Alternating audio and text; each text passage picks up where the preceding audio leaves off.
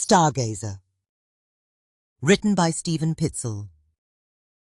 Narrated by Nia Okafor. Prologue.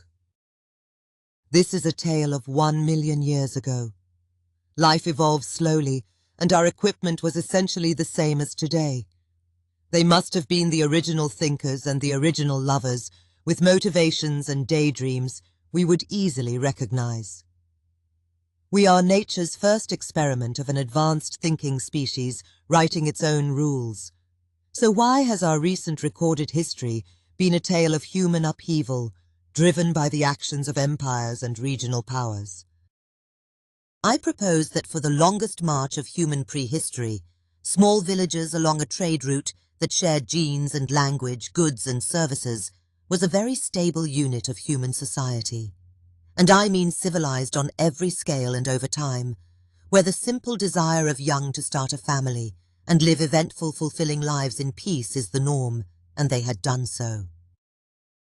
This tale is in the subtle and expressive language of today and happens in fast time with a single individual, but consider that the events and astronomical observations could have unfolded on any time scale, over a lifetime, or even several, the end result being that even ancient people could glimpse their place in the universe and essential truth about their world. We had socialized and innovated, but had no need for stone monuments to cheat time, and they would not have anyway. If there are, they are buried in the deep sediments of East Africa. You and I are their only legacy.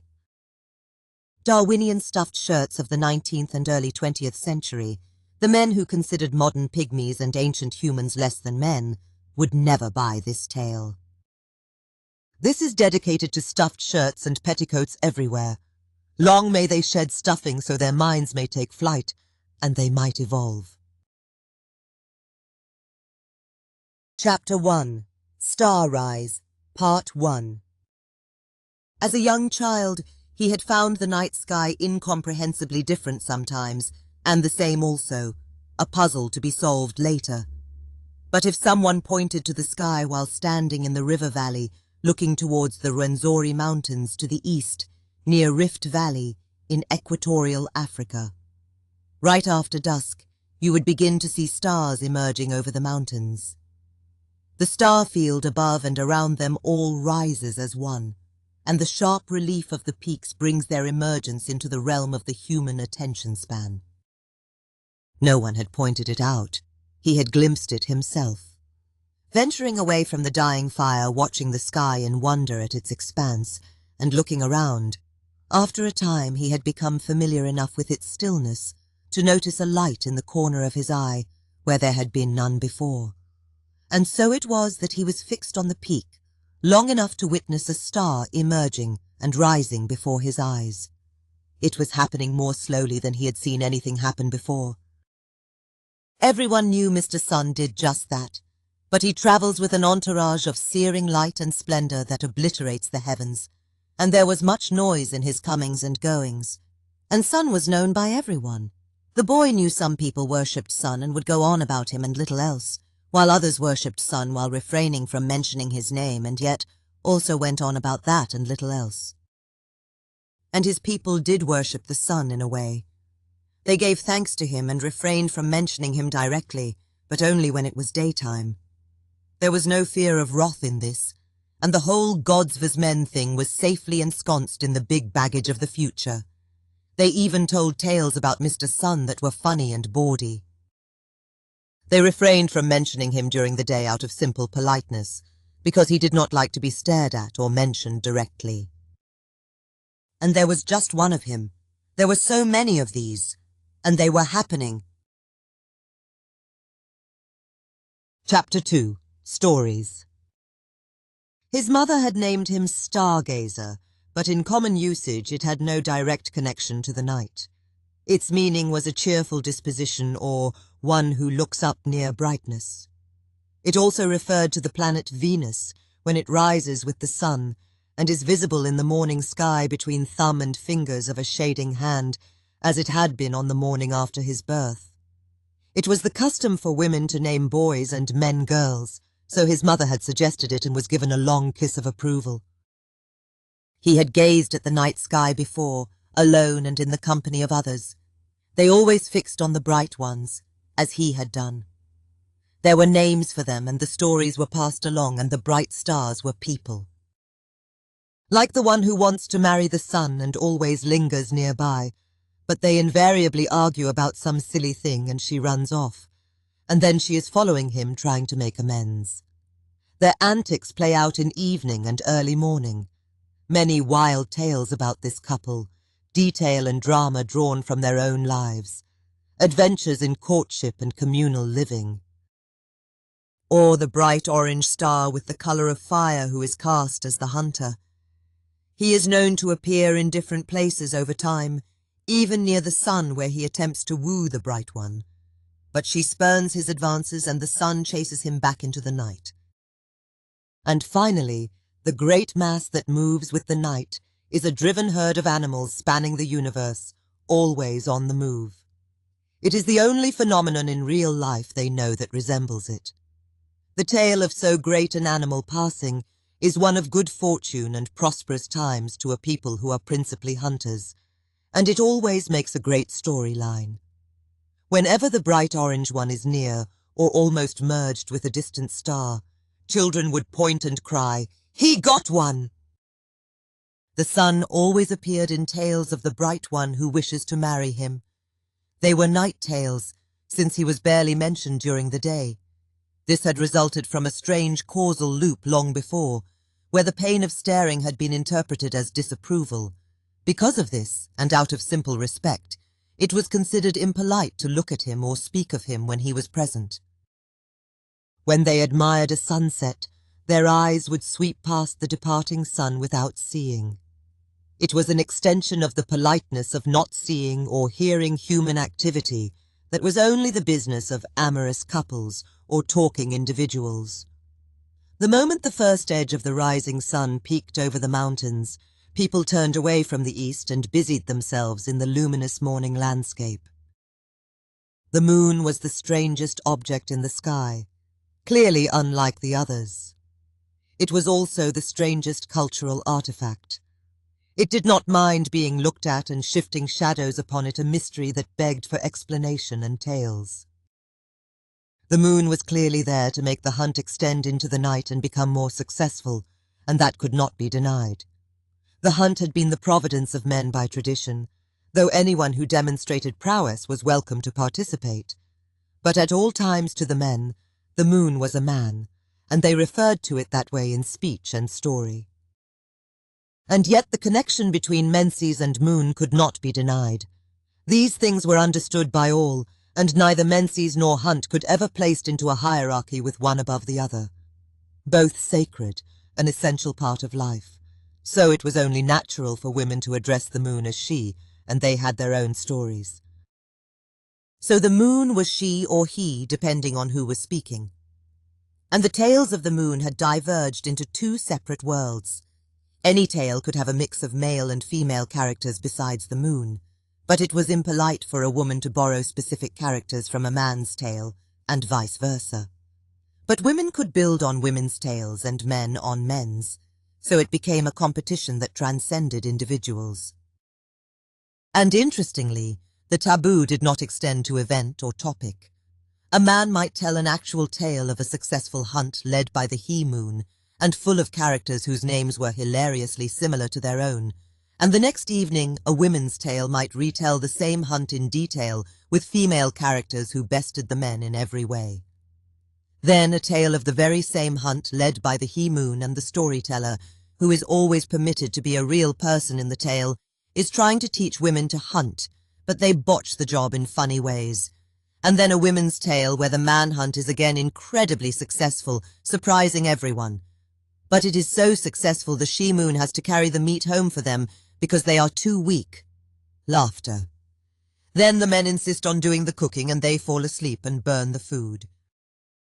Moon tales never contained other celestial objects, and Moon prefers to associate with mortals, and diddle with them in very explicit ways. Tales by men and women might contain escapades that the storyteller with a glance and a wink wishes to happen to themselves. The moon's gender, depending on the speaker, made it a central character of stories of not just the hunt, society and menses, but sexuality itself. From teenage love to one-night stands to the joys of starting a family while young, which was a joy in the sense that parents are not just privileged to witness their children grown to adulthood as equals, but their children's children, even to the third generation. And also the joy of finding a partner later in life, after one's truest love had gone to grave, to banish loneliness and find new life. So almost half the girls were with child in their teen years with no regrets, whether the father had bonded with them or not, or was even known. There were mother figures and father figures all over, and they shared children and cared for them. Those who wanted to beat the pregnancy odds one way or the other could take herbal supplements, and those were common knowledge shared by all. Some did defer pregnancy until advanced skills were learned, or altogether. And with a total breeding population in the wide area so small, no parents could ever really pay attention to a child's resemblance, for they all resembled not-so-distant relatives anyway. And contrary to many enduring tales of male intolerance, female fecundity is actually very sexy, and the myth of thinking man's primal urge for strict bloodline children has been hilariously overstated for dramatic purposes. Our ancestors would laugh to hear of it, and become concerned for our mental health, and that of our stepchildren. Life bonding was a process of adopting her and her children as one, subject to the same rules as today. We rewrote the rules as we evolved. The need to seed became the more general need to breed. And we may have conquered pregnancy, but it seems we must still earnestly pretend we intend to breed, to hit those highest peaks. And children did not desire to be sexualized or play power or domination games. Sex was all around, and it was mostly boring, but great for making fun of adults. Ironically, children did not actually want to breed. They just didn't see a point to it, though they suspected they might someday. They loved adult role-playing along with other games, and an indication every so often that sex had just happened, suddenly, inexplicably and incidentally, just seemed vital to any game's overall credibility. So they made up such an indication. It was any word, gesture, or action repeated 6 times. It was a joke on the silly repetitiveness of it, like a mysterious glitch they had spotted in adults. Choosing a different action every time made it even funnier. A boy might lift a fruit to his mouth 6 times when a girl walked by, and she might offer her pretend infant the breast 6 times when he passed by. And they would all laugh because it seemed to them like such bizarre and compulsive behavior. By the time they started to notice strange behavior in their older peers, those peers already had their respect, so they treated them a little more like adults, to whom they were always polite, and gave them more privacy to play their new games, which did not exempt them from a 6 times joke now and then, and they would do a special jig to ward off adult cooties. Doing the dance 6 times was the funniest joke of all. Above all, children valued their sanity. It was a thoroughly civilized society. As soon as they were mobile, children had the run of the village and knew where and when they were welcome, which was almost everywhere. They were guests at one's hearth, especially as playmates for their own children. And parents could ask theirs to go away at any time in complete assurance for their safety through the night. That reason might be scorn from misbehavior or a chore not done, or even because parents wished for quiet time to engage in strenuous and lengthy exercises away from distracting eyes. It was a joke among children that parents' desire for quiet time should always be the reason given to one's adopted family for the night, so one would never be prompted to explain how they had angered their parents. And that is how wandering children not only brought spice to the sex lives of their parents, but bonded couples in the community as a whole. For children would always arrive with that particular reason, and the adults would feel a twinge of jealousy for imagining the actions of the others fueled their own desires. So host families always thought others were having fun, and they were not. And then if children from 2 families arrived at the doorway the next night, the imagining would grow to fever pitch. If they inquired with parents during the day, few wished to gossip about their children's indiscretions, if any, and they would usually just smile and shrug, even more fuel for the imagination. It brought adults into the children's joke without sharing it. And on the third night, a herd of children might arrive to find the door covering shut, which was also a universal sign. It meant they had probably banished their own children for the night, and they could be found somewhere else, perhaps even more children also. And that would be a fun slumber party. The young told stories also. In the lull between stories there was conversation and comments, and anyone who had a story to tell would raise an arm with fingers pointed at the central fire. Those who had noticed would call out their name or silently point a finger in their direction as a sign of approval. Then the storyteller would raise arms to the sky, and all would become silent. If you were still talking or not paying attention, you might be jostled gently from the side or behind. Whenever they wished, children became storytellers as long as they performed the proper ritual of recognition. Otherwise they would be ignored. With everyone's attention, they would articulate as best they could. Their stories tended to be brief, and at any time anyone could rise and step into the stage circle between the crowd and central fire and act it out. The youngest dispensed with language and illustrated their stories with utterances and actions. The audience patient, amused and supportive like school pageants today. But even the young could present astounding ideas. One night a young girl was recognized and stepped out shakily under a vista of stars. She adopted the familiar posture of one stalking prey. This was a common theme, and one hand grasped an invisible spear, while the other gave hand signals to nearby hunters, a sign that she was leading the hunt. Then she stood suddenly and cast. The crowd muttered as the spear met its mark. They knew it had because she indicated assent. But then she quickly brushed her waist as if reaching for another, and cast it also. This was a thing, and only the most skilled could pull it off. The muttered encouragement sounded again, louder as she implied it had also met its mark. But now she was reaching again and casting, and then with both arms at once. Now both arms were cartwheeling as she grasped and cast spears constantly from both sides, as if she had an infinite supply. She even swung around on her feet to cast them wide in a slow circle. The crowd laughed with surprise. She paused for a moment and gave a quick nod and pointed forward, a sign by the hunt leader that this stage was over and they must rush in for the kills. But then she was casting again. She had tilted her head back and was casting spears up into the sky. Now she was hunting the great herd. Several dozen imaginary spears met their marks before she lost balance and fell on her back. Even then her hands twitched, as if she was still in action. The crowd jumped up and rushed forward with a roar of laughter, lifting her up to toss her into the air and catch her. It was ultimate sign of audience approval. But as it became obvious that while in the air, she continued to cast furiously into the sky, the roar grew to a crescendo every time she was tossed and caught. Almost 100 virtual spears took flight. When at last caught and set on her feet, she was surrounded in a group hug. Everyone felt transformed by this.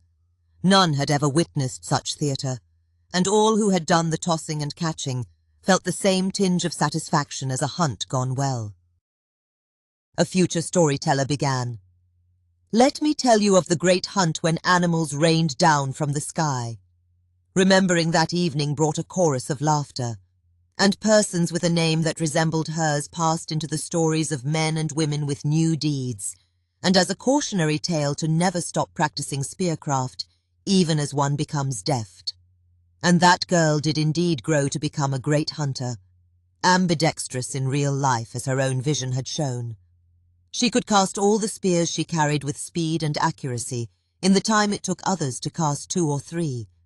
And it was something to strive for.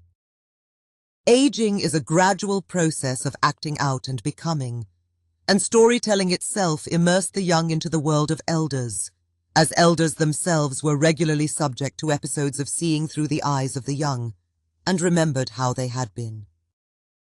Such was the power of human society when tradition encouraged all to give their undivided attention to one, even when the one is a small child. There were no coming-of-age ceremonies in that tribe, not even to celebrate the monster of puberty. Such ceremonies would create schism between friends and siblings who were still essentially children, or maneuver girls into an uncertain future by becoming chattel to be bartered in the present. Older boys were never subject to rituals as many other tribes did, ceremonies where they were scratched by pretend predators and emerged as men, ready or not. Involvement in the real world was gradual and seamless. Children confined to camp would often be engaged in role-playing games, but there was also the firm expectation that everyone must learn everything that had ever needed to be done and master it to some degree. It may not fit the prejudices of later eras, but boys also learned to gather and prepare food, process skins and cook, girls to carry and cast weapons, and everyone was expected to become a field medic. Young boys watching over infants might fetch a breastfeeding woman to hand over cleaned babies to feed and take charge of them after with the seriousness of shepherds watching over a flock. And everyone had to learn the essential skill of weaving with sinew, brambles, grasses and leathercraft to produce garments and the containers that carried water and helped heat water and soup with cooking stones. These water baskets and skins took time to create, yet were as essential in their way as food itself. Anyone can imagine famine, but try to imagine a society that cannot easily carry and store water or cook broth in baskets with hot stones. Pots would later serve this purpose, but there was little workable clay in the valley. Learning tight weaving began even before muscles grew strong and fingers dexterous, and the youngest would braid grasses and straw into cord, or sit next to a post driven into the ground and wrap cords around it, leaning away from the post to pull the weave tight. Children without the endurance and skill to complete baskets would begin by producing sections of grass weave and soft leather pieces little bigger than potholders. They were used for that purpose to turn shanks and vegetables in the fire and lift them out and hold meat. There was always a pile of these with thin cords stacked by the cooking hearths. The pile was large and production went on steadily, because the pieces were also used for another purpose. Women tied them in place under their breechcloths during the moon time. A suitor might present handcrafted pads to one he fancied, and if she didn't give them back, or he didn't later spot them in one of the piles, a romance was definitely a possibility. Baskets could become essentially waterproof when treated with boiled tallow, pitch, or the unfolded stomachs, bladders, and intestines of animals. These organs were useful in their own right and believed to carry unique forms of nutrition. Intestines were strung out beside the carcass and split open with a sharp stone to empty their contents, and given a first cleaning in water as soon as possible. It was not unusual to see a returning hunter, the rope-bearer, straggling behind the others festooned with strips of intestine, with hanging stomachs and bladders knotted and dangling from cords. People would rush to the river to help the rope and hide bearers wash them. Then the bearers would don the cleaned things once more, and the burdened ones ceremoniously strode into camp to the adoration that was the right of any hunter. To an occasional shout, "What great ones!" But it looks like your prey was already dead. Occasionally hunters did come upon a recent carcass and co-opted it, but the implication they had done so was lowbrow humor. The brighter stars in the great herd who moved with the sky herd were people too, though less often noted. In later times of domestication, they might be cast as shepherds, but in the time of the hunt they are the callers, people recruited by hunters to wave things and shout, to divert the herd in circles, or in this case, a straight line towards some distant choke point or cul-de-sac. The moment of engagement by the hunters in the stories was always beyond the sky, which made for tales with no beginning and an ending rooted in the imagination. The great herd had even infused the language. A hand raised to the sky day or night reminded others of the herd and was a friendly sign of optimism in times of hardship, carrying the meaning, "They will come." Hands meeting in the air sealed the prophecy between friend or stranger. Suspicious folk of our age pontificate, it had meant one bore no weapons, as if these early people were warlike and always ready to tear one another to shreds. But of course almost everyone had weapons all the time. Men and women and children in their hands, their belts, tucked into garments. A young girl was as resolved to attack an advancing hyena with stone, stick or spear as anyone. Such is the world. People retire to large circular thatched mud huts, and there are many on the landscape. The mud comes from a nearby quarry by the river that has been dug for centuries, and it is not quite as dense as clay, but when mixed with water and grasses, it will stick in place to seal gaps. After it dries, it will shed water without dissolving for a while.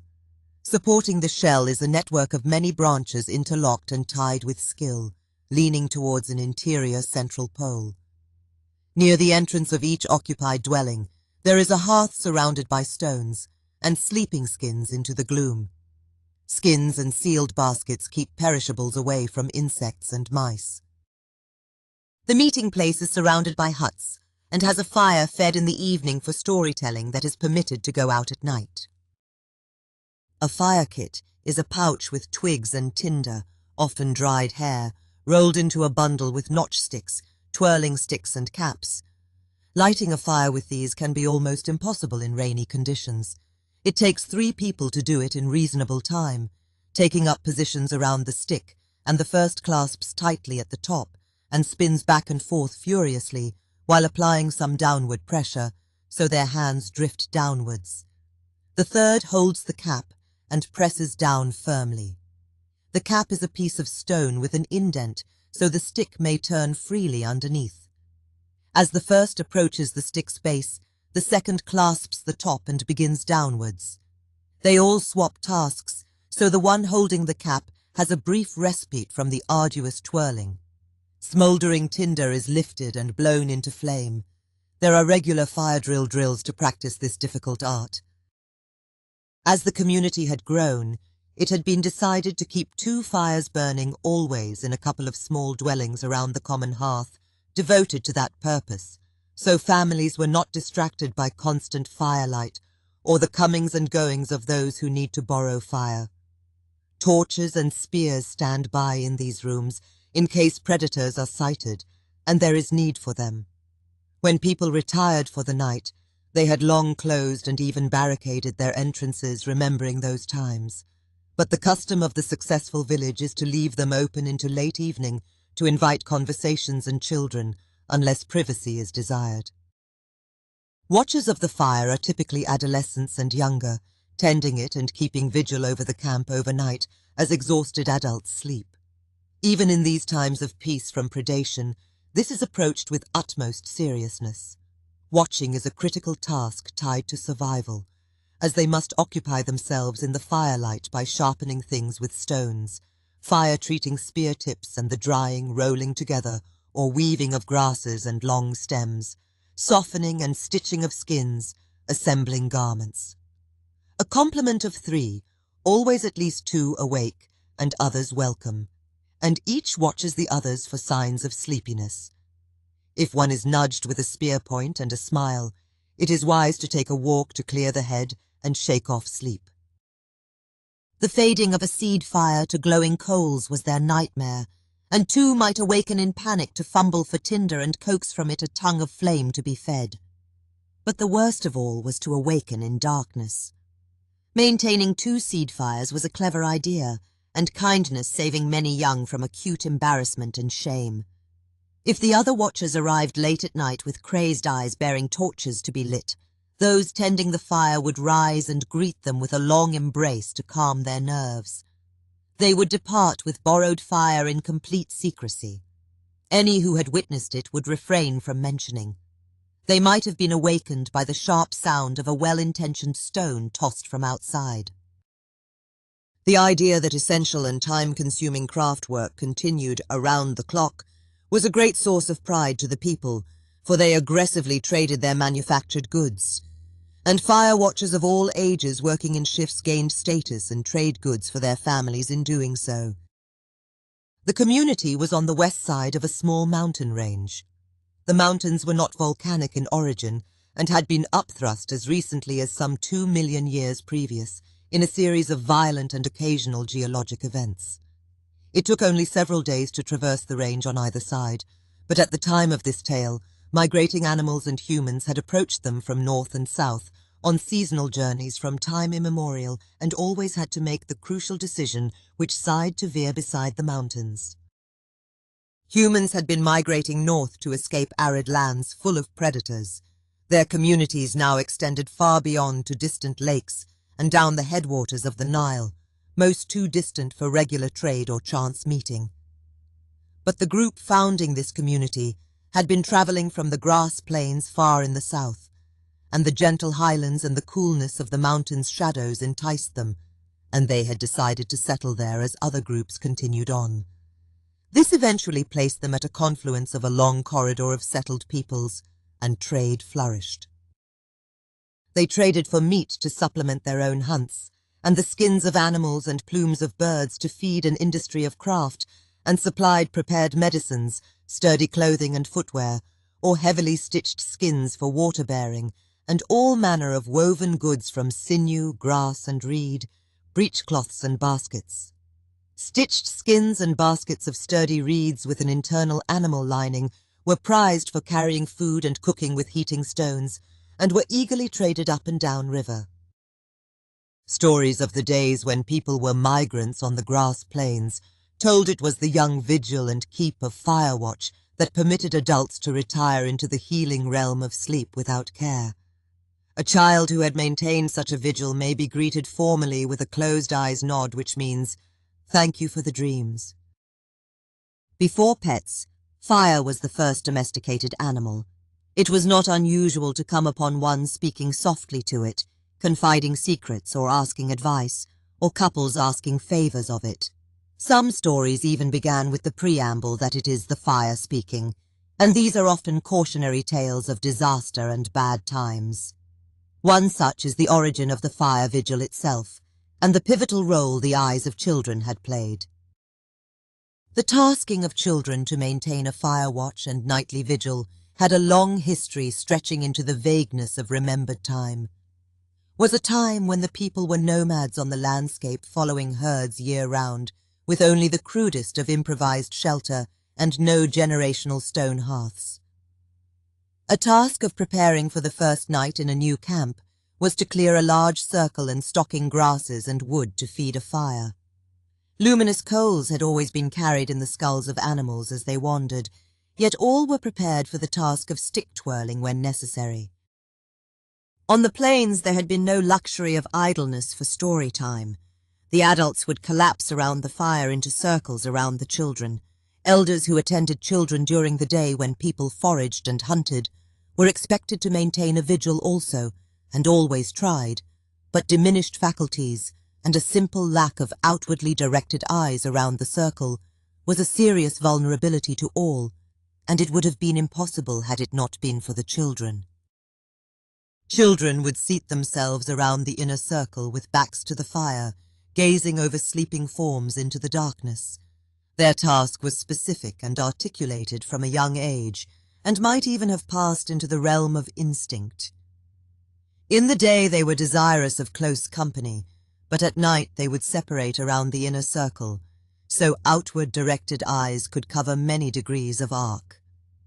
There was a silent language of children, they taught one another, and each would glance left and right to their peers and converse in gestures and facial expressions through the night, but always attentive to the corner of the eye where night vision and discernment of movement was sharpest. They would sleep and awaken by arrangement, but as their number reduced towards 3, a keen sense of urgency would grow, and they would quietly wake others and reshuffle the circle.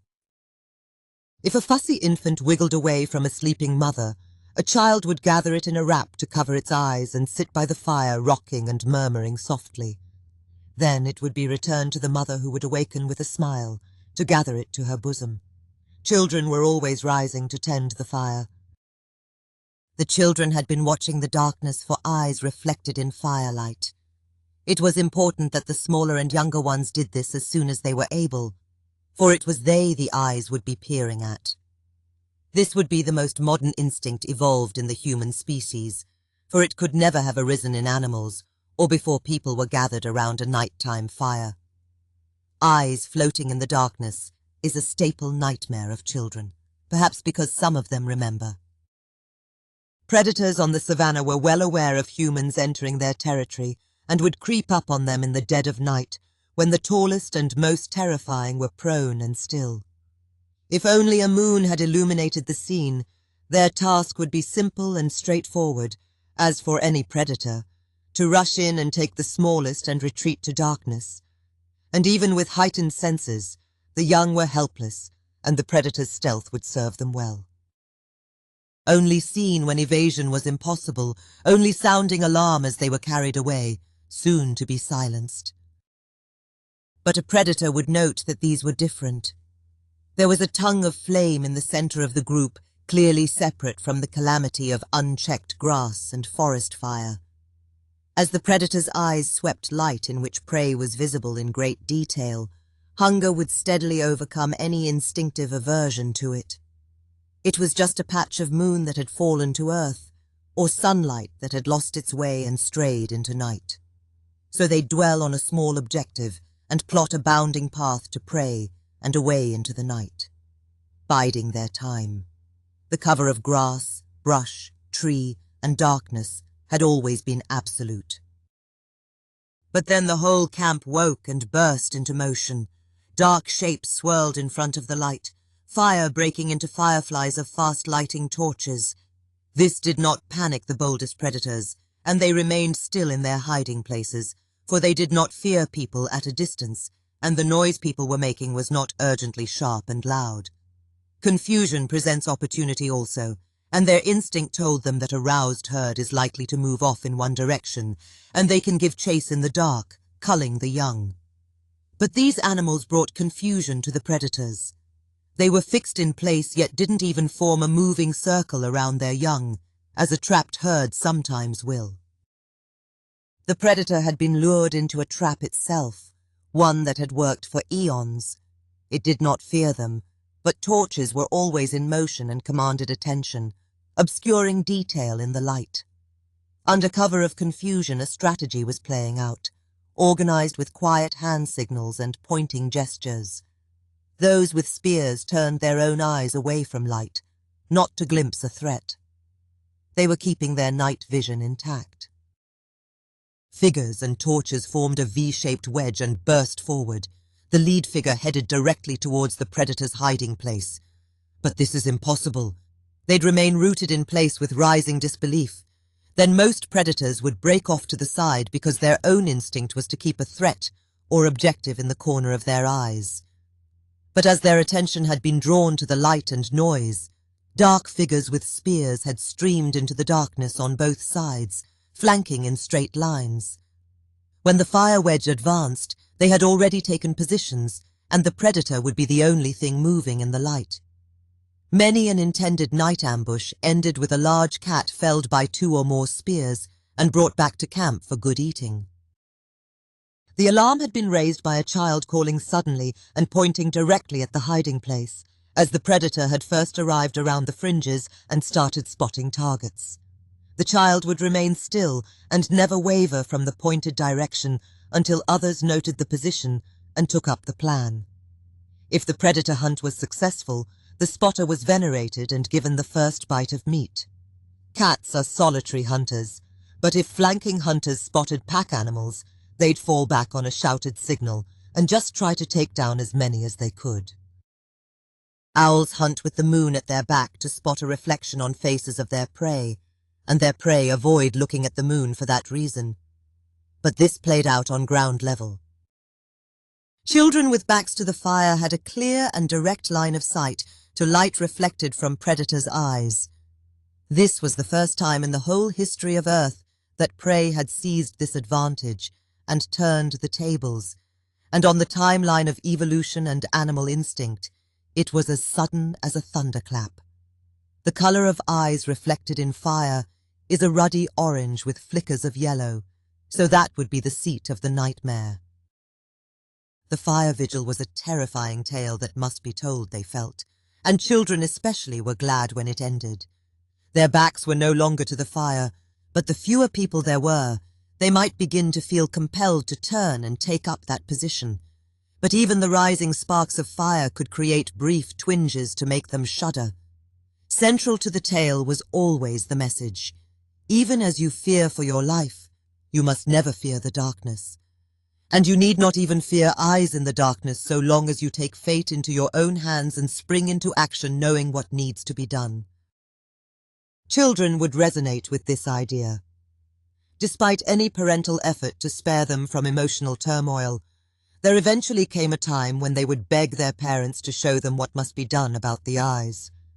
The remedy was to introduce practical defense and weapon techniques and discipline of procedure. Growing skill and poise brought confidence and freedom from anxiety.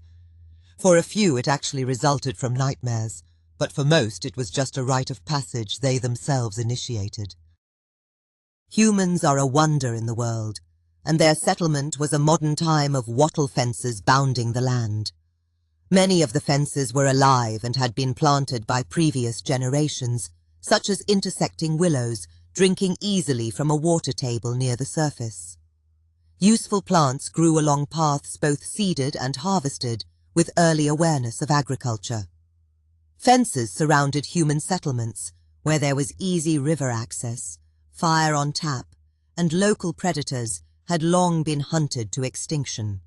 Herds migrated from the north or the south, and the river to the east had long fence lines beside it to create choke points for animals towards the foot of the mountains. To the west was a broad landscape, and a few fence lines useful if humans could drive a herd close enough to them. Just after sunset, the communal fire is stoked and dinner is prepared.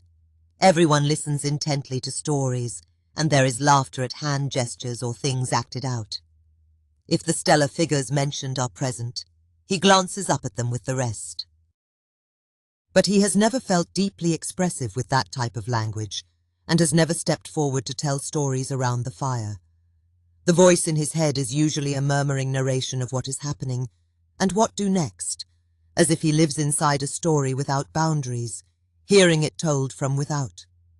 A stream that would not be intelligible to others, but in his mind it is precise and descriptive. He has made up countless words for things that are intricate and unpronounceable in real life, but he remembers them and uses them to himself. He had been the youngest in recent memory to formally approach his parents about the eyes, unusual for one of 4 years. His father had put the word out to acquaintances that they must seek out the boy and busy him in productive activities and skill-building exercises to combat potential anxiety. He associated well with others, but tended to be alone.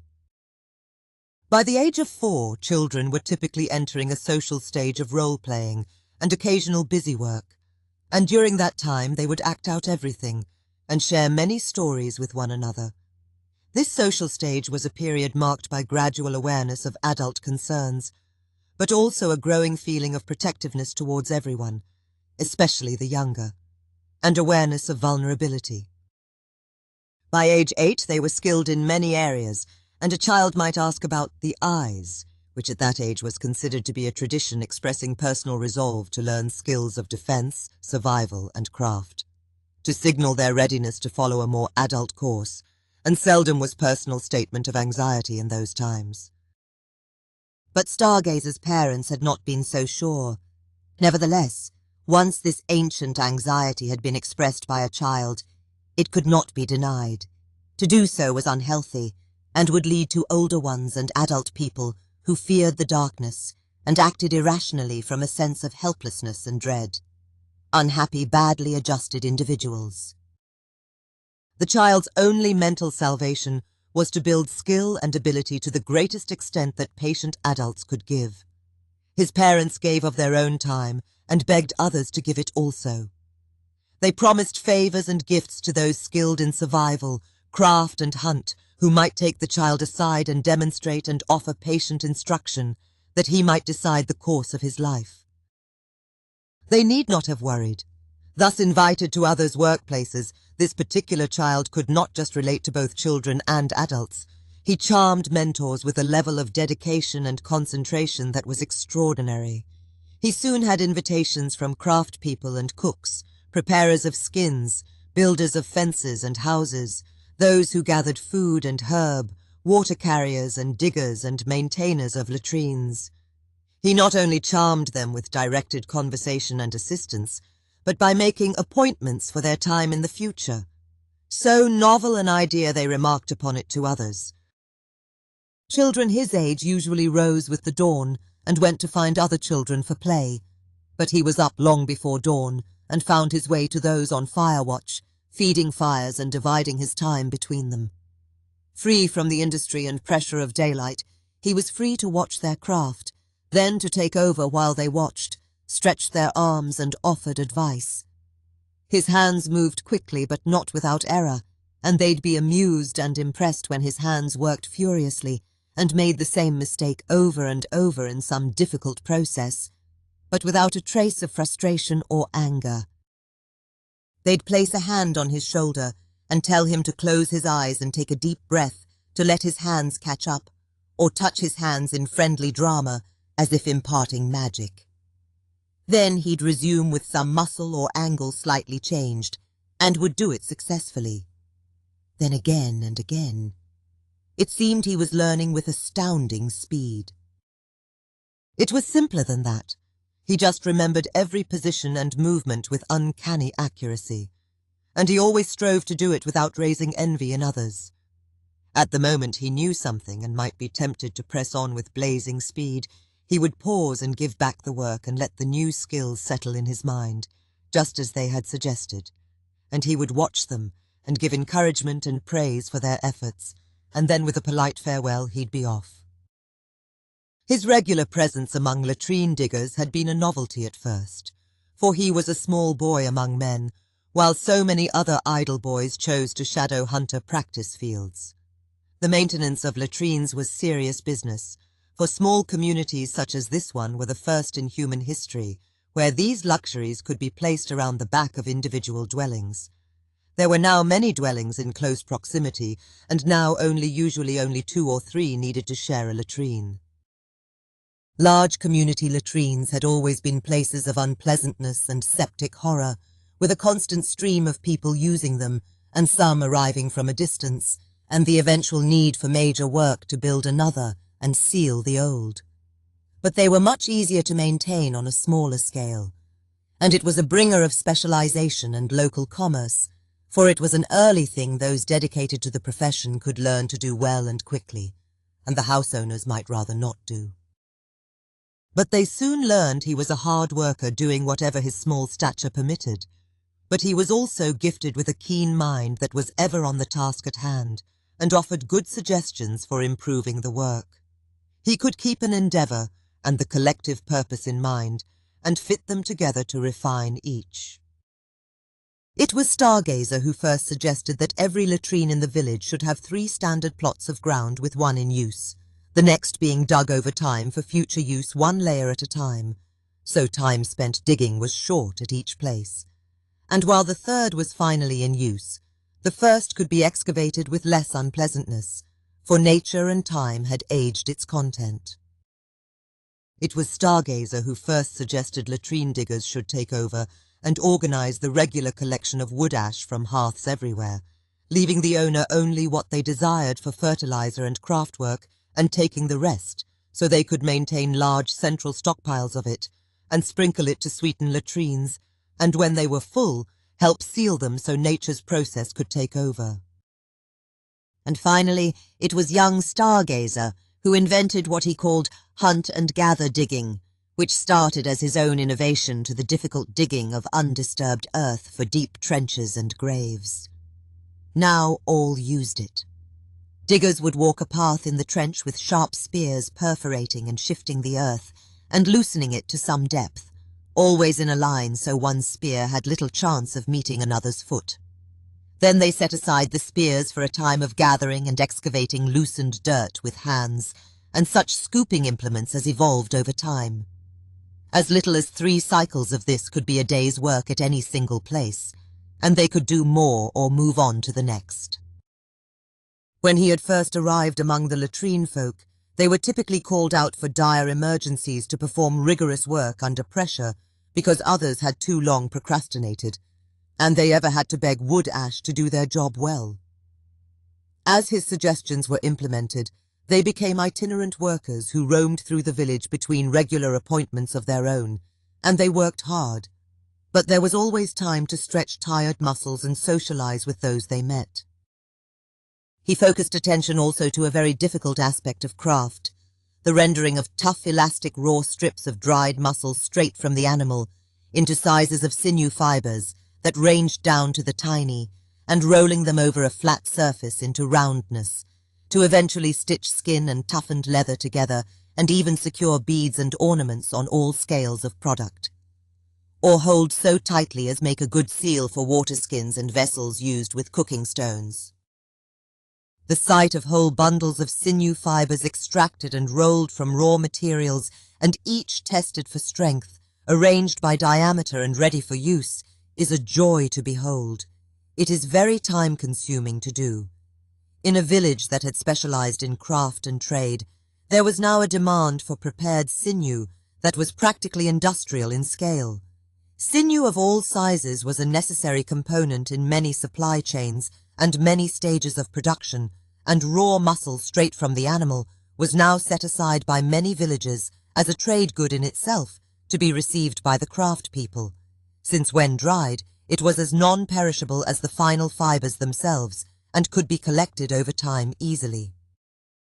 Stargazer knew he was somehow boredom-proof, so unlike many acolytes who always strove to become involved in the final stages of production and hold in their hands useful items and take rightful pride in finishing them, he was always content to be part of some invisible support network. And though he never found a way to dramatically escalate the speed of sinew preparation, he found many small ways to parallelize the task itself and optimize the process for an industrial village. For there had always been a bottleneck in the preparation of the smallest fibers, for only the most skilled could produce them, and it took long for them to yield many from a single piece. But he found that by cutting the edge cleanly, and then attacking it at random by stabbing and raking with pointed thorns and keen-edged stones for a while, the subsequent separation of this random attack would yield fibers of all sizes, including the smallest, and everyone useful somewhere, to be later sorted for size and use. When he had suggested this might be a good idea, he was discouraged, for anyone who worked with sinew would have no use for such an obvious tactic. They could do much better, and they smiled affectionately at his earnest attempt to help. And then he thought about it, and pointed out that a random attack and separation, and initial rolling of fibers, whatever their size, could also be performed with little teaching by many children at once, and those on fire watch, most adults, and even one whose vision was too impaired to take the next steps. And the whole task was well within any attention span. And they stared at him long, and knew it would scale to great usefulness, and became excited. And it happened as he had described. He was just glad to help as always, and devoted much time himself to sinew production. He eventually brought innovations big and small to every place he set to work. They were always delivered as suggestions he demonstrated with his own hands when he could, or posed as ideas to others politely, and he never forgot them, so he could be very persistent over time. The whole day passed this way, and he would keep every appointment he had made.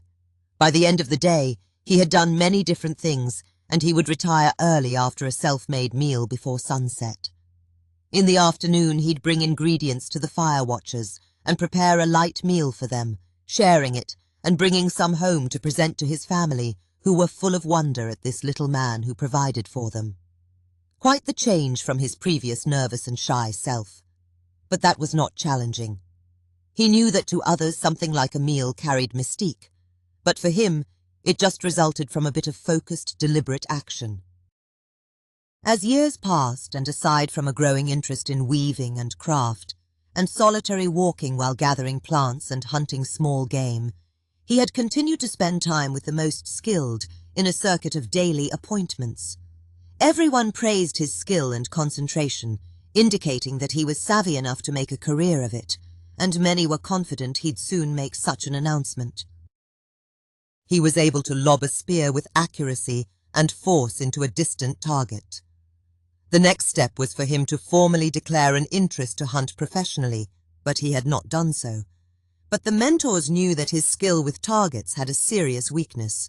He would gaze for a time in concentration, and the first cast was true, but he could not maintain it in speed or motion.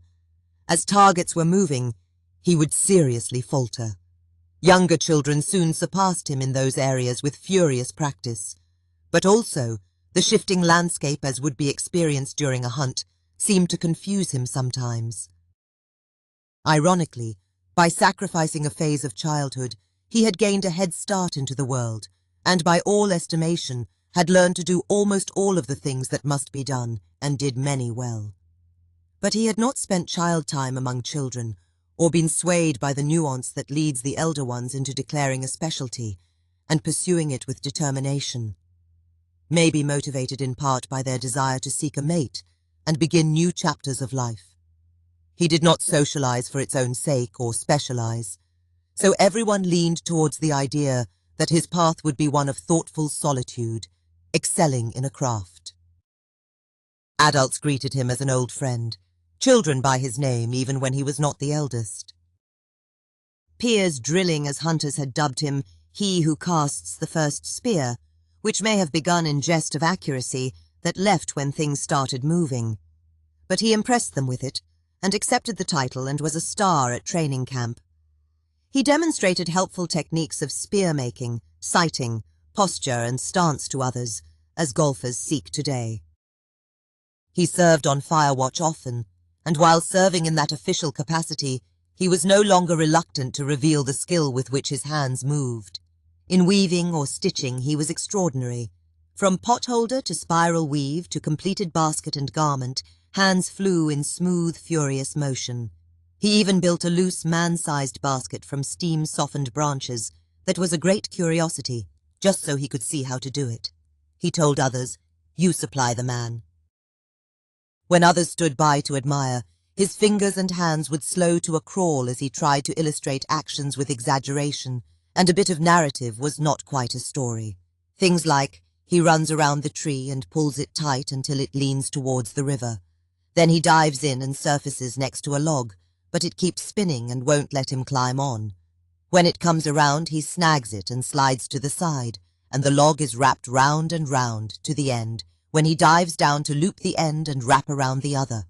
Then he is off to the next tree, diving under and over the grass, around the tree and over and under this time into the river, pushing it together on the log and starting a new one, with hands hastening to a blur again. When he wove or stitched, with little effort he could look at a part of raw material and see the place in the finished product where it would be. It had not proved to be a very useful skill, but it was fun. One day he arrived to Firewatch with bundles of dyed deep blue and pale grass fibers, with an idea in his head for a pad that was to be different from the others. Colors emerged and dived between inner layers until a confusing mass of fibers hung from each surface. To those passing by, it looked like a mistake or practicing. But he knew their lengths and destinations, and on the final outer layers, a complicated pattern emerged from those underneath that terminated where they were supposed to, as contrasting fibers met right on the very edges of the design, and each was tucked under. In little more time than it took anyone to complete a plain one, he had created one that was not so plain. It was an actual white crescent moon, with a dark blue sky around it, with a few white dots suggesting stars. On the opposite side, a precise inverse of the image, day and night, and the design was embedded in the weave itself. If anyone involved in the trade network had spotted it, they would have been stunned as they grasped its value immediately and urged him to decorate other things. But he himself was not so aware or inclined, and he just looked at the end product with satisfaction as he remembered the steps to make it. Then he was done with the experiment and casually put it in the pile with plain ones and started making plain ones again. They were later gathered up as a pile for trade.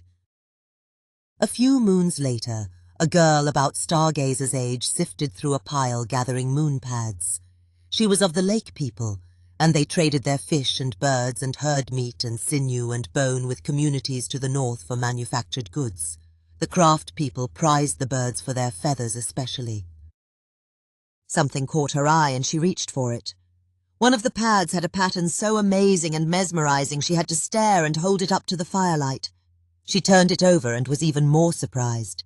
She had also made this type herself, and it was very curious.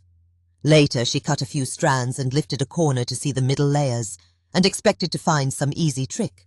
But the middle was a chaotic mix of the colors, and many fibers rose or descended into the outer designs in many places. She could clearly see the outer layer was not painted or dyed, but it was a perfect design in the weave made from many lengths.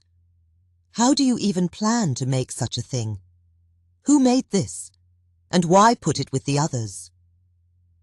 She brought it out to examine many times after, this most amazing thing that had come to her, it seemed, by chance alone. It made her think of early childhood and the person she had once been. Its beauty and mystery would grow on her. Stargazer already had a place in society, many places actually, but he was different in ways he could never explain. He had seen things and heard things other people wouldn't believe. His brain had sung lullabies to him in the womb. The mountain had sung to him. And he walks with polygons. Chapter 3. Intermission. Mutant. The drought had altered migration patterns. Grasslands to the south had dried and were now choked with wind-swept dust. Lakes to the south were diminishing. Their own river was muddy and barely flowing, and they had dug a circular well into the soft riverbank lined with small stones, so a column of clear water seeped into it and they could dip baskets and skins. The latest migrations had been spotted east of the mountains in the far distance, following greener grasslands towards the north. Fresh meat was now east of the mountains, and there was talk of migrating themselves, as they had done long ago. Quiet preparation had begun, and if the season did not bring rain, they would set out before they became too weak. Everyone was gathering what few berries and fruits there were, and some had been foraging in parties along the river, both up and down in journeys of several days. As they returned, they brought leafy plants and bits of small game, even small birds and the eggs from their nests, honey from hives, slow-running rodents, anything to share and stave off hunger. But gatherers made so much noise, and the hunters were off elsewhere stalking the woods, but so far they reported small game had left or was hiding in the heat. On a long walk north of camp, a woman was worried about her child. The little girl was thin with ribs showing, but was putting in a great effort to help, packing things she had collected into a basket. Back at camp, everyone dumped their baskets in a row to sort the plants and prepare the meat items. A row of baskets already held hot water, and more stones were in the fire, and hopefully there would be some tea broth by sundown. Behind their backs, the young girl was still trying to help with every bit of energy she had. Suddenly, an older woman rose with a cry and ran to a cooking basket and seized the girl's hands. The girl had a collection of distinctive yellow flowers and wax-like leaves. She stepped the girl away and took the items, gesturing to ask where they had come from. The girl proudly showed her cash dumped from the basket. In it were a few more of the same. Taking those too, she started walking the piles to spot others. She was agitated and too tired to explain and had no time for a conversation. So the girl never had an opportunity to tell she had already made 2 trips to the water basket, and had carefully poked them down out of sight with a stick, as she had seen others do. Stargazer's mother was attacked in the womb about 3 weeks past conception. A germinal cell was dividing, and a primordial follicle forming around its daughter cell, in a region that would later become an ovary. The follicles would enter a dormant state, and might activate during ovulation to produce a mature egg, and hopefully offspring. The ancestral germinal cell was correct, but there had been an error in replication. The repair mechanism had been activated, but it had malfunctioned in the presence of some bad molecules floating around. It was a form of plant alkaloid that poisons in large quantities like many things do, but also has medicinal uses at low doses, and even helps regulate plant growth. Higher concentrations can be part of plant/insect synergies, where the plant doesn't want to be eaten, the insect doesn't care, and the insect full of plant and alkaloid becomes unsafe to eat. But at no time is it safe for pregnant mothers. Stargazer's mother, and several other people felt sick or odd, but everyone survived, and the rains returned, and her own daughter was born. His mother was healthy, but Stargazer had been the firstborn after many attempts and a couple miscarries, but even that might have been just a bad start, as it is for many women. So he is a mutant, and his genome suffered an uncorrected transcription error near the DCX gene. It was a failed repair affecting the single egg that became him. The part in error is X-linked, so a man inherits it from his mother, but will not pass it to offspring. So if he had been a she, we all might carry the mutation today, but it will die with him. In a fetus, cells replicate and specialize, and push the resulting mass away and between other things that have started pushing themselves, leading to a human with things attached to things, outside and inside things. But another way of pushing is to push in tandem along a substrate and grow a complex structure, while setting resulting density by inserting gunk and cells that want to become blood plumbing. Things forming, but a separate mechanism pushing separating material and structure between them crossways. So long structures form, and we don't wind up looking like a pile of fish eggs. And many things growing in tandem want to curve around into spirals, to form tubes and bundles of nerves. The human neocortex has gyri structures pushed into the cavity of a skull that grows with them. A distinct outermost layer grows so much faster that it gently warps on the layer underneath to form deep folds. Neurons live in them, and the surfaces are populated with dendrite and synapse, so folding provides more surface area for contact between folds and evolving circuitry. It is not directly sensory, but for a few amazing exceptions. Its primary purpose is to evolve consciousness and a high level of processing from the onset of awareness. To isolate the output side of a neuron's pulses, the long runs to the business end of any neuron have axons and insulating sheaths of myelin, which is superior to urulin. The DCX gene expresses the protein double cortin during corticogenesis, and its purpose is to extrude grey matter. Neuronal precursor cells and resulting immature neurons are already being formed and being pushed out. But there is no god dipping a paintbrush into double cortin and giving neurons a swipe as they emerge. Every neuronal cell expresses DCX during that unique brain-extruding period, and the result is a precise amount of protein in the neighborhood that triggers other cells to specialize into a structure that will be interspersed with the maturing neurons. And the resulting neuron units are pushed away. And it has a time limit. DCX stops being expressed by neurons 2 to 3 weeks after they start forming. In the fully formed grey brain, DCX expression grows quiet, and the proteins break apart and disappear. Aside from pockets of DCX+ that have mysteriously been sighted in adult brains that might imply new neuron growth. Brains are pretty well understood now. When neurologists spot something they don't understand, they sometimes brand it a lesion and write a prescription for it. They would have been very curious about Stargazer in the womb. A lot we know about DCX comes from observing the extreme. What happens if the DCX mechanism is completely broken? Ask sad little knockout mice and they will show you. But one might also ask, what would happen if the separate mechanism of emitting immature neurons does not stop soon enough?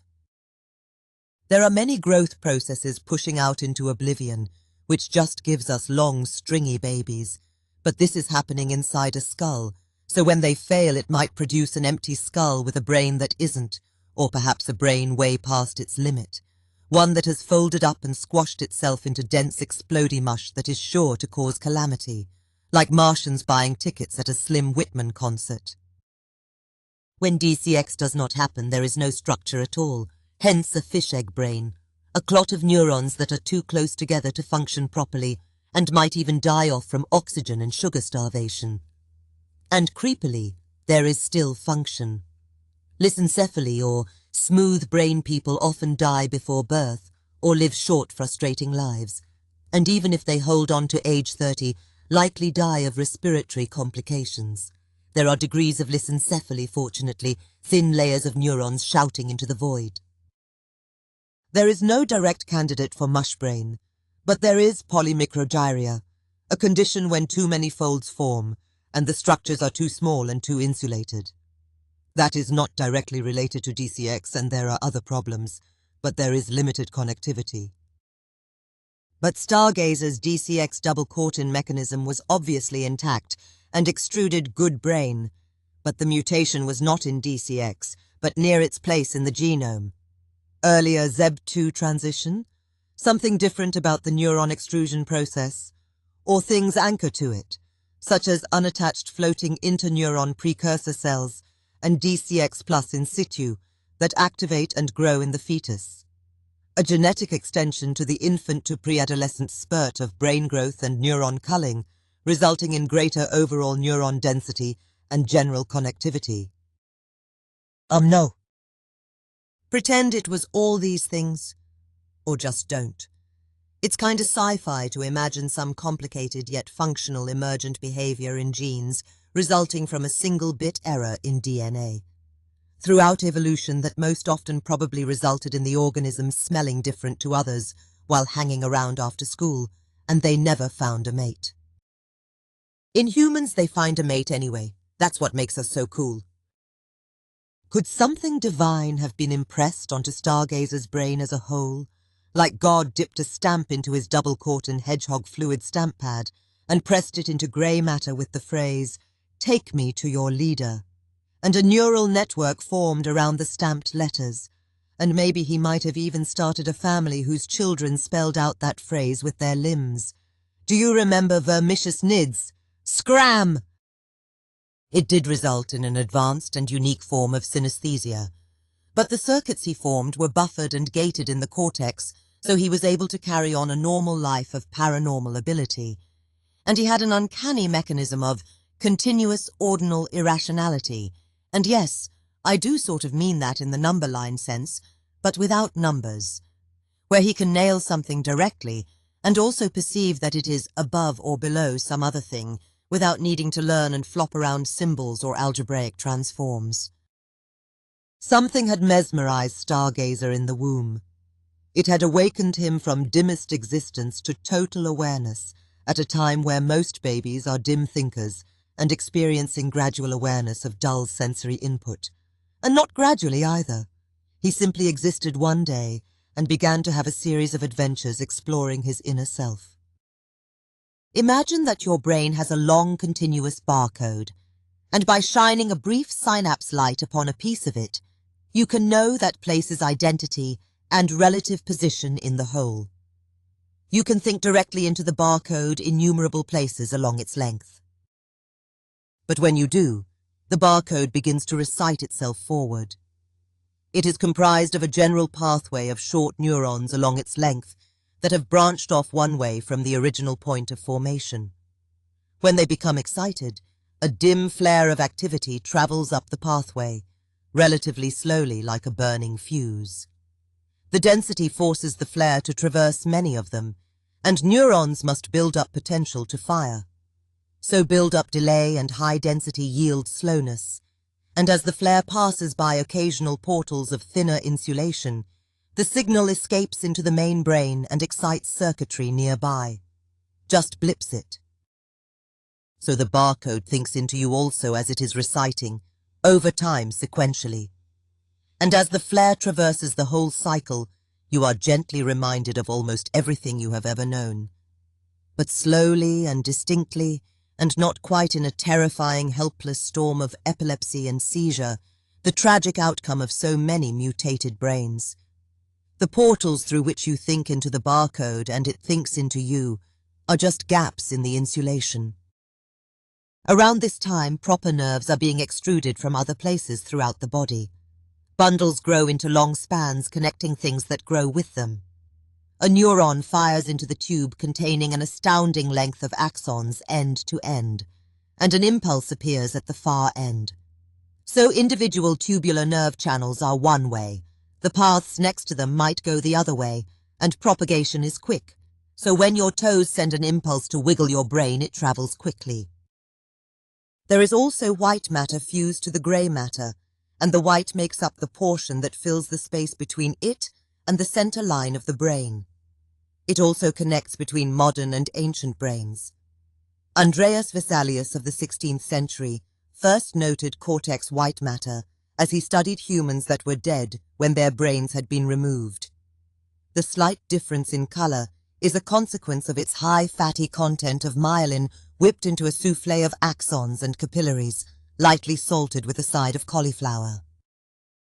If grey matter is the decision-making switchyard of the mind, white matter is the network of tracks that carry signals over distance and even routes them between hemispheres.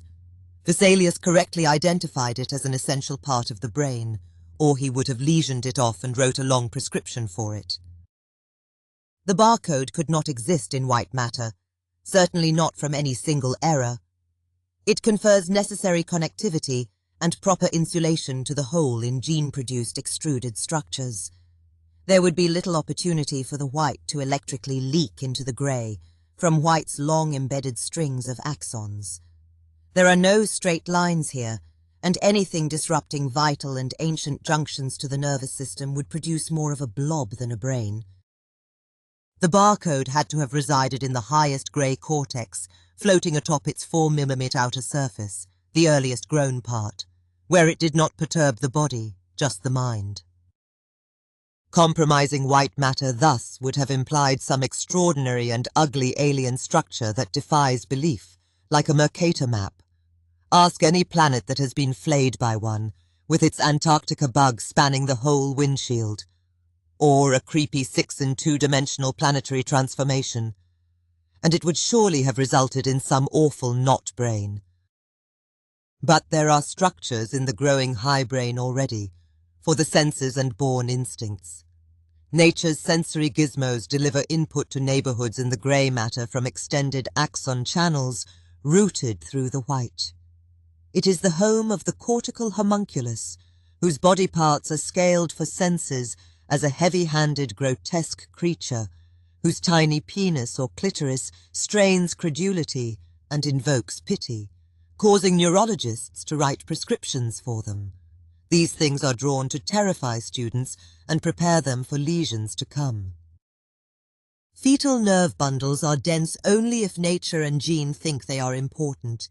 They terminate in general areas, and babies must mostly map them from sensation as they learn. That is why you should always massage babies and trace along their limbs, fingers, toes, and other surfaces while they are watching if possible. Hearing deserves mention, for it is used to great advantage by us and in this story, by the barcode. The cochlea is a hollow, fluid-filled, snail-shaped organ fed sound from the ear canal. It is a winding spiral path that is a continuous low-pass filter, such that the whole range of sound enters its widest end, and along its curved length, the highest frequencies are progressively attenuated until at the deepest part only 25 Hz is present. There are tiny hairs of various sizes waving with sound in the fluid, and a membrane at their base supported by hairs that register pressure, such as frequencies where sinusoidal waves combine or null. Its structure is organized for frequency/pitch discrimination, but it also provides clues for amplitude. Although most humans are capable of discerning 640 unique frequencies, pitches, when they arise as spikes that are tones or musical notes or components of language, you may be surprised to discover there is no direct ear-to-cortex path, despite ears being close to it. Nerve bundles leading from the cochlear environs take a long journey from ear to auditory cortex in 4 neuron stages. There are some 30,000 unique channels. Ears are ancient, nature builds on experience, and the cortex only evolved yesterday. So to move along the nerve path from ear to cortex is to move forward in evolutionary time. Auditory nerves pass through the medulla oblongata, what many call the lizard brain, which is an insult because lizards have modern cerebral cortexes too. Parts of it branch off to other ancient areas. The medulla oblongata, cerebellum and amygdala once supplied all ear functions necessary for ancient critters. The cochlear nucleus provides front-end processing. You still use the amygdala to locate sounds and jump at unexpected sudden sounds. People with both audio cortexes damaged still jump, though they never hear the sound. Because of 2-ear nerve redundancy, people with one cortex damaged can regain binaural hearing over time.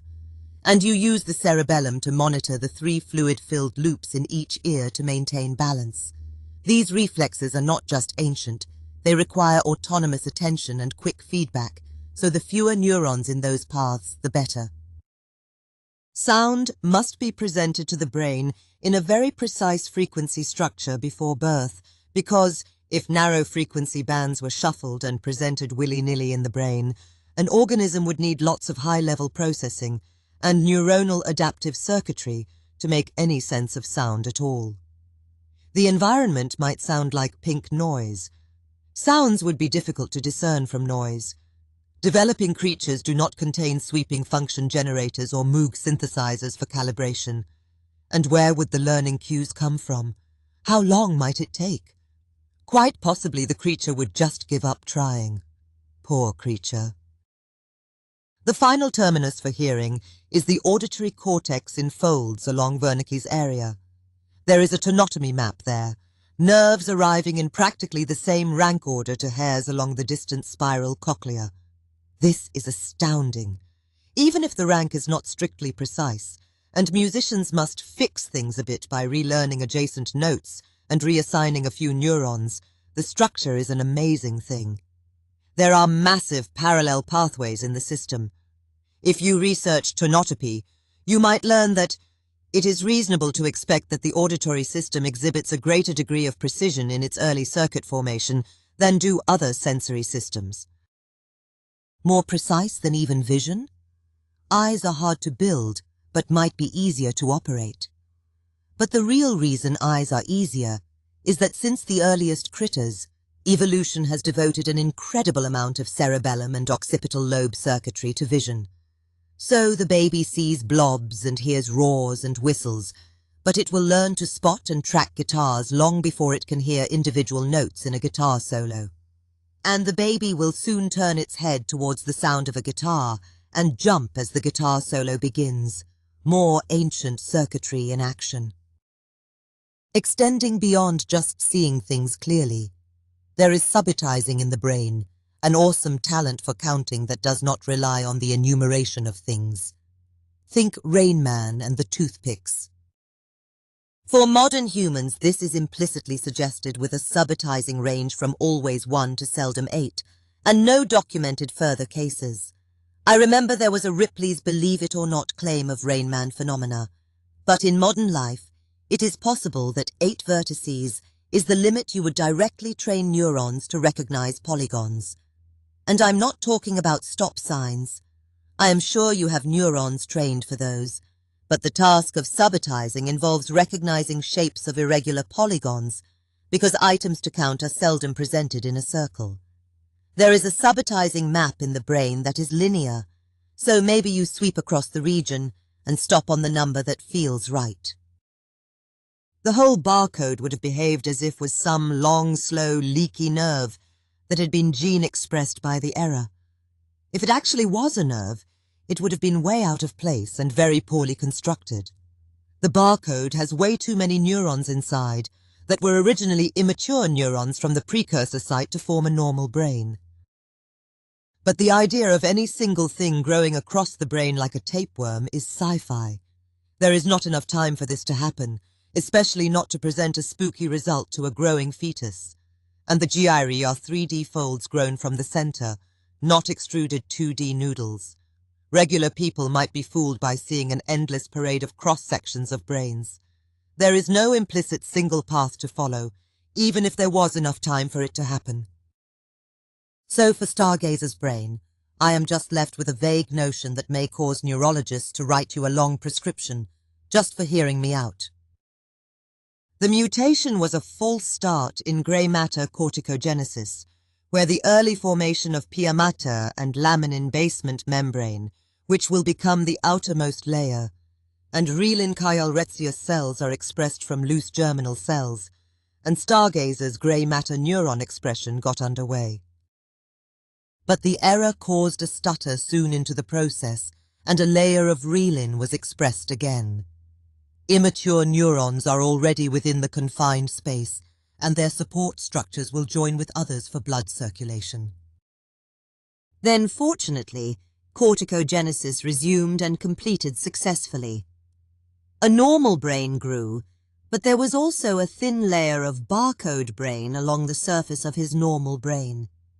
Its neurons matured in the confined space, and only the simplest single-direction branching occurred, and they grew laterally to join others in the barcode brain. There was no very long axon growth with few connections. So when they cascaded, it was like a very slow wave across the surface. Signals were weak, and none had the energy budget to fire quickly. When folds of Geary came together in his later brain development, the extra layer of relin and its contents were pushed aside, still providing some degree of insulation between the barcode and normal brain, but providing a good measure of normal brain cortical connectivity. But there were occasional leaks between the brains, because relin is not meant for the purpose of insulation. But within the vast constellation of quiescent and potential connectivity was enough separation between for the normal brain to build firing patterns into sentience in the way nature intended. So the barcode was a propagation wave relayed and delayed by hundreds of millions of neutrons in his outer brain, the mutant barcode brain, when it was firing at all. Or some such. Chapter 4. Lullabies. There had always been something creeping through his mind. Most of the time he was not aware of it, but it was neither self nor other. It had just kept him awake. It would fade when aggressive sleep finally took him, but it was always a moving presence through timeless eternity. It had been the first thing that ever caught his attention, and it was shaping him as he remained shaped like himself. He thought his own thoughts as babies do during the lulls of its quieter periods, but something would whisper in his mind that distracted him. The distractions were not unpleasant in any way, just curious. And as time passed, he began to know what it was. Not what it actually was, of course, but he knew it was that thing. Whatever that was, it was the first clear concept. It had always repeated, and he had experienced its unique progressions innumerable times. His mind had been organized by its whispers into him even before sentience began.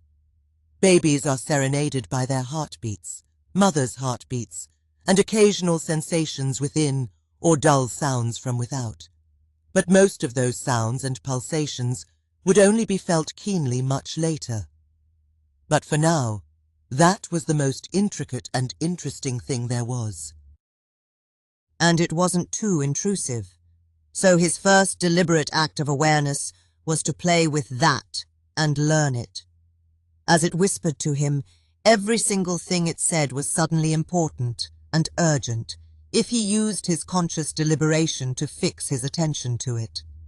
Even as that moved forward and whispered something else in its constant mutter, he could hang on to the previous thought and hold it.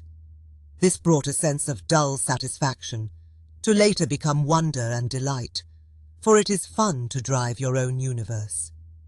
Babies in the womb need to know this, so that is why nature gave them steering wheels.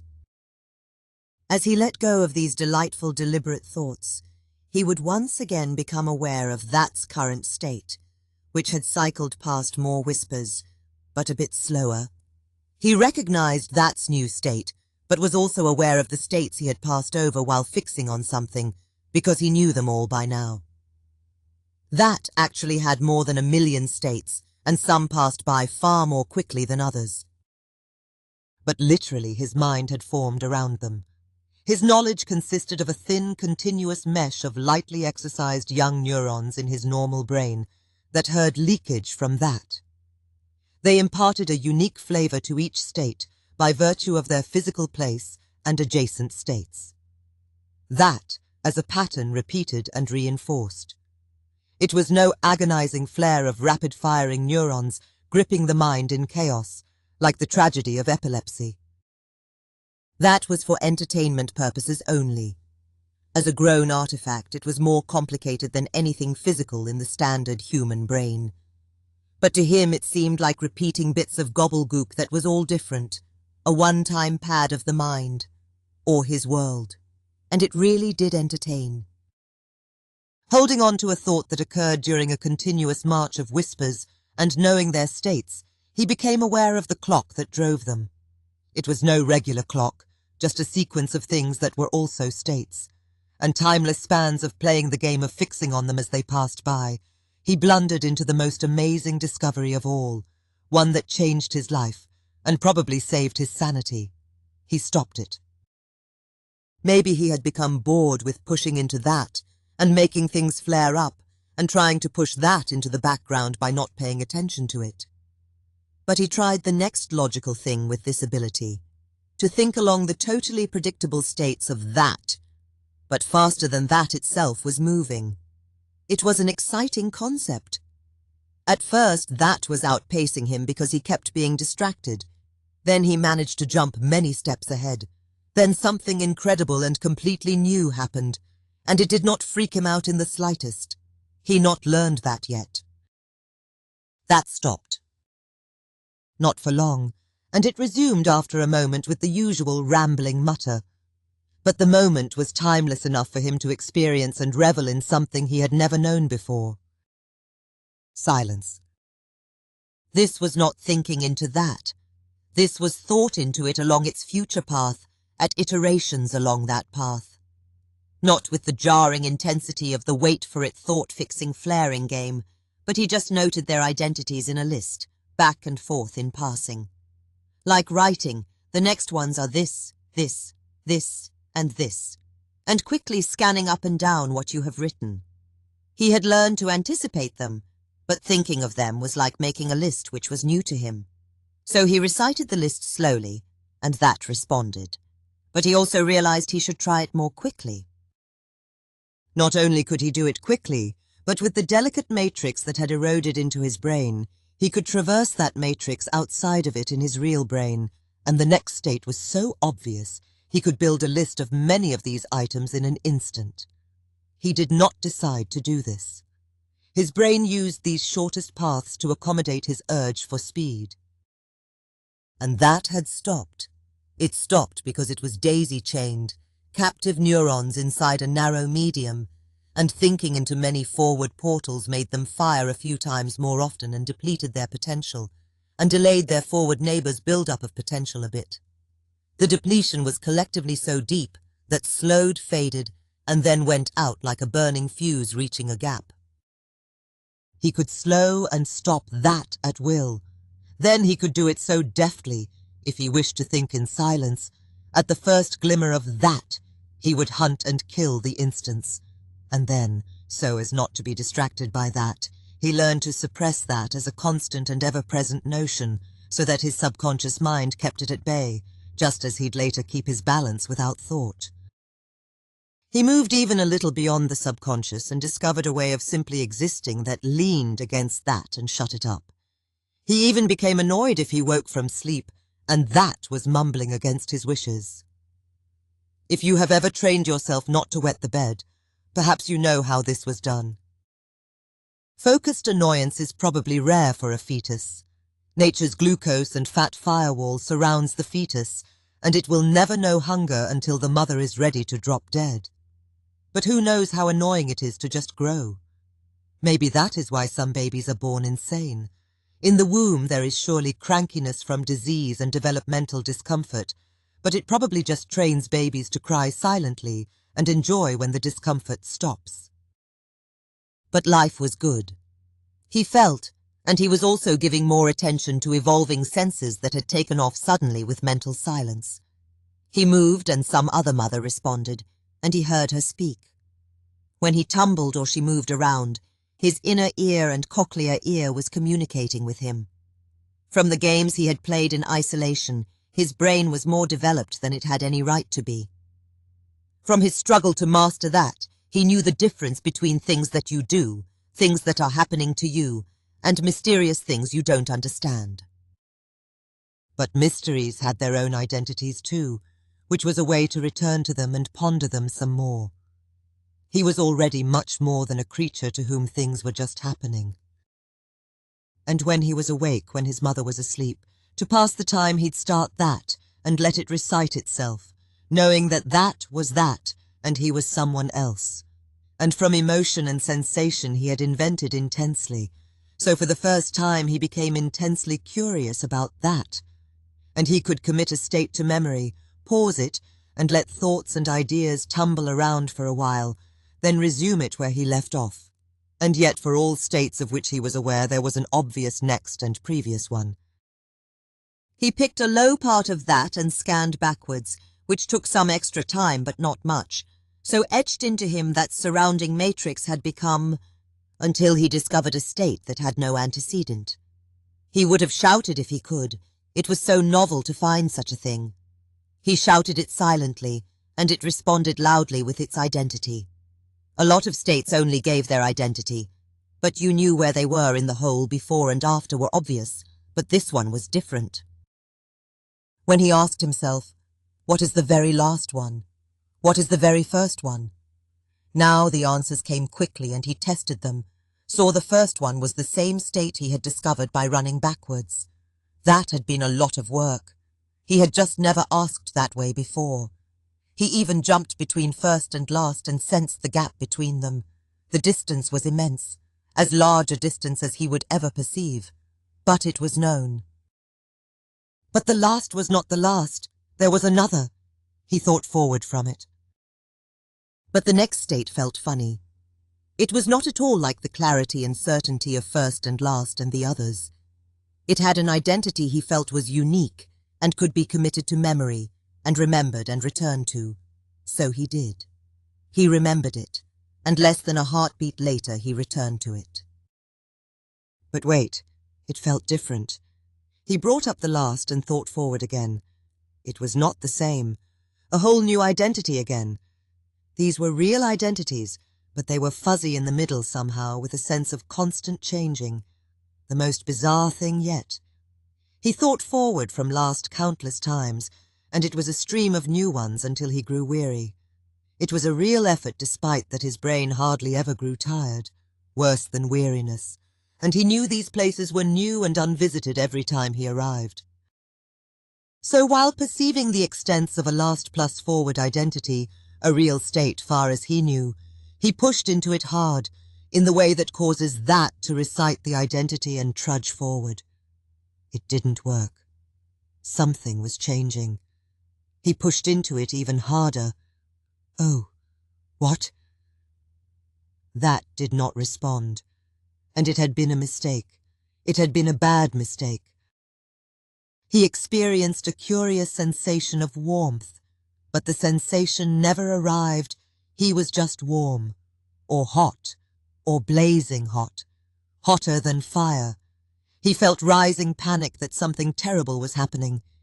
His vision would occasionally flicker in a chasing pattern of specks while that reached certain states.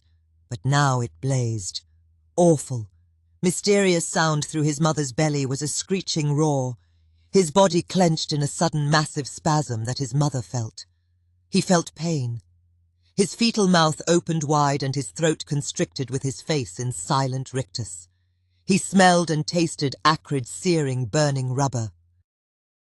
Now it may amuse you to think that a fetus in the womb 1,000,000 years ago is bending over to sniff a tire fresh off the track at the Indy 500.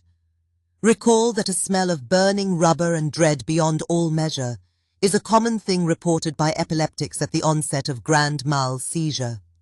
Sometimes the odor is the last thing they remember. some sensory artifact of smell and taste all firing at once. Bad things had never really happened to him, but this was all of them at once.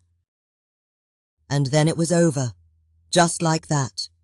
His brain had forgotten exactly what it had been trying to do and stopped doing it. No that or the other things, just silence and paralyzed shock. His mother placed a hand on her belly, fearing the worst. She moved it around, and he felt it as a movement of liquid and a gentle pressure on his scalp.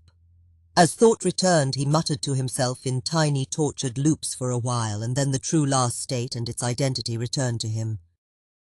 For an eternal moment, he helplessly fixed on the state he knew was the last, not even daring to dismiss it. He had always been a creature acting on the briefest of impulse, but he noted the way forward from the last without following it. It was just there to be followed. He decided not to follow it ever again with a determination stronger than anything in the world.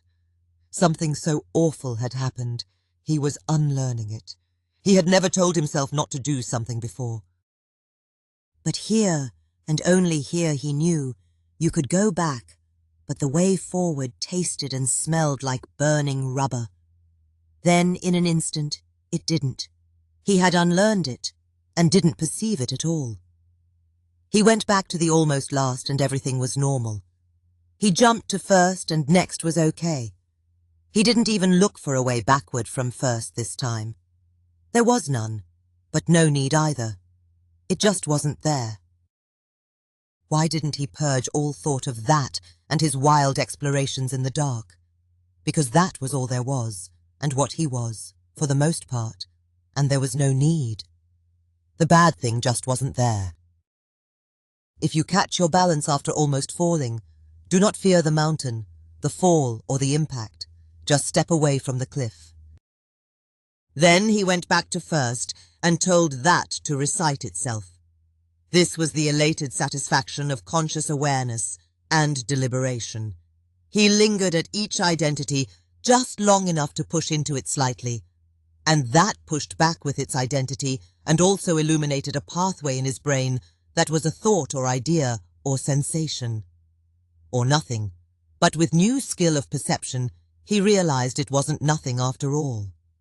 The identity was there, but it was like a light just flashed in the room, but you don't turn in its direction because you know it is not flashing now. There is no need. It just isn't there. When he felt a hand or other part of his body flare into sensation, he could tune through it to move the invisible sensation and trace its presence in adjacent areas. From touch to pressure to heat to pain was just the strength of mental push, so he didn't push hard. He remembered many places by their identity, and his mind was becoming phenomenal at remembering arbitrary things when he could tie them to that and the matrix around it. And there was motor control, without a motor. Fingers twitched and his gut rumbled. Fortunately, no glands were activated by this crude stimulation that might cause stress and dangerous dysfunction. He was navigating through the cortex, and dangerous things like the heart were behind nature's firewalls, the ancient brains physically isolated in evolutionary time. As that grand tour progressed, and he encountered one of his senses, dense circuits in structures laid out by genes to supply an initial state for learning, he was touched with excitement and extreme thrill. He saw luminous trails that were dots, shapes and arcs. He played with their colors and intensity, jumped between eyes when he discovered the relative identities of both. He swept from rumble to screech, and there was mysterious motor control there too, for some cochleal hairs stiffen on command to help isolate a frequency of interest. He heard a sweep of sounds without recognizing them as such. He was captivated by smell and taste, but they were intense and there wasn't as much to experiment with, so he moved on. Lots of empty space, identities only, ever forward. He finally reached last with its dangerous path now unseen. He turned that off and swam in the senses. He would perceive the whole, but by tuning into identities he had learned and remembered, He could create something like zooms for them by pushing into vision and illuminating a dot like a tiny flash, then expanding the push and light up bigger and bigger patches. Sight was still mysterious, but sound was great fun. And he had a yardstick in his brain to measure things with and know their place. Its markings were very small, and there were a lot of them. Every mark in that was a leakage site between the barcode brain and his real brain, and every leakage site had been grown out with fast neural networks that were his own next to them, that had spread laterally in his main brain against the floor of the other. But there were many neurons in parallel, going both directions, that had been built and reinforced by not only manifesting unique identities in that, but playing with them and thinking next and previous to jump through the sequence. Following these lateral points was slow at first, like sweeping a flashlight in a dark room to find something. But he played this game for eons of thought time because it was the most interesting thing to do, and nature responded to his efforts. The rapid firing of neurons along this physical path connected them to others. That and its evolving real-brain circuitry was simply boredom-proof. For a long time his favorite game had been pressing for speed as he navigated it, forwards or backwards, and it took exhausting days to traverse at first. Chemically induced sleep would overtake him suddenly, but he'd awaken knowing where he had been, and he resumed. The faster he navigated, the briefest touches of brain regions stirred by it in his mind would leave a shimmer as he passed through countless states, like dim moving landscape with buildings and trees and crossroads passing beside the road as you drive, or the sound after the last note of an orchestra in a great hall as it fades slowly. This incredible moving bubble of persistence was interesting to the point of excitement and elation. It was an artifact he had never noticed before. It was like a gallery of whispers that were previous states, and he felt their identities merging as they faded. It was beautiful, and it moved him, but the shimmer only manifested while he maintained highest possible speed between states. To perceive them, he had to stop, and when he did, they were already fading in distant echoes and then gone, and it broke his heart. He needed speed. The more states flying behind him, the longer it lasted.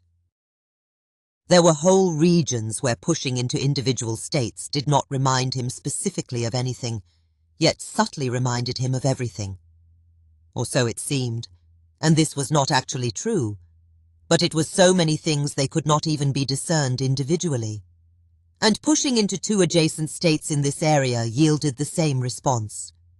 Being reminded of too many things to identify in that way was not fun from empty areas. It was actually a place of non-specialized neurons that were casually connected, projecting weak, distant signals to other places and getting jumbled echoes back. They were the empty places. But it was the perfect place to play A1, A2. These were two adjacent states in such an empty region. They didn't remind him of anything. He had once asked, could I follow their next and previous links back and forth forever? Direction changing required an effort, and if he lost concentration, that would recite more forward states. He had to tell it to shut up when he noticed, but that was distracting, so it seemed natural when performing the steps to tell it to shut up every cycle. Go forward, shut up, go previous, go forward, shut up. It was delightful to follow simple rules that did something. Perhaps there is such a thing as micro-boredom that makes you try new things, even when you are having fun. Shut up was hard and took time, so he started ignoring the barcode while playing. Next, previous, next. He pushed harder into it. There is persistence in many things, even inverse persistence, a sudden unawareness of things. He never lost track of the identities, but as he grew faster and flew back and forth between the identities, they also presented a merged identity that represented the game to him. He played A1, A2 for uncounted time, never losing interest because he was so busy playing it. Getting better at something was always interesting. He played ceaselessly, stopping only for sleep, which attacked him suddenly. It flowed into him like a warm liquid. There was nothing to be done. It was already happening, so he rode it all the way down until the superimposed identity just floated still in his mind, and he was only pretending to play. He could feel his resolve fading as pretended actions in the game grew more slow and sporadic.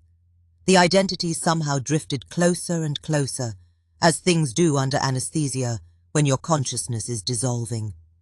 A part of him knew it was going to swallow him, so he resisted and then fought back aggressively and viciously, and he was winning. He had thrust it aside. He was playing the game again and doing it faster and better than ever before. He was now doing it so fast he could even... But he had been pretending those things also. Sleep swallowed him and taught him humility. And he would become aware after a long sleep. The game was exhausting, and yet he had a sense that anything was possible, and what next? So he continued, variations like A2, A3 or A3, A4. Now he was playing A1, A2, A3, A4, A3, A2, which took a great deal of effort. He was slow again, a series of deliberate actions, but it was refreshing to try. It puzzled him, because the transition between A1, A2 was fast as lightning now, but the other transitions were so much slower. It was disappointing. He started playing A1, A2 again with more vigor. He did not realize it, but the transitions he had perceived as slow were actually happening at 10 times the fastest rate he had ever surfed that before.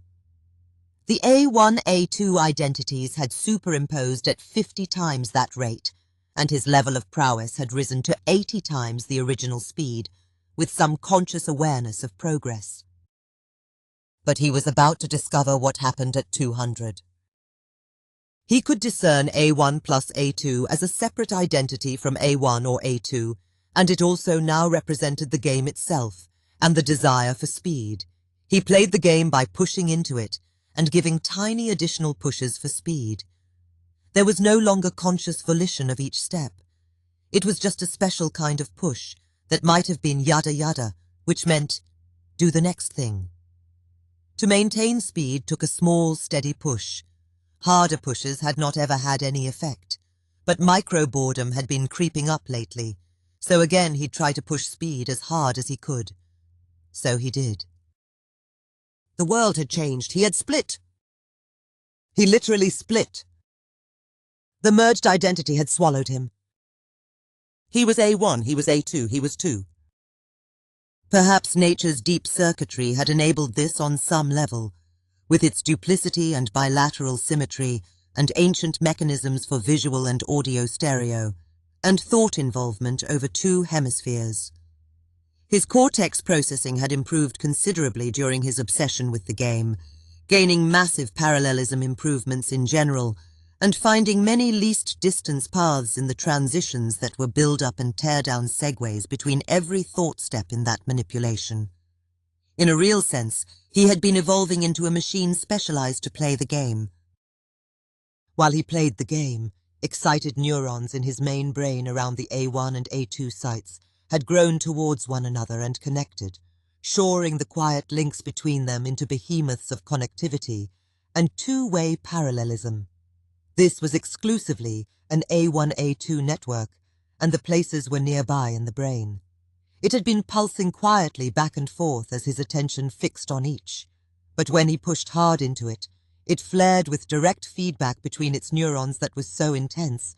The identities for A1 and A2 imprinted him not simultaneously, but alternately in a speed that was incredible for brains, and much faster, smaller and focused than a storm of epilepsy. He already knew the concept of other, because he already considered that something other. But now there was truly another. 2 consciousnesses superimposed almost perfectly in phase. In goofy computer jargon, he had created a high-speed context switcher. He had become they. A neurologist would write 2 prescriptions. Each was aware of the other like a vibration in the air, but that feeling was identical too. Each was him, so even their tiniest notions were synchronized. They turned attention away from the game, and it kept playing without them. They were both silent, observing. They were not afraid. They knew they were two. They regarded one another. There was no divergent sense noise as in the real world, so they could do this perfectly in sync and face one another as shapeless entities. For a while they did silly things in perfect synchrony, rambling thoughts and random access to that, each trying to offer a random thought to the other, but so did the other, and he reached for the same place, figuratively glancing at the other who had also had a notion to glance at that moment. It was the first time he had another to play with, and they were glad for each other, but at what price? It was a boring game. They shared the thought that it was boring, and it grew past micro-boredom into real boredom, and that was synchronized too, which led to the next logical thought for both. Could this be a trap that none would ever escape from, unless both did? And how was that even possible? What was the next thing to that? After another mini-eon of cavorting, like making faces in a mirror, boredom rose to maxi-boredom. It was no great insight that finally led them both to the compound A1A2 identity itself, the one that represented the game. The identity was so fixed in their minds, they could not even reach A1 or A2 separately anymore. They just weren't there. They were trapped in the game after all. They pushed into A1, A2, and nothing happened. They presumed the other was pushing it also. Then vibration around them changed. It was like a bunch of ticks, things happening so quickly one could only think about the whole, not the little things themselves. It had been steady, but now it was rocking slowly. It was not rocking the whole world apart, but they knew it was so elemental, so pervasive, so dangerous, that it could do so. The rocking continued. They heard thoughts that were not their own. There was another! Fits of thought whispers came to them unbidden, every time the vibration rocked. Things not part of their own thought process, which they knew was the same as each other's, though it was like a voice. And they knew the source was not the that either. It was another. They considered that for a micro-eon, listening to the pulsing whispers for clues, and thinking with their synchronized selves. They decided to push into A1, A2 again, because what else was there to do? And the vibrations swelled and the whispers grew almost to shouts. Now they were besieged by it. They could only think in the spaces between throbs. After a time of this, each suggested to the other, perhaps we could unmake the world if we do it again, and neither wanted to, so that was that. But clues were flooding in now with the screaming throb. There were patterns in the voice that was not theirs, and it was not perfectly clear, but the cadence was unmistakable. The another was playing the game. The idea occurred to both at once, of course. Between throbbing cacophony it transformed into another idea, one so incredible it begged to be expressed, and it could only be repeated, as things are often repeated by people who have come to some awful, inescapable conclusion or are overcome by horror. But there was no horror or intent for any drama. Those are artifacts that appear later. Just a sense of wonder and awe as big as the world. Another is playing the game. We are the game. They were still repeating the mantra when sleep surrounded them all and truly unmade the world, and all three of them accepted it, pretended to do what they had been doing, and then fought it with every possible effort, pretended to resist, and lost. Stargazer, who we should now refer to as A0, awoke, startled to awareness. He was being poked. He had felt it as a cry of nerves at a certain place. Then he was being rocked in currents as hands pushed the belly back and forth. Melodious rumbles of sound that was his mother's voice, carried by bone conduction and resonating through her body, a sound that was beautifully sublime, the biggest mystery that had ever begged to be solved. Shouts of the father near the belly were new shapes of delivered sensation, other mysteries. So many. Now a hand pressed to his head, moving it slowly. He pushed movement hard into his limbs all over with gleeful abandon. It was an expression of his excitement in the mystery. In the real world, he moved. There were more shouts and sounds. What had happened in the real world was, His mother had gone to seek help because the baby had hardly been moving for days. He had been lost in the game, and the constant switching between states made so much noise in his mind, he did not respond to his senses. Not even his mother shaking him and pushing on him with rising concern.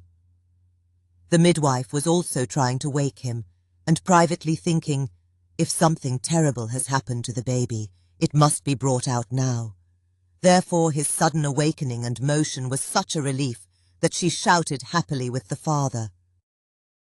It was happenstance he had awakened then, after a very long, deep, chemically induced sleep, for the game had challenged his physiology and depleted him, and it had done so brutally when a brand new beacon had first flared to life in his brain. That was malfunctioning. It was very annoying. It did not pulse perceptibly, or return the single brief pulse that merely conferred its identity. A1 and A2 were constantly shining into his brain like a bright light. Their identities were so well known to him, it is perhaps not surprising that he made the next conceptual leap. My mind is still playing the game. He muted them completely, which is to say, he didn't flick banks of switches or anything. It just means he ignored them so well. It was as if he had removed the identities of A1 and A2 from his existence.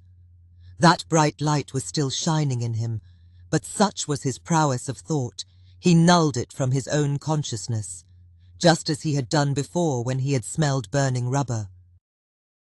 For you see, the whole human mind is organized around a firm principle of not wanting to smell burning rubber. And during his game obsession, more cochlear nerves had become available and thickened. Without the noise of game playing and A1, A2's annoying new beacons silent, sound and sensation from the outside world was stronger than ever before. He had recognized his parents as another, and they had recognized him. That was exciting, and once he started interacting with them, a new whole constellation of games was formed. His mother would tap her belly with each step while walking, and his inner ear sloshed with hers as he noted the taps, and he kicked in sync with her steps, and she felt it, and other things too numerous to mention. That had reached a slow, steady state around 5 months in the womb, as many neurons in the thin outer brain had died off from bad support structure. But many had survived to produce the wave of activation he recognized as a moving presence. It had awakened him to full sentience early, and given him something to play with. But now he had someone to play with. He embarked on the greatest journey of his life. The phrase is overused, but this one really takes the cake. The beacon was an excited collection of neurons between the A1 and A2 regions of the real brain. Not that. Call it the beacon network. They had been activated to a high state early in the game, and had pulsed along with his deliberate alternating pushes. In the early days of the game, they had sent their pulses outward into the void, which was mostly an unpopulated region at the time, but it soon found recurring pathways into the most distant areas of the cortex, because it was connected, after all, just in an unused and unspecialized sort of way. These paths pulsed with A1 and A2, and because their roots were singular as were their places of origin, they formed 2 separate branching networks. In the final moments of the game, he had pushed hard into it, which is to say, a neuron firing rate approaching maximum. This surge caused the beacon network to find its least hop circular feedback paths, and the loop became persistent. And for the first time, instead of a mind conducting a series of steps that resulted in them illuminating alternately, they were clocking themselves. And they did so furiously quickly.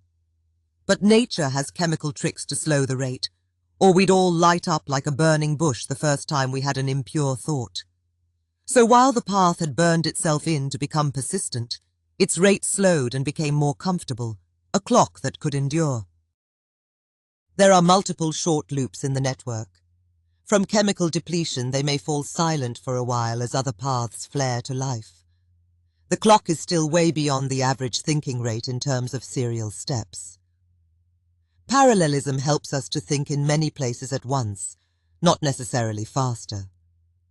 If it had been a context switch, STARGAZER would now be a functional, multi-threaded, multi-user operating system. To use goofy computer terms.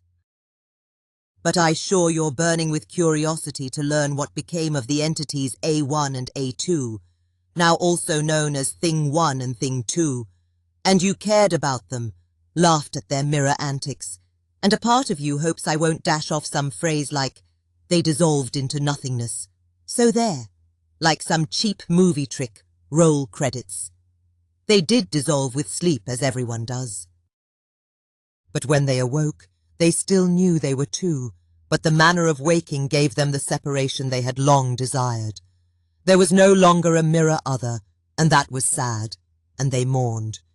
But they eventually found a way to communicate with each other, and another. The beacon was shining in their eyes too, so they muted it. But in the end, they had been forked off from one obsessively playing the game. So they were obsessive too for the moment, with free will decided to resume playing the game. So they did.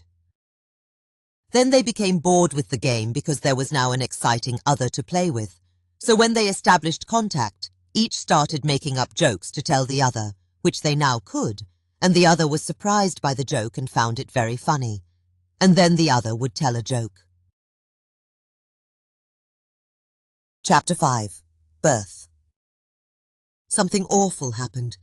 So awful it wrenched his guts, and the sounds, spasms from outside, spasms within.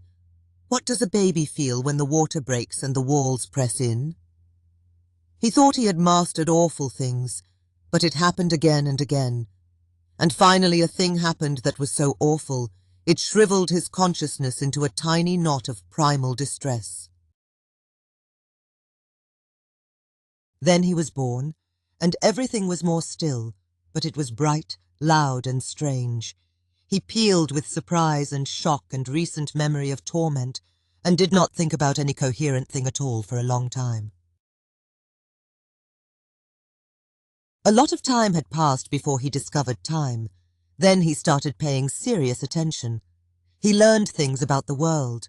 Language had been easy, but tying words to meanings was hard, and finally understanding was so fun, he just liked to listen. Even unfamiliar words, they existed in his mind as mysteries to solve, and the nonsense words had their own identities, so he could bring them back later to hear again in his mind and think about them, and quickly connect them to a meaning when enough clues had been presented. He had mapped sound to idea to motor function to produce those sounds, a dense little package of identities. The ability was tucked away, and it even had its own identity, so he could debate with himself whether to use it. But he didn't talk much. By now he had missed some developmental milestones, and some thought he was a little slow. He was just taking it slow. He would talk when he was ready. In the confusion and agony of birth and sensory overload, he had lost the voice he had thought to himself in the womb, and over time found a new one that sounded like his parents', and sort of like yours too. Maybe the other voice had pushed through and become an identity itself. But whatever the reason, it was no longer a voice. It was a wordless sense of self, and some fused ego-id mush. He tallied only his accomplishments in the real world and catalogued them and scored his prowess. That no longer had a voice of its own. He didn't even remember that existing. It never recited itself after he was born, and perhaps its delicate signal had been drowned out by vivid sense information, or his infant brain had simply invaded the barrier and co-opted its circuitry piecemeal.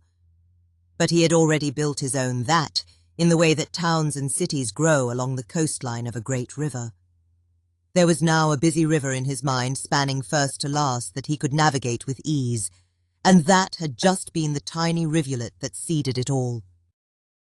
Phenomenal abilities now rested in the subconscious where they wouldn't distract him. Every game he had played in the womb, even that itself, was now just a vague notion of leaning into things or leaning towards things in certain ways, and sensing things leaning back into him. But that's places now as identities and its relative positions, he knew in a way that had become implicit. He walked early because he had already been walking in his dreams and figuring out how. so he just started walking, and it required little practice. He not just commanded his muscles, he could silently scream at them to do his bidding with every bit of strength he had, without twitching or shaking.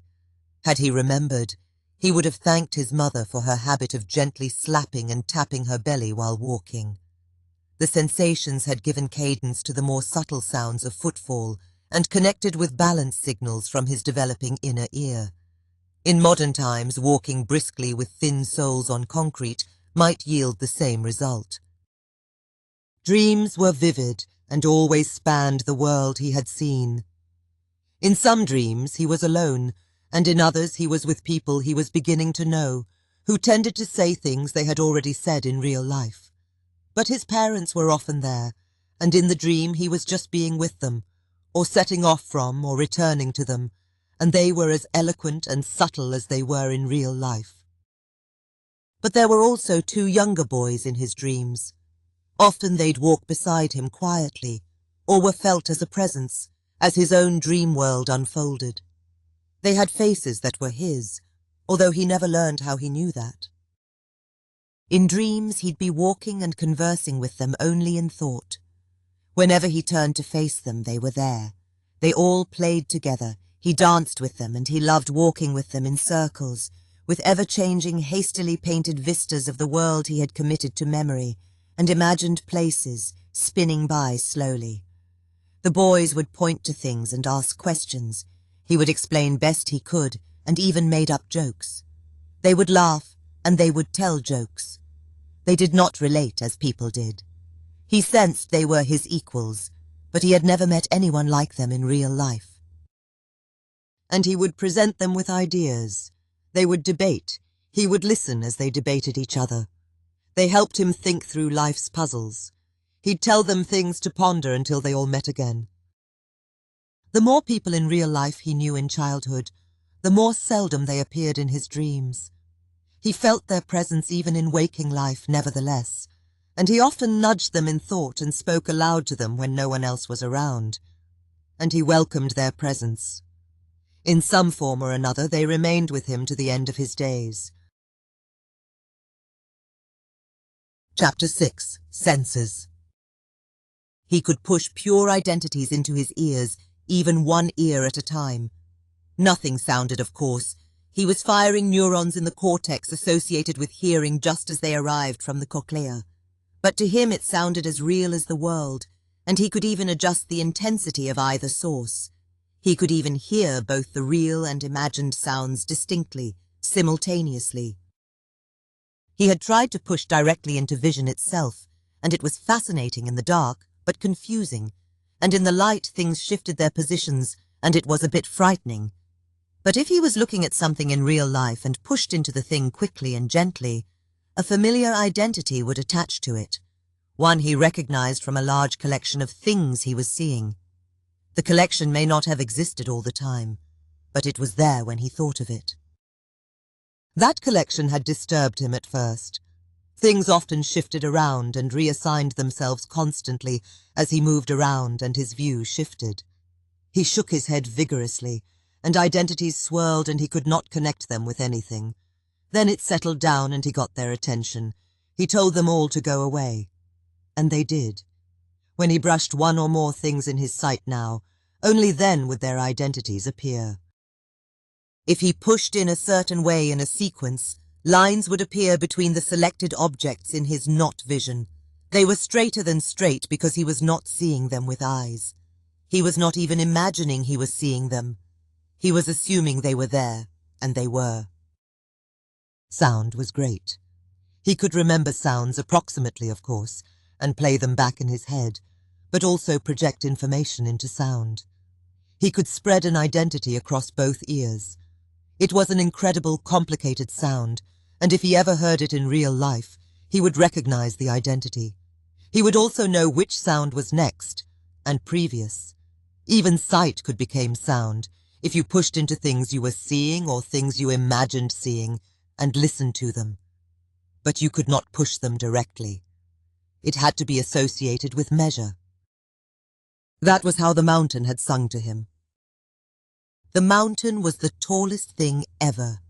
He had trained his vision on it since he had first seen it, his mind jumping between features with or without moving his eyes. It was now mid-afternoon, and every outcropping and every tiny tree had stark reliefs. White shapes with black detail capped the distant peaks and glowed in the daylight. He wondered if he could measure it with his ears, and what it would sound like. He jumped to first, a vague but precise notion now, and sighted a blade of grass between his feet, then glanced at the tip of the peak, and it became last, and they were connected with a straighter-than-straight line, as if it had always been there. Following the line was sound, he decided. The line did not represent actual distance to and up the mountain, but a path anchored through his direct field of vision. It remained anchored in place even when he moved or shook his head, and when he lowered his head from sighting the peak. But the line was so short. First and last were so far apart. He would have to go through the identities quickly and sound one every so often. He fixed a so often in his mind. He had played games like this before he was born and rediscovered them after. He positioned the first sound. It was the familiar sound of first.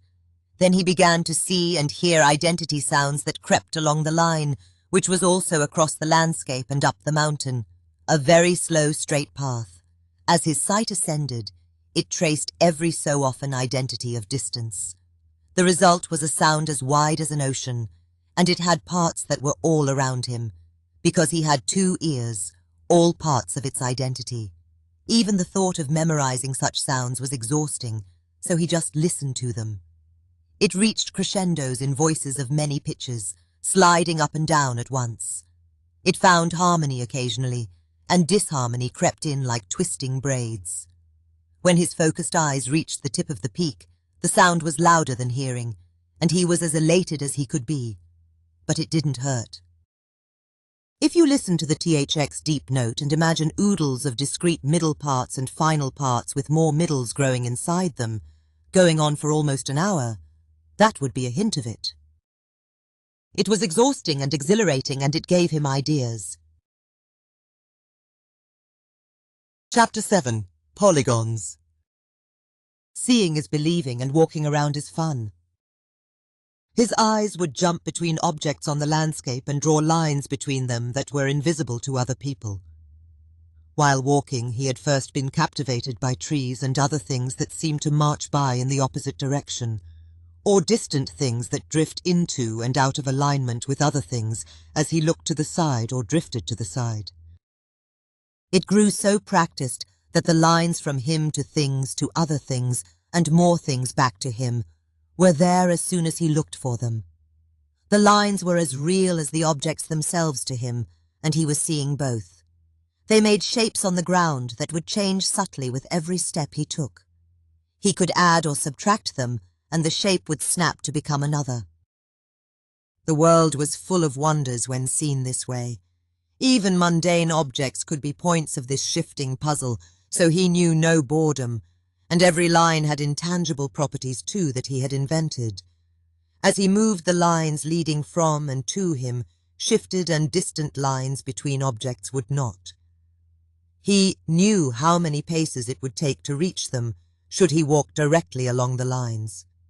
Some distances he knew well, some not so well, but those had a feeling of their own. He could feel uncertainty and certainty as a separate measure.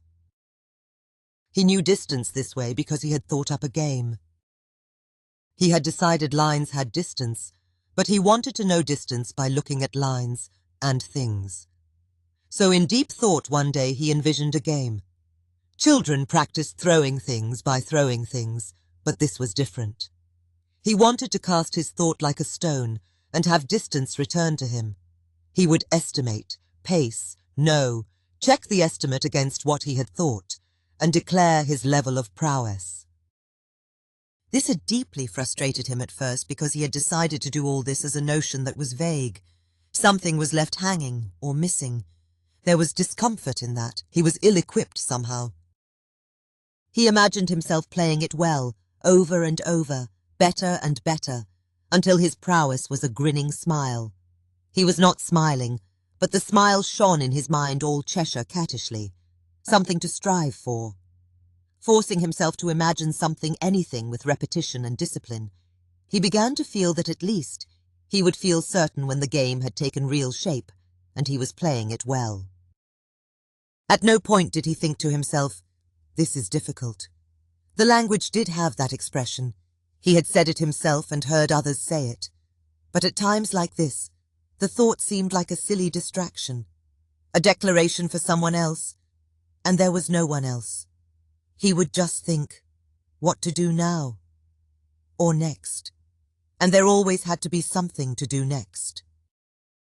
It seemed appropriate to pantomime the game, because he had not done that yet. He set out along one of his imaginary lines, a line of many steps, and arrived. Looking back, he saw the line leading back to where he had been. A place was still a place, even with no object there. That was another game he played, making up an object on the ground where there was none, connecting it to others, and the lines would still appear. Having nothing else to do, he turned back to pace it again. He paced back and forth. He felt frustration. He stepped onto another line, one leading elsewhere, and paced that, back and forth. The lines and shapes were clear as ever, but the line he was pacing was becoming clouded, unhappy with growing frustration. So he stood still and sighed, looked around to spot several objects and some imaginary others into a new mental constellation, a path of vibrant lines leading around back to him with its irregular bounding shape. Then, just for something to feel good about, he performed another trick he had taught himself. He revealed lines between the lines in an instant, and each object was now connected to every other object in a web, making a tessellation of shapes between them that were the shape's children. So many lines to walk. He should try walking them all. When he closed his eyes, he could still see the shape children and their edges, from shouts broken down to a chorus of whispers, or his eyes ascending the mountain hearing that incredible sound. All at once he had it. He made himself breathlessly still for a moment, letting the idea grow, then examined it.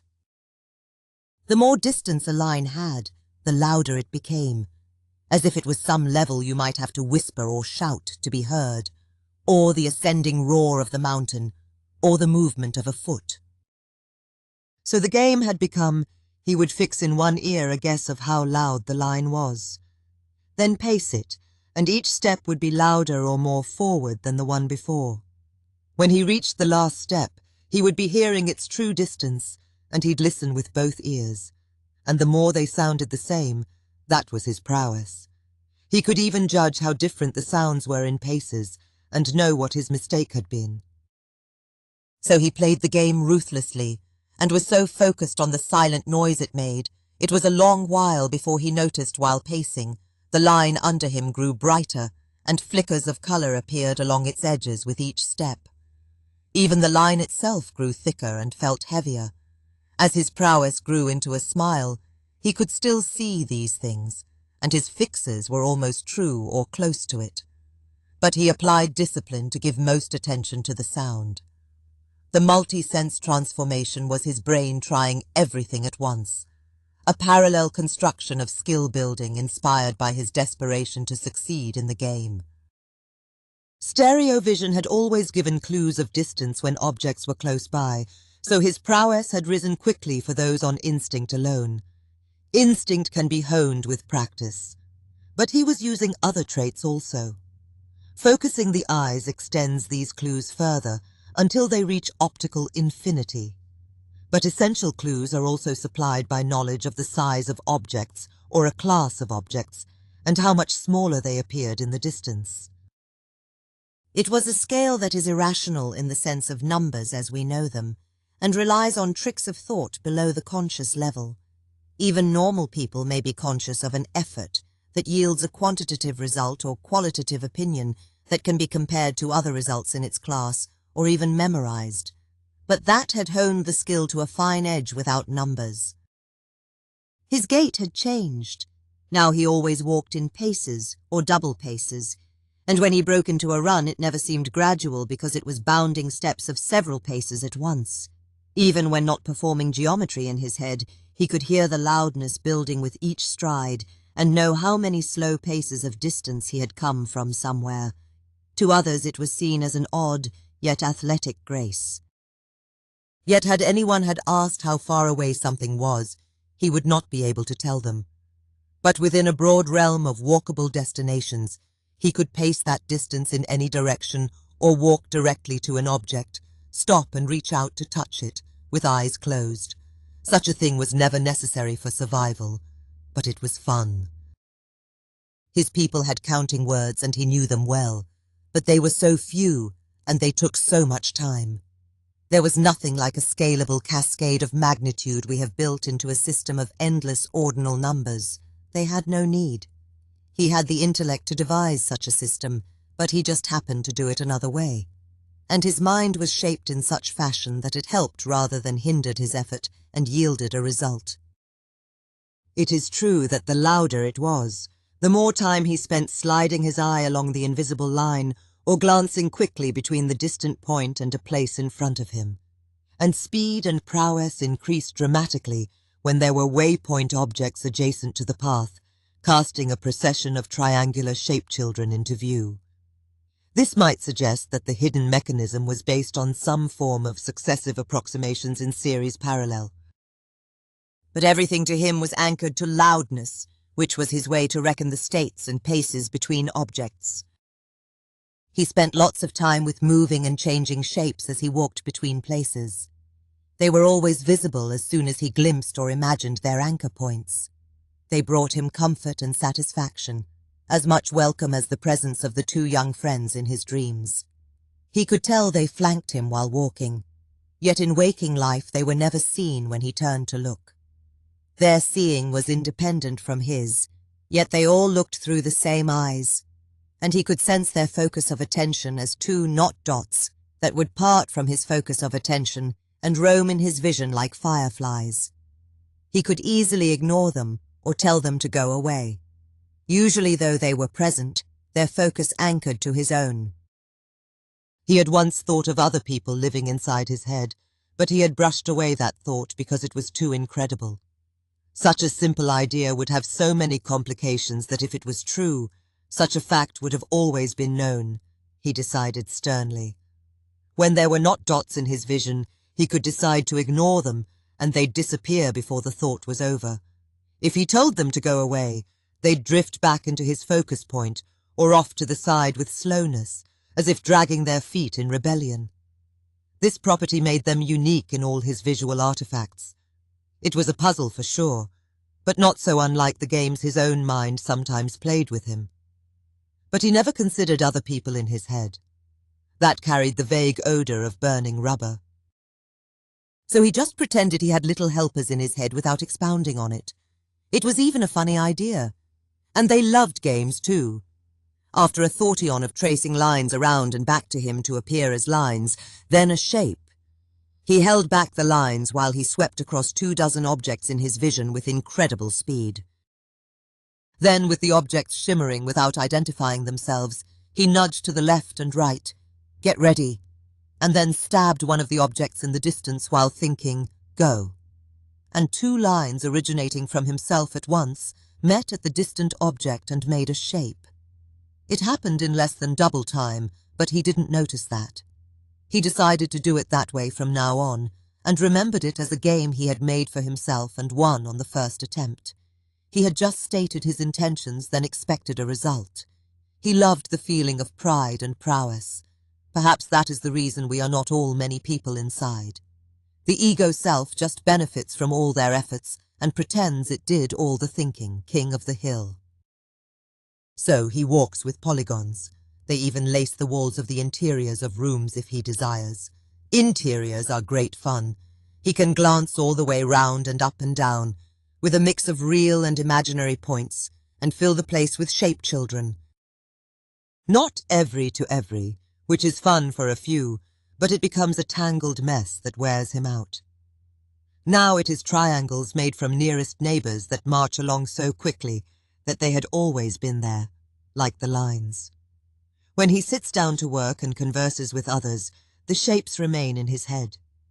He can be playing mental hopscotch while conversing with others, while concentrating on his work. Hopscotch grows strange when he is mentally hopping along shape children across the walls and ceiling. He imagines himself looking at himself upside down or sideways, at himself sitting on the smooth stone he is sitting on, which looks like he is sitting on the wall or the ceiling, with a sideways doorway leading out to sideways world, or the doorway to upside down world. Upside down world reminds him of the night sky. He should examine it more closely. Once again he had joined Firewatch and had taken early leave of his parents, as they had been making amorous signs at one another, and he knew that his leave-taking would allow that seed to grow until passion took them. They would imagine that divine spirits had rearranged the world to present them with the opportunity, and the spirits commanded them to couple in a wanton and expressive way, as they had done as young lovers. They would pretend they could not resist these spirits, and surrender to them, and obey the directive given, which just happened to be a command to surrender to one another. Such were the games played by lovers. Often kids had a hand in it, because they loved their parents. The regular evening migration of children in the village, and their temporary adoption at hearths, had inspired one of the funniest stories ever told, and it was also the saddest. It was both story and theatre. It was told every half-year as the sun swayed to the far ends of its course, as soon as it was seen to be turning back again, and usually by the light of the next full moon. Alternately told by a woman and a man, each with their own added flair and details. It was called Mr. Gatherer and the Children of the Moon. Chapter 8. Gatherer and the Children of the Moon, Part 1. Gatherer had lost his true love when they were young, and had not yet been blessed with child. He had built a hut for his future family on the hill overlooking the camp in times of happiness and promise. But she was taken by sickness, and suddenly he was alone at his hearth, and his mourning for her grew into an ornery bitterness that cast dark shadows over his days. His life became solitary, and he did not seek the company of others, for he desired not to see the fruits of the life he had missed, and to spare them his sorrow. He seemed callous and dismissive with children, and they never felt welcome at his hearth, which was moot anyways, for his house was usually shut and dark in the evening because he wandered in far places and was away from home for days on end. His specialty was finding plants. He found plants with food and spice and medicinal value, especially rare ones, even the bark of some trees and mosses and blue-green algae skimmed from the river. He knew which were used in medicine, could identify them at a distance, and knew and remembered the land well. And at night, when the wind was almost still, he'd find and collect them in the dark by scent alone.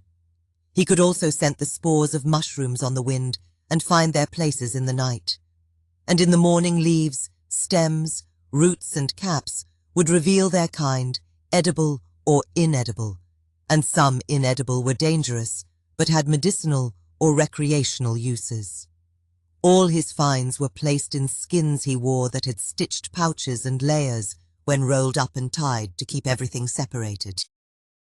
He often lit fires in the wild for evening camp, for he had the botanical world mapped in his head, and had made a fire kit with the finest woods and tinders for the purpose, and he had used his solitary time to experiment with them. His kit was scaled down from the one others used with smaller parts and holes, and the twirling stick was straight and slender. Such was the strength of his arms and hands and speed of the twirl, that he could kindle a fire easily in the most ancient way with hands alone, even with a pause to raise them to the top again. He had no need for a capstone. He would then cook any small game he had caught, and lay specimens he had gathered to dry, and fall asleep without fear or delay. After a time of wandering, he would return to camp at first light, and deposit his treasures in the common area where plants were laid out and sorted, a fenced-in place where edibles were covered with skins and mats from birds. He took care to deposit dangerous things in another area where healers looked for them, leaving only common remedies for digestion, inflammation, and mild pain. He would often arrive heavily laden, for on his return journey he collected pounds of vegetables and fruits and tubers he had dug, and would always scan other piles gatherers had dumped and sort them by type, on the lookout for more dangerous or poisonous things. As others arrived, he would make himself scarce and disappear to the house and sleep, and after a long sleep he would be off again, leaving even in the dead of night. To reward this effort as best they could, preparers of food from all over camp would bring him cooked meats, broths, and soups in late afternoon. Hunters would give to the preparers small game and birds. Sometimes they would share with him, keeping him company for a little while, whether he wished it or not. He returned with valuable bounty. He was cherished and respected for his skill, and they all loved him, but everyone knew it had come at a great price. His heart was broken, as could be seen clearly in the passing of years. He was still young, but grief had aged him. Many older girls and women had tried to comfort him, but their actions may have been seeded by a germ of pity, even as genuine desire stirred when they imagined or admired his physique. He seemed to sense this, for he would rebuff their advances so casually and firmly as to even raise their scorn. And the youngest and most prideful of their own attractiveness would feel the deepest scorn, which is only a natural human response for that peculiar hardship. But for his part, he felt he was doing them a valuable favor, to avoid even a small entanglement of their precious and beautiful lives, so full of future, with his own dismal existence. So deep was this funk that even if the living embodiment of his departed wife came to him, and she did, and said the very things that had captured his heart as young man, she would have been rebuffed with the rest. Life had changed him. He knew he was invaluable, and his intelligence and skill may very well be essential for his community's survival. And he truly loved them all, especially the children. The satisfaction he derived from altruism alone, though insufficient to sustain a man indefinitely, would have to suffice. He would toil for as many years as he was physically able, then die alone.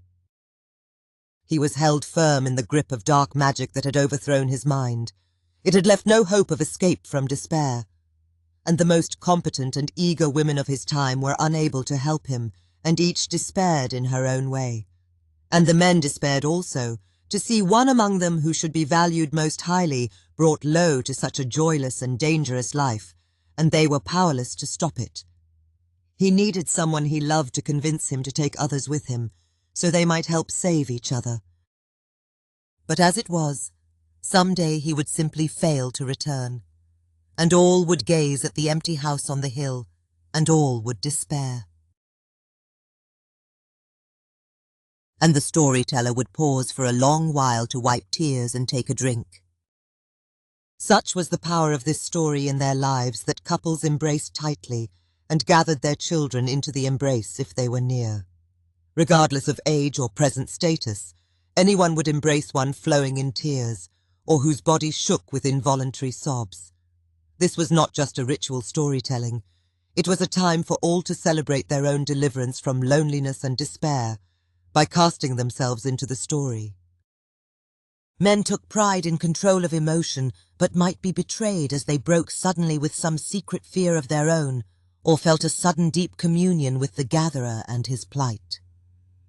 Women would break in a shapeless but compelling urge to be the one who might have brought comfort to the gatherer, and their men knew this. Without a hint of jealousy, they comforted their lovers and felt new desire surging in themselves as a most essential and sexy attribute of womanhood was revealed. The men would be brought to tears themselves in grateful thanks for the choice they had made. The world was a dangerous place, and people had gathered to pool their skills and survive, but illness and injury took many in the prime of their lives. Be it from sickness or snakes, or an animal in the hunt, or a stone by the river striking one on the head as they fell, dire complications of childbirth or bad food, or even something completely unknown, that had claimed a loved one while they were out alone and never returned. And the ones left behind would hold on to hope past all possibility of seeing them again and sink slowly into helpless and tortured despair. Adults were keenly aware of danger that screamed and seethed in the subconscious. Children were made aware of much from a young age, yet they were meticulously spared detail, except for careful instruction of actions and situations to avoid. Humans formed increasingly populous communities in great part, so those assigned any task in the wild and those left behind could always obey a simple directive, known as the hunter's rule. 3 must go, so 1 can keep watch as others work or sleep. 3 can defend, and 2 can carry 1 back to heal and survive. Every additional member relieved the burden of this cruel arithmetic and ensured survival of the whole. The tale of the gatherer touched everyone deeply because he was tragic, he was a hero, he traveled alone, traveled freely at night. But his reason for doing so was abject despair. Despair is the most dangerous remaining predator of humankind, for all its ingenuity and resourcefulness. We fight it still. From the hormonal surge of advanced puberty, there was no defense for this tale. Almost all the children were eagerly awaiting the loud part of the story that was great fun, but they scented puberty in others as surely as if it was adrift on the wind.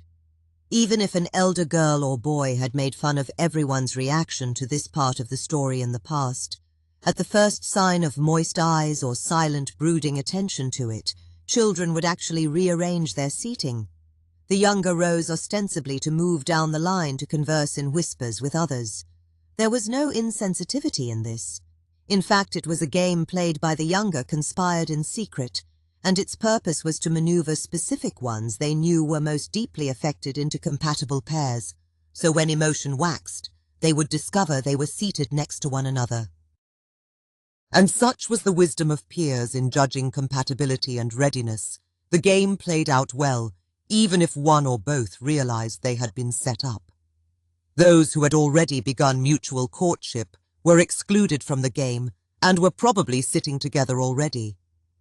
But there could be one who had pined for another and was overheard, or the other who was moody and depressed without seeming to know why, perhaps because they felt pressure to sort themselves out mentally before taking any real next step with anyone, which could drag on for months and depress everyone.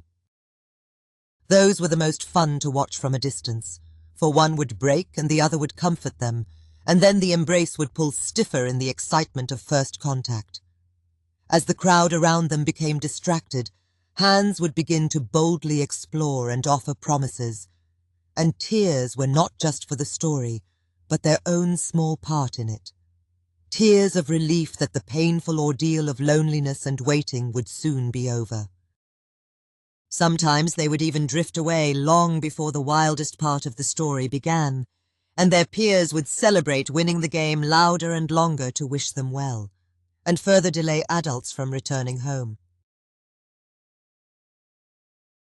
Chapter 9. Intermission. O to BENGA. Consider the plight of one of Stargazer's remote descendants and fellow countrymen, Ota BENGA of the Mbuti tribe. It is a modern tale that reveals more about us than about him. Nothing I could imagine could compare to what is known for certain that he endured. His early life and last day of happiness is not known because an autobiography was never written, though it very well might have been if things had turned out differently. In 1906 he is described as 4 feet 11, 103 pounds, and at the age of 23 a photograph shows him boyish in appearance to our eyes, but with the mature face and head of a man. And indeed he had been a grown man in his country, with a wife and 2 small children. While he was away hunting, slave traders raided the camp and murdered everyone they left behind. In flight from that horror, he was captured by an enemy tribe to sell into slavery. He was bought with a pound of salt and a bolt of cloth by American entrepreneur and explorer Samuel Phillips Werner, while en route to a Batwa pygmy village. The American was trying to recruit Africans to take part in the Louisiana Purchase Exposition. They were suspicious of Werner until BENGA vouched for him and described the purchase favor the man had done for him, and BENGA admitted to them his curiosity to see this strange, faraway land. He traveled to the United States with 4 others from that village and others from neighboring tribes. The exposition was a success. It was also a masterpiece of kitsch, or cringe as we call it now, and these gentlemen tribesmen hunters were encouraged to look warlike, which they achieved only by observing Native Americans who were also commissioned for display. Apache leader Geronimo befriended BENGA and gave him one of the chief's arrowheads. Werner made good on his promise to return them, and after the fair Werner again journeyed to Africa, and BENGA was once again in the Batwa village, where his companions reunited with their families. BENGA even found a wife there for a very short time, but that too ended tragically from a poisonous snake. Culture is provincial, and his own village had been slaughtered, and despite a warm welcome, with growing trouble in the region, BENGA decided to return to the US with Werner and hope for a fresh start. Werner was both friend and benefactor.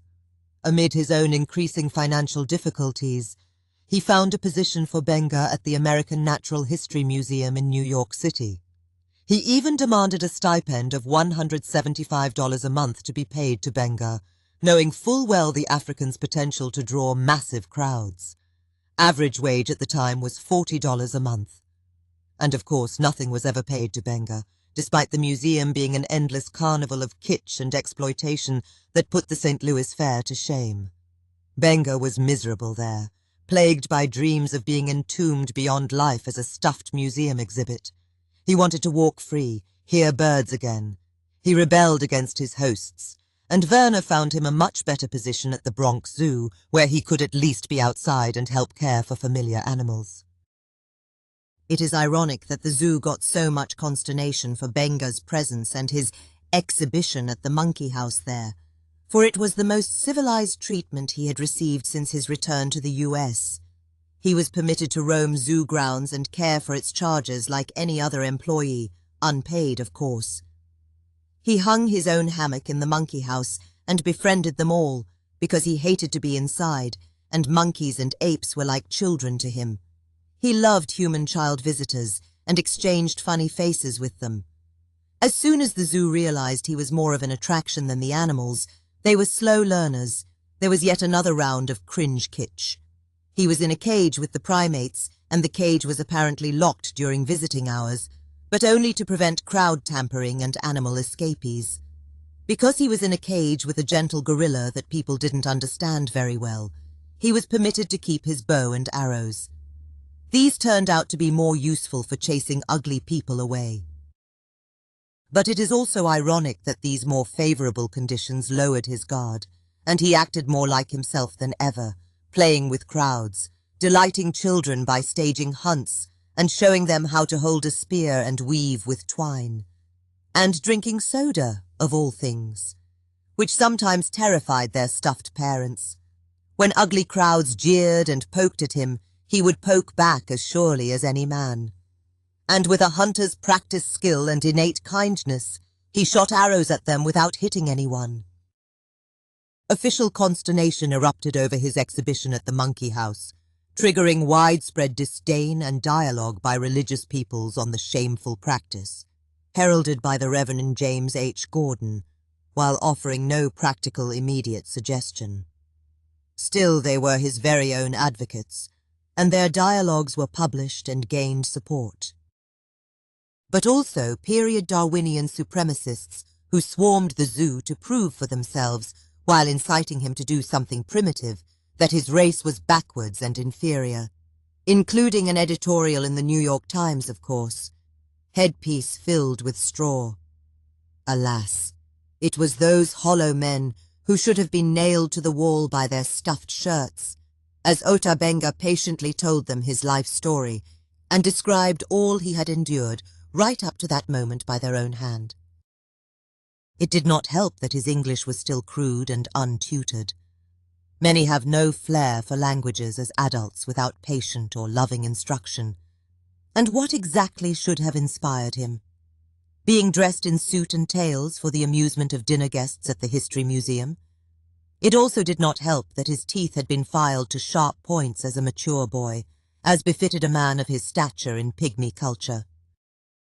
So, with crowds falling off after the consternation and his increased rowdiness, BENGA was finally disinvited from the zoo, and Reverend Gordon finally offered a practical suggestion, and that was to put BENGA up at the Howard-colored orphan asylum in Brooklyn he managed.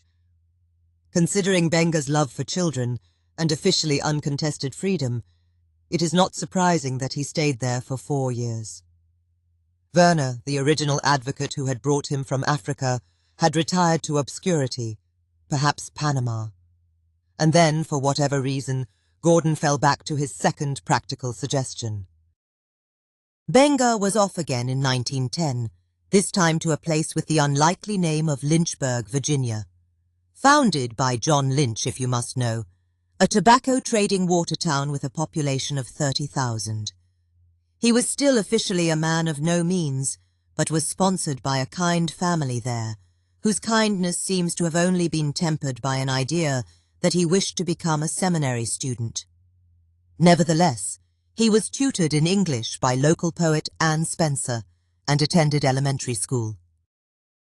To help achieve that unlikely goal, Gordon stepped up as his newest and greatest advocate, providing Western clothes and, most important, paying for BENGA's pointed teeth to finally be capped, something that had never occurred to Werner in his attempts to resettle BENGA in the US. Now armed with a winning smile and better English, BENGA discontinued school and went to work and received his very first US paycheck at a tobacco factory.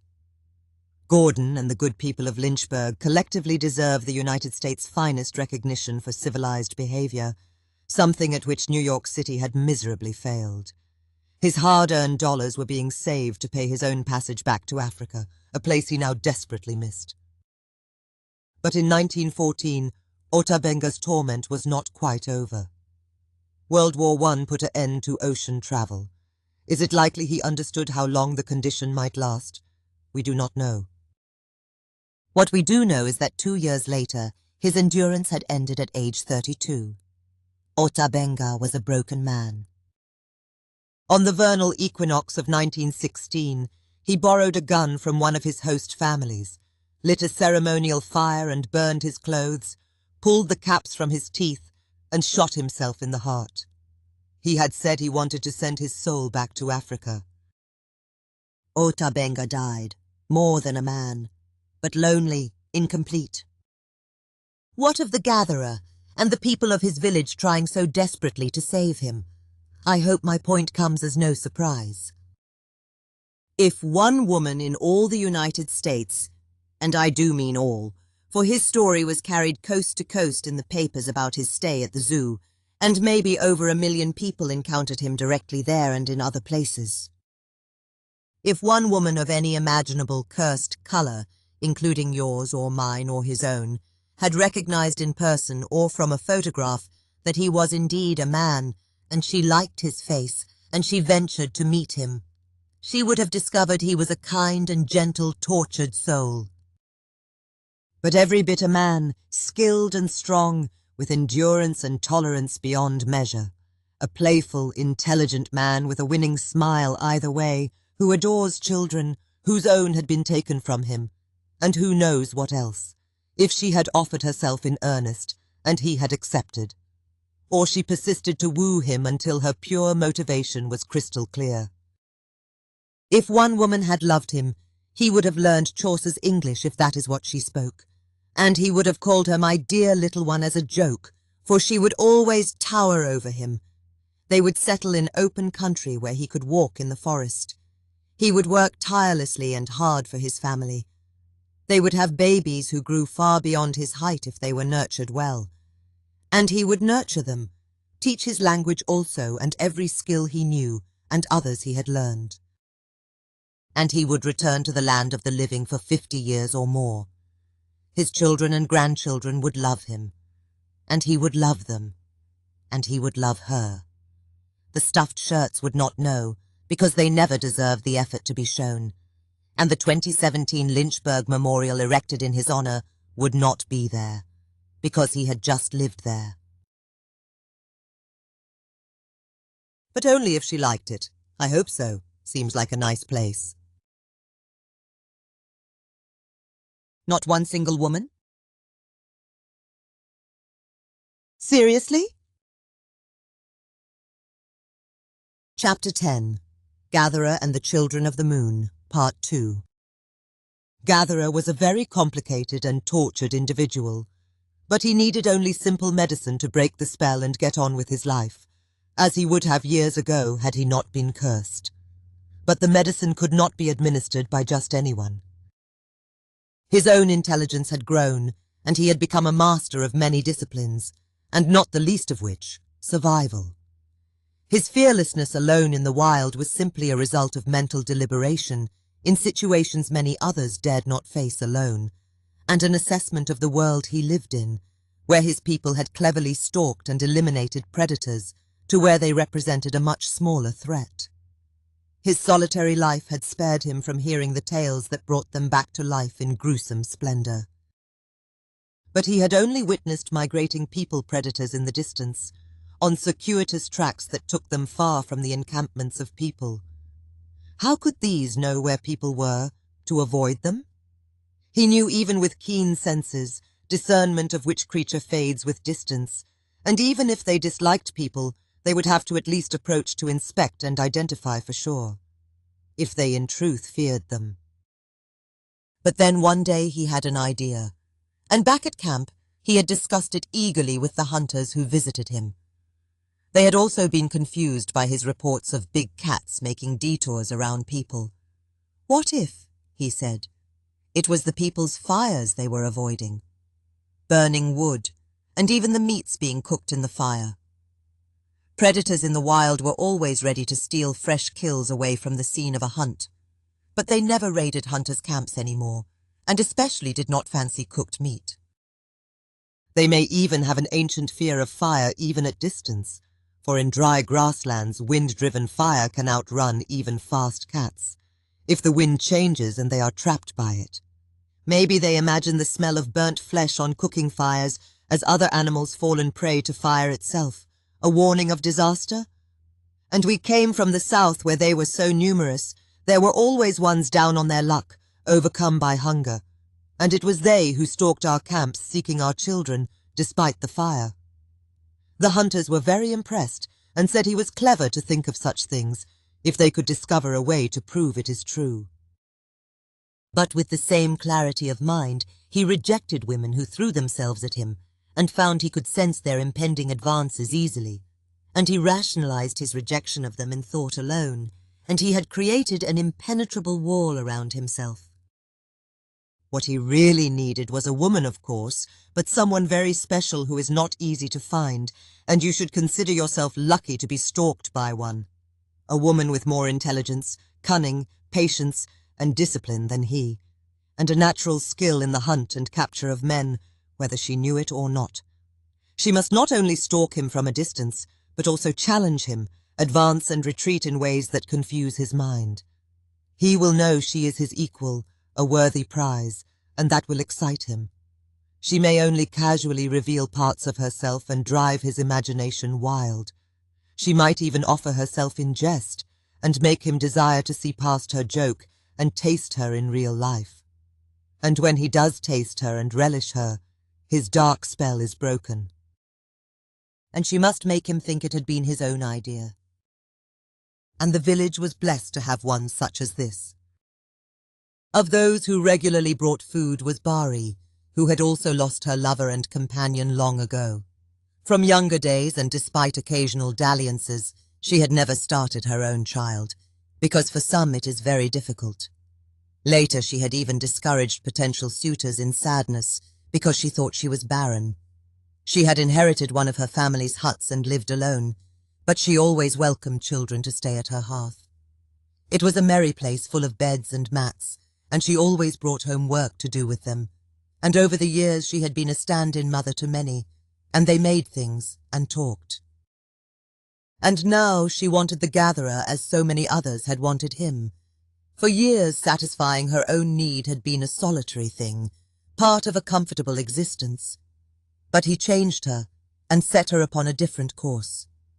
It had happened quickly.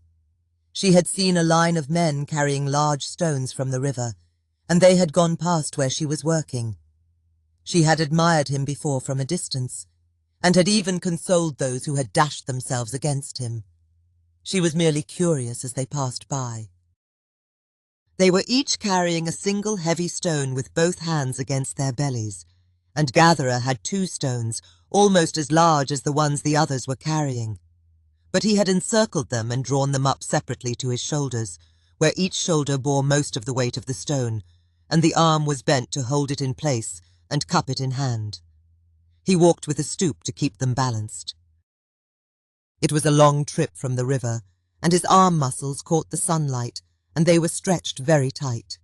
She had mused to herself, "He is a fine gatherer of stones."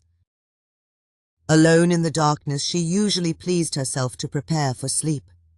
She would place both hands and start with smooth, gentle strokes to awaken desire and ride it slowly upwards, and her mind would flash with people and places and things she had to do. But her mind was invariably drawn to a waking dream of picturing some repetitive task that required regular movements of the fingers, and every discrete operation became a stroke against the delicate folds of her vulva. She tried to keep them somewhat genuine, but her mind would become muddled when she brushed against her very center, and a bright flare of satisfaction peaked and settled.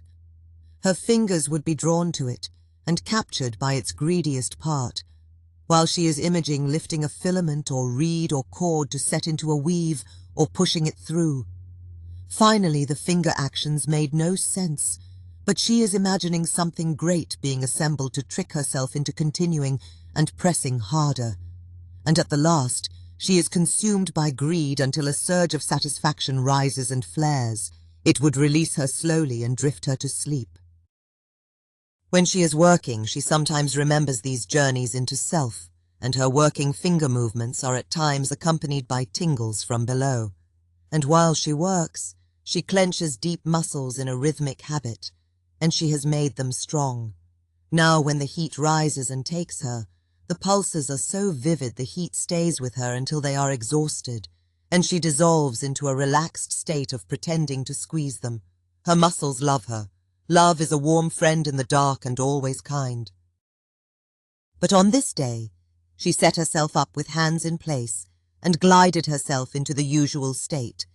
But the repetitive weave became Gatherer's arm and shoulder muscles journeying from the river, and she is tracing them with her fingertips and squeezing them with each step he takes along the path. But it isn't enough. And as his muscles ripple as he shifts his loads, parts of her that usually lie still as she struggles below are now standing erect and begging to be stroked. She rolls over and vigorously rubs her chest across the furs, and her bottom rises on spread knees to grant access to where her hands need to go. As she strokes with thumbs circling, she is embracing him in her mind with her legs around his lower back as he is still trudging, and rolls over again to take a different journey, this one guided by a finger firmly planted in the center, another hand making desperate visits to her chest and doing other things she has never done before, that are sublimely beautiful because she is imagining he is doing them.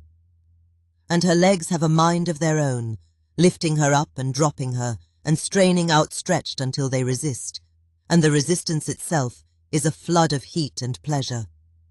Her dexterity makes her bold, and she is visiting more places, until her toes stretch and curl as she whimpers and thrashes herself to sweet oblivion and sinks into a buzzing daze. Finally, panting in silence as she lay spread-eagle with arms stretched beyond her head, on a bed wet with sweat and female excitement, she is thinking with sarcasm, "I seem to have fallen for this man. I must have this man. But his rejection would break me. I must do this carefully." In the days to come, she would not touch herself and let tension rise.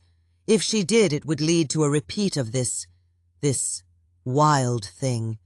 On some deep level, he would feel her rising tension and desire, and little by little it would draw him to her, and she would be ready for him. There would be nights alone, she knew, for this plan involved her casual exit with the words, "I will see you tomorrow," and she knew after she left him she would be lying awake struggling to sleep. Lack of sleep would cloud her mind and ruin the plan. What to do? She let this idea float above her like a puzzle to be solved, and felt desire stir again. Without thinking, she brought her arms down and placed hands on her chest, and proved herself a genius with the very first stroke. She deceived herself with thoughts of rationalization, but every touch felt like gentle wisdom. I shall lay down to sleep, and lie still and think about the day and decide what to do tomorrow. Then I shall take these into my hands and say, "You will bring me the peace and rest I need, for you love me still. You have awakened after a long dream, or whatever you do when there is no lover to excite you, or baby to keep you busy." So she stroked their surfaces lightly and squeezed them gently against one another, and then apart, lifting from below and pressing with her palms, and making lazy circles that got smaller until she was grasping herself like two suckling infants, fingers and thumbs pulling and twirling and pinching softly, and felt herself drifting towards sleep in total relaxation. And her movements grew more quieter, until the fingers only moved very slightly, and it carried her mind away. Time passed without thought, and she was almost asleep, and now just his quiet face floated in her mind. His face and the sensation of the two faceless infants she had always wanted, precious little embers of life. The embers merged and grew into a smooth, quiet flame that infused her entire body and passed over her in a slow, delicate wave. It was beautiful beyond belief, and she remained completely still as it swelled, and as it faded it made no further demands of her. Fingers relaxed as she passed into restful sleep in complete contentment. She had never had a baby of her own, and yet she had discovered one of the secret joys of motherhood. She awoke in a wonderful mood and made it known that she would be the one to bring dinner up the hill. Others who did this thought, "Here we go again." But the joke they were thinking of remained untold, and they agreed, of course, because it felt good for them to agree, and it would be pointless to refuse. Such was the awesome power she exerted on people she met. For she had completely got it wrong. It was not rising tension that was called for, and that was in fact what he sensed easily in others which triggered his gallant defences. And her wild erotic adventure had brought her great joy and release, more than anything in her life, but it also encouraged a sureness of rapidly escalating tension when she actually sighted the object of desire. What she needed to win this game was a quiet confidence, poise and grace, things she already had in great measure, and the golden warmth that had thrilled her and put her to sleep was not the same phenomenon as the culmination of her wildcat escapade. That had just set more firmly in her mind the objective and raised her hunger. It is the purest love of all, a rising heat that takes new mothers by surprise and helps their bodies recover from childbirth. Muscles clench to contract where the baby has been and reduce it to normal size. And the rhythm and place in the mind is so similar to the final thrill of love. It triggers that also, if there is even a dormant seed of salacious desire. And it passes over a woman as a gentle and beautiful happening that is not by her own direct action, not the culmination of some desperate struggle. It makes her feel unconditionally loved in a way her mind cannot resist or debate, and eases tension completely. Its glow and associated hormonal surges beautifies new mothers and fascinates men. They sense it, and it will stir secret desire in them, just to see her calm face and vivacious movement. And in everyone it curries a subconscious yearning to please her and accede to her wishes, and leaves them with a warm feeling that they are participating in her success. So Bari became the one who visited, and the food she brought was diverse and satisfying. To those who prepared it, her beaming smile in asking was reward enough to give extra attention to it, and their own families who ate the major portion thanked them also. She always set aside time to prepare something special, small bites of meat, fruit or vegetable that had been marinated or sprinkled from the spices he brought them all. and yet it was the first time he had tasted some of them in another's dish. He would remark on this and identify the source, and she would say, "Yes, you were wise to bring it," and smile. And she never betrayed her own effort to lavish attention on the dish. Days passed and he was still at home, she noted with secret joy. She was too stubborn and brilliant to admit it, or give any direct voice or hint to her desire, or even tackle, subdue and take him as one had suggested. So they would sit and share food and conversation. She often carried a bundle of grass stalks and reeds with her to do as they talked. Eventually she would take her leave, and yet he had grown to enjoy her company, and found more odd jobs to do in the village, and he would note her presence at a distance. Still, when they talked, he seldom met her eyes because he did not feel desirable himself, and his home was full of memories. But sometimes, in comfortable silence, he would turn and she would be looking at him steadily with a tiny smile, as if they had been sharing a secret joke. He could not help smiling himself. And as he looked, her gaze would never waver, and she welcomed his gaze with nothing else passing between them, as her hands kept steadily busy. He marvelled that her work needed no eyes upon it very often. But he had some such work too, and he realized that his whole life he always sat with others, as if he was a nervous dinner host, hands unoccupied and fidgeting. Funny to think that after so many years. The next time she visited, she found a small work surface in front of him, and various stone and wooden bowls of plant matter laid out on the floor. Their surfaces were rough, but insides very smooth and rounded from meticulous and steady chipping, and he had round river stones to rock within them. Grinding spices and medicines was something he often left to others now, but he had a large stock of bowls and stones for cutting and grinding, and soft square skins to bind mashes and powders to wrap them. He had even gone to the common store and gathered some whole plants he had left there, and there were many tough seeds he needed to dry and crack, some to mash. His effort would let the healers rest their own hands a bit. After dinner and usual conversation, he gathered the work surface on his lap. She was weaving something large in pieces, but dense with many crosses in it, and without looking she would pull several reeds out of the bundle from behind her, as if she was reaching for spears to cast, and merge them into the weave. Her eyes settled on his. He set to grinding seeds and set aside a pile of them to grab at need, and laid some along the inside of the bowl. He looked at her with his own tiny smile, and from that moment their eyes never strayed from one another. He ground dry, hard seeds in stages, and the first was to crack the outer husks by bearing down hard on the bowl in his lap until the sounds of cracking were heard. She used her knuckles to track and identify individual strands, and would push unwoven groups into an arch by sliding them forward under knuckles along her thigh.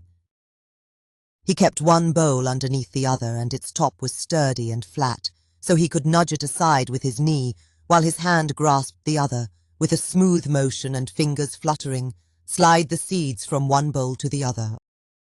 She guided individual reeds with one hand in and out of the arch raised by her knuckles, fingers stretching and flexing as one hand did the work of two.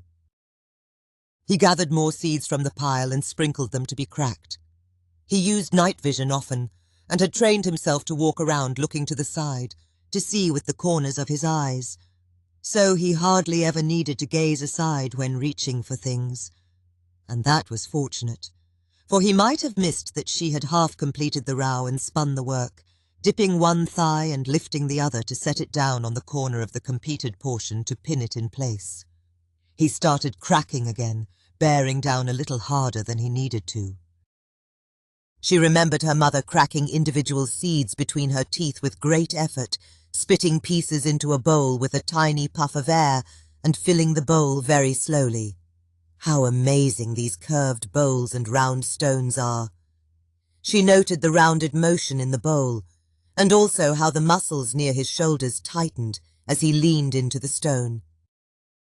She had turned the work, and to his amazement, she was now performing every tiny motion in reverse at the same speed, as if she had just flipped her mind over, and hands simply obeyed, and the work slipped, and the thigh lifted a bit to set it deeper, and now pressed down firmer than before. She watched him lift the cracking bowl and poured the other at the place where the whole seeds had been, now a pile of tiny pieces, and set them up again and gathered a pile and dropped it in, and reached at his feet for a smaller curved stone with a narrower rounded edge, all without looking away from her. He saw her lift the whole rectangle from between her thighs, and her hands worked their way around its edges, tucking in loose strands between others, pulling and squeezing tightly as the open loops of reeds shrunk and collapsed. She was doing it with both hands, but force was applied alternately, and her wrists and arms were tensing and relaxing, revealing stretched tendons. He almost shifted his gaze to examine them closer. He is now pressing harder in the second stage, holding the bowl steady with almost as much strength as he is pushing the stone, she realized. Of course, otherwise something would drift sideways and the whole thing would suddenly flip over. He seems to be blinking more often, but most enthralling is the way his muscles flex when pressing on the stone. He saw her set aside the bit of work she had finished and was about to reach for another row of strands, but as she reached behind, she did not count them with fingers. She pulled out just one, then slowly reached for another, and another. He stopped working and stopped counting.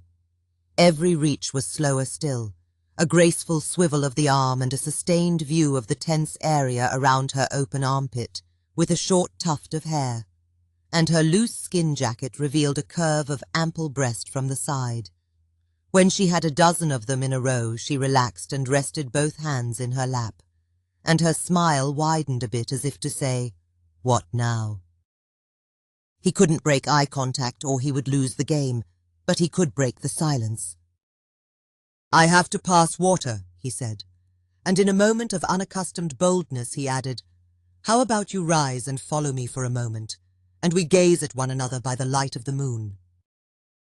She answered without delay while resuming her work and looking down at it.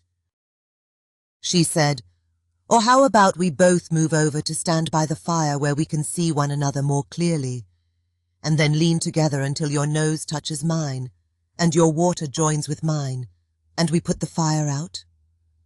Then in the dark you can guide me to another place, and twirl me between your hands, and I will start a new fire.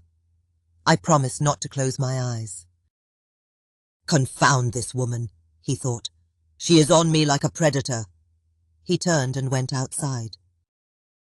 He stood outside for a while in the moonlight, pondering the strange game with the locked eyes.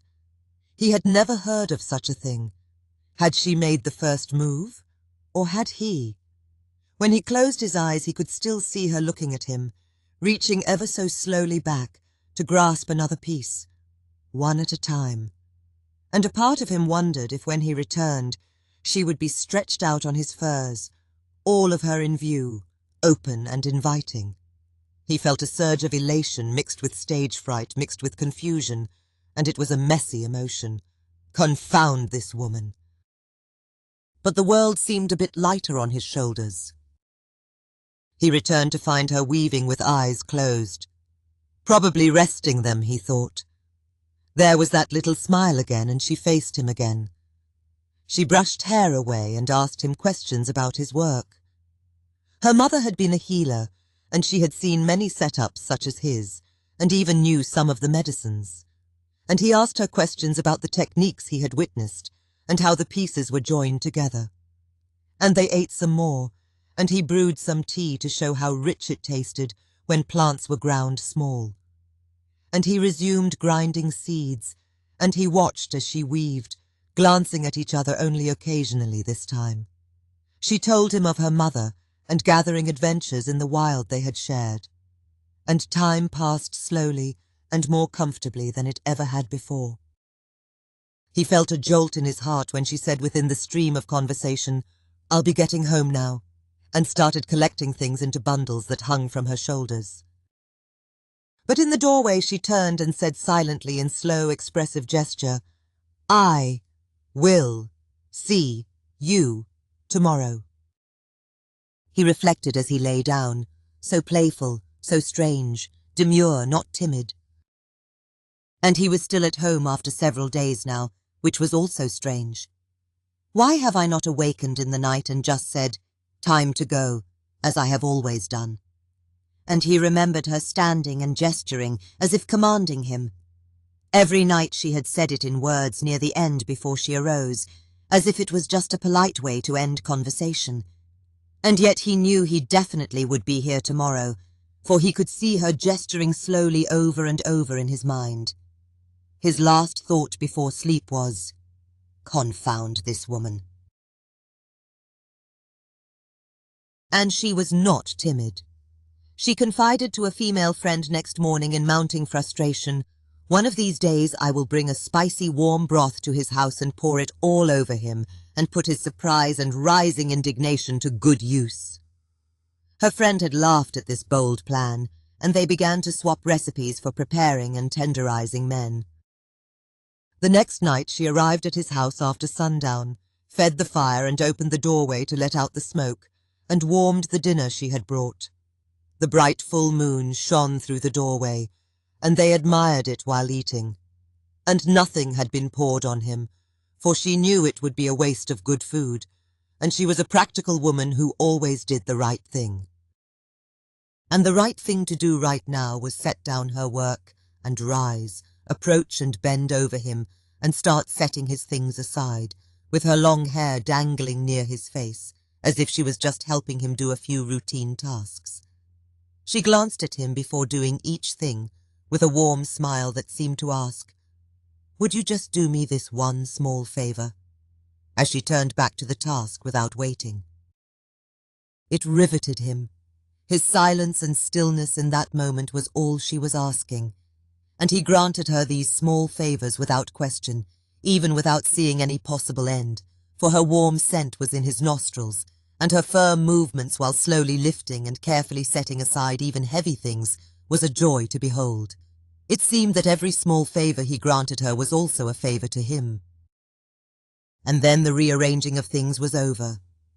She stood straight and brushed hair from her face, and her eyes were wide with gratitude as if to say, "Thank you." And in that moment she asked silently with a smile, "Could you do me one more small favor?" And his eyes said yes in silence and stillness. Her very nearness was a gift, and he revelled in it. And such was her power over him, and complete triumph, her success as a woman filled with desire, that she could very well have offered her hand and pulled him upright to lead him to a place of final conquest. His defenses would flare briefly and then dissolve in confusion as she drew him against her and asked him to remove her garments as the next small favor.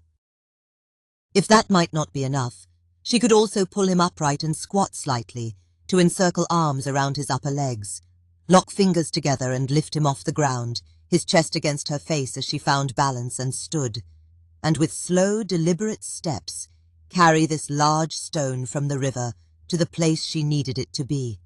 For her mind had been conquered by the sight of his strength, but she was capable of her own feats. And that would have obliterated his defenses without contest. Gatherer was strong, and he praised strength in men to encourage them, but he had a deep fetish for strength in women, a fetish he had never realized or discovered. His state as she bore him would be so amazed and thrilled that she would feel his rising need pressing against her, as his thoughts were drawn to her beautiful sturdy legs, vibrating with tension, and what wonders he might find between them. When she set him down, he would already be ablaze and unthinking, and he would reach for her. But she did none of those things. She sat in his lap and stretched her arms luxuriously with a sigh, as if she was just getting comfortable, embraced him and whispered with her breath in his ear, "Tell me a story." If he had circled an arm beneath her legs and placed the other on her bottom and lifted her, bearing the weight easily as he stood and each step brought her closer to bliss, she would have cried out in surrender to him. It would seem her life's greatest fulfillment, to become the stone he carried, and her body would be aflame. But he remained there, sitting still, so she danced upon him slowly. Her arms were restless, and she was restless all over, as if every part of her was having difficulty to find a comfortable position, and she almost carelessly brushed his lips and swayed slowly, and pressed her bottom and chest sinuously and firmly in the way that prepares men. It was the best thing that had ever happened to him, moment by moment. He felt a stirring, and it was his body that finally surrendered to her. They locked gazes again, and they both began to enjoy her undulating restlessness. It was a delicious recipe that needed to be stirred slowly. Strong hands gathered inside her animal skins against her skin, fingers that delicately traced her spine and back in waves until she shuddered, then stroked as they descended and started heading where she wanted them to go, then suddenly veered off and squeezed the sides of her bottom tightly and guided her against him, and she gasped suddenly and knew she needed him as he needed her. That is actually how the story went, and the storyteller would pause at this point as if thirst had gotten the better of him, and would sip slowly to whispered comments and long periods of quiet. He knew the story was going on in the minds of adults, and even children knew what was happening and what the elders were thinking. The young glanced at one another and found it hilarious to know, but their part in the story was about to begin. A shrill voice in the night called out Barry's name. She grew still in Gatherer's lap, but did not startle or turn, for she knew the voice well. The hands strayed from her. A boy stood in the doorway, a bit nervous. He had approached the house and was glad to recognize her.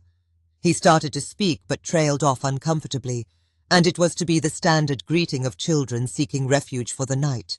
"May I?" Gatherer's face was still locked in a smile because her eyes were upon him, and he dared not betray the real emotions that crossed him. Not even as she turned and said without delay, "Of course, come in, sweetheart," for she had never refused. The boy sighed with relief and entered. She sat poised on Gatherer's lap and turned back to face him, and she slowly and firmly pressed her chest tightly against his, and he could feel she was very erect.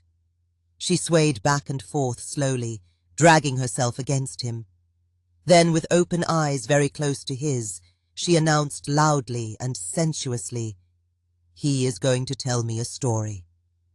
Then, with a beaming smile full of promise, she rose to her feet and looked around for soft things to lay out by the fire. But there were more voices on the hillside, and as she looked out, 3 girls and a boy were approaching. They had their sleeping furs in hand, and as tradition required, as soon as they saw her, they all stood politely and asked in unison, "May I?" "Of course. Come in," she said softly, and her smile was as genuine as it was amused by the turn of events.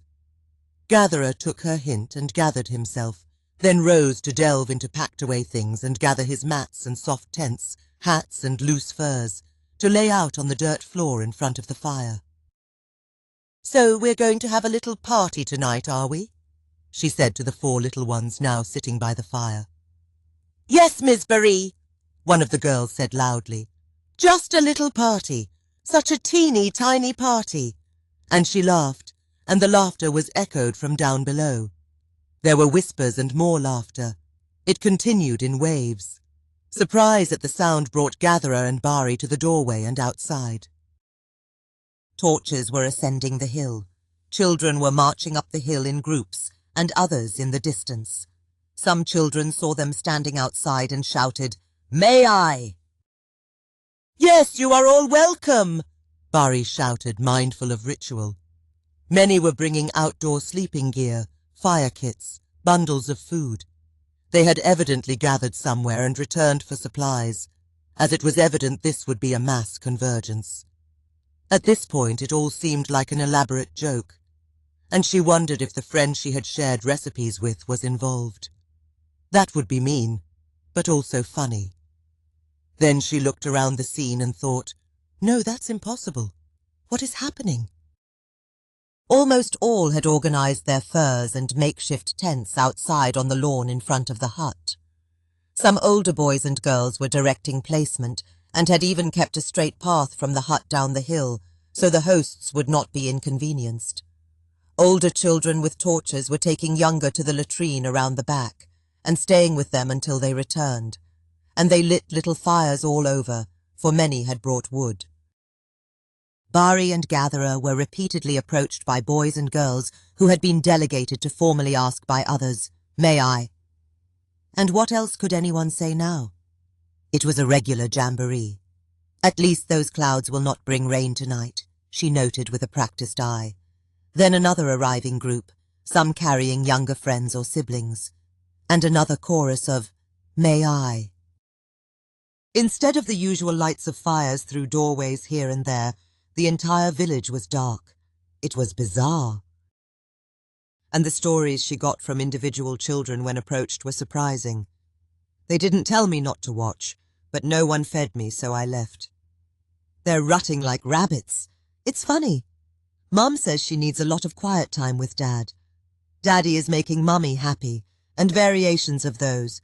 Children who just jerked back and forth and made gestures or spoke nonsense. Oh, right, that 6 times thing. They were knocking things over, and I couldn't sleep. Don't worry, I put the fire out before I left because they were busy. They're making me a little brother-sister.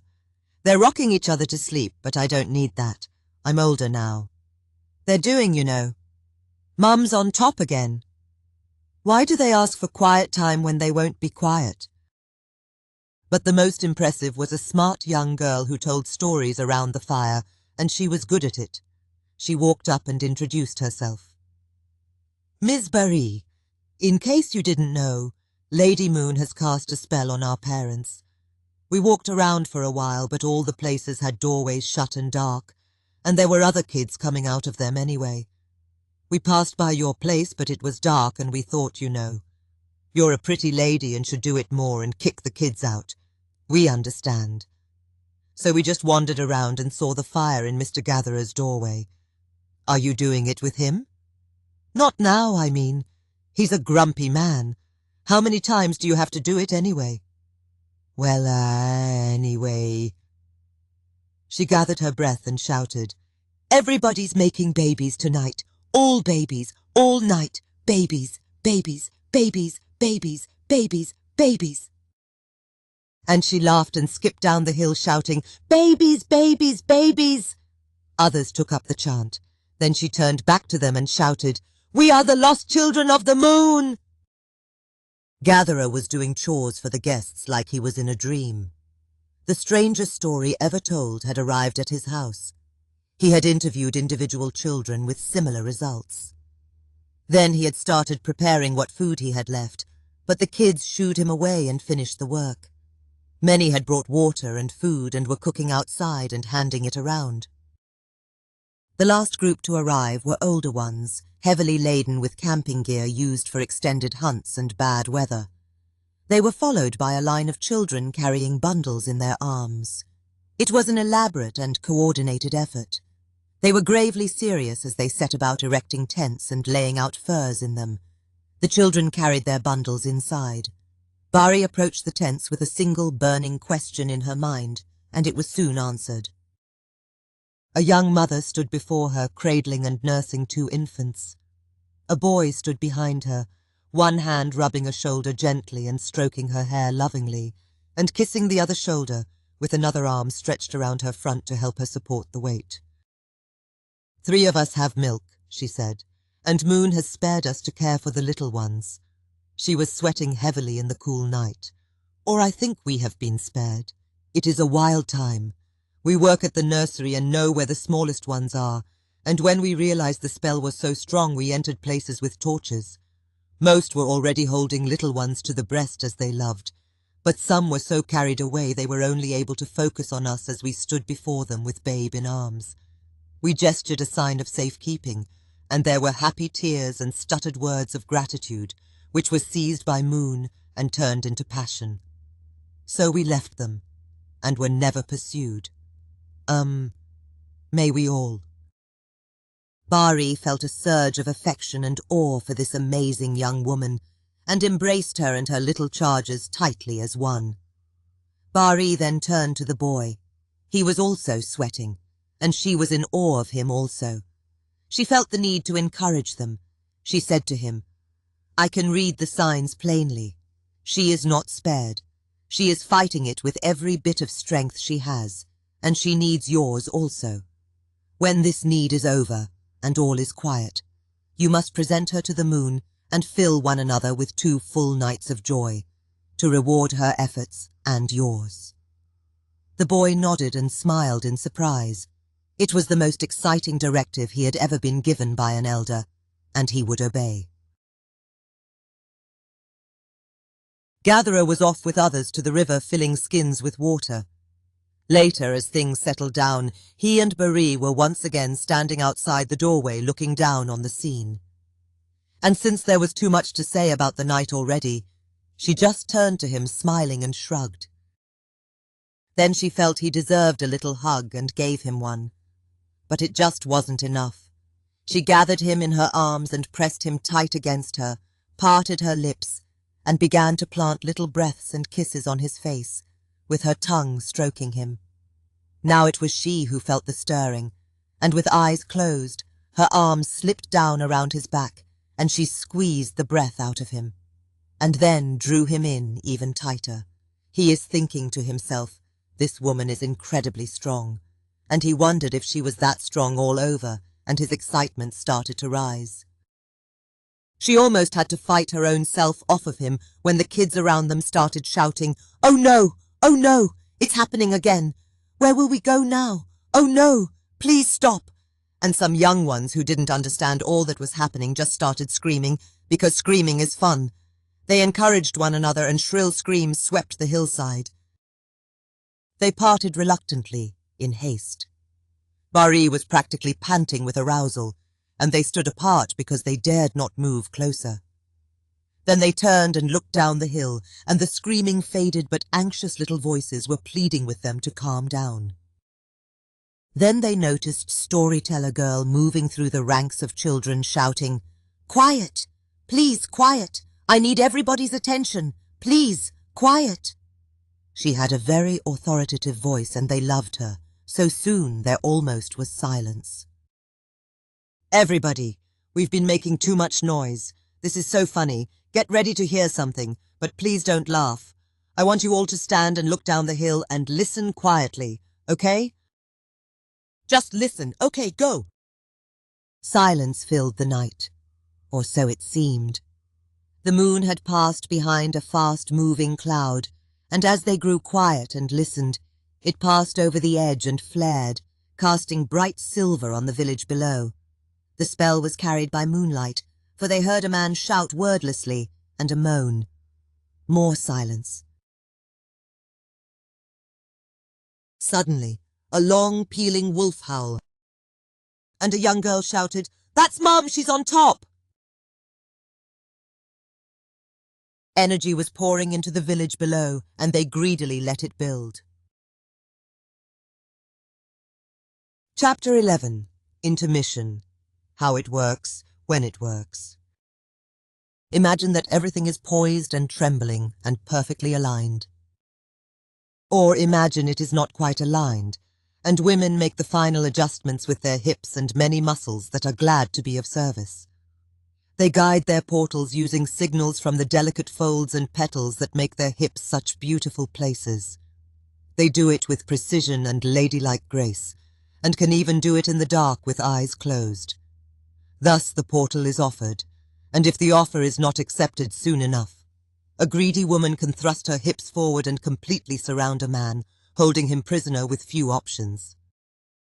For the least imaginative, it begins with the usual thud into one's partner and elicits moans and cries of joy, if both are lucky. This is repeated until something important happens. Nature's basic strategy in human breeding is that the man becomes interested and involved, and the woman becomes accepting and committed. Nature's plan is, whatever you are thinking and feeling as you willfully and eagerly complete the task of breeding, it will flare up and become indescribably delicious. Simple animal satisfaction will always be sufficient. But nature will also deliver rewards for any subtle action or behavior that has in the past contributed to success, even specific to-do items for humans. Not just the obvious, like his sudden elation when he feels seed rising and the desire to thrust deep and hold himself in for as long as he delivers. But her surprise as she feels it, even as she has been expecting it, and the way her mind fixes on the thought of it, as excitement hopefully propels her to completion also. And she receives a final reward as she circles him with her legs and lies completely still with him inside her, till sleep do them part. It's just good breeding, and a serene glow over several days of lovemaking as a surge of actual testosterone passes into her bloodstream. That is what reproductive success feels like. Then along comes the bloated human cortex in a split second of evolution, and now there are complicated concepts and vivid memories floating in the mind. The ancient cerebellum helps with arousal and that feeling of rising excitement, and the transactional pleasure of thrusts, squeezes, squishes and slides in the right places. But if one's cortex is occupied with the conquest of another's erogenous zones, to the lucky recipient any unexpected stroke, squeeze or pinch, is an exclamation of surprise like a bolt of lightning that dissolves into a wave of pleasure and heat. And if any sharp sensation of the zones drifts into sync with the animal act itself, that erogeny builds into blissful orogeny. It escalates the psyche to a whole-body state of submissive greed for more, and any pretense that stands in the way of rising and completion is ignored, or more likely, is transformed into bliss with no regrets. And the best part of the human conquest of erogenous zones and submissive greed is that the fortunate one is aware at all times that their lover has done this, is doing this. What is happening is not some simple rollout of animal love they could easily reproduce themselves or expect any other lover to replicate exactly. And when combined with a heartfelt joy of witnessing another's build and climax, lovers can and do imprint on each other for life. They can even plant an idea in the final moments of sex, so they will be sharing it when the end comes. Even if the idea is some complicated modern construct like, I am going to have your baby, then the modern mind fires in complete sync with the ancient mind, and all of nature's sweet rewards will be bestowed in sustained, mind-blowing waves, as each does every little thing they must.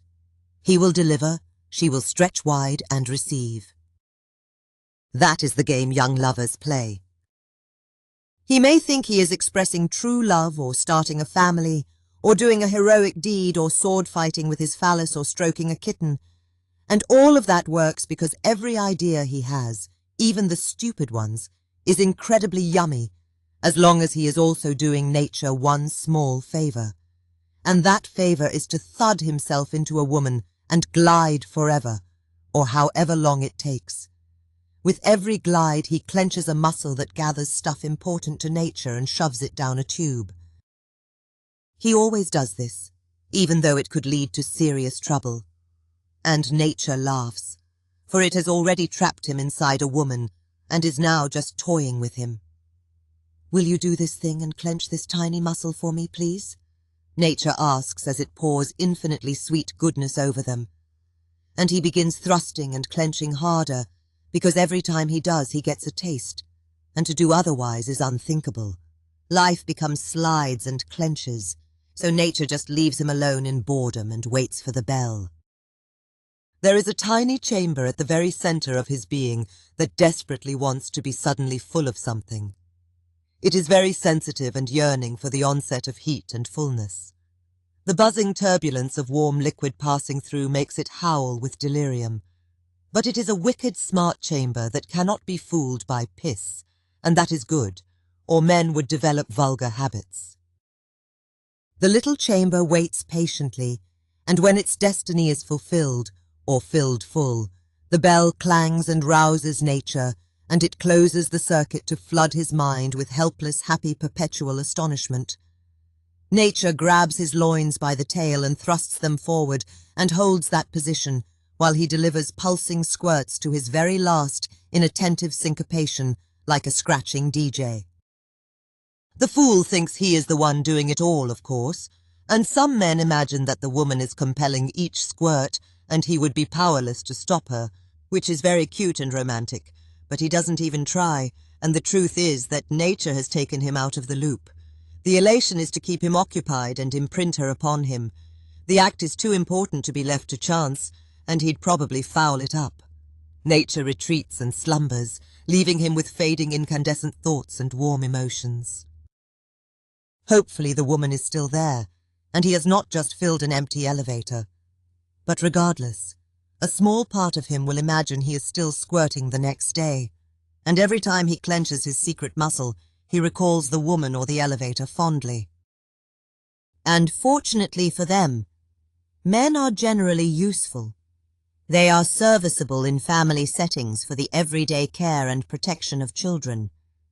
If they help children stay safe and sane and grow past reproductive age, that is all nature really cares about. Human children are a difficult hands-on experience.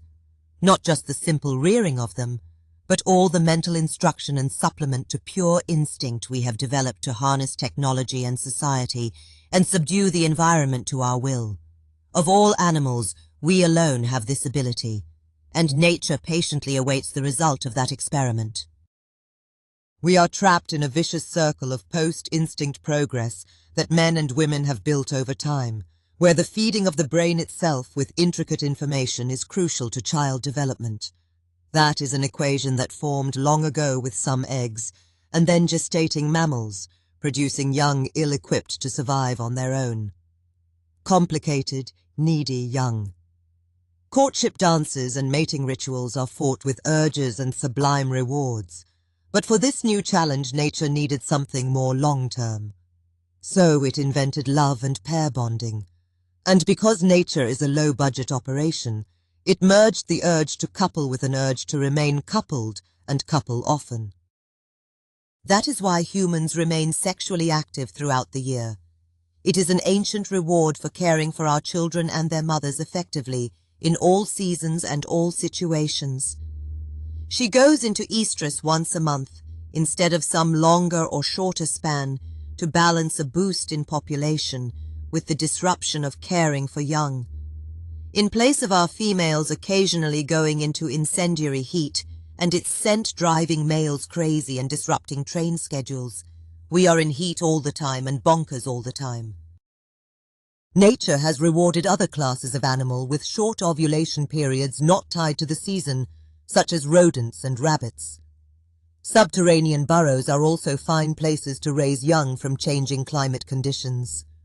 Large litters are also nature's way to produce enough young to carry on the population, despite high mortality and small fierce predators that stalk the burrows. But the power of thinking, teaching and learning raised humans out of the physio-instinctual loop. They formed larger social groups and began to directly target predators and natural threats with determined, coordinated action. Such an action may even have originated in a single non-breeding individual with a good idea and persisted over the generations as customs and tradition that gifted the species both quality of life and avoidance of death. One of the most intriguing coincidences of our solar system is that the moon and sun have equal shapes in our sky, despite relative size and distance.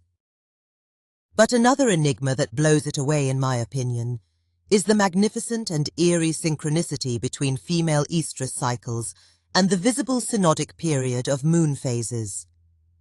The flat fact today is that the moon's period is 29.5 days, give or take a few hours during the year, and her current period is an average of 28, 23 to 35 days normal. This places it firmly in the realm of an extraordinary coincidence, for moon phases are a phenomenon witnessed by eyes and a calculating mind.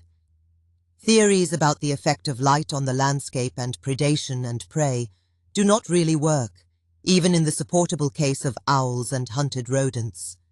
It does not need to be disproved that there may be causation. It speaks for itself, and we should be free to indulge wild and delicious theories on how this originated, free of the constant whining of fuss budgets.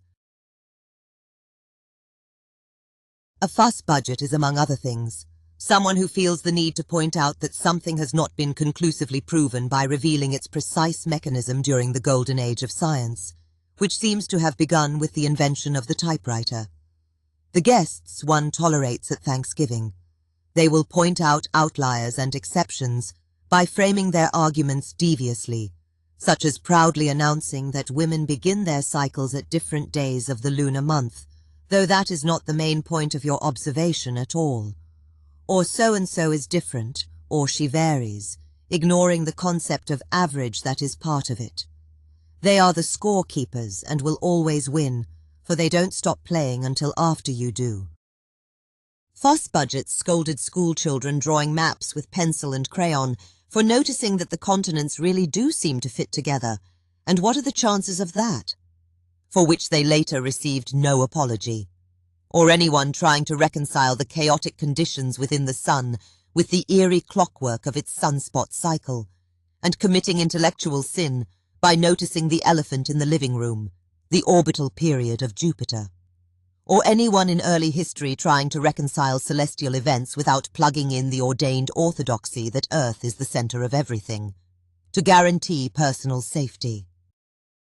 So anyway, we can all sex each other up any day of the year, even the reddest time of the month, for which nature only endorses the shower and never the douche. Beware advertising claims. A woman's own blood is the only substance that will not seriously risk infection, alter her delicate internal chemistry, remove helpful bacteria, or subject her to the horrors of flooding with soap or the chlorinated disaster that is tap water. And besides, even if she irrigates to an awful and alarming extent, it will not remove all evidence of blood. So women can help nature out a bit here, by simply not breeding with men who cannot stand the sight of healthy, wholesome blood.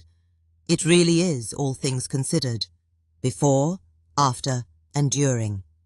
This period avoidance scourge has lasted for millennia now, and has hampered her health and well-being by striking days from the calendar and placing an arbitrary barrier between lovers who should be completely accepting of one another and desire to please even then.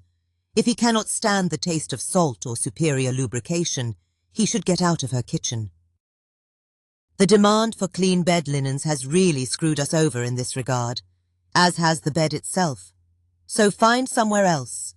A hacksaw and sturdy wooden stool that aligns her with him perfectly when she is sitting can be the second greatest sex toy a man could buy. He can perform well standing as she discovers the delicious delight of sex anywhere anyhow with fewer challenges, or bracing her legs ever so tightly against the shower stall. Measure carefully to account for squashed buttocks and take 2 measurements, stools for him and her.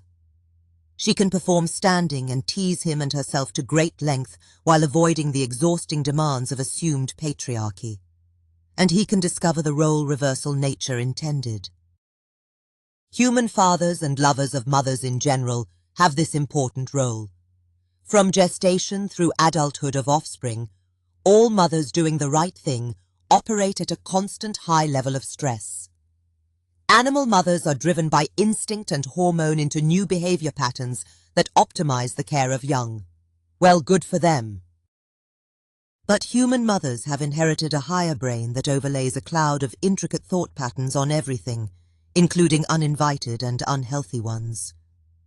A man's suggestive overture or caress of his woman should unleash such a warm memory and delightful promise to her that she can easily brush aside whatever mental demons she is fighting that day and submit to a drawn-out erotic massage with benefits.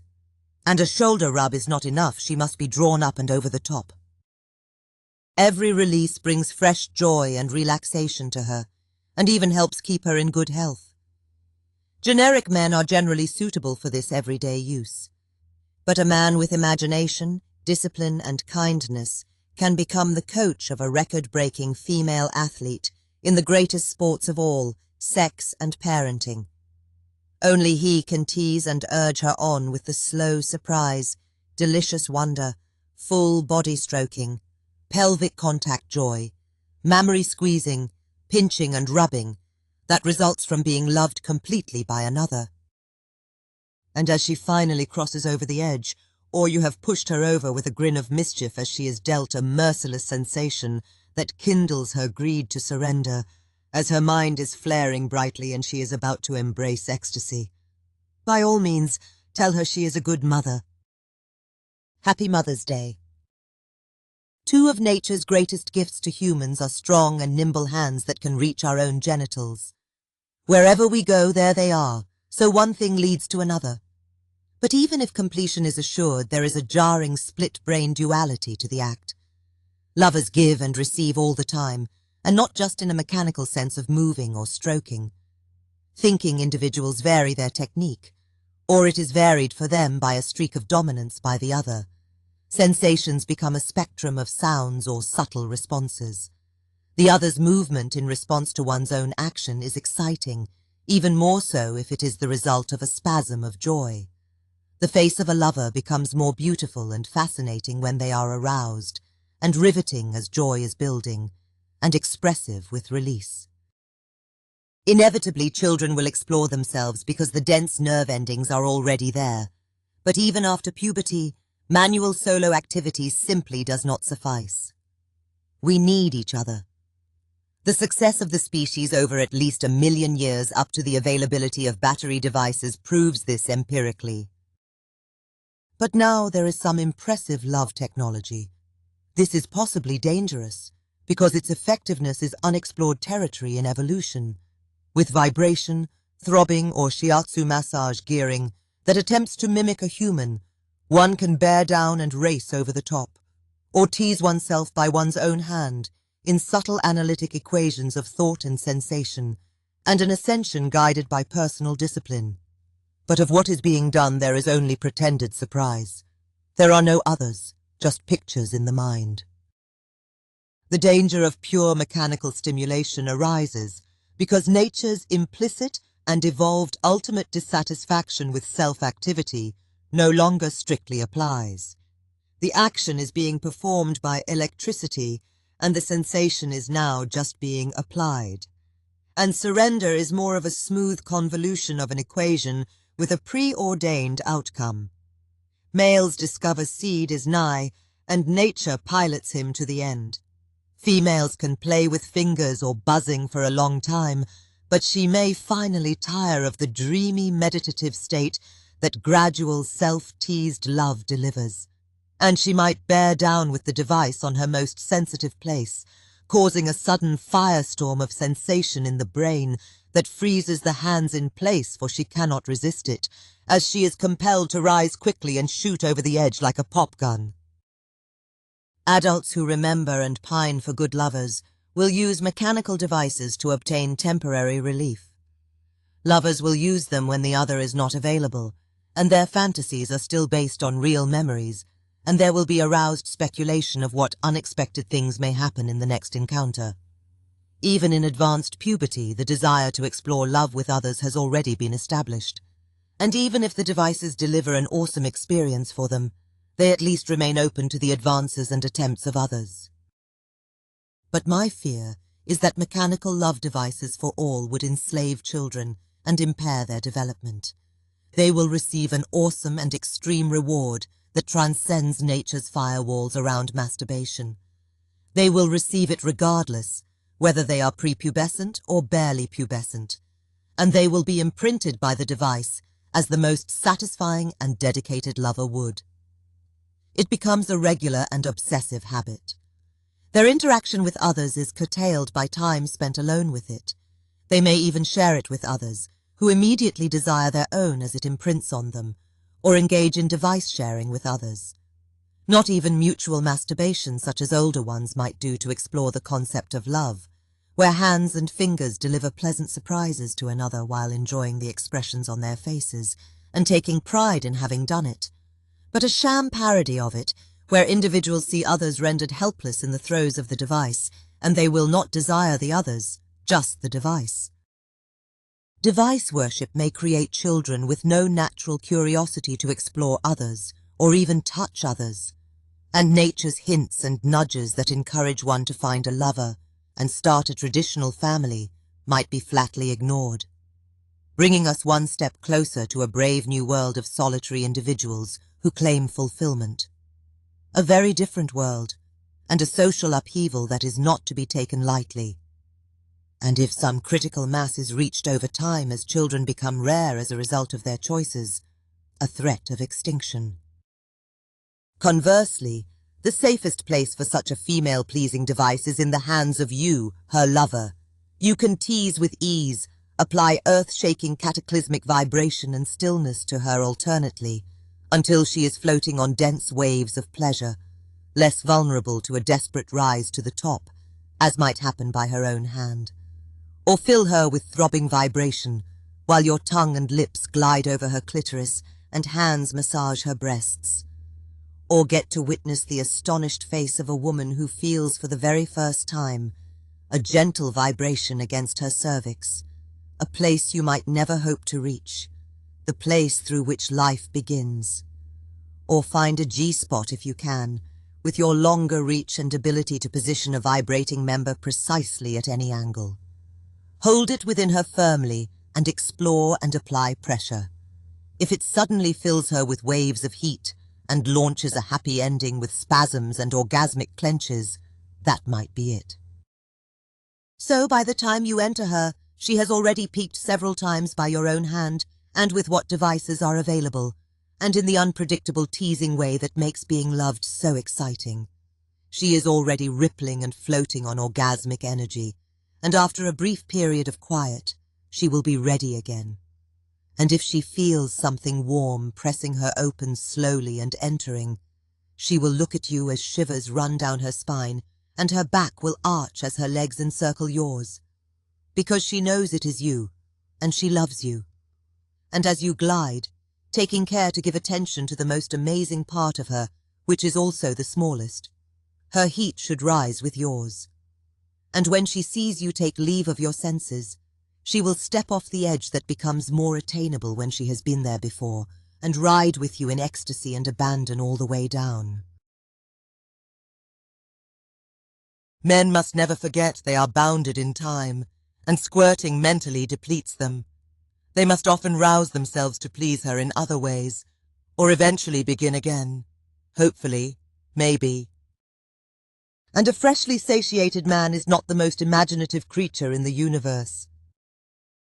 For the female, it is a long process of ascension, and a woman being teased in delicious and unexpected ways by a partner can actually retune her whole body slowly until it becomes one big erogenous zone. And nature has given man 2 hands, so that during her long ascension, one can be assigned pelvic duty. It involves a thumb on the tiny P, 3 fingers to spread her wide and explore, and a pinky that wanders as it pleases. The excited woman whose man has begun to spend, if she is not fortunate to be driven over the brink herself by the sensation of it, becomes a truly desperate woman. He is still while she needs movement. Female erogenous zones might send her over and tumbling into the sweet abyss, if he only had the presence of mind to squeeze them tightly in the same rhythm as his deliverance. For her ultimate finish has muscular contractions also, and those sharp signals from his pinches would cross over in her eager brain to convince her that the most beautiful thing is happening to her also, and then it would be so. But so often it does not, and she fails to grasp her waning pleasure as it slips away, to be replaced with the noble altruism of seeing his vacant eyes and suspended self. Nature has taken him out of the loop. Resigning oneself away from imminent orgasm while witnessing it in another is one of the most challenging and courageous things, and the saddest, that a woman might endure. The world's worst letdown, an invading chill to what should have been a celebration of peak warmth and white-hot fire. It should bring you to tears to think of it, and so many do it every day and survive. They are strong. Good men want to please their women completely and love them very slowly, and though they are clever and dexterous, some are even ambidextrous and play the trumpet. Like fools, they will choose the accessory that is most dear to them, to tease, and the excuses. Because it is already down there, it will leave my hands free, she really likes this, it was made for this, and the most hilarious of them all, only for a minute. The dearer the woman is to him, the more likely it is that a brief venture inside to massage and tease her softly will go awry. So he will enter hands-free suddenly and linger, applying unpredictable motions of gentle pressure all around, and her body will writhe slowly. Perhaps he even finds a good place and tickles it, and her wide eyes and lips parting in a surprised gasp remind him, this is a very good idea. Clenched hands and fingernails tighten on his back as her hips move sensuously, eyes half-lidded. Maybe I can find these places with the tips of my fingers and experiment with real pressure. How long will she last? How long can I make her last? And nature taps him on the shoulder and whispers, or, how about you do this? She will like it. You can do this. Try it. The first thrust is free. And 10 seconds later he is sliding and thrusting. Maybe she opened her eyes suddenly in delicious surprise and thrill at the first sliding thrust, and the next was great also. Great. Wonderful. Great. But he has not actually found something better to do, just something he cannot refrain from doing because it keeps getting better. And she is not some instinct-driven primeval woman to whom things are just happening. She is Homo sapiens thinking woman, and she can take charge of her own destiny. She does not need magnetic resonant imaging to show her how hard he is clenching his secret muscle with each thrust, and how soon the squirt will begin. His face says it all. And now he has leaned slightly away from her, because his addled mind has convinced itself that leaning away with his stiffly erect member, sliding with a bit more pressure along the top of her well, and these long horizontal strokes, will please her even more. And for many it does, sort of. He even imagines he is pushing deeper, and nature gives him a sweet pat on the head for thinking of the idea. But the sad truth in real life is, the friction just pleases him more. But what did she feel when he leaned away? What happened? Imagine a warm, sunny day, and a tornado of leaves that are rising towards the sun, and she is rising in the air with them, and each brush against a leaf brings a spike of happiness, warmth, and a delicious shiver. But she can also swim upward in bold strokes and push leaves down along her body, and what was a series of pleasures becomes a torrent of shuddering, ascending delight. And she knows when she reaches the sun, all will melt together into blazing final rapture. She can even hover just below the sun with the torrent tightly encircling her, and every one of them is touching her, and she feels a timeless gladness to be alive. And all she has to do is reach up to touch the sun, and it will flow into her. Perhaps she cannot quite reach it. Perhaps she is drifting slowly towards it, but she is a few strokes away. But nature is not commanding her to swim into the sun, as it does men when their seed rises into the tiny little chamber, the one they are all forced to love in the end as it bestows waves of love upon them. She is a free woman. Nature has given her the gift to delay her final pleasure, if her will is strong, and she practices with herself and a patient lover, until her lover or nature finally pushes her into the sun, or greed overtakes her and she subdues her own will and surrenders. It is a powerful gift. What she felt when he leaned away was a sudden total eclipse, twilight and the leaves falling away from her.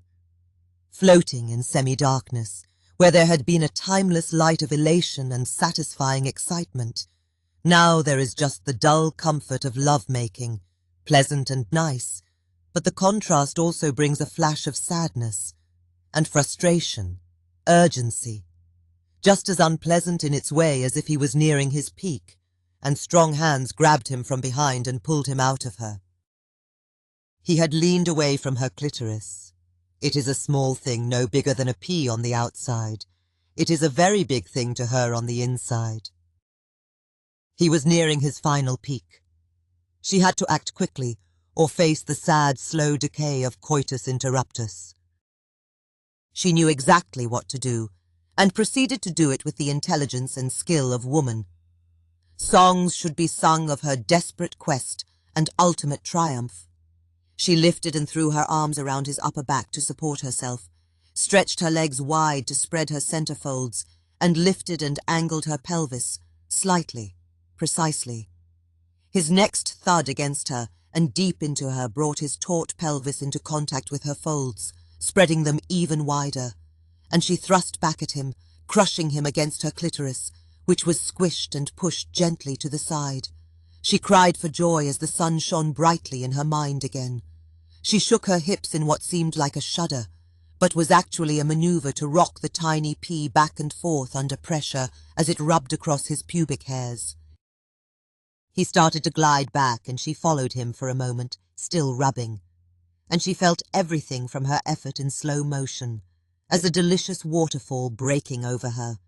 She clenched a secret muscle of her own, and it flared, and even his sliding within her was a source of growing excitement. He thudded against her again, and she vigorously rocked the little pea side to side against him, and she climbed higher in blazing heat. Now he bellowed, for he felt sap rising, and with a full body shudder, nature took over, and he held himself tightly to her. There was river of warmth within that made her tingle in a helpless moan, for nature had touched her mind sweetly, because that is a sign of good breeding. He squeezed, and she even felt the strength of the spurt and its delicate impact inside, and the heat within her mind turned to raging fire at the thought of it. Another sign of good breeding, and she was a very proper lady. She tightened her arms and brought her chest into contact with his, whimpering in joy as her taut nipples slid across it. And as he was nearing his last, she shook her hips again and pressed the pea so tightly she howled with delight and elated certainty, and rode her man all the way into the sun, and they danced together in the realm of sweetness for a long while. A far better outcome than, oh, I'm sorry, that's okay, it was nice. The clitoris and its little accessories are an incredibly urgent matter. It is literally the woman's penis, the whole business end of it. Some 8,000 to 10,000 nerves head from it to the brain. They are the very same nerves, the very same for both of them. Some 5 weeks after conception, there is a bundle of nerves and precursor cells that will solely determine whether a girl or boy will ever enjoy sex, and very likely life itself. Gender genes are expressed and whole different systems form, but the pleasure system remains the same, with portions changing shape, size, or orientation. That is an incredible amount of nerves devoted to pleasure alone. It is probably an embarrassment in the animal kingdom, but it delivers motivation. If nerves were foot paces, when a man's tongue explores her tiny clitoris and the area surrounding it, her pleasure is 5 miles wide. When she takes the tip of him into her mouth, his pleasure is 5 miles wide also. So what is beneath the tongue and inside the mouth is most of it. These things are crucial, and without them our world would be a joyless place. There are no other bundles of pure pleasure nerves elsewhere.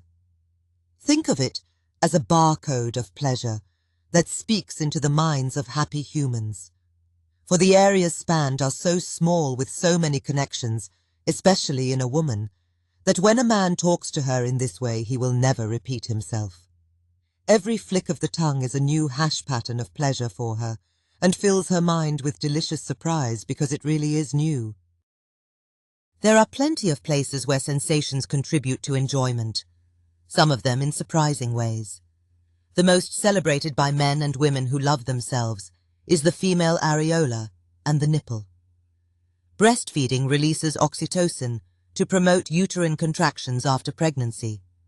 But during sex, they are very erogenous, because their nerves terminate in the genital cerebral cortex of the brain, adjacent to signals from the clitoris.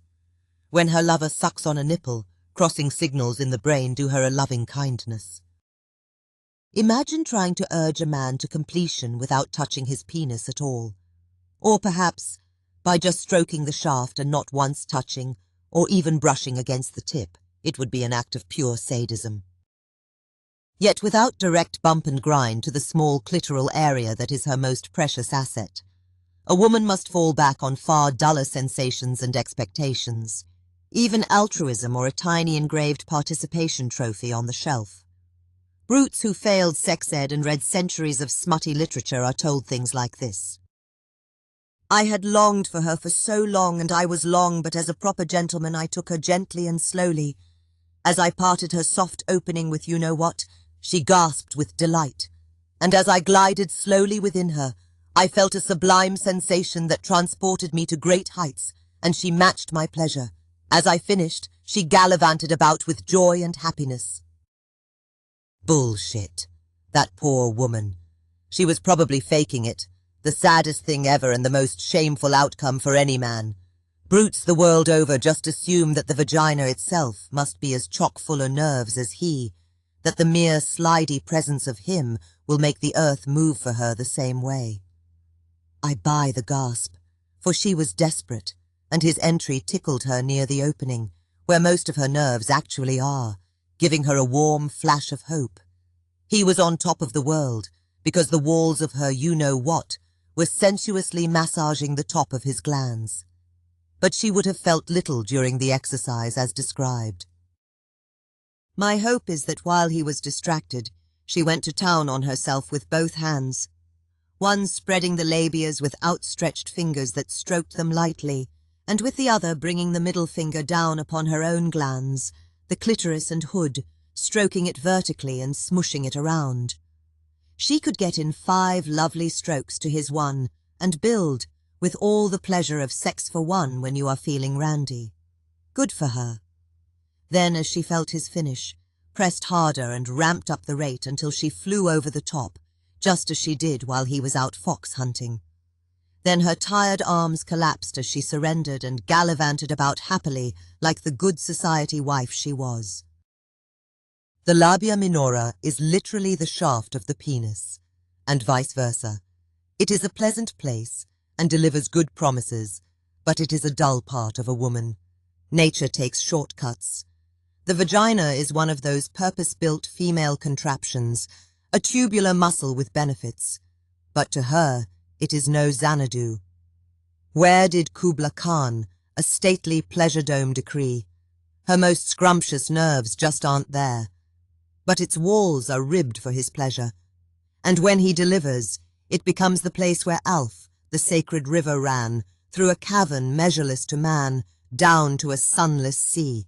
Bay B, or if you prefer, a Chinese finger trap for men. There are some delicious and exciting parts near the opening, and she would be glad if you found them. But the rest of the tube is low-bidder stuff that allows her to perform her marital and motherly duties. It gives her a comfortable sensation of love, but women deserve so much more. So bump and grind front and center is good for her, and mind your angle. That part of you is padded and designed for this contact. You can play with her, using lips, tongue, fingers, and buzzing objects she likes, but mind your fingernails. She is delicate and precious, even when aggressive. She will usually maneuver herself against you and use your hairy pelvis to clean her carpet and rub out the tough stains. Sometimes they can be very creative and greedy about it. Oh, and women lubricate themselves, if you're doing it right. What an amazing and clever thing that is. Songs should be sung about that also, with choirs and orchestras, and when they rear up on their hind legs and just walk around, like it's nothing to them. Astonishing. I see men doing it too, but it just looks clumsy and imitative. We live in a world of wonders. Chapter 12. Intermission. Mom on top. He is thinking. She is rubbing her beautiful scent all over me to claim me as her own, forever. And it pleases me. It was a pleasant thought, but he also knew she had reached such a state she was desperately seeking release, and she was exploring his body for new points of contact, new sensations. He had offered his lips and fingers, but she had just kissed his face and wrist softly while gazing at him and gone off exploring. His legs were drawn up, and she had finally discovered his bony kneecap. She flooded it with warmth as she applied herself to experiment with it. then found a smooth, slow, primal rhythm against the ridges of his skin and across the raised part. Her throat buzzed softly.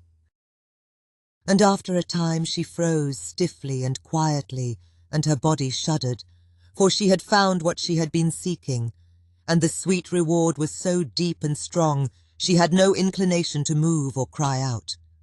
Then she collapsed on him with exhaustion and deep breaths, and began to snuggle, and soon after her breaths grew slower with sleep. She is so lovely in the moonlight.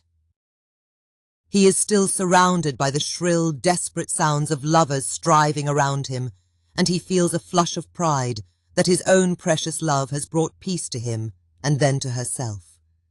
That last was a quiet one, a good one. She is so very special. He stroked her hair gently. It had been so long since he awoke from his nap. He had opened his eyes to see her full presentation. It was intricate, and lovely shadows danced on it in the dying firelight. The sight of it always filled him with gladness and excitement.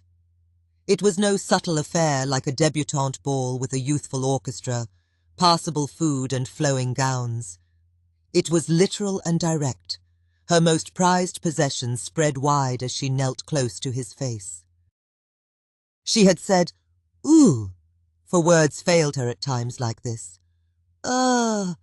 And her need was intense, for she usually snuggled up to him and planted wet kisses on his mouth and face while stroking his chest, then descended out of sight as her hair brushed his cheeks, and she nibbled along his neck, and bit sometimes, and apologized with her eyes, then bit again. But this time, hands drew around the back of his head and lifted it. By a slight miscalculation on her part, she impacted his nose on the intended target. Then, after a sharp intake of breath, she grasped his head more firmly and began to rock it slightly against her hips as they trembled, and the tip of his nose explored her latest innovation to love. Such a smart woman. Her scent was warm and lush, and he inhaled her deeply, and her springy fur grazed his cheeks. He stifled a sneeze. Her hands became more spastic, and he knew what was coming, and he feared injury, so it was time for him to take control. He grasped her buttocks tightly and spread them apart for a moment, a sensation that always made her gasp in delight as it commanded her attention and drew her down, which is a fine way to steer a woman. As his parted lips spanned her center with undulations of their own and working of his jaw, and his tongue swept across her making probing circles and tiny journeys. He knew he had her. He retracted his tongue and pressed his clenched teeth against her a bit more firmly and smoothly than any pelvis or finger, and her mind flared and she moaned with heat. Then the tongue again, and she reached a higher moaning echelon. She had so many. She leaned against him and her hands were making clumsy wringing motions to stroke his hair, which was praise of the highest order, because he knew that was all the attention she could spare them at the moment. He was holding his own head up now, but he could keep it up for as long as took to fill her with delicious fire and hold her there indefinitely, by easing off for a moment until her secret dread rose, then resuming with so much vigor her dread melted into the most exquisite joy. And despite that he had done this one thing hundreds of times, his tiniest idea of a new rhythm or pattern, even ones he had used before, seized her whole mind like an undiscovered country, because women crave new sensation, and each subtle configuration of his mouth muscles arrived to her as an exciting new flavor of pleasure. And she wanted to taste them all. Still no words, but her vocalizations and whole body shudders changed with every flavor and grew shrill. And even her powerful urge to move was stilled by her mind, for fear he would lose contact with her. And at last his neck was tired and getting shaky, so it had been about as long as it took, and it was time to end her, so he eased off for a moment to fill her with dread that he would turn into powerful sweetness, and began shaking his head from side to side vigorously, his rough lips dragging across her pleasure center in a continuous blinding flare that no sliding man could ever achieve. Or she even could herself, for her own finger would be abandoned as its master was called elsewhere. And all the while, the edges of his lips flapping and brushing her center folds, alternately to give her an elated, timeless thrill of opening, and flapping her buttocks as fast as he could, because he could. It was more than this lady could endure, and she would rise almost soundlessly on a sea of magma and shoot into the sky as certainty claimed her, and she would pull away from him and collapse on his chest, breathing heavily, and float down gently, and then start planting soft kisses upon his chest. That had happened the first night they met, and many times since. But tonight the volcano kept rising and never reached the top. Her arms and hips were trembling, but with effort, not release. She ascended with his vigorous ending much longer than she had ever been able to hold out before, and finally collapsed in more of a swoon of exhaustion than satisfaction. But pleasure was still with her, and she was happy. And he could barely see now, but her face was lit by a sliver of moonlight, and there were tears in her eyes.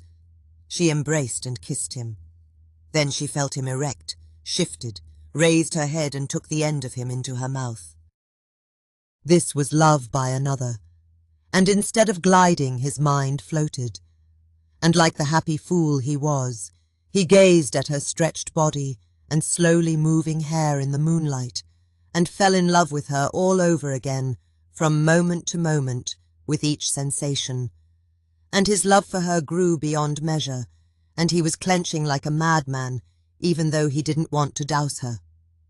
But it turned heat and bliss into fire, and she kept on for a long while, at least as long as he had tasted her. And now she was moaning, but the moans were more like sad whimpers. She dragged her hips against the bed, and he knew she was feeling an incredible surge of desire and yearning, but she was fighting it all to please her man, and that made him angry, that she should suffer so.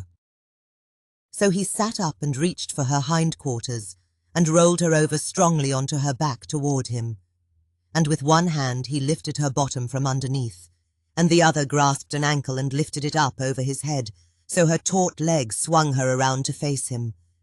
She was now propped with hands behind her, and sat up on his belly, looking with open-mouthed surprise. He lifted and tugged her ankle once more, centering her on him. Then his other hand pushed under her knee, bending it, and placed the foot on the surface beside him. It had just taken a few moments. She was facing him with knees apart and inner thighs open, stretched taut with the inner hollows men love so much. Now, with both hands perfectly mirrored, he stroked along the tendons of both thighs and explored the hollows, then slid along the inner thigh and back, and her body shivered, a low growl issuing from her throat.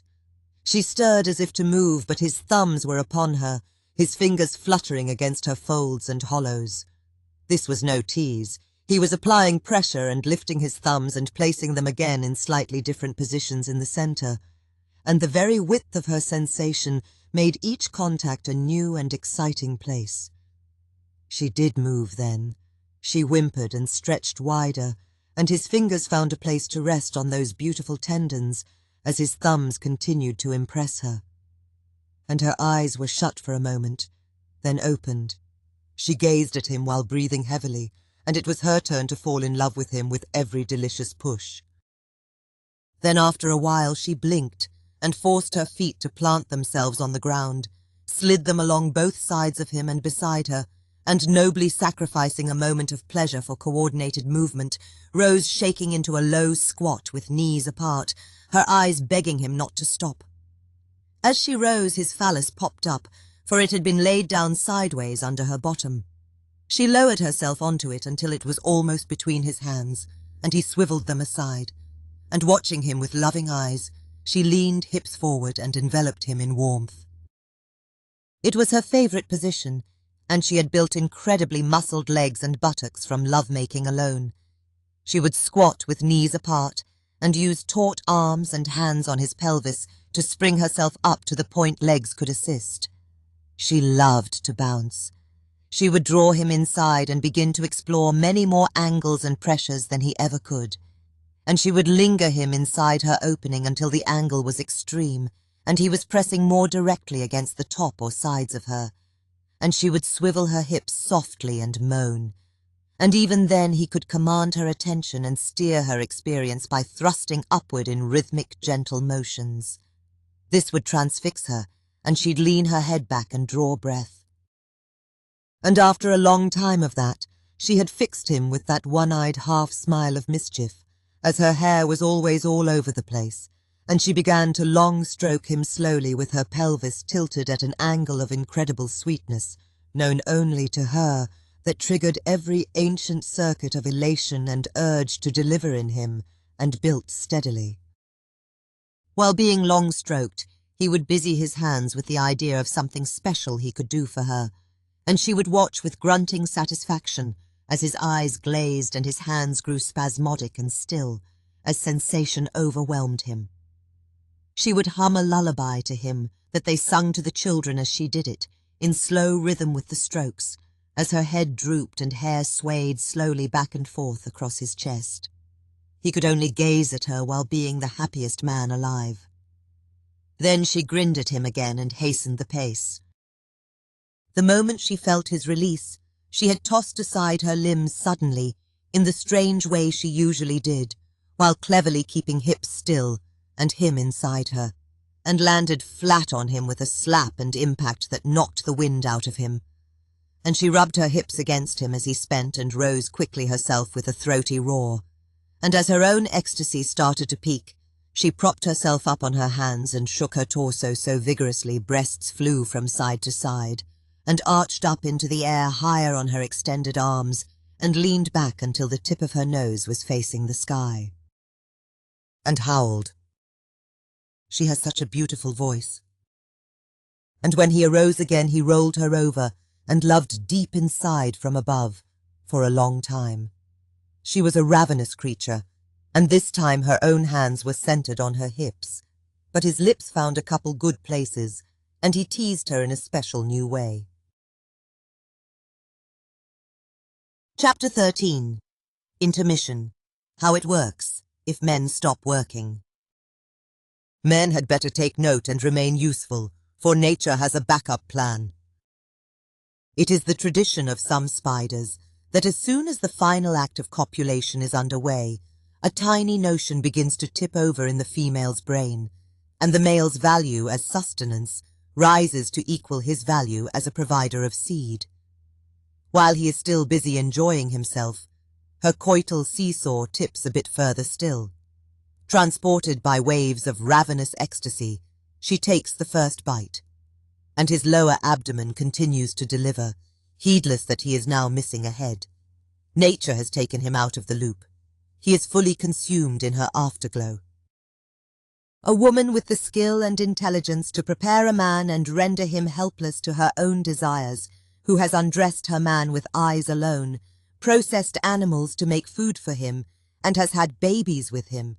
Such a woman also has the capability to separate the head, truss and skin, remove viscera and entrails, and carve the rest into steaks, and set aside the bones to crack for good soup, and prepare a delicious meal that will long be remembered, to set before herself and the children, to serve man. This happens the moment he has outlived his usefulness, while he is still enjoying himself. For she knows he contains all the nutrition she and her family need. If our clumsy tampering removes nature's love from the equation, this is a likely result.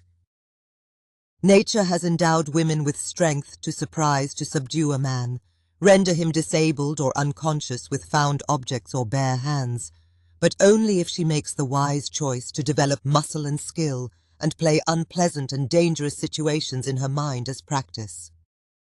Muscle and brain-hardened women can surprise a man with delight, but they can also tightly grasp hold of the thing a rapist holds dearest and literally rip it from his body. And nature has given her the pistol to finish him off with 2 shots to the head, so she will not have to endure his piteous lawyer-coached whimpers as she is dragged through the legal system, or live in perpetual fear that he will stalk and ambush her and her family someday. After she is exonerated, the body should be released into her custody so she can carve it up and prepare cauldrons of hot stew to drain and then discard in a lidded dumpster, to serve as a closed casket for the funeral. And there must be a funeral. It is the right thing to do, so relatives and parents can grieve over their mistakes. And nature applauds. Nature's gift of love is sacred. Rapists must be removed from the gene pool. Future generations will thank us. Chapter 14. Gatherer and the Children of the Moon, Part 3. Under the irresistible cascade of moonlight, they drank it in greedily until what composure they had was shattered. Surrender was complete. Instinct flared, and it was so delicious and exciting, minds snapped and bodies set to work. The people in the village loved one another deeply, which is and is not a pun, and even witnessing a partner struck mad with bliss was enough to send them into it themselves. But Moon sent a barrage of energy. It all began suddenly, and every little thing they felt and did, even sounds issuing from their own throats, drove them wild. It was the end of all modesty, and its sounds arrived from many directions at once. The whole village was on fire, and its flames were people. And it sounded something like this. Pure, instant pandemonium. And the story audience did their very best to mimic wild lovemaking. Some did it with grunts and groans, many exclamations of words, and lots of sounds from personal experience. Any who had a distinctive sound in loving was sure to be trolled by their partner. A man imitated his woman's ascension and triumph, and she replied with his bellow of satisfaction and grunts suggesting his release. And the children were completely over the top, because they were the true stars of this part, and a common theme was for each to specialize and practice some shrill and urgent animal sound. Wild boars, cawing birds and screaming monkeys, lots of monkeys of different species, bellowing bison, laughing hyenas, rutting cats, trumpeting elephants and grunting hippos, in counterpoint and varying rates, but all deliberately slow and rhythmic as a parody of the human act. There was even call and response as groups alternated with other groups, and rehearsed compositions of these noises with a conductor. Any descent towards silence would be punctuated by someone starting up again, as a parody of the couple who cannot get enough. At long last, shared laughter would slowly replace this symphony of the primeval. After motioning for silence repeatedly, the storyteller continued. And finally, a long procession of dark clouds began to cover the moon. Those in the village felt a fading of that sublime energy and desperately redoubled their efforts to reach a final peak, which was attainable. They sensed its nearness, and the whole village howled with delight. Then the energy of a thunderstorm flooded their senses, and the night grew stiller as the lovers were rewarded for their efforts and carried away by ecstasy. They immediately fell into an exhausted slumber. And the storyteller continued. It was over. The jamboree on the hill erupted in laughing conversation and eventually grew quiet. Gatherer and Baree sat outside and spoke quietly long into the night, both grateful to be free of tension and compulsion. Baree finally said, "What a glorious mess," referring to the night itself. And he said, "It's been good to hear so many young voices again, and they really are such fine people. Perfect guests. And I am sure there will be more little ones after this. We plan to have—" And he stopped, for he was racked with sobs. Planned. And he had to stop. His young wife had already started one and had died with child. He wept.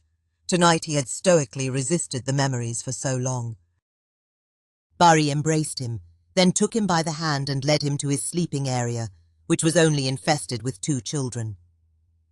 Once they had arranged the sleeping forms on the floor with the others, she banked the fire and undressed the quietly sobbing man completely, then herself, and pulled over the covering. She cradled and rocked him gently, alternately stroking and snuggling with him. And as the lurches of his grief subsided, she kept him awake by again pretending she was unable to get comfortable. Her gentle thrashing always seemed to result in some warm and beautiful part of her sliding across him slowly as she stretched her legs, and her arms would move across his chest and lightly brush parts of him that had been such a desperate focus before. It was all calculated, as was the rhythm of clenches and relaxes in every part of her in accidental contact with him. It had nothing at all to do with her restless and catty stretches. And as she rolled to face him, his hands began to move and touch her, and she knew at last he was hers. His hand drifted to her inner thigh. This time without any pretense, she tensed the whole leg until muscle became hard as rock. He traced the muscles so lightly it was a new sensation for her, and she shook. She drew every part he touched tight until it strained and trembled. Then the back edge of the calf up the back of the leg to the buttock. By the tremble of his hand, they did not disappoint either. He whispered, "You are an incredibly strong woman." She answered, "Tell me a story." She took complete control, always reserving a small part of herself to plan what happened next, and make it happen. And he still managed to surprise her with unexpected touches. Clearly her tight clenches excited him, and he was aroused and excited by her muscles, to such a pitch she had soon compelled him to do the usual things men do, and her legs encircled him.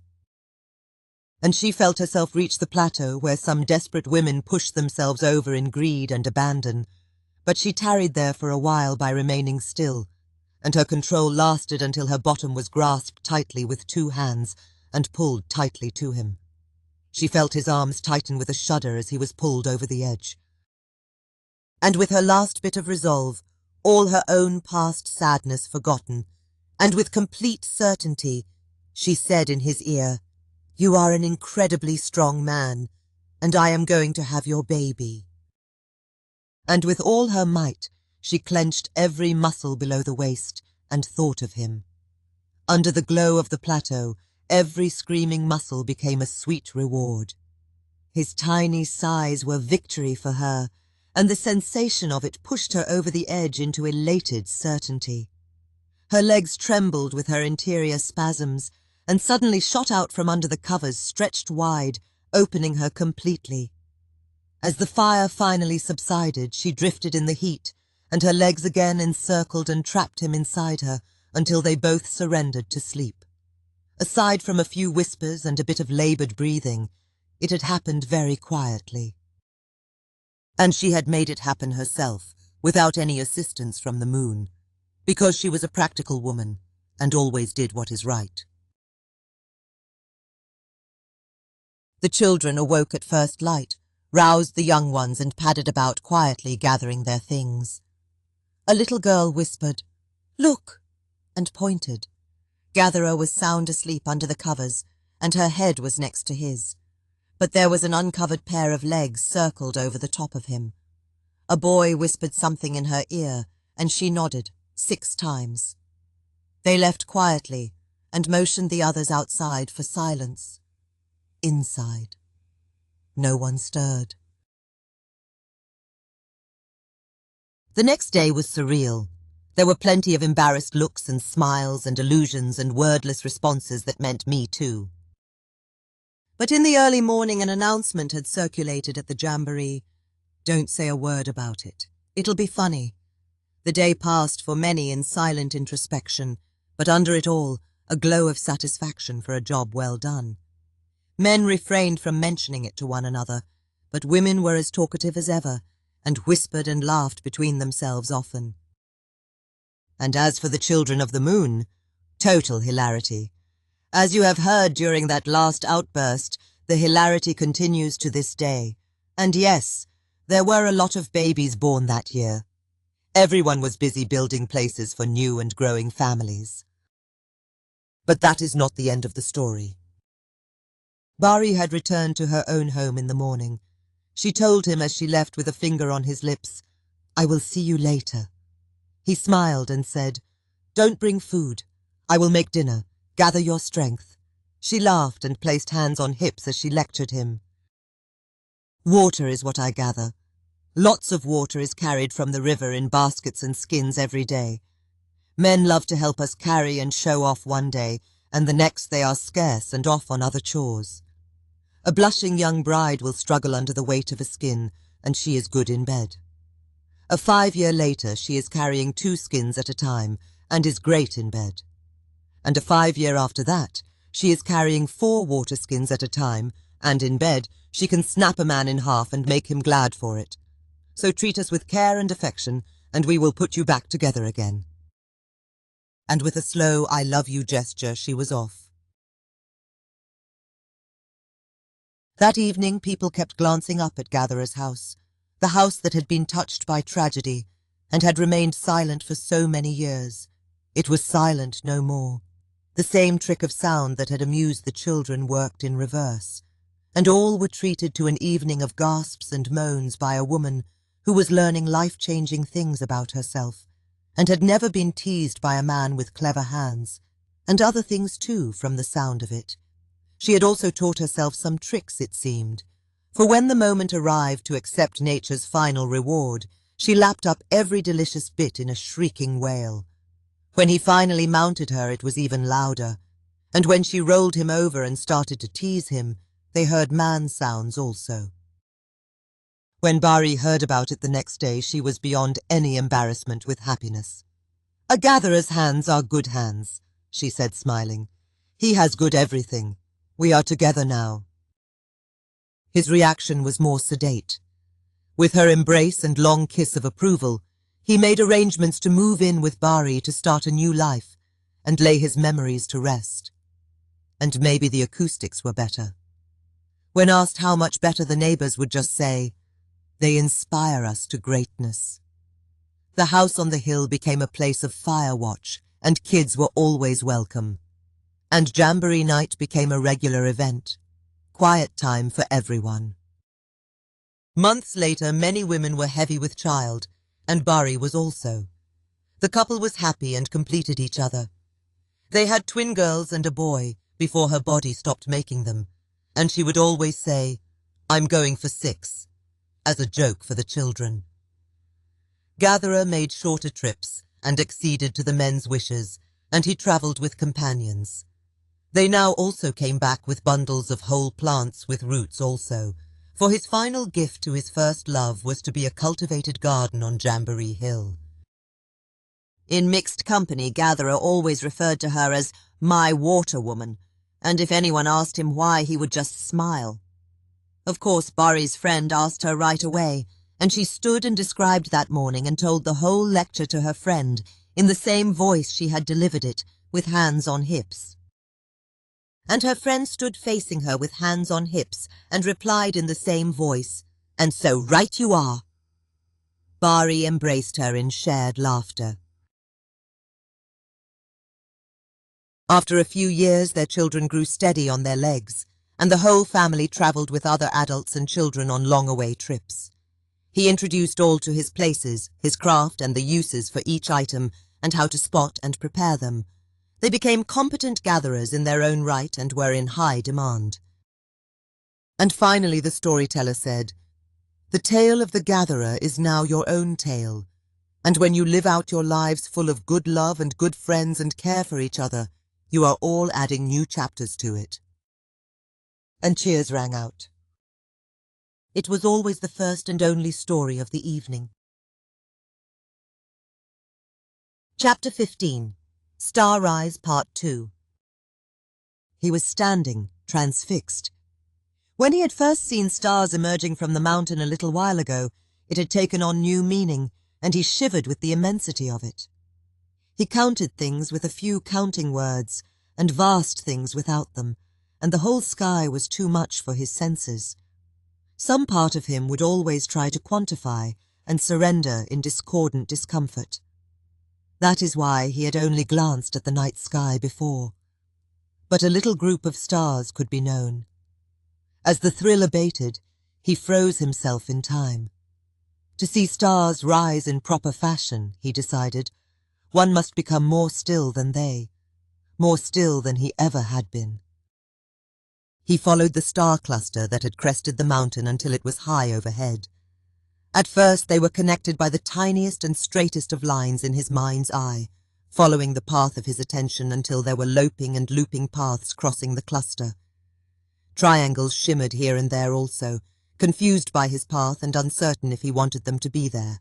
He had to continually tell it all to go away. He finally bounded it by hopping from star to star around it until it made a complicated shape. He left the shape there and just watched and pondered. He was not wondering what they were, just browsing his mind. He knew many stories. Some had said the lights were the campfires of people or hunters. Why would they move? Torches more likely, but they were smaller, and wherever there were torches there also must be campfires. Campfires would be just as bright and fixed in the sky as torches moved past with the night. If it was people fire, it just didn't add up. Children told stories, as eager for a scare as later theatre-goers, that the dim ones were the eyes of predators looking down upon them. That brought waves of shudders through the group, as such a multitude suggested an inescapable nightmare. But predators never looked up. What would they do? Jump across the sky to catch something? Prey and stampeding animals did not look up either, if that was their eye-shine. Was the prey on fire, cooking themselves for the feast? He smiled. Travelling folk had planted the idea that they were ancestors looking down with pride or wrath. People's eyes don't shine. Were the ancestors on fire? What strange thoughts!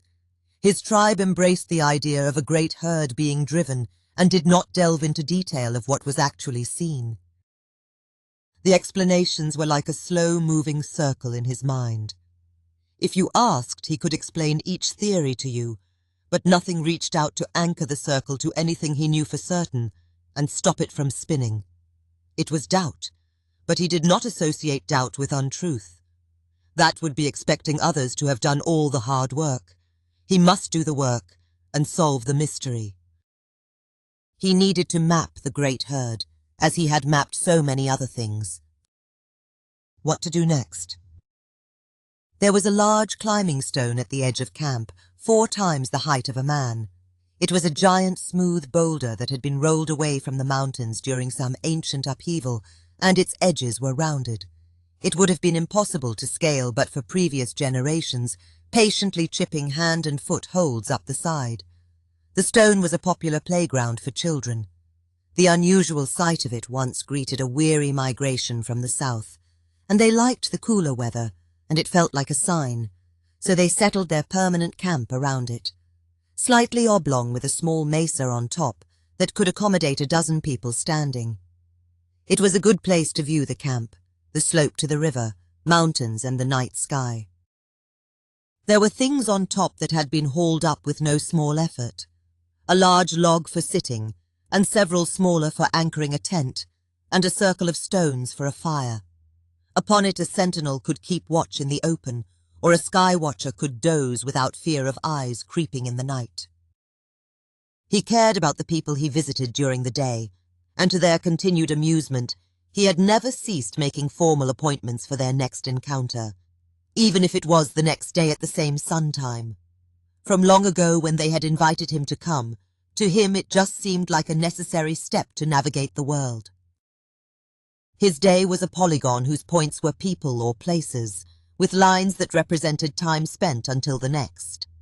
Sky time was slow time, and sleep had to happen sometime, so he reassigned the identity for sleep as star sleep. But of course it was not long enough. He moved the points until the line was twice the length. He anchored it to span darkest night, but he knew that the whole thing was more than a day. As the other lines shrunk until the whole thing became a day, he started to feel like a madman, and each encounter was a hello, yada yada goodbye, or actually just one yada. Maybe it already seemed that way to some. It was silly, even if he ran between places. He tried deleting people points, but every deletion was an arrow through his heart, and they reappeared. Then thing 1 or 2 offered a suggestion. He watched as his day circle was pulled into 2 circles, and each had half the people, and star sleep was still anchored to night. So, he'd be telling people he would return the day after next, but also he'd be spending a bit more time with them. He was taking something away, but giving also. If he did that for all, no one would feel slighted. He noted with satisfaction that parents' evening time was on both. And Firewatch was not on either, since he was off rotation for now. And each was exactly a day. So these were his next 2 days. And they could repeat until they changed. This contemplation took several seconds and was firmly decided to give you a yardstick into the efficiency of his symbolic manipulation. What to do next? Star sleep was the next unsolved problem. The sky was slow and daytime was louder in time distance than darkest night. He had measured both and he knew that with certainty. The ratio was expressed in his mind without numbers. His ratios were pairs of lines, and it was fairly obvious by looking at them. For disproportionate ratios, the smaller line always wanted to tumble head over heels up the larger one, like how a stick would walk across the ground without rising up. And every tumble was a pace. It had started as a joke while he was practicing strides of several steps. His left foot would take a stride and his right would pivot, trying to catch up while measuring paces to check his prowess. Heel over toe and hop, toe over heel and hop. And what if a pace was also a stride? There would be another tiny foot on a short leg, and it kept turning while hopping on the ground counting tiny paces. And another and another. Very, very many small toes and paces. He laughed at this and would have fallen over if it was happening in real life. He was a strange-looking animal now, with legs and feet of different sizes. He made the creature run, and its stride side stretched out into the distance. Then half of it couldn't keep up and was swaying in circles. Circles were all around and he knew them, but was fascinated when thoughts traced that shape. It felt mystical because circles never just popped into his mind. He should try that someday. Lines could also duplicate and flop over on themselves. He would start with night and flop it over for day, then put people and things on them as new points. Day and night would arch into something resembling a circle, but actually was a shape with corners, and his appointments were along it. It was serviceable, but the lines vibrated with uncertainty, which was annoyance to him. Sometimes his day was as big as a country, other times as small as a bacterium, depending on the arbitrary measure he had used to draw the first line. He stubbornly refused to pretend inaccurate things were accurate. What if he lost track of which is which? If you can imagine arbitrary as a dirty word, you will understand why he set out to measure the day for certain as soon as an opportunity presented itself. With sundials, drips of water and sand through the hourglass, verge, foliot and mainspring, cut crystal oscillators and clock divider circuits, people have wanted to carve the day to bits. They have wanted to keep time, and have time keep itself while they are doing something else. You can keep time with a clock, but if you punch a hole in the clock, does time run out? From the earliest noisy Rube Goldberg device's time has interrupted daydreams and sleep with its petty demands. He had tried to measure the day once with a tall stick in the ground and stones following its shadow, but it seemed a pointless endeavor when looking at the result. If only I had a sun and rocks in my head.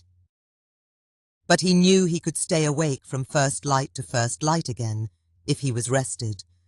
And if he placed a lump of animal gristle in an ear, he could hear his own heartbeat clearly. He had left it in one day, and learned that his heart rested or raced based on what he was doing. Just as he had paced the ground, he must pace in time. If heartbeats were paces with every beat becoming louder, he could measure the day as a whole and every piece in it, An opportunity had presented itself. He had sprained an ankle jumping off a handhold on the climbing stone. Bedridden for 5 days, his mother doted on him, and she expected he'd sleep most of the time. And he appeared to. He could stay active in thought without moving a muscle, and chase sleep away until he was very, very tired. He could also summon sleep at will. He would float a certain sleep identity which lived in an empty place, hold it in his mind without pushing, and pretend it had pushed into him suddenly against his will. He would imagine a seeping liquid warmth that was not welcome. The warmth drew thought into itself and doomed his struggles, yet he must try. A hurricane of ferocious defiance dissolving to whimpers as the sleep identity became larger than vision, ever drifting closer. Helpless certainty that it would swallow him, soon, was the last thing on his mind. He was a fast thinker, and it actually took about 20 seconds to sleep himself. Time enough for fail-safe ancient circuits to fire, and chemical hormones to invade and quench the mind. Many things in the brain share cause and effect. Some ancient circuits are connected with thoughts, even if not driven by them. He had recalled his struggles in the womb with sleep on some level, and invented it as a game. He always lost the game. But when he woke, the sleep game identity floated in front of him. He remembered he had decided to play it, and that brought a warm sense of accomplishment. Sometimes when you lose, you win. His sleep cycles were the same as yours and mine, more or less. If something needed to be done, he would always come to full awareness, with plenty of time to tell his dream friends farewell. As a fetus, his existence was a series of thought games ending with the inexorable onset of deep sleep. But as a human, no direct that. Identities had yet entered his dreams. They were there, but cloaked as vague symbols or portals or people. His REM states and sleep cycles through the night could be chained together into one continuous dream if he so desired. This was a symbol he knew well. He'd spot it as the dark entrance to a cave or hut, or a blacker-than-black rock in a stream, or the night sky, or even the pupil of another's eye. It would beckon to him, and if he felt weary, he would submit. With the dream world around him slowing, even falling water perched in the air, he would draw the warmth and darkness towards him. It would swallow him whole, which took forever. Without a hint of fear or resistance this time, for that interfered with the remembering. And his awakening would be a receding from darkness infinitely more quickly than it had approached. He felt more rested. In the dream world, no time had passed, and his friends were calling to him as if he had just stopped for a moment. He had passed through another deep stage of sleep, back into REM. So starting in the evening with water and covered food near at hand, he slept himself through the night and most of the day, pausing long enough to nibble or drink.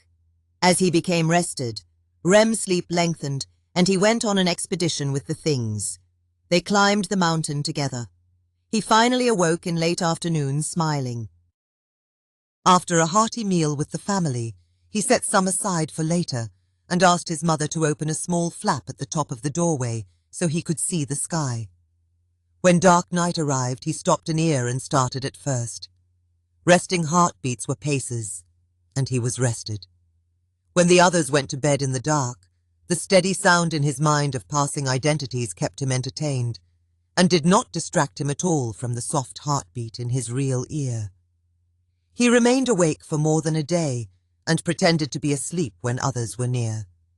It was easy. In this way, he paced out darkest night and the rest of the day, and knew their measures and their ratio. He committed them to memory. And by good fortune, he was only slightly north of the equator, so the ratio stayed constant throughout the year.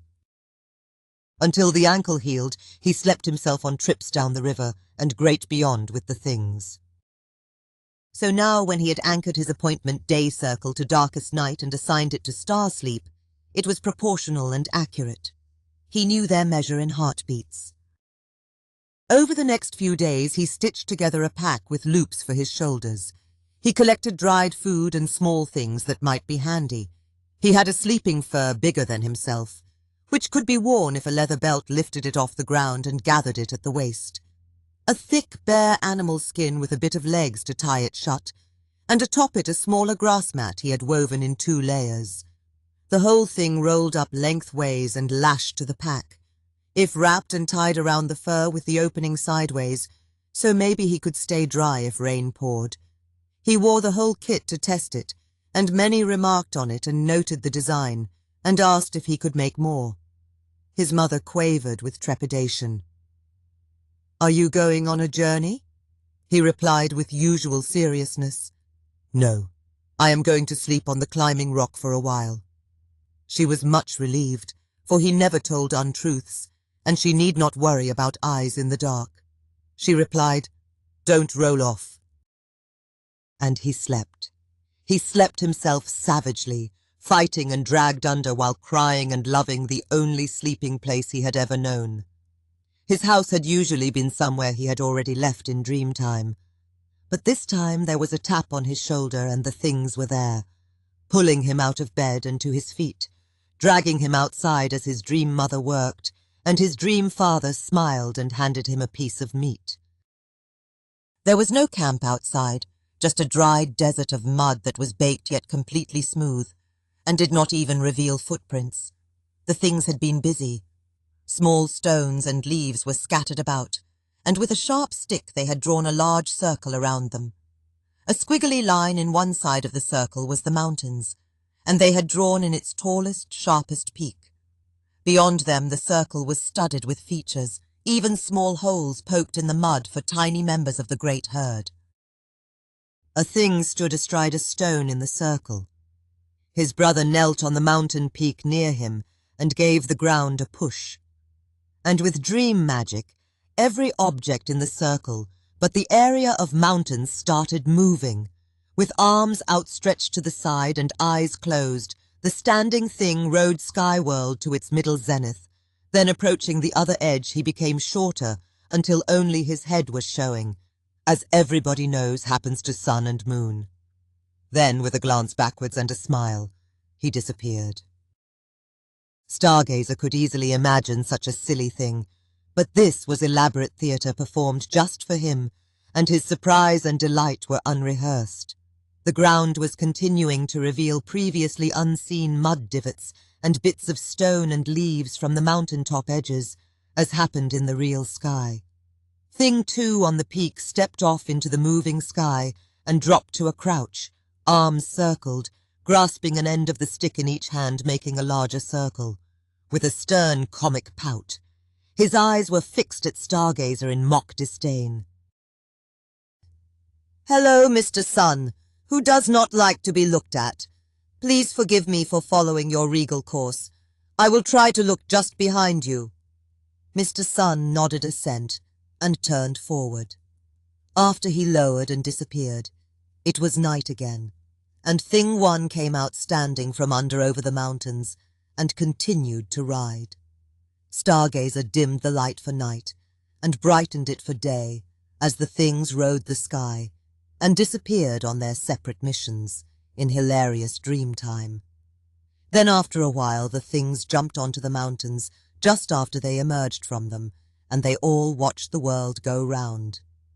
Now it was just blue night with no bright ones, and the herd flying by. All the objects were flying straight across the circle, which fit with his notion of things as they were. He assumed the sky does not stop in the night, and surely it was the same sky every night. Was it really a circle? Was there only one sun? One moon racing by with garments of shadow? Which was faster? Slower? Had he ever looked at the stars near the bright ones, let alone beyond one night? So many questions. The things nodded. Thing 2 dug in his stick and stopped the world. There were no clear word thoughts in this dream from them, though they heard him. He didn't mind, and Stargazer watched them for a while as they pointed, argued and crouched, 2 poking a new star and his brother stomping it away, to be whacked with the stick. They huddled in animated conversation, but only jumbled and babbling thoughts reached him. It sounded as if they had decided what to do next. He did not understand them because he wasn't sure himself. He watched them taking turns with the stick to draw lines connecting the objects into polygons, always shapes and shape children. Then one moved a stone and they rubbed out the lines and drew them again. It all happened in dim blue night, for that is where he had left the world when it stopped. Then the real sun crept over the horizon unseen, day slowly flooding the world. And he was still in the dream world, but alone, on a bright, smooth, featureless plain of brown desert. Not a single object or mark or memory or certainty was upon it, The stick was in his hand. Nothing. That is how it must begin. He woke gradually, as if the desert was trying to hold him. So many questions. When he knew more, he would seek out Walker. Chapter 16. Walker. Walker was old in years, and like Stargazer in some ways. Spry but slow, and walking in almost strides that were more than paces, but these days he preferred gestures for many things, and spoke only when they failed him. Yet he could tell a tale with both word and gesture as well as any storyteller, and had himself been a famous travelling storyteller once. But most his stories had been about things he had done and seen and carried useful information. Origins unclear, Walker had roamed the wide world and would appear several times in a year, bringing tales of other camps and real people, and always sightings of any herds in the far distance, and how they were moving. Even the doings of small animals, such as spotting a rabbit nearby that was upwind of him, standing tall on its hind legs as if scenting a predator. Sometimes he could even outpace the night when herds were still and arrive in time to help organize a hunt. He would describe clever things he had seen, ways to tie things and build things, ways to catch slippery fish and sharpen stone blades, even strange weaves with angles and folds. It was impolite to mention that any of these were already being done, and no one did anyway, because his manner in telling was like a child's wonder of discovering for the first time, and they felt it too. Even as a young man travelling, he had astounded people with his silent companion. It would be stowed in a secret place if he approached a camp whose language and ways were unknown, but in the realm of the mountains and lakes, people were distant kin, and he knew the language well, and was confident to explain when necessary. After the first telling, he preferred others to tell it among themselves. It was an IBEX skull with horns mounted tightly to a thick leather headdress. It was worn facing backwards, and the horns curved over his head. A flap that was also a sunshade for the neck descended from behind the snout, with a cord passing through slits at the bottom, so he could bring the cord under armpits to tie it off in front. It would stay on securely, even if he leaned or stooped. But suspended in a nest of smaller stag antlers between the horns was a grinning human skull. It gazed backwards also. He would place the headdress grinning at his feet. "This is not my father," and pause. It was always a good sign if someone laughed. "He is a travelling companion and friend I met while hunting ibex in the mountains long ago. He had hunted the ibex also. He had fallen with his prey from a high place and broke his head. He lifted and turned it so they could see the back of the skull was missing. There were only the skulls and horns and no other bones. The rain may have carried them from somewhere else, but they were together. Hunter and prey walk with me over the land he once knew. When we approach his home, I am sure he will guide me to it. He is a head taller than I, and his eyes gaze where mine cannot, so any eyes that follow me will see a tall, strange creature looking back. Murmurs in the crowd to the effect, "That is a good idea," and if I wander my whole life and he does not find his home, my final resting place will be his also. Topics also ranged from animal reports to broad philosophical rambles, to the task of pushing down hard on the capstone when fire twirling, even as it made twirling difficult, and a firmer grasp was needed. "It makes the fire come faster," he said, excited. "And then all can rest their tired arms in front of the fire." This had been a wonder, for obviously the magic was in the twirling, and the capstone was to hold the stick steady with firm pressure. And it worked. How much more magic could there be? Someone brought a kit, and they prepared a lighting, handed Walker the capstone. He examined it closely and fitted it on the stick. They let him hold it while twirlers descended. They perceived greater difficulty, and his strain in pushing the stone was evident. But lo, wisps of smoke appeared earlier than usual. Twirling continued, for they were waiting for a sign from him. And the tinder popped into flame in the light breeze and needed no breath to wake it. One should hold the stone and never rest, he said. The stone-bearer never takes a turn. Twirlers may rest. The bearer must hold it steady and push hard in complete stillness and attention, that it doesn't wander on the stone, and the stick does not bend. He pointed to the top of the stick. This should be sharper. He held up the stone to show the chipped divot in the middle. This should be deeper, because the stick is a spear in flight, and it will slay the man-beast. The last was shouted, and everyone jumped, but they could see he had grabbed the stick and clamped it between stiff fingers as if it had impaled him, and he writhed in agony to bring the point home. They had seen this almost happen, and they had been prideful of the handoff between tasks and practiced it like a dance, but it was clear that the easiest task should become the hardest. I love fire, he had said then simply, as a man would declare love for a sweetheart, and so they thought about it and realized they loved fire too. He then added, "It pains me to leave it behind." This was true also, for he travelled alone with a small kit and carried shorter spears for small game that were also fire sticks. But unless wrapped in kit in a dwelling near a fire, sticks, tinder and fireboards tended to be damp from the world, and a concerted effort was needed to make fire, and he could not even employ the technique he had just shown. In the deepest wilds he would wrap small kills away from flies and dangle them from his shoulders until conditions were right or hunger gnawed at him, and patiently make fire, and portion the meat for several days. Walker would have danced for joy if he had ever seen a firebow in action, a tough sinew held in tension by a bending stick, even glimpsing the moment where the stick and sinew are held together at the top, and the bow circles around it to place a loop around the stick and slide the loop down to the middle, would have made him cry out, for he would have glimpsed its purpose already. And then, with one hand holding the capstone, the favoured hand moving the bow forward and backward, the stone pushed down in concentration. Fire thus can be made by one standing, for hands never travel down the stick, and yet the stick twirls faster than hands could. Physics just is, but applied physics is magic. It is the gift of fire to lone wanderers in the wild. A mixed blessing, for if he always had fire, he might have desired people less. As it was, he needed them, and they needed him.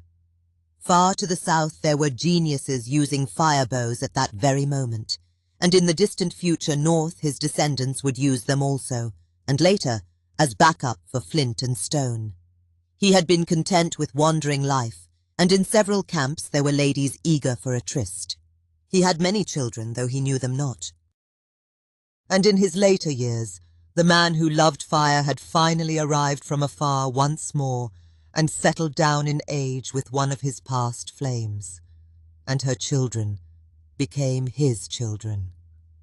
The silent companion watched over his new family, and was content. Walker was often at the hunter's place of training, giving advice on technique and method. He had hunted with many peoples, even those far away whose gestures and prey were very different. With many others driving herds into makeshift corrals or over cliffs, engaging and finishing with spears, fishing with baskets of woven vines. He had stalked IBEXs alone, and with others in the mountains, where stealth and quiet breath is as crucial as the first cast, and keeping oneself balanced away from the precipice. The children were always fascinated with far casts and distant targets, but sometimes he would gather them to a place where there was a rounded stone and a melon dangling at chest height close by. They mounted the stone and were given several short double-pointed spears set in a cup, like basket dangling from the shoulder, opposite the casting arm. He described the game. Stand still for many slow breaths, move quickly and cast through the melon, and remain balanced on the stone, turning all the way around while reaching for another, and cast again, and you can hunt the IBEX. If you miss the IBEX, that is life. If feet touch the ground, that is death. Ter's announcements always moved them to great seriousness, for the less said, the more it means. And there were other challenges. Instead of turning, they might grasp and cast backhanded with force and accuracy, so the second spear is already in directed flight leaving the cup, or a forward cast with twisted arm. He had demonstrated both, which was why the double-pointed spears. After a tense round of this, Walker might spot any who was new to the game and say to them, "Now you must practice dragging your kill down the mountain, keeping him from falling. Tie yourself to him." It was a parody of the too studious acolyte doing nonsense things the teacher had asked. Despite rising giggles from behind, if the child's gaze remained fixed in seriousness, Walker would suddenly shout, "No! Just push him over and ride him down the side all the way into camp." Walker never laughed at his own jokes, not even with his eyes. It was strange. Laughter would break out, and yet they would glance at the newcomer to spot the onset of genuine mirth. Such was the protectiveness children felt toward one another. If the child thought the laughter was directed at him and not the joke, there was a possibility he may not have realized it was a joke, or was held absurdly transfixed by the pronouncements of adults, such as an abusive parent. Or he was in social terror from the laughter and had not even heard the words. The ancient notion of sharing a joke is based in part on this watchfulness, and if there was no mirth, he might be taken aside by the group who would frame the joke by pleading, "Yes, push him over, but please don't tie yourself to him or ride him down," as if they were asking a favor. The earnest asking for small favors is an effective remedy for social terror. It is transactional, and small transactions bring healing. And when they could balance on the stone while going deep into the melon but not always through, when their opposite side technique, forward or backhanded, was true enough to hit every time, and they could hit rolling melons on the ground, he would say, "You are ready, ready to hunt small game." Hunters grow weary of it because they are so big and noisy, but when you are small and know where your balance is, you can walk and stand quietly. Your spears will fly true, and you will cast twice without thinking when it changes direction. Start with rabbits and ground birds. They are good eating and fun to bring home. You can even spear fish while standing on a slippery rock. They are not always where they seem to be. Shoot low and you will hit them. You must figure it out. Even a crude straw basket underwater can bring home dinner if you pile stones in the shallows and make walls that gather prey to you. And of all the great hunters I have known, the one I respect the most was the woman with the frogs. Dozens of them she had caught in the night with her hands, and she prepared them for us. We were all weak from hunger, and it was the most incredible meal of my life, and it sustained us in the wild until the hunt was successful. Become that friend in time of need. I will leave you now." And he left them confused, but some were resuming the contest. There would be no more talk of IBEXs from him that day, but they were thinking of them. Walker was in quiet awe of Stargazer's precision. He knew the boy was different in a way beyond being older than his years, how others explained him. He seemed to master without practice. He would take any length spear, find its balance point quickly, then shake it both horizontally and vertically. Then left foot lifted and forward, he leaned back, sighting the target, letting the spear fall in his loose twisting grip as the hand slid back from the balance point while pushing the back down a little faster than its free fall, then a grasp and hurl as the left foot swung behind, releasing with a twist and palm under its departing tail, seemingly brushing it to aim or spin it, or just say farewell. He had watched it a dozen times. The boy hit the target 10 of those times. Of the 10, the smaller spears he had been given hit, but swung to the side, lacking the mass and sharpness to penetrate. It was early morning and they were alone. He knew the boy's weaknesses too. When targets were swinging slowly or being pulled along the ground, when he was told to jog or run all the time, or make casts quickly in 2 directions. Each cast went wilder than the last, which was expected of a beginner. But he didn't improve gradually like the other beginners. He was grappling with some invisible thing that threw him off completely, forced him to start over, do whatever he had to do. Sometimes he would freeze in place and the others had to dodge him for a moment. The most rigorous test was a game where everyone was given blunt spears and there were targets all around. Some were the hunters, the others animals wearing dyed scarves. Everyone was in motion. The animals would run in herd like patterns, and when an animal passed by and dramatically tagged a target, the hunters cast for it.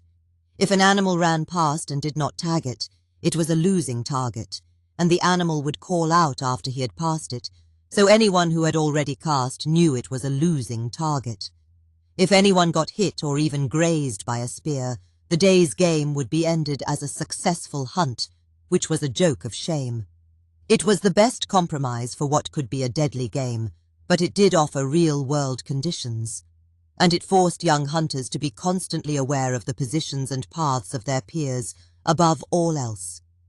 Hunters kept their own scores for casts and hits to winning and losing targets. Sometimes one would only go after losing targets for fun, to be given the title Hunter of Peoples. Stargazer as Animal played with verve and abandon. His long strides took him all over, and he tagged almost every target he passed, and dodged wayward spears well. Stargazer as Hunter never cast once, though he often pretended to get ready. When hunters called out their casts and winning and losing targets acquired, they would glance at Stargazer, and he would remain silent, without embarrassment. Walker concluded, he trusts others but does not trust himself or his skill, even in this game. They know this, and they respect him. With other children, he was always relinquishing the spear to another after he hit a target, when the tradition was to take victory casts until one missed. One time, an annoyed friend handed it back to him and pointed at the target. He took and examined it closely, tossed and caught it, smiled and handed it back, as if indicating his approval of it. The friend just shrugged and took a turn. He who casts the first spear is not here to become the greatest hunter, Walker thought. He is here to be with the others. When Stargazer had been placed on the stone for the IBEX game, Walker wasn't watching the cast at all. He was watching the feet, because everyone was unpracticed at first, and each turned in a different way, with halting steps or swinging toes planted, or spun on their heels because it seemed easy, and that was good for spinning quickly, but not keeping balance. It was a challenge to spot the first hint of their loss of balance and suggest something that might help. He needed to draw their attention to maneuvering and keeping balance on one spot while doing other things. The real objective. Walker almost missed it. He heard a thunk and was starting to look up when, after a slight pause, the left foot lifted and kicked sideways and the torso spun round, legs twisting until the right foot almost started to spin. Then, with the left still in the air swinging around, the right foot hopped into the air and spun quickly. It landed facing precisely the opposite direction, with its leg now twisted the other way, clearly under strain. The boy swung past the opposite side, and the next spear was vertical in his hand. The left foot swung in towards his center, and with the spear held against his chest, the right foot hopped and spun again. He landed with both feet almost in a crouch, and was already casting. Thunk! Then the spear cup rustled, and thunk. 3 spears in the melon, one a little to the left, almost through. After a gasp and stunned silence, the others cheered and one shouted, "Now you are the one who cast the first 3 spears!" Most had not been watching the feat, a blur to them. But some had seen. They pulled him off the stone into the crowd with a babble of questions. His answers were brief. "I don't know. I have practiced spinning before. Yes on one foot, then the other. For balance, try standing on each foot with your eyes closed. Then with arms out. Then swinging them. No, I cannot go all the way around. Something might break. I guess. But going the other way you couldn't cast as part of the spin. I must think about it." And so on. And in excitement, with no hint of deliberate rudeness, the crowd drifted away. Stargazer glanced at Walker, then turned back to answer another question. Walker stood alone in thought. "I must think about it," the boy says. "What lands have you journeyed in, young friend? I will ask you some day." Chapter 17. Star Quest. The brown desert would not leave him alone. He had changed into his every other day schedule, and there had been no complaints. In fact, he had triggered a wave of concern and whispered conversation. Some suggested he must be pressed by some demand from elsewhere, though no one knew what. They felt uncomfortable to see it. He was an older boy now, so dedicated yet uncommitted. So on the second cycle they had suggested the briefest of visits. They would save the most intricate and demanding work for him, and he could even take it elsewhere to do as he found time. And besides, there were plenty other young hands that needed to learn, and his adult friends promised to keep them busy.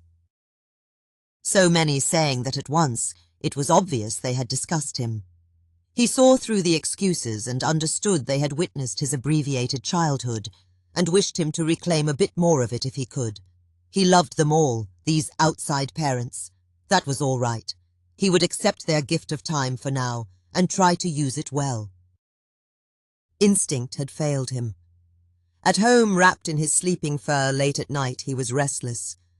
Whenever he had decided to do something in the past, asking himself what to do next had always yielded some reasonable answer, even if it was a roundabout course of action that eventually led to the result. But when he had declared he would map the great herd, no easy next thing had presented itself. Perhaps it was just make-busy work that had led to him outfitting a traveling kit, such as one you would wear around the mountains and through distant forests, just to climb a rock outside and watch the stars. He thought of the pieces around him, and they seemed silly and small. The shoulder pack and grass mat were some fine work, it was true. But those things did not tell him what to do next. He slept himself. And the desert did not tell him either. It was, as it had been on the first day. He was always alone with a stick in his hand. Alone. And the things were just a presence. They were waiting too, and hung silently on his every thought. Light was all around, yet only blue empty sky and no sun.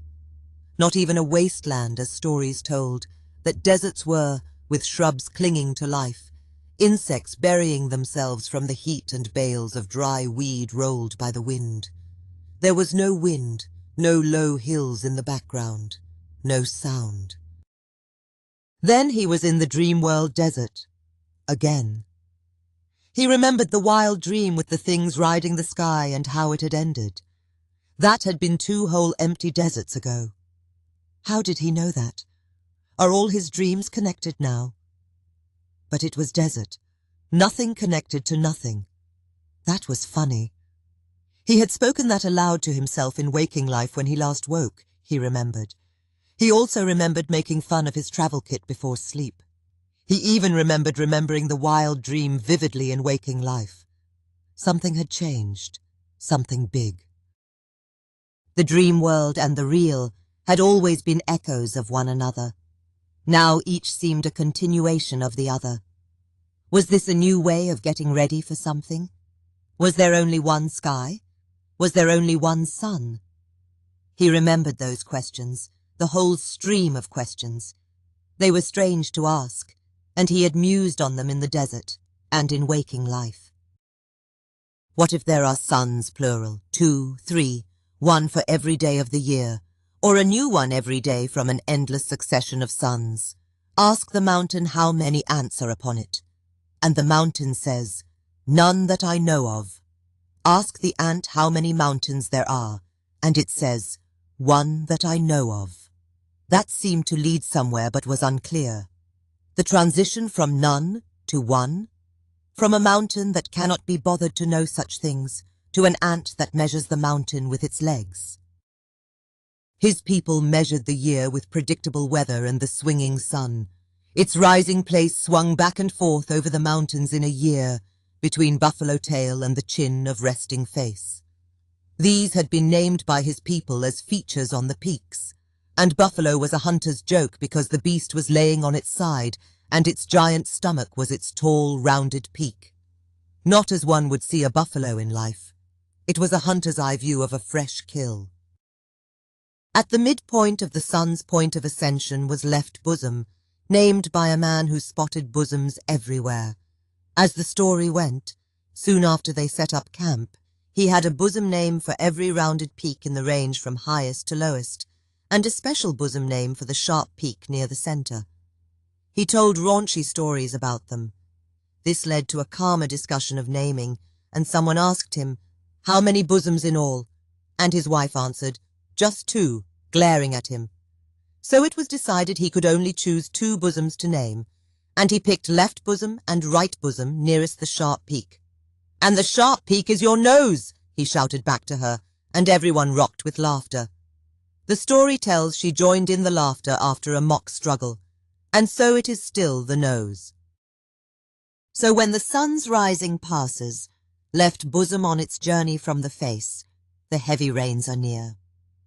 When it passes, left bosom on its way from the tail, one can expect gentler rains. It is common knowledge in the village whether the sun is currently traveling from the face or tail. Parents and friends gather on the morning after a birth to witness the rising of the sun and note position and direction on that day. And they note its anniversaries. The posts framing doorways have marks that count the years of each child. These traditions were old, as the swing of the sun and the year had long been known. As his people used the mountains to measure this, far camps and those without mountains needed to find other marks on the landscape, and some used the setting of the sun to measure the year. It swung too. He consciously decided there was only one sun and only one bigger sky, and something happening that revealed one or the other over the course of a day. And the sun was doing something over the year that made him wobble with precision and certainty.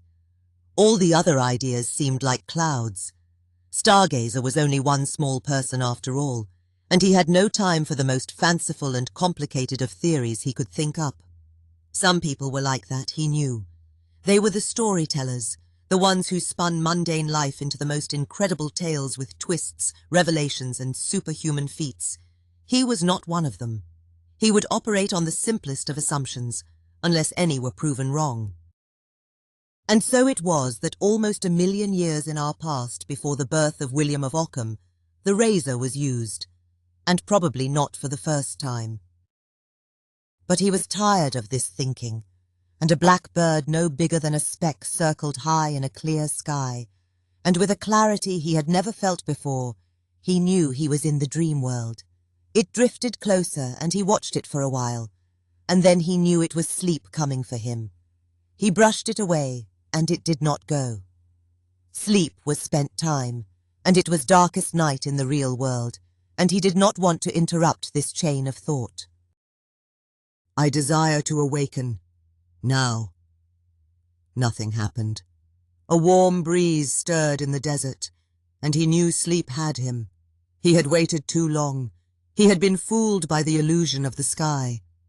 The speck had not ever been distant. It had been a tiny thing floating in front of his eye. It was so close now, drifting slowly, and the most powerful mind would be fragmented and swept away by this littlest of things at the first touch. He dared not fight. Remembering had become so important. It was closer, any time now. It took a very long time. "I desire to awaken, now." His eyes opened in the dark. When sleep had finally released him, he knew there had been no dream world again, just a desire to awaken floating in the void. Remembering had become so important. He retained that memory to the last, but the remembered thought was drawn out near the end, as if it spanned the sky. Remembering was so important. What a strange creature he was. Do other people experience this too? He rose and dressed quietly with care as to not awaken his parents, and put a hand directly on his stick in the dark without feeling for it. He crouched and lifted the door flap near the bottom where it made the least sound, and crept into the clear night. A small part of him was procrastinating and urging him to gather his kit before he ascended the stone. "You must be ready," it said, "or just watch from here if anything. Don't go far, and come back to bed soon." And he made sport of the little voice with brutal eloquence. "Right, and I shall toss logs into the hearth and stoke it to a popping flame, so I will have light to gather my things, and rummage with a great clatter until dear mother and father are startled from sleep, and as their alarm fades, I shall say to them, 'You must prepare yourself for the climbing stone leave-taking ceremony.' They will nod and don the appropriate garments and beads, and place sacred objects in a circle. I will step into the circle in my adventure gear, and chant as I gather spirit energy, and become as ready as ever. Then Mum will stoop and remove objects from the circle so I can pass from it unhindered by fear. And Dad will hand me a whole dressed animal carcass to sling across my shoulders. After I have passed through the doorway, of course, and Dad will throw rocks at nearby huts to awaken them also, and as I trudge into the darkness, all will sing the climbing stone leave-taking song. Does that sound right?" And the little voice had no answer. Sarcasm is as ancient as thinking a lot, and he certainly did. And it was not some enunciated paragraph of pretend speech. It was a series of notions that were flashes of past events and imagined events and stories told, with a bit of extra effort to place him at center stage, which contributed notions of the twins' absurdity and hilarity. It was a twist in the what is, and that beckoned them. Notions were overlaid into a weave that progressed in time, but the pieces already had shape and were just dwelt upon and drawn out. His people had spirits that give little pushes to the world, and people to set things on their proper course. He accepted this, but he was sure spirits also had a sense of humor and could share a joke, for otherwise the world would be a lonely place. And it wasn't, and he never asked the spirits for help thinking things through or anything else really, except rain, which everyone did. He would no more do so than ask Walker to cast his spear for him. All this musing had taken time to build a good sarcasm and make the spirits laugh. Time enough to walk across camp. So he was at the climbing stone already. He thrust the stick in his belt and started up. He sat on the log. He looked at the sky, and as he looked, the sky went by. He spotted a group and let its outline and shape children rise without connecting others. That was easier now. He saw many stars rise from the peaks but did not follow them upward. He was noting how often they appeared and just thinking. It was all begging to be mapped, and he was rested. But if he could even do such a thing, by the time he was part way through, more sky would have emerged, and he must map that too. Would it never end? And what was that stone the thing had moved, so they had to redraw the lines? And surprisingly, an answer came. It is the bright one who wants to marry the sun, and she is seen in day and night, and is seen to have moved towards and away from him. So she moves with the day and night, but also with much slower speed of her own.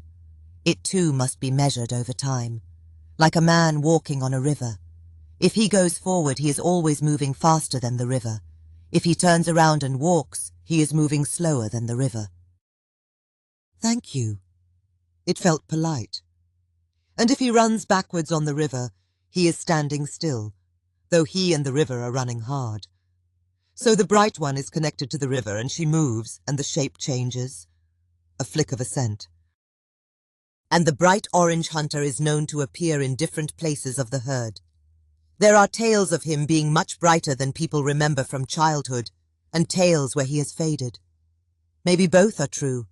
Maybe they are tales from different ages. And when he lingers in the night, he stays for many moons. His movement within the herd must be very slow and steady. So the sky is a river, and I must jump onto it and stand still, very still, to see bright ones move. Their changing shapes to the others will tell me. Yet the herd has a measure I have not seen. I know there are lands beyond the mountains to the east with people, and those people must see the sky being swallowed by our mountains as surely as my stars emerge from them. If I stood on the nose, I would behold the entire sky. I cannot. It is cold beyond imagine and makes men shake even far from the top, tales tell. I have seen animal herds mingle and reshape as individuals move. If that is happening, They must be reshaping in slow time, for I heard there are shapes in the sky, and people have spotted them and followed them for generations. They are heard in our stories seldom, but have been told by a visitor. It seems to me that aside from the bright ones I know, the night sky is one thing, and it moves as one, the sun with it. What is the measure of the whole night herd? And what if I am the one standing on the river, watching still things on the bank go by with speed? Or, what if the whole world and all of us are spinning or tumbling, and the sun and great herd were still? And even the bright ones were closer than the herd and yet far away. He thought about this for a while, his mind literally spinning while holding on to the log. It may seem uncannily prescient for him to pose that, but it is simple child's play. Adults seldom spin in place, and they have forgotten. Bipedal humans and great apes seem to be alone in this regard. Everyone turns around looking for trouble or to plan a new direction. Dogs chase tails with eyes on the tail, but the human child will do it, eyes fixed on nothing, with verve and dedication. They do it as long as motor control and balance will permit, and beyond, when they fall down. To rise and do it again. With the modern invention of the swivel chair, children continue to explore this realm. The merry-go-round existed in Stargazer's time as a young tree trunk grasped in one hand, and the child swung around it and spun the world with no fear of falling. And it is a different realm. It is the only motion where nearby and distant objects, even to the horizon and into deep space, remain fixed in place relative to one another. And the mind perceives this as everything moving by quickly at once, ridiculously without end.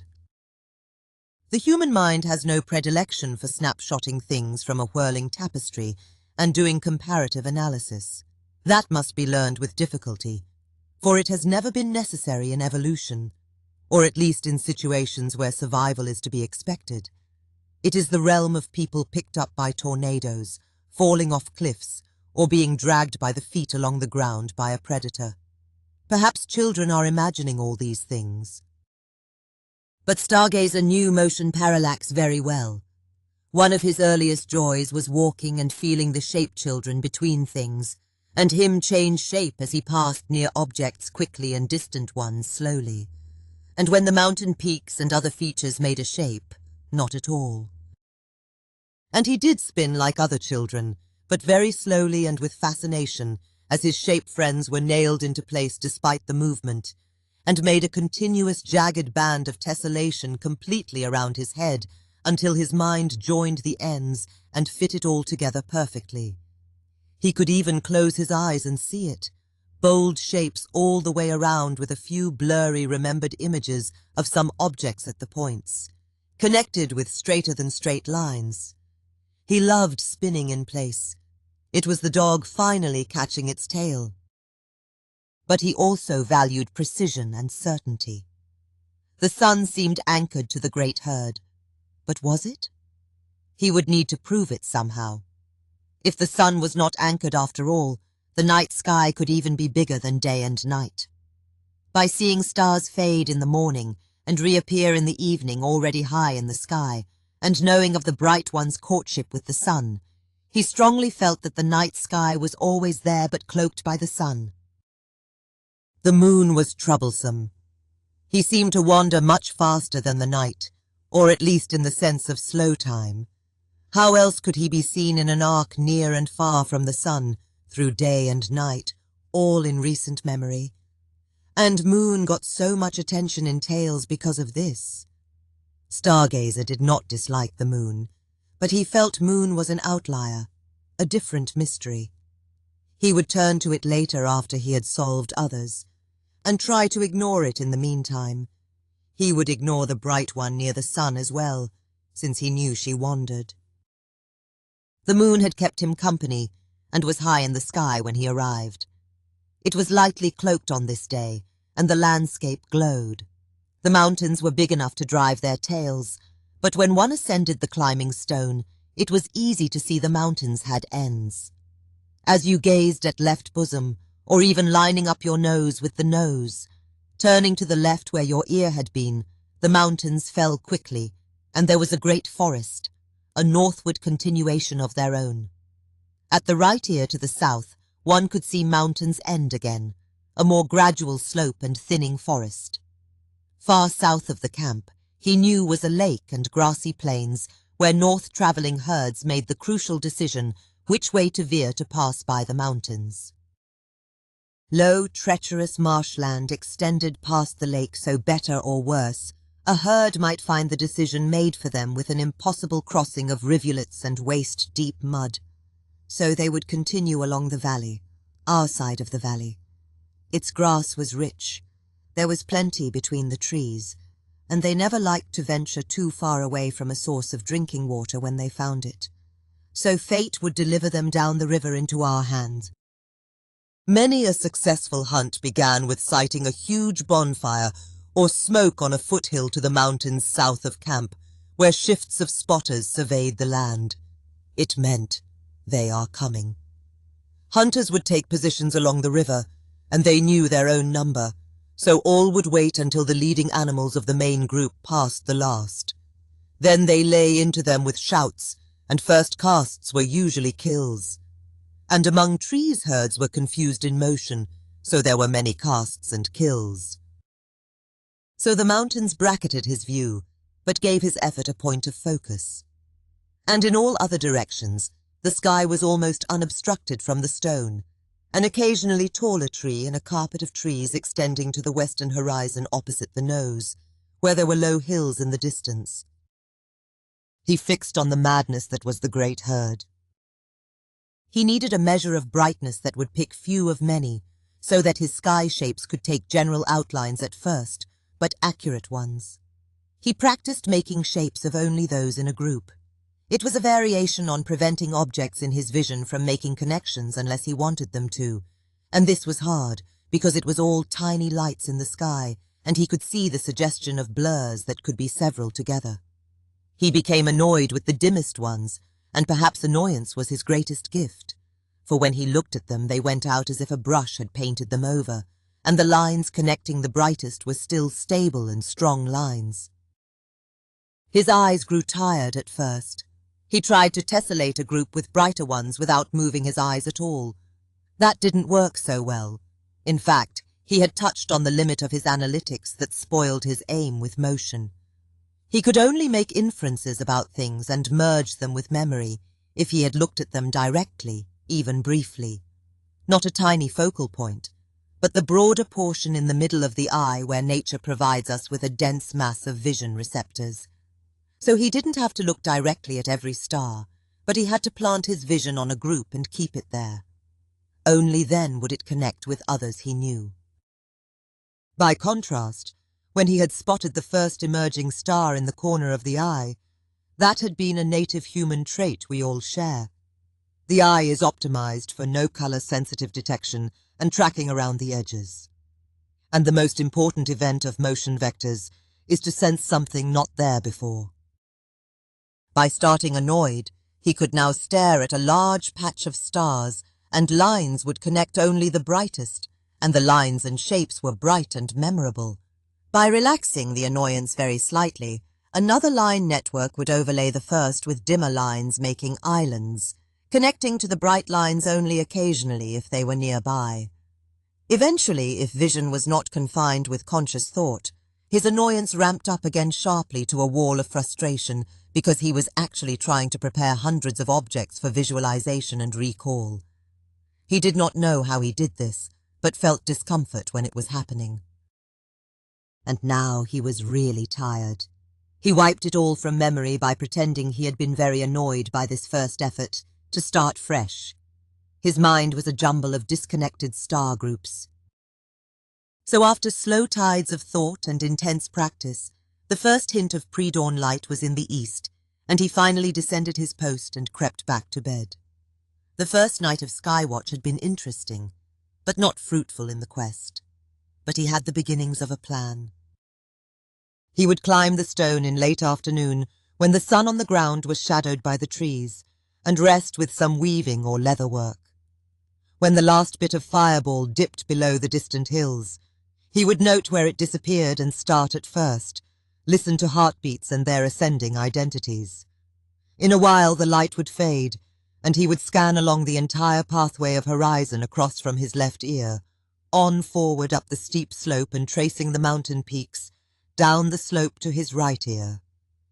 He was looking for the first star to emerge along this outline, not any already risen. When he spotted the first risen, he would note its time measure from sunset.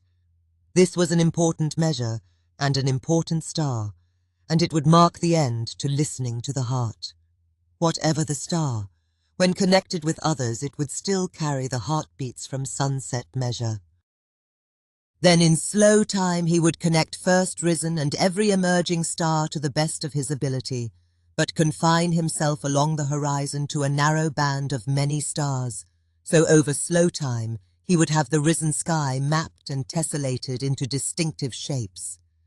The shape band would consist of a narrow progression of shapes from left ear to and up the mountains in a raised shape, then down to right ear, the rising crest.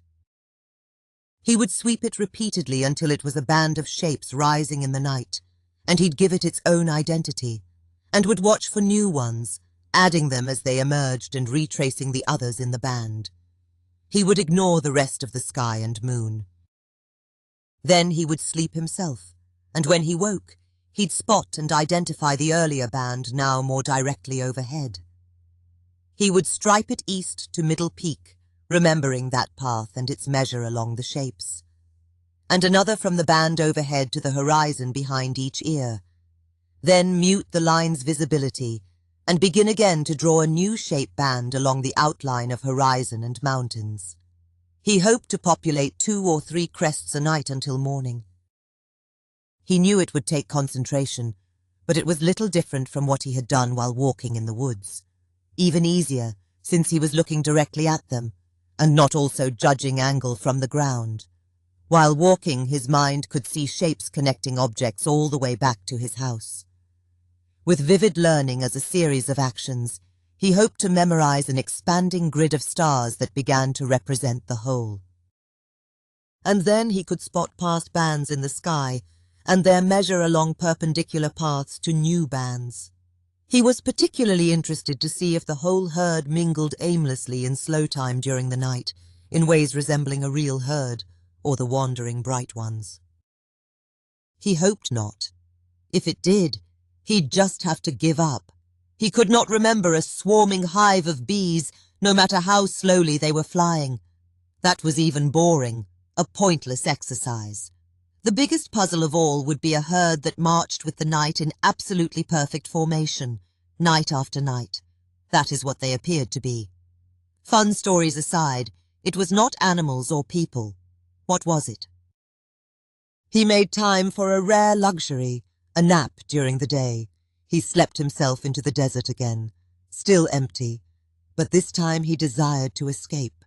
And looking straight over his head was the sun as bright as ever, and it was there above him only because he had looked for it.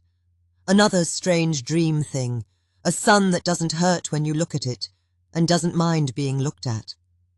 And with his thought he pushed the dream sun, and woke up just like that. This is good to know. And drifted back into sleep. Chapter 18. Star Map. He had no idea what a spectacle he was.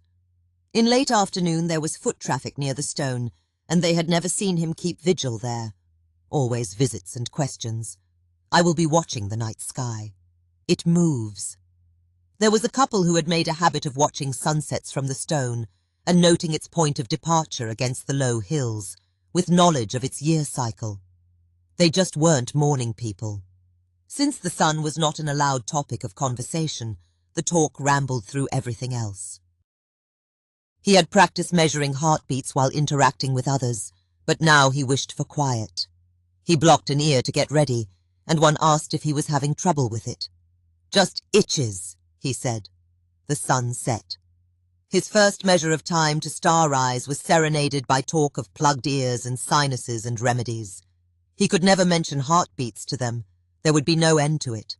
He imagined them asking why. "Do you think yours will stop soon?" He closed his eyes and remained silent, and at last the voices drifted down and away. He spotted the first stars in the sky and finally one emerging, and took its heartbeat measure. He imagined his heart skipped a beat afterwards for spite, but that was a joke. He claimed first risen for his own. That one was his. It was not bright, but there it was, and he hoped it would guide him to the end of his days. He traced it out with its neighbours above, and those risen after, and shapes formed as still others rose, until a band of shapes appeared in his vision along the horizon boundary, from his left ear to face to right ear. He retraced them countless times, sweeping his vision back and forth, and sometimes in his mind with head still and eyes closed. They were important to him, and the mental lines shimmered brightly. He had not brought any work to keep him occupied, and he realized that would have been silly, for he knew now he'd be spending a lot of time on this project. He had played with shapes, but now it was important to remember. It was urgent to remember. He became weary, though he had been rested in the afternoon. The urgency of remembering was weighing heavily on him. He finally closed his eyes and put up the vision of the shape bands he had connected from one ear to the other. It floated in mind darkness, and he opened his eyes to spot the points of light that had inspired them. There was sometimes a tiny shift as the actually seen points drifted towards the corners. But the shift was slight, and they locked in quickly because he really did know how to turn his head and look precisely. He decided to pay more attention to this realignment shift, so it would alert him if things were not aligned closely or his attention was wandering. He did not consider it a game anymore, and that changed the flavor of everything. Finally satisfied he could remember, at least in the short term, he closed his eyes for a long while, and his chin hit his chest suddenly, startling him awake again. He lay on the fur and slept himself. Desert again, daylight. The weariness had left him, but something was different. He could see things on the brown ground, not stones or leaves, but an indistinct hatching, as of something drawn when it is viewed almost from the edge. He walked forward and realized he was floating, and scale in this world was whatever he thought it was. That in itself was nothing new for the dream world, but the direct control was sublime, and as ever the pointed stick was always in his hand, he looked down and knew its purpose. There were shapes on the ground. It looked as if they had been scratched with the stick, and some furrows were deep, others shallower. Holes poked in the dirt at the corners depicted each star. It was all there, and it was the band of shapes he had just toiled over. Where the last part of the band had cleared the horizon edge, there were faint figures that looked like they had been drawn hastily, showing the horizon curving over the mountains and down to the other side. It made a huge half-circle open to the left. This was a representation of his forward and side field of vision. The ones who had drawn it even added an embellishment for the nose and bosoms. He thought of the first star he had claimed, and it was there at the leading edge of the mass, as a deep hole and heavy furrows of lines leading to others. As he panned his attention across the figures, he could see the furrows deepening. There was no distraction like dirt clods being kicked up by a digging stick. The deeper furrows had always been more pronounced, it seemed, but hadn't been a moment before as he swept the shapes with recognition and familiarity. So he spent an ageless time in the desert with stick in hand, deepening the existing furrows of memory.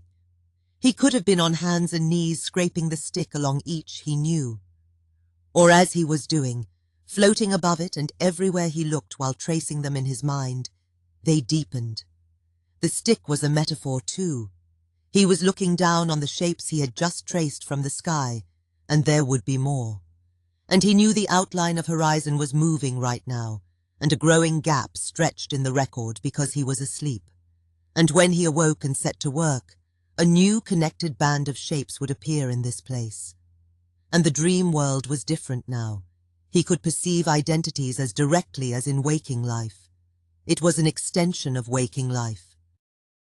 Somehow, He knew he was looking at deep memory. Incredible, even in one for whom the usual was unusual. "Thank you," he said again to no one in particular, and felt a tiny nudge of assent. Incredible feats of memory do exist in the animal world also, and who's to say how a metaphor for this ancient memory mechanism might appear in the mind of an animal, such as a migrating bird? He found it breathlessly exciting, and he looked up and pushed the sun and awoke. It was night still, and there were new stars, and the old ones had moved. Fall rains had subsided, and the sky was clear, but for an occasional cloud. As long as there was space between clouds to concentrate on, he could do his work, and the drifting cloud in his real vision might have shapes and lines projected upon it. He was doing only these few things and gave his attention to them completely, because he knew answers would not just pop out at him. He had to toil in this slow time. 2 or 3 sessions a night, every night, and time in the desert, surveying and tracing the whole. If in the desert, there were bands that were distant from others without much interconnection, or there was uncertainty, upon awakening he would bring them both into view at once, and retrace a new band of points to bridge them and make their connecting measures known. 10 days passed, and he watched the stars, and grew bewildered and shocked. The figures in the desert were always there, fresh from memory, and he had a massive grid of connected shapes. His virtual sky spanned the night from sundown last light to almost sunrise. Such was his discipline that he thrust the bewilderment aside for later, and focused on precision in the now, so he'd have certainties to puzzle over. He was stymied by light pollution from the sun. To make star discrimination work well, he needed blackest night, or his perception of brightness suffered. So his first and last observations of the night had a shimmer of uncertainty. But for evening objects progressing west as the night darkened, they could be retraced in the mind, even poking new holes in the desert, and new lines to connect faint stars that had not been visible at first reading. Moon cast a silvery patina of light over the sky that could be seen even if a finger shielded it, and disrupted his perception of stars around it. The moon was wandering quickly all right, and moved in relation to the herd even over the course of a night. So the stars are the river, and Moon is standing on the river running upon it. But his parallax sense also told him that Moon was floating over them, and thus was a nearer object. It was definitely a bigger thing. He was sitting still, but what if his world was walking? The stars were currently rising from the mountains in a band he had recorded several times before. He could even perceive imaginary shapes down their dark slopes, seeing the ones that were soon to emerge. He had time to rest and just think for now. The sky was stranger than he had ever imagined. No tale he had ever heard even touched on this strangeness. In the wild dream, everything had been flying straight across the circle. Even with East Mountains to the right, above him in the sky, things were going straight across. And the things had chosen the middle path of the sun for their funny ride. The circle itself, representing the sky, carried a taste of metaphor also. He felt it was a guess in some way. But you have a field of vision, and as you slowly turn, there is always something to see to the ends of the world. So why not a circle? He was prepared to accept his world as some sort of polygon. To trace the boundaries of the world, that was an exciting idea. But to do that, he'd have to find corners, and to his amazement, he had not found any. The night sky had no corners. The problem was his ears, or more precisely, what was happening in the sky, in the places where his ears looked when his nose was aligned with the nose. He had expected to see stars flying straight across close to the horizon. He had even imagined that if he made a great journey in that direction, he would come upon a sky watcher such as himself, and they had the same straight path of sky overhead. And when that sky watcher looked far in his direction on the horizon, the other could see his own sky marching straight too. His whole idea of the sky had been seeded by what was clearly happening along the path of the sun. But what was happening at the ear ends of the world kept bringing him to and from the desert in confusion. Along the path of the sun shapes were predictably straight in their travel. It was so obvious he had never bothered to even note direction over time. But what was strange, stars rose near his ears also, but they moved in slow, slow time, and when he had traced their course through most of the night, they had risen above the horizon only a short measure and had arched over. Some were actually descending in an arch, as if they would set close to his ears. There were so many it could not be an error. He called them star arches, at first in confusion, after the familiar arch of colour beside rain. Nothing in the world but a rain arch made that precise, smooth, curved shape. He had long pondered it, and now he is thinking it may have helped him prepare for the star's bizarre behaviour. But only at the ears of the world. Everything happening in slow time between sleeps, and the weird stars making a star arch in the distance in slow, slow time, as if they are travelling a circle, a small one. It challenged the projection he was constructing in the desert, and he was forced to imagine a continuous correction, because over here was something happening in a straight line, and over there was something drawing a circle. He decided to call the straight east to west path eye stars, and the curving paths around north and south ear stars, and the relative shapes along long paths between eye and ear stars never changed. They were the same angles relative to one another to make the same shape, but the shape itself rotated in an arch at the ears. This made it easy to see that the curves of the paths extended outward, even to the path of the sun. Small circles at the ears, to a large circle along the sun's path so large that its edge appeared almost straight, to small circles again at the other ear. In the desert, with great difficulty, he tried to make a representation at his feet. He traced a tiny circle, then above it an increasing radius of arcs, until the last was so large it was almost straight, then a straight line, then smaller upside-down arcs to a tiny circle again. So this is how the great herd moves in the sky, as one. So precise, yet not straight in most places. No idle milling about could confuse his shape perception. Some shapes would change and not change back if things were drifting in different directions. These are not animals or people. What are they? He left the figure etched into the desert, and he would return to it often in thought or sleep to ponder. But he had another problem, something just as perplexing. His measure, which was sundown to first star rising, was of great concern. He had half expected it to always be the star he had claimed, the one he had noted first that was etched so deeply in his memory. But that one was already in the sky above. And the heartbeat measures he had taken over 10 days were pretty close to one another, considering how far they had ascended from first. And for almost all that time he had not been able to make that measure as his own star, since it had already risen. In fact, it was now so high in the sky that he would have waited a long time to see it ascend to that position. Had the sun revealed the sky sooner, later? He tried to think it backward and forward, and it suggested a conclusion. The great herd was moving faster than the sun, every night, not by a lot, but it was moving faster. That was a big idea, for it meant sun was not standing still on the river of the great herd, swept along, or if anything, he was walking slowly upriver, and the sun was also walking back and forth a little bit, such that his journey would take him back to the same place again every year. Who knows how far he actually walked, but to Stargazer, it was the measure of the sun's rising from resting face to the tail and back again. It was mesmerizing.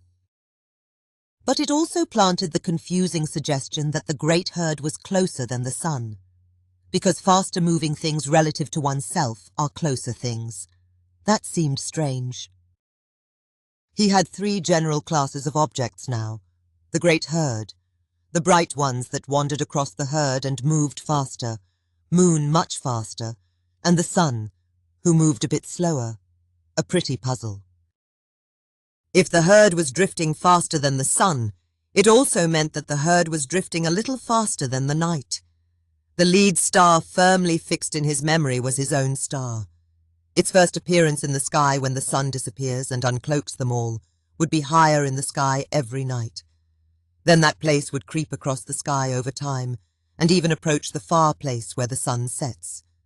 And then there would come an evening when it would never uncloak his star because it was following the sun and outrunning him.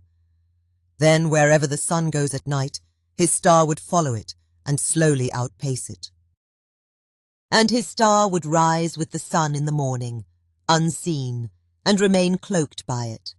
For a long span of days his star would creep through the day, at least as long as its slow creeping procession had been through the night, until one day, if there was only one sun and one great herd, he might once again see his star rising in the evening when the sun uncloaked the sky, as he had seen it on the first day.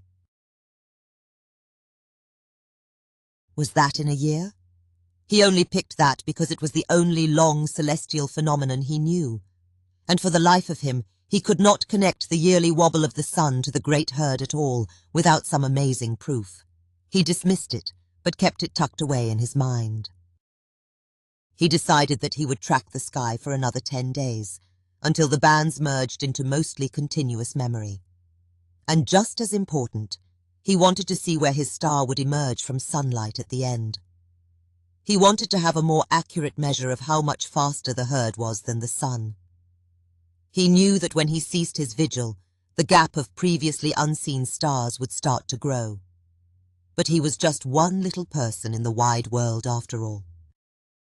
The ears of the world were crucial to the mystery. Little star archers.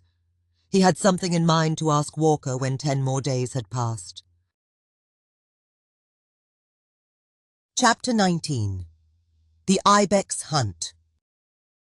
But it is a forbidden hunt, he had said.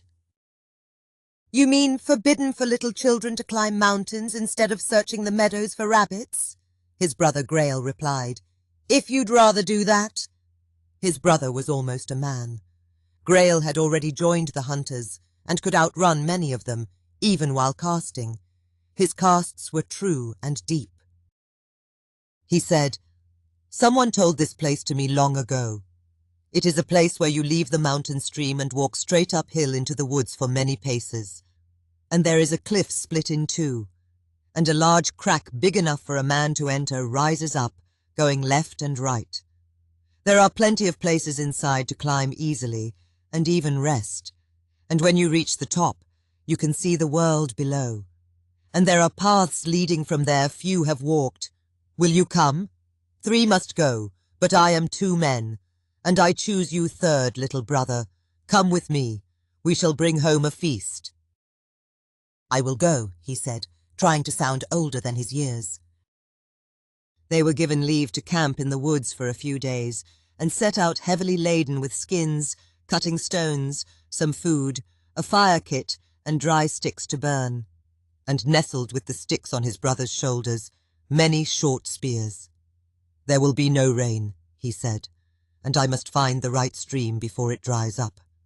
In fact, the stream was fed by snowmelt year-round, but the one who told him the place in the stream had been told that by someone else, and he had not known the land very well. Even though Grail had hiked directly towards a particular cleft in the hills, it took the whole morning to reach it and find the small stream. He had once been waiting at the bottom of the stream with others when some returned down the stream. That hunt had not been successful, but one of the tired men had described the place to him and the manner they had ascended. Even as a child, his brother had found the secret place in the stream and ascended alone, and stood on top of the world. Grail was tireless, and he was already weary. He sat for a while. Come now, it is not too far up the stream, and we can walk beside it most of the way. Come. And he had pretended he was on an urgent errand and found new strength. Grail splashed up the stream in and out of it, but whenever he even put in his foot it was cold. He shuddered. Come, Grail said. Keep moving and your feet will stay warm. And tie your skins at the waist so they stay dry. You will feel a chill, but dry things are better than wet things. and after a trudging, miserable journey for his young legs, including one place where he had to walk a pool in the icy stream almost to his waist, Grail said, "This is the place." Grail had said to himself, 2 boulders together and a third apart. This is the place. He said the last aloud, and the smaller boy was distracted by his own concerns, and was in no mood to ask questions. They filled bladders in the stream, literal stretched bladders of wild boar with ureter tied off, and urethra as a spout encased in soft leather and hung on a loop from the shoulder. He paid little attention to surroundings and followed Grail into the woods.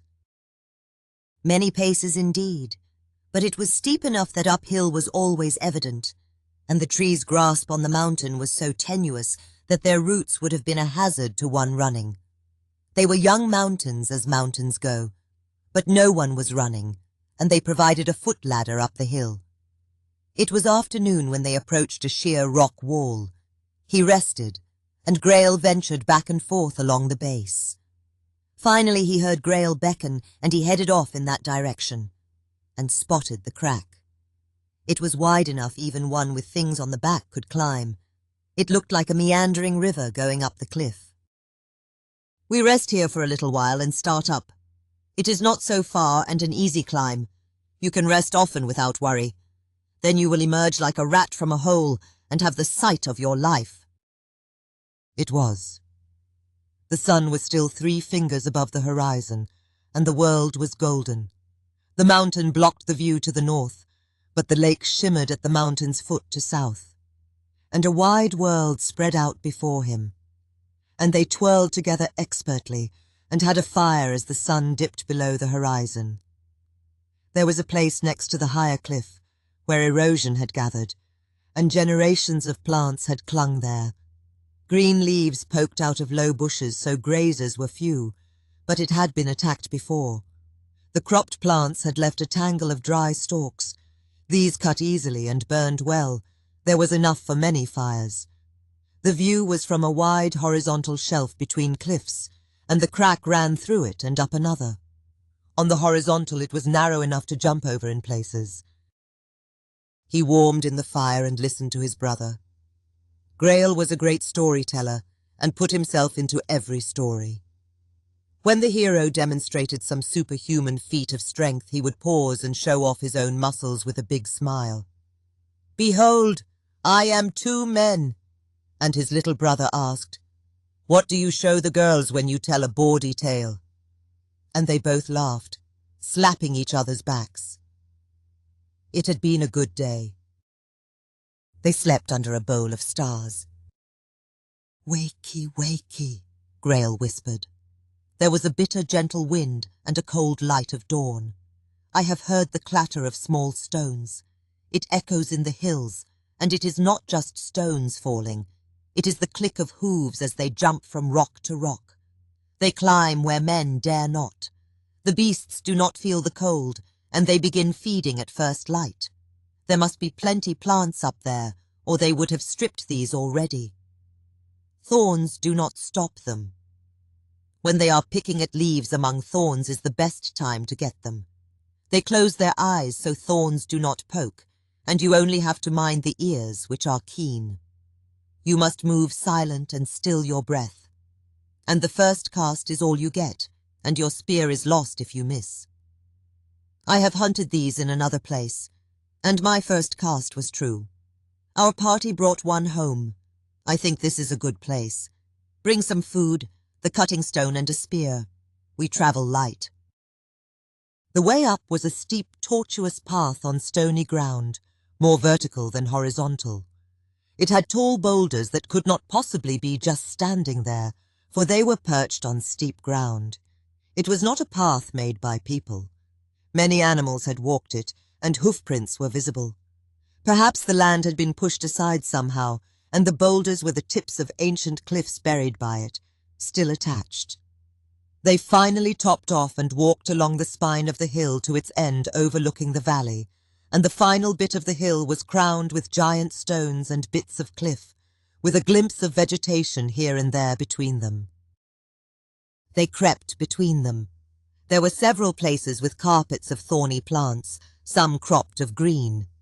It was a maze, and sometimes they would enter a vault of shadow from the other side to seek new paths. And always Grail would tilt his head around the corner and scan the area first.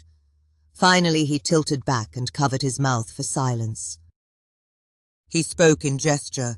He is above us, and eats with head down. We must creep closer quietly. After 5 steps I will cast. Grail held his spear at the ready and prepared to step out. But a tiny sound escaped the younger one's feet as he reached for his spear. There was a clatter of hooves unseen. Grail peeked again, and the beast was gone. He looked down at his brother's feet and made a silent gesture like slapping his head. He smiled and pointed down and knelt to unwind his brother's leather foot guards. Soon the young hunter was barefoot as Grail was. "We must move silently," Grail gestured. "Now is the time to find a closer place and wait.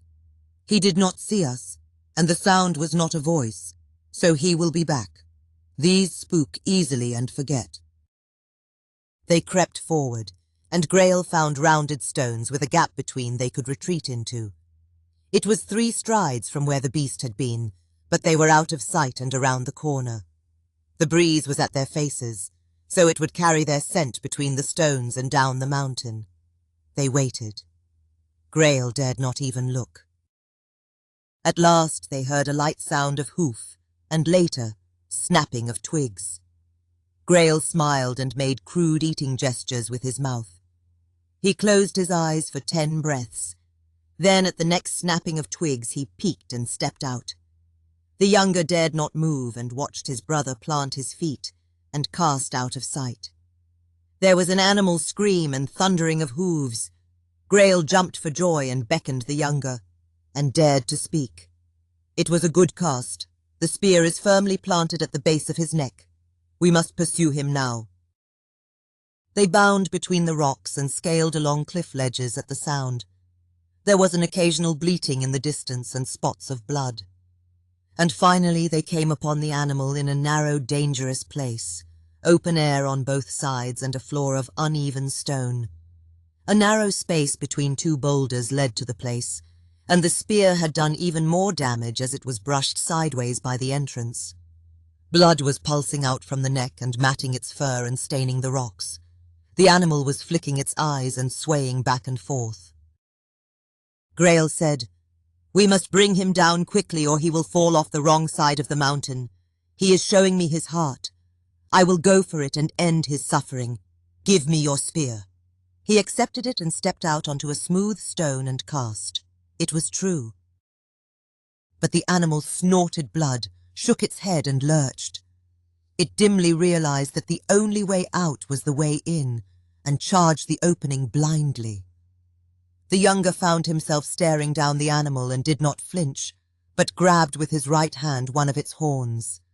He pulled it forward. But the beast had brushed past Grail and upset his balance on the stone, and one of his feet slipped out into space. He grabbed a handful of short fur, and having nothing else to grab, wrapped his hand around the other horn. Now the younger was pulling on the horn he grasped to bring the beast and his brother out of that awful place. But it died suddenly from the spear to the heart. Its haunches collapsed, and the IBEX went limp and slid on its own blood towards the edge. Now Grail was dangling with both feet, hanging from the horn, and the boy held on too, but it was pulling him. And the last thing his beloved brother shouted was, "Let go! It will take you!" And they were gone. His own long wail was all he heard, then silence and a whistle of wind, and he was alone. Chapter 20. The World as It Is. Walker had thought of him often, but the boy's life had taken a strange and sudden turn, and it had been almost a moon since he showed up on the practice field, or most other places, it seemed.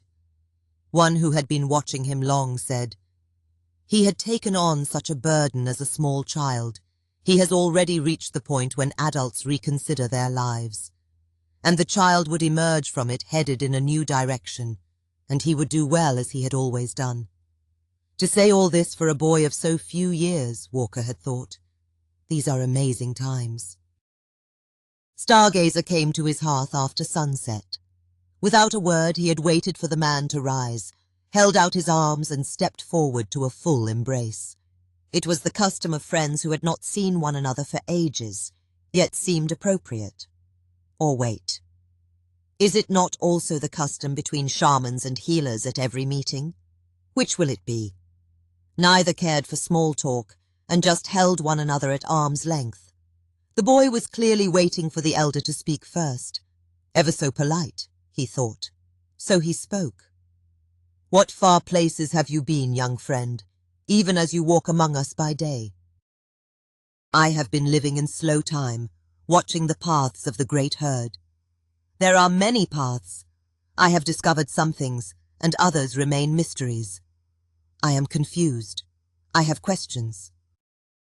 Walker said, "To me, the great herd is a place where stories are born, but those grow in the minds of people. Surely you have not come to ask an old hermit about people. You are Stargazer to me now, and you may call me Stumbler, for I am feeling my age more these days. Do you know people are telling tales of you now? You are the one who watches the stars, and they expect you to make a speech from the stone one day to announce your findings. Others are comforted by the sight of a sentry on the stone every night, just like old days, even though he is looking in the wrong direction. And you are always so lost in thought it is a wonder you don't step off the stone or tumble to the ground in your sleep." "Don't roll off," she said. "Mother, I mean. I must obey her. And rather than gazing all night, I do sleep. The first part of it is sleep, but later I walk in an endless desert of sunlight. There are marks upon the ground that are star observations I have made, and no weather to disturb them. It is a desert of memory. The great herd is not fixed with the sun. It travels faster than the sun by a small measure, such that the sky shifts its place a little every night and stars rise sooner. Have you ever seen this?" Stargazer brushed the sand smooth and found a short stick. He drew the curves carefully in the firelight. A small semicircle at the bottom, a series of expanding arcs until almost straight, a straight line, and the same figure upside down with a small semicircle at the top. And the ends of every line this time were now bounded precisely by an invisible circle. This sand was good for drawing, and where he drew it was darker with moisture. Walker was silent for a long time. "What amazing times! I have seen something like this before. It is a sacred symbol in the south. Far south. Years ago, in the farthest of my journeys. I never met one who spoke my language there, but I travelled with a friend who spoke theirs. And to see a boy of my own village draw it before me after all these years is like the wildest story come to life. How did you come by this?" "It is the true path of the great herd in the sky. Our mountains are here, from my eyes." He indicated a point in the middle to the right, then the lines. Those stars rise and head straight across. These stars come towards the middle and away again, and these move in very slow time and make little circles, but the whole circle is beyond the world I can see. World. Yes. The name of the figure is The World as It Is. But even the one who drew it was recalling it from long memory, and that people he was with were obsessed by symbols. It would even be forbidden for us to draw it, and yet they adorned things with it, like the walls of caves and sacred places. To them it was another sun symbol, for they worshipped the sun. But even just a circle to them was a sun symbol. Maybe Mr. Sun had fried their brains. But he had seen it elsewhere too. He said it came from another people even farther south, and its true name had been lost in time, and the world as it is had been its true name. But he knew nothing about the world. He just liked symbols. So what would that mean? How could both be true? That we are the ones living in the sky, and the ones who drew the figure were looking up at us? I like the way you think, friend. That is a strange idea. I'll make a story from it. No one will like it, I am sure, for around here it is moon fever and tales of the heart. But I know you did not come for a story. If the herd moves faster than the sun, that is news. But as to its name, even the wildest tale has little tales within it that are true or false. I propose that the name might be true, but the one who said it long ago had completed an observation in the same world and same manner as you, and excitement carried away their words. Or maybe it was the great herd itself that had fried the brains of his people, and they worshipped it as if it was the whole world. Walker smiled, for he knew he tended to be cynical and irreverent about things untouched or unseen that others worshipped, for he had seen hints and heard tales where such casual worship created arbitrary hierarchies of privilege and division in societies, and over time turned them against one another, even leading to people hunting people. He reflected on it for a moment, and realized that this boy was his equal, very likely greater, and was entitled as a friend to know his own thought process.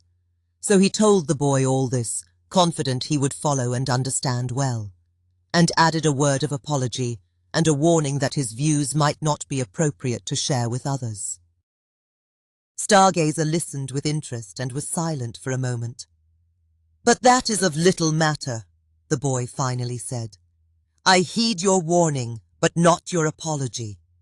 Your comment about the name rings true, for it is a simple and likely explanation, far simpler than a symbol crossing between worlds and people in the sky.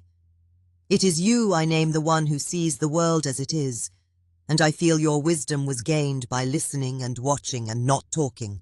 I am glad I came to you with this."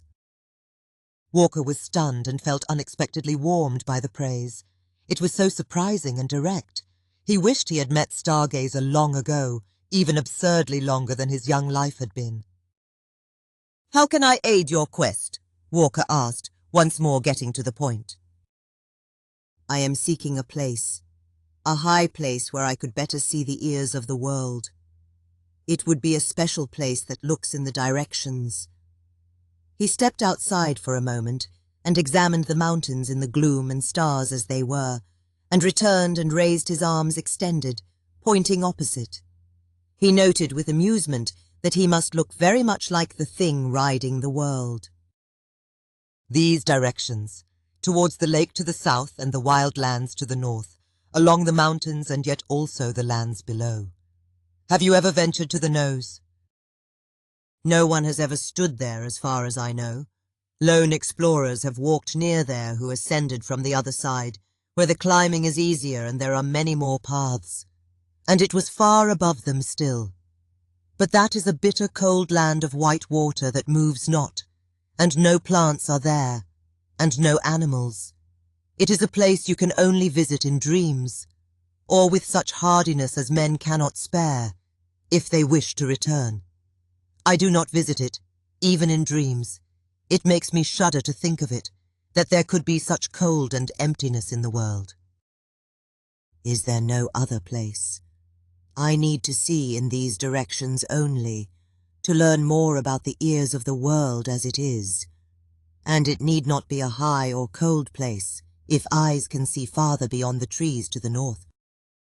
After a time of silence, Stargazer realized that Walker was battling something in his mind. It would be the easiest thing in the world to say he knew not of such a place, or that he did. He could not recall a time Walker had ever refrained from speaking for so long, about anything. He did not know why the man was not speaking, but he felt a growing personal shame in asking. Finally Walker said, "There is such a place, and I will take you there." Stargazer relented a bit in confusion, but Walker was having none of it, and even made light of his condition and unspoken battle.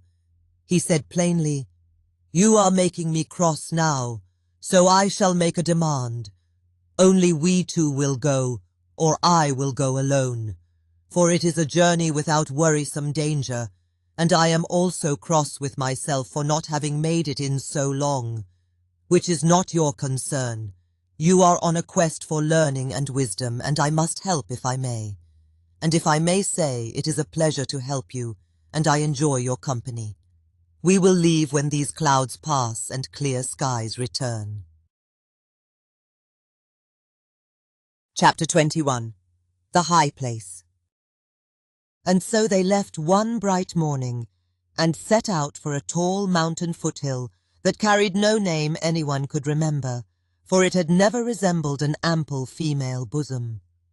Walker travelled light, and soon found his legs again, seeming to enjoy ambling along clear paths with a destination firmly in mind.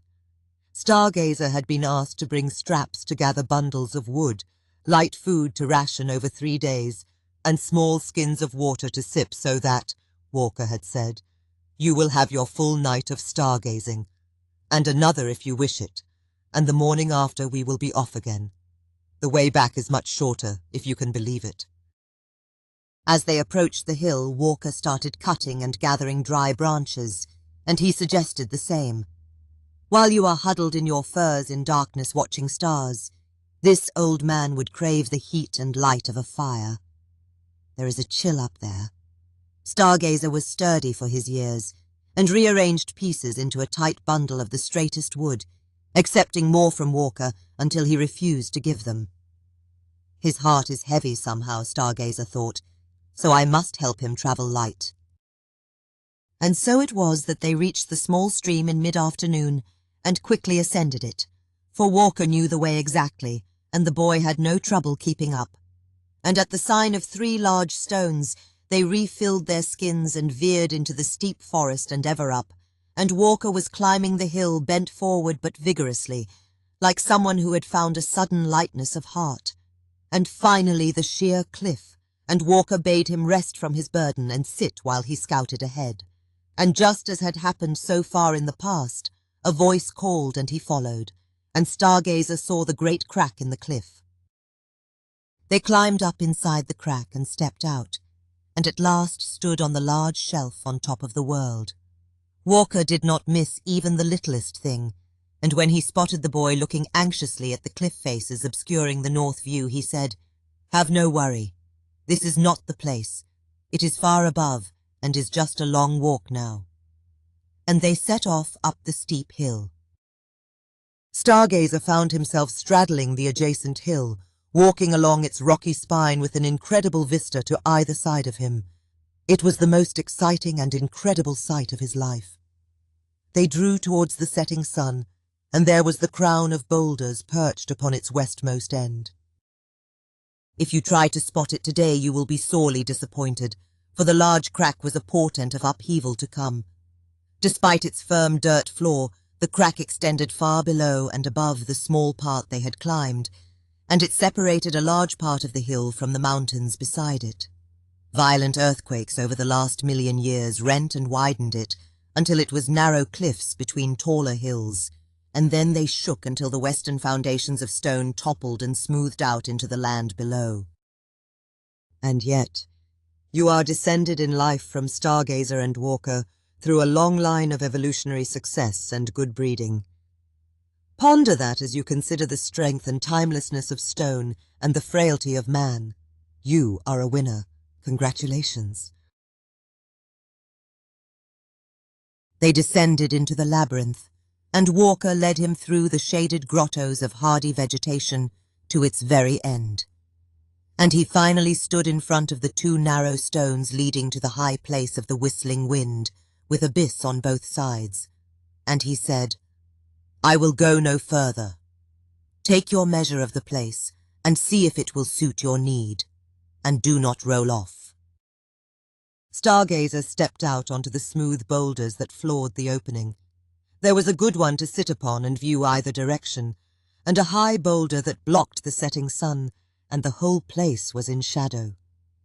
But he turned again and again to see the foothills of the mountains curving off and down to both sides of the land. The ears of the world, and the breeze was gentle on his face, only whistling and moaning ominously through narrow spaces between the stones as it shifted. He smiled at Walker and said, "This is a good place. Thank you kindly, friend." and Walker smiled back with simple satisfaction, and then pretended to be aggrieved once more. "Help me find somewhere between boulders shielded from the wind and your eyes, and let us have a bite and lay out wood for a fire." And the boy collected many dry sticks and brambles from the dense thicket upon which an ibex had once browsed, and set them aside for the fire. The night passed easily as he noted the slow spin of celestial clockwork. There were several stars at the ears he had never seen before, especially to the north between the familiar ones with wider arcs. The tiniest of circles anchored below the horizon described their motion, and a new one among them was so slow it had only slightly ascended and remained in place, and had shifted only slightly as dawn light cloaked the sky, and another under his watchful eye that did not ascend at all, just emerged and froze, and disappeared with the cloaking of dawn, the most tiny circle of them all. It was very nearly a pole star of his time, far distant in the sky from the pole star of the Egyptians, and also the one of today. Milutin Milankovitch eventually discovered why, for he was also a connoisseur of fine celestial clockwork in slow time.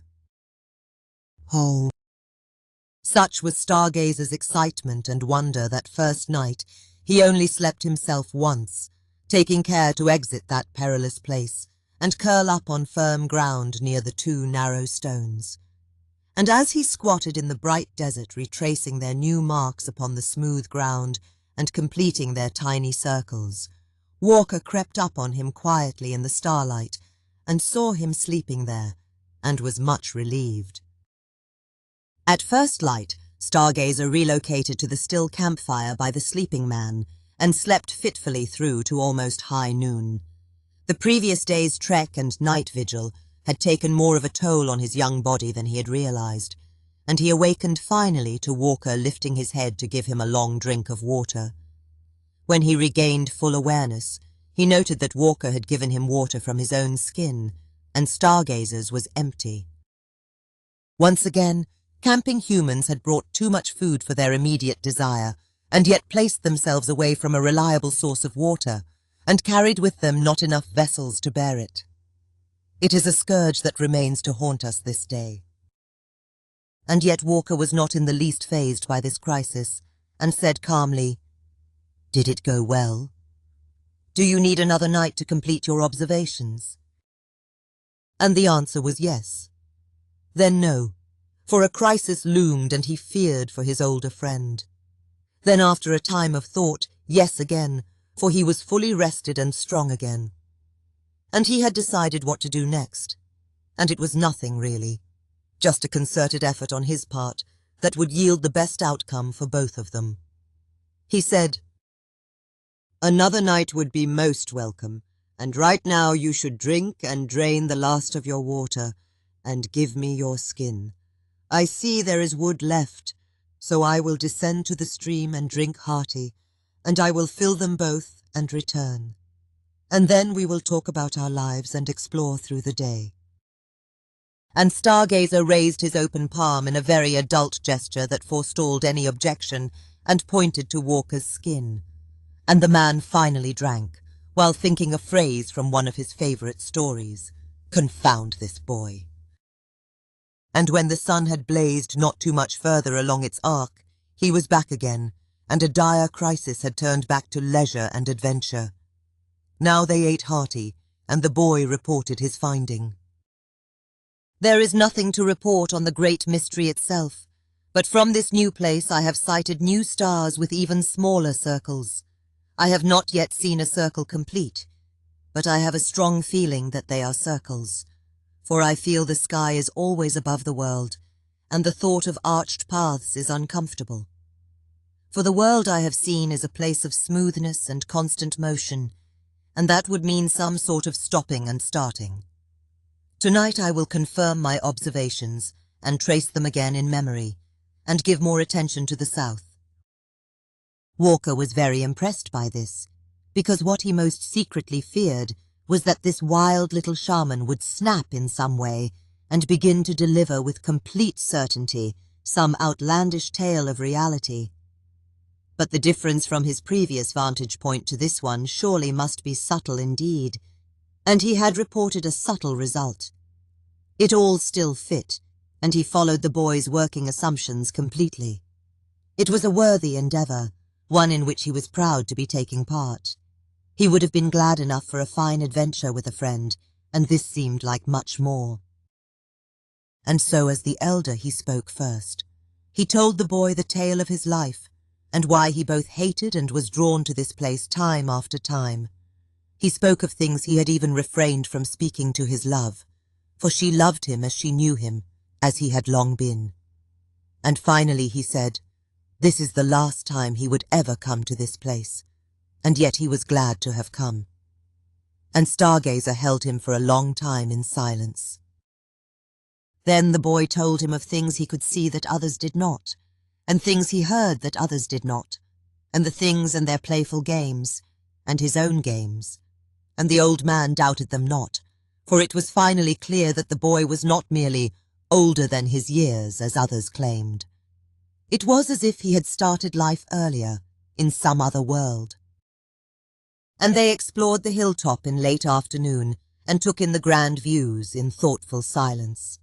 And the south confirmed his finding overnight, and added to it a little, and this vigil was rested and meticulous.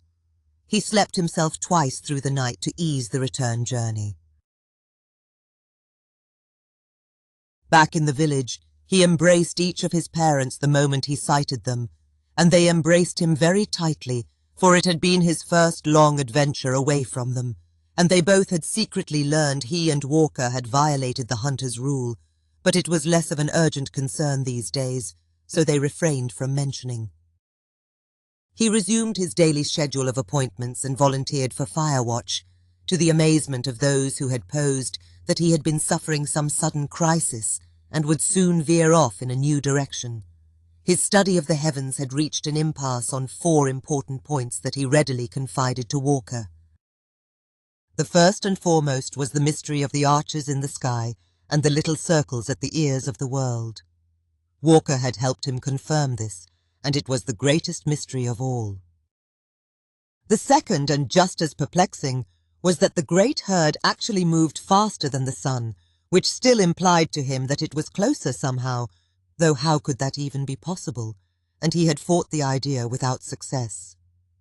His simplest notion had been that the herd was smallest individually, and therefore should be the most distant and the slowest, to the point of not moving at all, anchored on the Sky River, then the sun and the bright ones moving along the herd as closer things, and finally Moon, who raced through the sky as closest. And finally, the movement across day and night itself, which put the whole sky into motion, and with it the yearly wobble of Mr. Sun, which he dimly felt was related somehow, though no actual mechanism was apparent. He even remembered and mentioned his idea that the herd might be completely still, and the whole world was spinning, to Walker's continued amazement. For in the end, that was Stargazer's strangest idea of all, and yet it seemed slightly less strange than animals and people in the sky, or ancestors gazing down at them.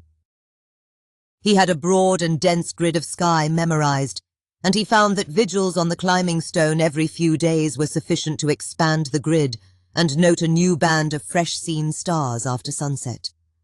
They were indeed all new. The crest he had catalogued before was still high in the sky and easily connected to it by the overhead path. The ears of the world remained as they had always been, but every so often another would join the small circles in the slow nightly arc. He no longer felt he had to prove the herd moved faster than the sun with comparative measure. Its procession over time was very evident. He felt that nothing about the sky was arbitrary, just smooth and ever-moving in a way that he had yet to discover. He especially yearned for the full passage of a year, and he was always on the lookout for his own leading star, which was already appearing much further west after sunset. He knew now for certain it would disappear into day after a time, and if it emerged again after the passing of a year, he would suddenly know that the great herd was 1 year wide, and only a small part of it was revealed in the night. and such was his skill of observation as moons passed that he could glance up in the evening as he went about his business and note something new and file it away. The orange one had entered night after a long while, and he was tracking it on its course and noting its shapes against the herd, day by day. The moon's speedy flight and odd yet predictable shifting shadows were still a distraction he avoided, because he felt he possessed too few puzzle pieces. Chapter 22. A Better Pangolin. Not often does child's play change our perception of very nature of things, and bring something into play that challenges craft as it has been, and requires advanced problem-solving. Stargazer had received such a challenge. It was delivered by a boy of 8 years. He called it a pangolin, from a game of that name. A hunting party in the south had encountered one of these docile creatures and witnessed its scaly defense from predators when it rolled itself tight into a ball. The men made sport with the creature for just a few moments, rolling it to each other until one caught it with the side of his foot and made it change direction. When they returned to the village, one of the men had the idea that if he could make a better pangolin, it could become a game that adults and children could play. He took a roundish riverstone and applied grass weaves around it, trying to keep the stone in the middle until it was padded on all sides, in more or less the shape of a ball. He had applied narrow strips of weave with some success, but the challenge had been that in play the stone would shift within the weave, resulting in a ball that had started to unfurl or hopped along its path. There were other games of throwing coordination that were played with ripe fruits and even dried gourds that had been carved into a more perfect shape and reinforced, yet they remained fragile. But pangolin was a rigorous kicking sport and was quickly coming into vogue. And sometimes one would take this uneven balance strategy into account and deliver a kick to its heaviest side to get it to do some specific thing, and received a sore foot for their trouble. The one who presented it to him was limping from such an attempt. "Can you make a better?" he asked. Stargazer was enthralled by the challenge. He decided the use of a stone in its center was the biggest problem, for a usable ball could be made much lighter and tighter if it was wound from something besides a stone. The village had a boneyard where members had collected cleaned animal bones they had hunted or found, and there were a few monkey skulls in the pile. A monkey skull was only approximately rounded, and he applied single strands of wet grass in weave with each end twisted onto another and held in place by the next go-round, until he had constructed a spherical shape of grass around the skull.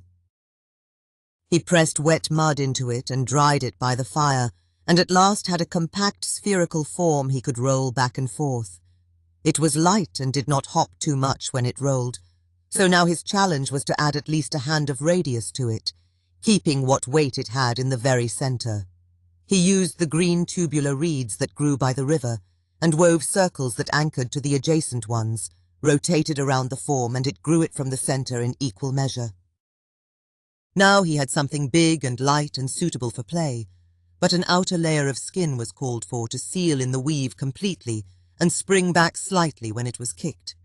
With light skin sections of several necks of deer and thorns poking holes at the boundaries, pushing sinew through them, and pulling tight and squeezed flat, he at last had a spherical ball with very slight protrusions.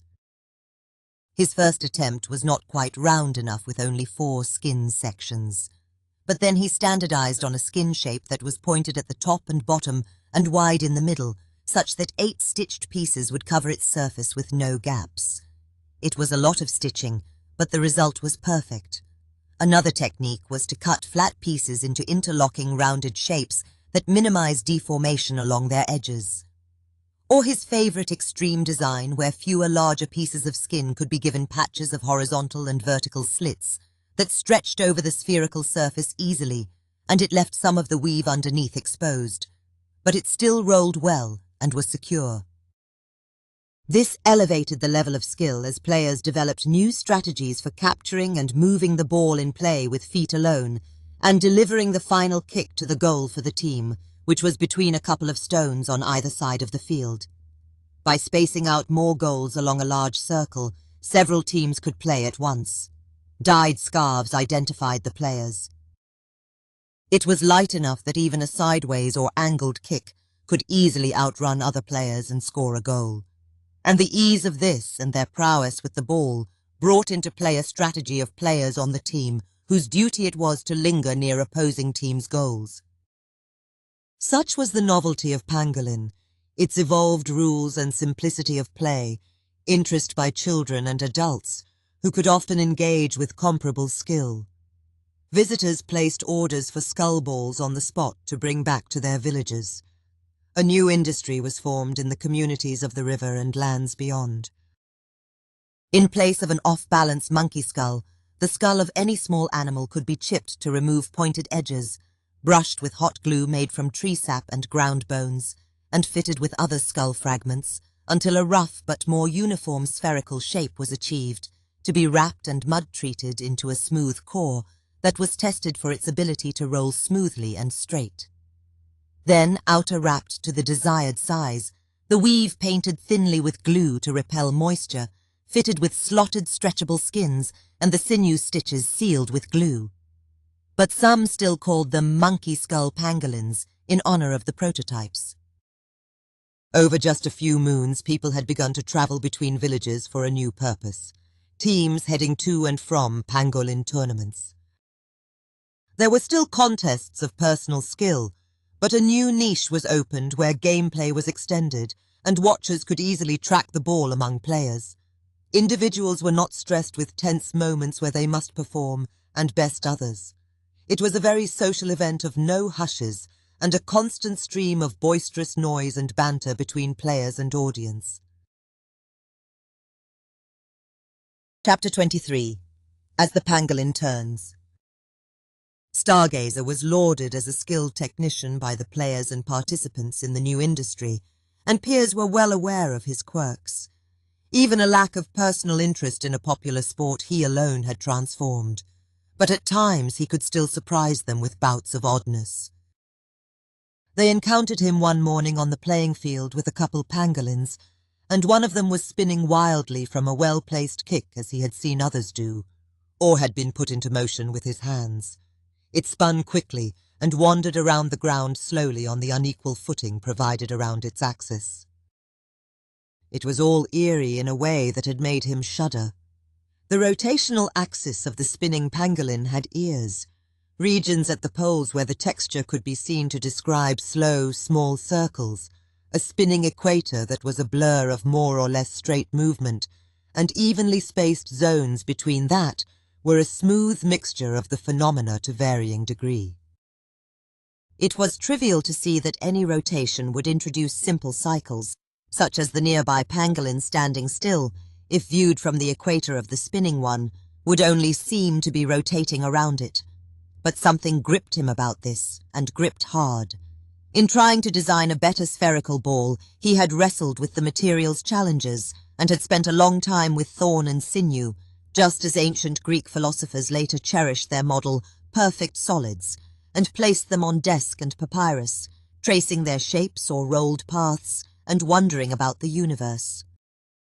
Motion along curves had always been a sublime mystery to him, used as he was to polygons connecting his parallax views of points and solids in space.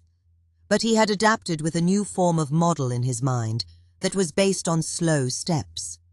It had been easy to perceive that the tip of the thorn resting on the ball's surface could only see a tiny circular area around it. Its vision was straight, but the surface dropped away below its tiny horizon, and when it was raised up it could see a much larger circular region of the ball and what was beyond in the ball's sky. He had an empirical proof in his mind that by raising himself up to the high place, he had seen stars at the ears move a bit further along their paths, and he had even glimpsed new ones in smaller paths. He knew that people had migrated great distances in the world, but wherever they went, aside from local obstructions, they were always presented with a circular field of vision and a circular sky, as he was. And something flipped over in his mind on that day. That the world was a spinning ball, if such is possible, was much more likely than some grand celestial ballet of objects that happened to be spinning around it. That is, if he could fit all his observations into practice. The universe had done Stargazer a kindness, not just by positioning him near the equator, which offered a viewpoint that showcased modes of spherical motion. It was also the fact that Stargazer had not investigated and become obsessed with the physics of centripetal motion, as later natural philosophers had become. It exists on all scales. The very same force that would fling kids off a merry-go-round would surely fling people and animals off a rotating planet. They felt they knew with complete certainty, and it trapped their thinking. Therefore the Earth must be absurdly and completely still, and the universe itself must be in complicated motion that strained belief and defied all practical attempts at modeling, with any in that universe hanging on for dear life or anchored in place by that same force on the side that faced us. This became the orthodoxy. So ignorance of gravitational attraction between the centers of masses and the very specific case of the mass of a person versus the mass of a planet, or even a subtle difference in static charge between a dust mote and a spinning tennis ball, anchoring the mote to it in the ball's flight. These remained unknown until people became very clever and observed well. So after a short lifetime of mental tool building, one eventful day of thought was all it took to fit almost everything into place. Day and night were cyclical, so there must be some fast circular motion governing it. The year was cyclical also, but its period was so different there must be a separate motion describing it. Yet he knew it must be a circular something or other. Ironically, it was the wandering motion of the spinning ball on the ground that resolved his greatest paradox of all, that the great herd seemed to be moving a little faster than the sun.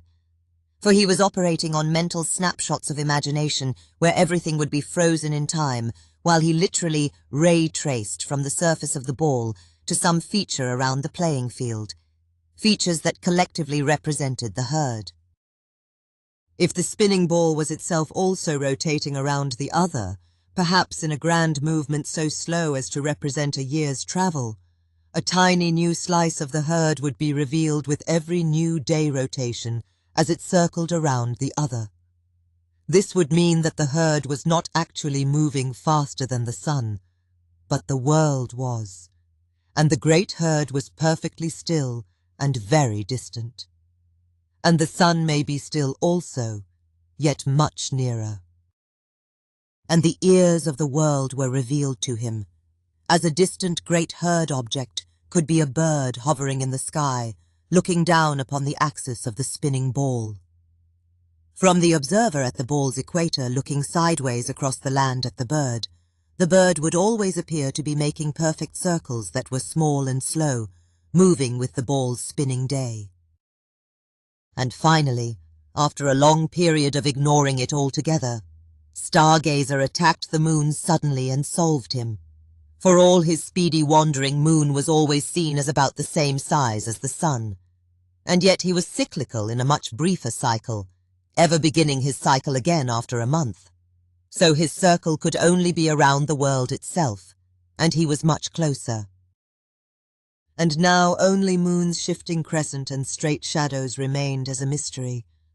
But if all his light was gathered from the sun and reflected to us, and he was a ball too, his crescent shadows could be the angles between the observer, himself, and Mr. Sun. When you saw his shadow traced vertically down his middle, it meant he was beside us, and we were seeing directly across the curve of his surface, and the parts of him light can and cannot reach. A round stone on the ground placed next to his spinning world revealed this clearly when he saw its own light and shadow in the direct morning light. Stargazer was silently floored by all this. He forced himself to meticulously rethink everything through that day, because the rolling epiphanies made it seem like something awful was happening to him, rather than some unfolding realization he was having. So for a while the anxious feeling even got worse when he unexpectedly decoded the yearly wobble of Mr. Sun also. To suddenly have a firm idea about something that had troubled him for so long seemed like an ominous artifact of the mind. But he had struggled to find the perfect axis of rotation for the ball on the ground that would place its rotating top still and immobile on the surface, and found that he could not in any practical sense. It was always tilted a bit and wandering around, and the blur of a straight equator was always shifting, and the hypothetical observer on its surface was always rising up one end and falling on the other with each spin. But he was perverse also, so when he mentally lifted the ball from the ground to remove the annoying effect of friction against its surface, he kept it spinning on a slightly tilted axis as it rotated his hypothetical sun. It was a simple exercise of imagining some new annoying perversity to feed sarcasm. The spirits will like this, he thought. And the very stability of its course over his mental year hit him suddenly. Because of the tilt, the observer was often seeing Mr. Sun appear and disappear from different angles, and they were slight. And only when the tilted world was beside the sun would it appear to rise and set in the exact middle. In other parts of the year, its rise and set points would continue to trace out a wandering course between two nearby places, as actually happens. With the herd moving faster paradox resolved, he felt he was once more on a solid ground of reasoning. The great herd was still because they were very tiny and very distant. Sun was much closer, and whether he too was still was impossible to determine with the cloaking effect of his light. But he was likely still to a great degree, for the passing of a year was very stable. Moon was very big and close and circled the world, and the other bright ones that wandered in the sky were much more distant, yet still moved against the herd, so they could not be very distant after all. And maybe their light came from the sun also. And the world was spinning quickly, and it was tilted a bit on its axis, and revolved around Mr. Sun. And that had been stable over years uncounted. And finally he wondered aloud what they were, and the things who had been with him all through this day of great thrills spoke aloud as one in his mind. They were shrill with excitement, for they had discussed that very thing among themselves. They said, "The great herd are all other distant suns. Mr. Sun is a big deal to us, but he is also their child and descendant, and this greater world of sky is larger than any story has ever imagined." Chapter 24. Brave Helios, wake up your steeds. Walker was blown away when Stargazer approached him that evening, and after a polite greeting and a bit of small talk, proceeded to describe and diagram the known part of the heliocentric solar system. So the world spun in two ways at once. It seemed a bit disorienting, but he grasped the reasoning behind it and accepted it, including the bizarre transformation of a pangolin ball into a very model of the world. And why should it not be that simple? Must everything always be cloaked in mysticism and story? He was reminded of one of Stargazer's early pronouncements that was confusing him then. The sky has no corners, and a shapeless, timeless world had taken shape and was placed in time, and a valuable clue was the sky's path as viewed from the world. Walker finally said with admiration, "So the sky as it is tells us about the world as it is." And Stargazer nodded and embraced his friend. Walker revelled that Moon's shifting garments could have such a simple explanation that was clear and concise at first hearing. After decades of subtle and spicy drama that had him shucking and donning his clothing as he spotted loose mortal women in estrus, and they bore him children after a night of celebration. He was that Moon also, and so Mr. Sun it was who managed his wardrobe and illuminated his raiment for all to see. Stargazer was in a better mood than Walker had ever seen him, so heavy had the quest been on his shoulders. And he reported that lately the bright orange one was as bright as it had ever been, and everyone was telling stories about him.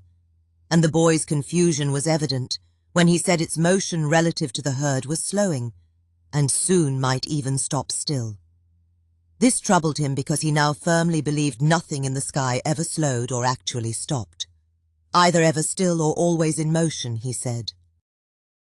Walker suggested, "Perhaps if you place yourself in front of the goal and start intercepting pangolins, you will gather enough to riddle out this latest mystery. and I am sure all the teams will eagerly await your results." And Stargazer smiled and said to him, "It seems even your jokes have good ideas in them. If you could father children with jokes, half the children in the village would be laughing with you, and the other half would just think you were saying outlandish things." Chapter 25. The Pangolin as Matchmaker. Stargazer attended the evening tales around the fire with a light heart. He had concluded the major part of his investigation without standing on the climbing stone and announcing his findings, which was just as well, for it would have made a poor story anyway. But he had ended the solitary and thoughtful interlude that had him sleepwalking through the day, and had rejoined the social order around him. And his peers were happy to see his old self and happy that he had resolved whatever crisis he had faced, because they loved him. He was now awaiting the completion of a whole year since its beginning, which was nearby, and was hoping beyond hope that he would see his own star re-emerge from the mountain to confirm the passing of the year and bring certainty to his measure of the herd. He reluctantly held on to a bit of doubt in case all was proven wrong, but the things were in complete agreement that it must be so, and their certainty brought warmth to his mind and helped calm his anxiety. So he just waited patiently. And there was even speculation among several girls of the village that he might turn out to be a grand prize indeed, if one could manage to stir him.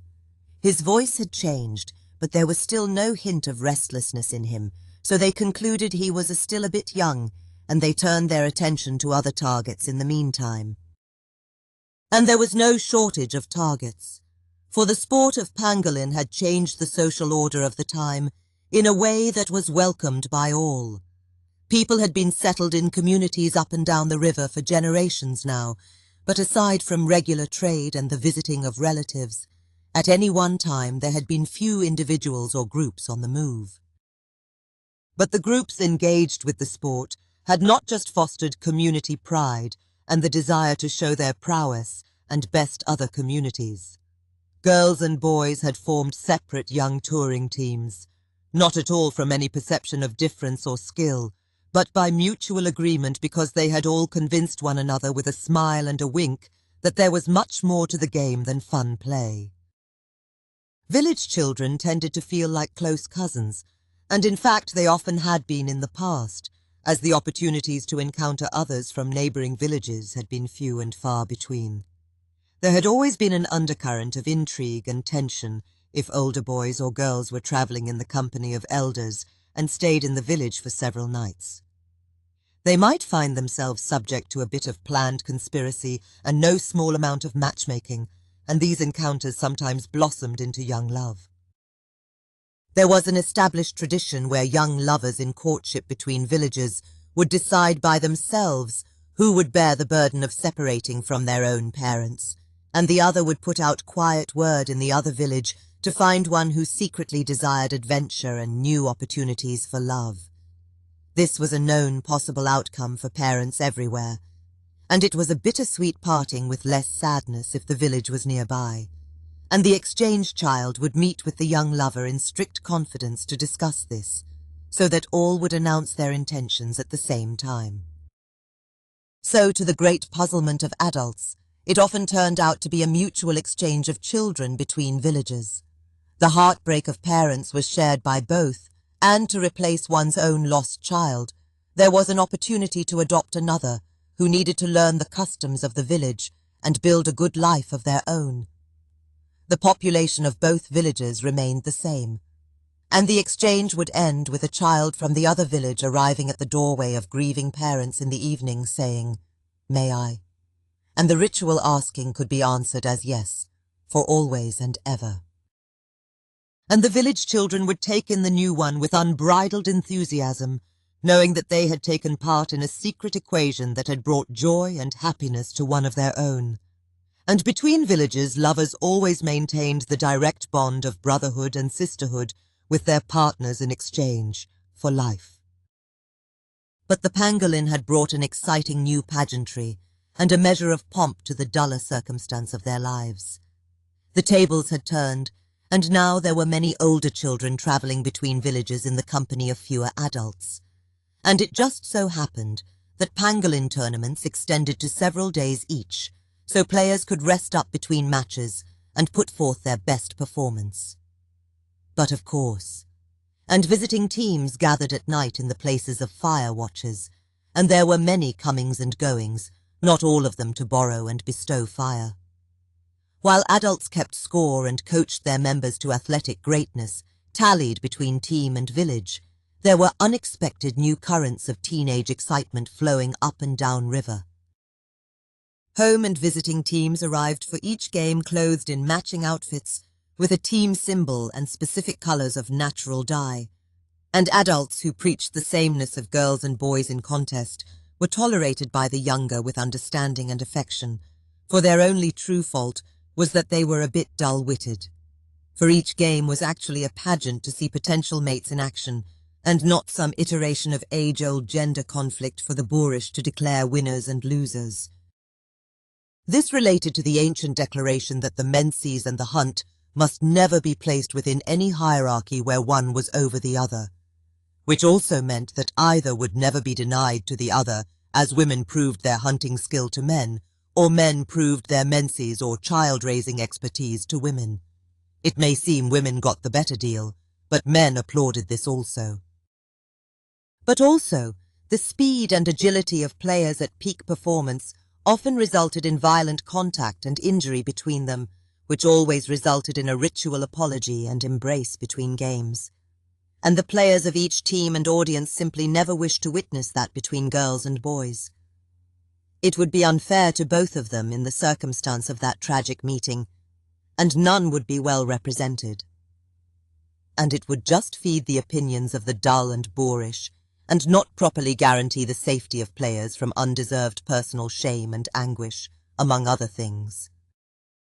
So in every audience there were ones who were admiring prowess and fitness in the sport, and gathering strategy they could use, and there were others admiring prowess and deciding potential fitness for the greatest sport of all. And they might choose to approach a player and seek a private match of their own in earnest, for it was a noble sport where both may become winners. Such was the power of the pangolin in their lives that none had foreseen. And the young stargazer had touched it all off, and maintained a small interest in it, and yet he would one day benefit in a way he could never have foreseen. Chapter 26. The Wanderer and the Walker. It was like any other night for everyone else, but over the course of 2 moons he had seen the likely become the certain, and the improbable become the impossibly true. It had begun with the jubilant sighting of his own leading star recently risen, and he now saw it among its companions in the precise and perfect remembered configuration as they had risen together a year ago. He ascended the climbing stone and admired them as they rose. Then in the desert, he was at last able to connect his figures end to end. He connected the ending of the figure with his own star to its deeply remembered beginning with a long, crude stroke, and it annoyed him, for his flat representation of everything had caused nothing but trouble and such difficult markings at the ears of the world. But this was even worse, so untidy. He would soon remedy that. So he tried to lift the whole floor of the desert and curve it into its true spherical shape, so he could plant the sun and his own small world inside it. But what lifted off the ground was a large, dark shape that carried away all the markings and was the deep black of sleep. And he felt a sudden warmth, but it was not sleep chasing him after all, for both things carrying sticks sprung from both sides of him suddenly and started beating him on the head with them. "You must not do that! Stop now!" they cried. He put away the dark shape with some effort, and the desert brightened and markings reappeared. "We tried to do something like that once, but we were smarter about it, or so it seems, for we stopped trying sooner than you. You will fry your brain, or your brain will become a happy little boiled vegetable just to please you. It just wants to do your bidding, and it will destroy itself trying. Or so we think. Good thing we were here. Shall we hit you some more?" And he smiled at them, crossed his stick with theirs, and they danced around each other and fenced for a while. It was like old times. Then the things bowed in unison, each holding a stick sideways with both hands, and disappeared. He smiled. But he would have erupted into tears and wailing sorrow had he known it was the last time he would ever see their beautiful faces, which were now each distinct and no longer his. So rather than doing any dangerous transformation that would tax a supercomputer, he awoke and revisited the last crest of star shapes before the year connection completed it, and when he saw it was firmly attached to the beginning, he slept himself again, and traced it in the desert with a flourish, and walked his crude mark back and forth just as he had first explored distance so long ago. So this is a good measure of a year by world and star, he thought. He would keep the ugly mark, for now he loved it after realizing what it really was. And he would keep his brain too, and cherish the marked desert for as long as it lasted, like the happy little vegetable he was. Walker was glad for him again once more, and when Stargazer reported his other news, Walker once again proved himself a most worthy fellow observer, even as he had only ever observed by proxy. And he summed it all up after he sat in a long silence. His eyes were closed most of the time, as if he could sleep sitting down. "So," Walker finally said, "you now know that the sky moves forever, only because the world moves forever, and the same distant sky appears after a year. And the sun moves forever also, but only to our eyes from our spinning and circling world. And you have posed to me that the bright one near the sun who courts him, and ever lingers near, might be another world like ours, spinning or no, who yet circles him and is bathed in his light. And her circle is much smaller than ours, which is why to us she stays near to him. And now you feel shocked and spooked that everything is somehow called into question, because you have seen the orange one slow down and stop moving against the great herd? You know, the same great herd that is actually always moving, but you have stilled it completely in your mind, by power of thought alone? Consult your pangolins, friend. I have done so in the muddy river that is my own mind. If all worlds circle with a speed around the sun, which seems to have captured them somehow, then the orange one, whose movement seems strange to us, might be traveling a larger circle than our world. Think of how long it takes to pace around a circle. The circle he is pacing has many more steps than ours. It may be possible that all these worlds were started in the same motion by the same hand, or nearly so. And what will happen as our world with its shorter path begins to overtake him? How would that appear? And how would it appear after? This is a puzzle of eyes spinning on inner pangolins and circles within circles. And Walker fell silent once more, because he knew the younger could make fantastic shapes in his mind, and make things run slow or fast with equal skill. He felt privileged and honored to know such a person, and was especially happy to know that this beautiful young one was also humble and kind. What amazing times! And Stargazer finally opened his eyes and said in wonder, "He will slow to our eyes, then appear to stop, then reverse his course, then stop and resume his original path, because all the time we are moving and he is moving. That is the world and the sky, and it is certain." Stargazer embraced his oldest youngest friend in tears and laughter both, and they held each other a long time, for the last time. It was a year of bitter partings and new beginnings. Chapter 27. The Walker and the Wanderer. Stargazer glimpsed the orange wanderer, and was sure he began to see the shapes begin to shift once again. He ascended the stone to see it away from bothersome lights, and smiled. There was a tiny star near to it, and that tiniest difference of distance revealed its new motion quite clearly. He descended and rejoined the community fire.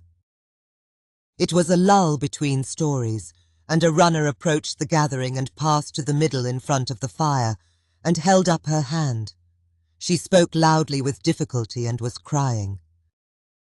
"Our own dearest Walker has passed to the realm of the spirits, quietly in his sleep. Please, let only 2 come with me to keep the family company through the long night. He will sleep in his own bed this night, and we will all approach the house to lay him to rest at sunrise. Then, with a racking sob, she said, "Remember him, in story." Waves of wails and sorrow passed through the crowd, young and old, and people embraced. Stargazer was overcome with grief and cried with them, but a growing whisper in his mind stilled him by asking, what to do next? And it offered a suggestion, and it was a good suggestion, and time was short and he must begin, and it would take a great deal of effort, especially now. He gathered himself quickly and walked in front of the fire, and with tears streaming from his eyes, he faced the crowd and raised his head to them and held his hands behind him towards the fire. And they paused in wonder and curiosity, because he had not once ever done this, and they recognized him quickly, for his face was adamant, and he was the first to ask, and the boy projected his voice loudly as he spoke. "I will now tell a long tale of Grohl, for that is also the walker we know, and some among you or at his house may know it, but may I speak on his behalf and beg forgiveness if any did not know it, for it was the name he left behind in despair and sadness, and he took the name Walker as he was a young man, and he wandered. For since we have known him, and even before, he has had no family or close kin remaining in this land." They were all paying attention now and fixed on him. Some had indeed heard that name. Stargazer had dreaded so many eyes on him at first, but they were kind and sad eyes, and as time went on he found it easier to speak to them. He told the tale of the 2 young hunters who had once fancied to bring home an IBEX, which lured them onto the mountain and a high place of great terror and peril, which ended as the older brother and their prey fell. This ever so briefly touched on what Walker had once said, that some wondered if it was the same tale. But it was not exactly. Walker had mentioned the tragedy only in passing, and it involved someone long ago. This tale had far more detail and riveted them, for it was well told nonetheless. They loved Stargazer and respected him, so they did not even consider that he might be retelling Walker's tale and adding his own fiction to it in some simple conceit, surely not at a time like this. And as the younger was left in that high place alone and he wailed in despair, Stargazer identified the younger by name as Grohl for the first time. And but a few finally knew for certain that this was a tale of Walker's own past that he had told to the boy, for they knew of the close friendship between them. But of what Stargazer knew, that was just the beginning. He continued. Grohl wandered alone on the mountain for the better part of 2 days in complete denial and moments of delirious fancy, that Grail would suddenly return and offer his hand and say, "Come with me, brother, and we shall claim our prize." It was almost a whole day before he could bring himself to step part way into that terrible bloody place and look down, and all he saw below was a tilted cliff face with another spot of blood on it. They were below that somewhere, fallen perhaps even into the valley beneath. He spent that night and the next whimpering and nibbling through the food and briefest sips of water to its end, and he was of course unable to start a fire at their camp spot, which had become dear to him as he relived their night together, and even faithfully slapped the air that once held his brother's back, and he retold their jokes, hoping against hope that his supreme effort would roll back time to that moment, and he could give his brother fair warning. He fell asleep in his and his brother's furs, and they brought him to tears also. For he blamed himself now for everything that had happened, from his ascent to the hunt, to the giving of his spear instead of throwing it off the mountain, to the final moment of release of his hand on the horn. It was a perfect storm of blame, and it broke his heart savagely.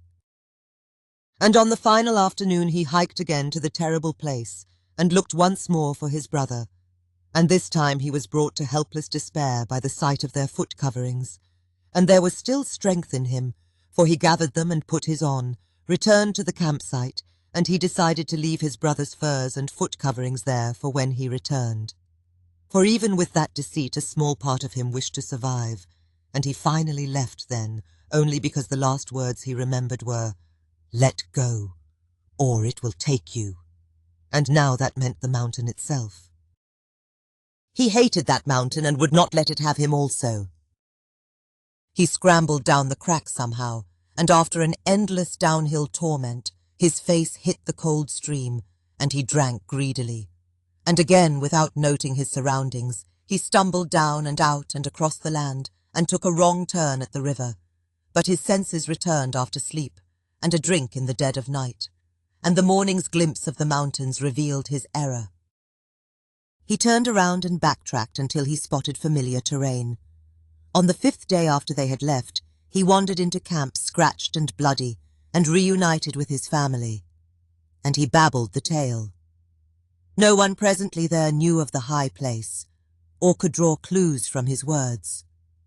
It was obvious that something terrible and final had happened, and they knew Grail would surely die before leaving his brother in the wild, and so they mourned for Grail. His parents consoled him and rocked him past nightmares, and they ignored his pleas to help him find his brother, for they knew that Grail's bones would never console him either. He grew to become a young man racked with guilt, and his parents did their best, even as he became moody and misbehaved, and was prone to sudden fits of anger. And almost 10 years passed, and the drought and the famine we all remember from tales set in. Our own community was more populous than theirs, and yet we scarcely had enough people to forage and stretch food to the end of it. And they were a proud people and few, and they were hunters, so it is not surprising that those among them with greatest foresight made a firm decision to migrate north while they could, almost a year before some of us resolved to do so. Both of Grohl's parents died suddenly, with 2 others from bad food or some poisonous plant, and he was taken in by an uncle, for his own empty house was full of sorrow he could not bear. When the briefest mention was made of an IBEX hunt to sustain them, Grohl seized on the idea with demented resolve, for it was a chance to redeem himself and wear the shoes of his brother, and return with the prize at last, and the part of his mind that was still a terrified child whispered to him that he would return with his brother also, and all would be forgotten. But none would hunt with him, and the idea was abandoned anyway, as too risky and not at all assured, for no IBEX had been sighted recently. It was far better for them to strike out and hope for more sustaining lands along the way, or fish from the river. So they resolved to leave.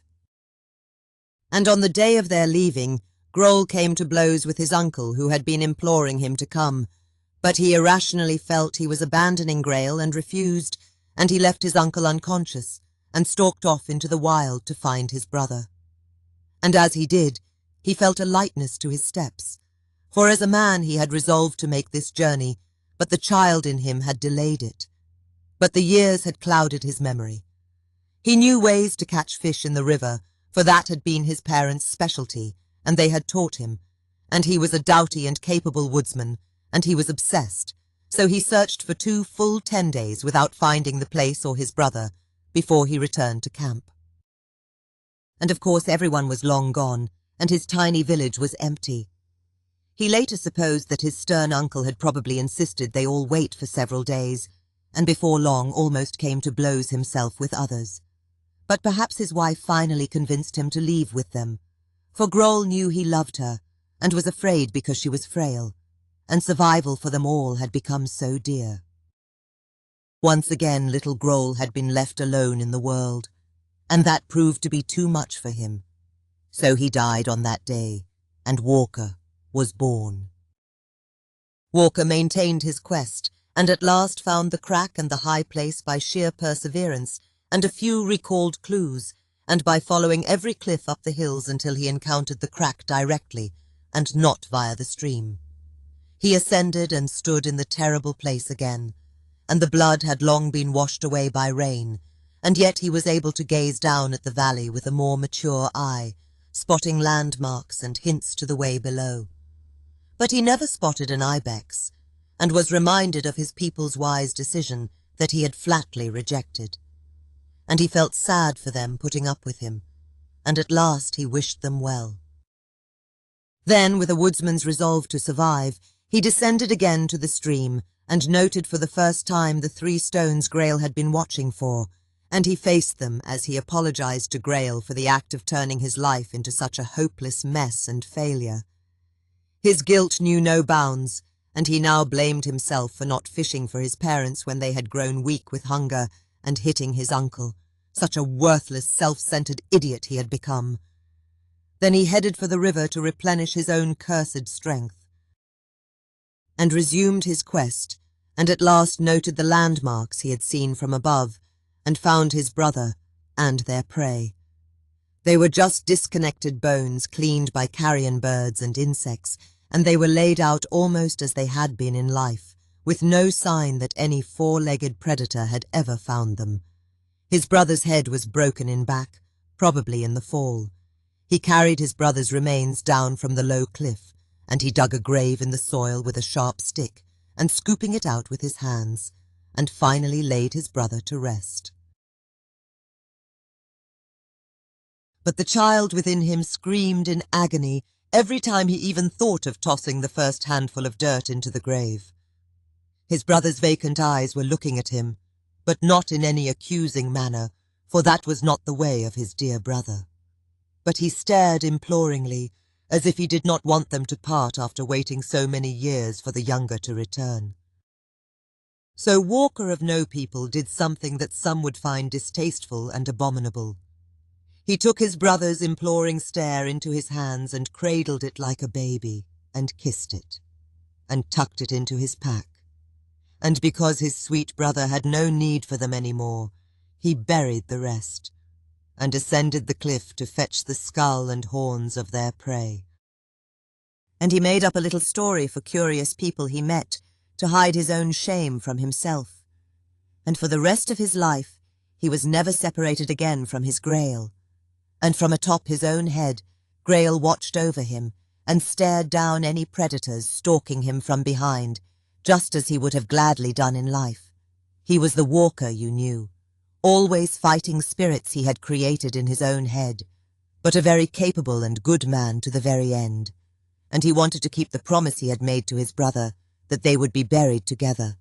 No, he once said in jest, "This is not my father." The only reason I have spoken tonight, and the only reason I have told his secret, it is important that the brothers must be laid to rest together as one, and I implore you to help me send both Groll and Grail to the spirit world as brothers, and under their true names. And as you all know, I have been watching the stars and the bright ones in their midst, and lately I have been following the bright orange hunter in his very slow journey across the sky night by night. And for days he has been paused in his journey, and today he looks to be starting to move slowly backwards along his path. That is because he sobbed. Stargazer felt Walker whisper in his ear, or was it a thing? He choked again with emotion. It is because a great hunter who once boasted that he was 2 men is finally about to leave the world after waiting so many years, and his little brother, a great hunter who was 2 men in real life, was fading yesterday. 2 brothers wish to rise together in the sky. So as both men are 2, it is a true hunter's complement, and the orange one is moving backwards on his path to gather them, and they will all hunt the great herd together. Let us lay them to rest in our world tomorrow morning and wish them good journeys, brothers Grail and Groll, and Walker, my friend. He stepped forward and sat down, and as he cried viciously with his eyes shut, someone sat on his lap and embraced him. Her voice and hands were soft, and she murmured as she stroked him gently.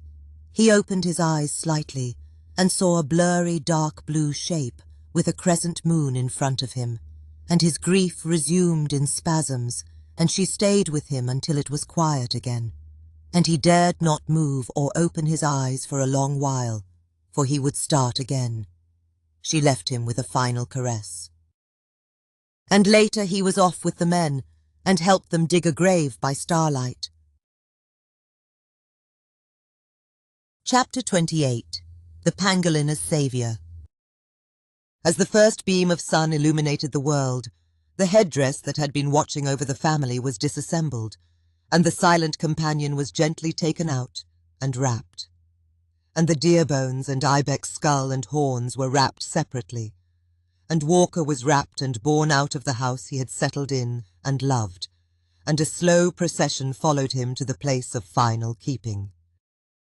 All in silence and without a word, for all the words had been spoken, he was laid to rest, and his brother's head was laid next to his, and their prey and the other bones were laid at his feet, and flowers were set on him with a tearful kiss by the ones who loved him still.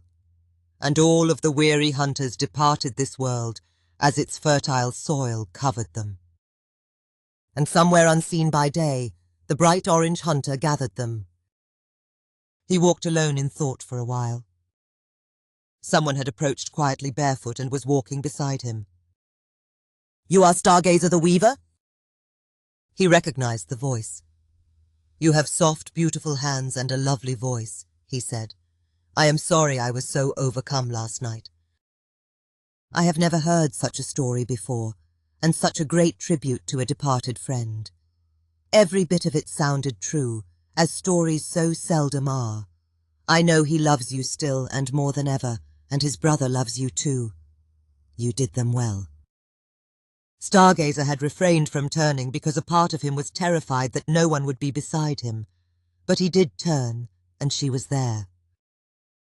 Taller than he, ever so female and amply curved, kind eyes and a round face and short dark hair, and a loose shirt of soft leather with a brilliant dark blue square in the middle, pigment in solution applied to it with small brushes of straight animal hair, and on that a different pigment, an opaque bone-white crescent moon and a few white stars. She had sturdy long legs that moved almost 2 paces with each slow step, and delicate feet. "This, do you recognize it?" And she reached around her back and brought out a faded woven grass pad of the same design. He took it for a moment, and it was still warm from her. He turned it over to see the other side and remembered. "Yes, I made that. It seems like ages ago. So it has become the sign of your team?" He offered it back to her. She took it slowly, while raking his open palms lightly with her fingertips. "We are the lost girls of the moon, and I started the team. The other is on the back. See?" And she turned with a pivot and a flourish, and on the back was the same design in white and a blue crescent, and the blue stars were perfectly positioned. He clapped his hands in delight. "That is amazing!" She whirled again and faced him. "So it is true that the orange hunter has reversed his course?" "Yes. I do not know how often it happens, for I have just seen it for the first time. But I do know that he will keep that course for a while, then pause again and resume his journey." "And how do you know that, if you are seeing it for the first time?" She was fixing him with a little smile and an amused, very intelligent stare. He felt flustered for no reason. He took a breath and calmed his voice. "It is a long story, but I have discovered the shape of the world, and that it turns, and the movements of the world around the one who brings daylight, and the journeys of the bright wandering ones, and the moon and its shadows, and the many dim and still ones behind and far away. I am not certain what everything is, but I have ideas and know their movements." "And the movements of the little fishes in the river?" "No, not those. But it is a long story, and you will follow, I am sure, if I have time enough to explain." "So then, tell me a long story. But now I have to start practice and the last game of the tournament in the afternoon. If you approach me when it is done and we are celebrating our win, will you feed me?" "Yes, I will start catching little fishes in the river, for I remember their movements now."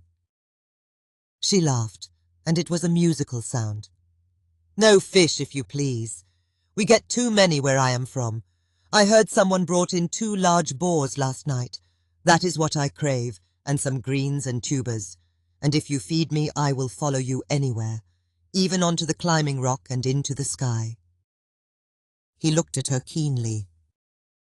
"Yes, I know your movements, or what the little ones have told me. I have been trying to find you, weaver of this moonpad, and I had to form a pangolin team just to get the job done and scour the land. And it is a fine team, and they are the finest, by the way, your pangolins, and the little ones are very sly here. They led me to the council fire and sat with me because I had been asking about you. When the awful news arrived, they pointed you out as you stood up and told the saddest, truest story ever. And you were taken with emotion and went to sit, and they made room for you. And then the little foxes made silly excuses and peeled away out of sight. And I am thinking, he is in great need, and here I am sitting next to him. Where have I heard about that game before?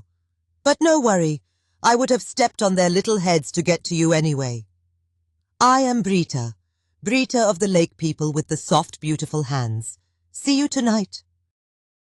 And she was off like a fox herself, leaping in bounds, almost 5 paces astride, and he was left with her memory, and it was wild and strange and alluring, and he would see her that night. His regular rounds took him past the fire pit, and he saw the boars. There was even a third. Runners had been sent back to gather more people to carry them all, and it was so satisfying that all burst into song as they carried them into camp, the boars hanging by the legs on a stick borne on several shoulders. They had been well fed and were tremendous in size. They were being roasted in a giant hollow on strong, sharp sticks that had been run through them, and baskets of water and spice were being dipped with grass brooms and applied to the flesh. Everyone would eat well tonight. And when they spotted Stargazer, he was hailed as a celebrity, for Walker was a main topic of the day's conversation, and eyes had not dried yet. So when he asked that a good cut of meat be set aside for him and his family, that he would gather later, there were nods and smiles all around.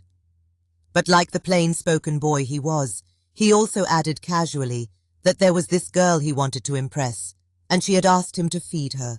This caused quite a row with raised eyebrows, and several men and women gathered in conference and finally announced, "Shoulders you shall have. They will be cooked, but you can apply a bit of flame and spice them to your liking." There was also a savory soup of tubers, beans, peas in a meat broth that was being prepared for the feast in bulk, at another place.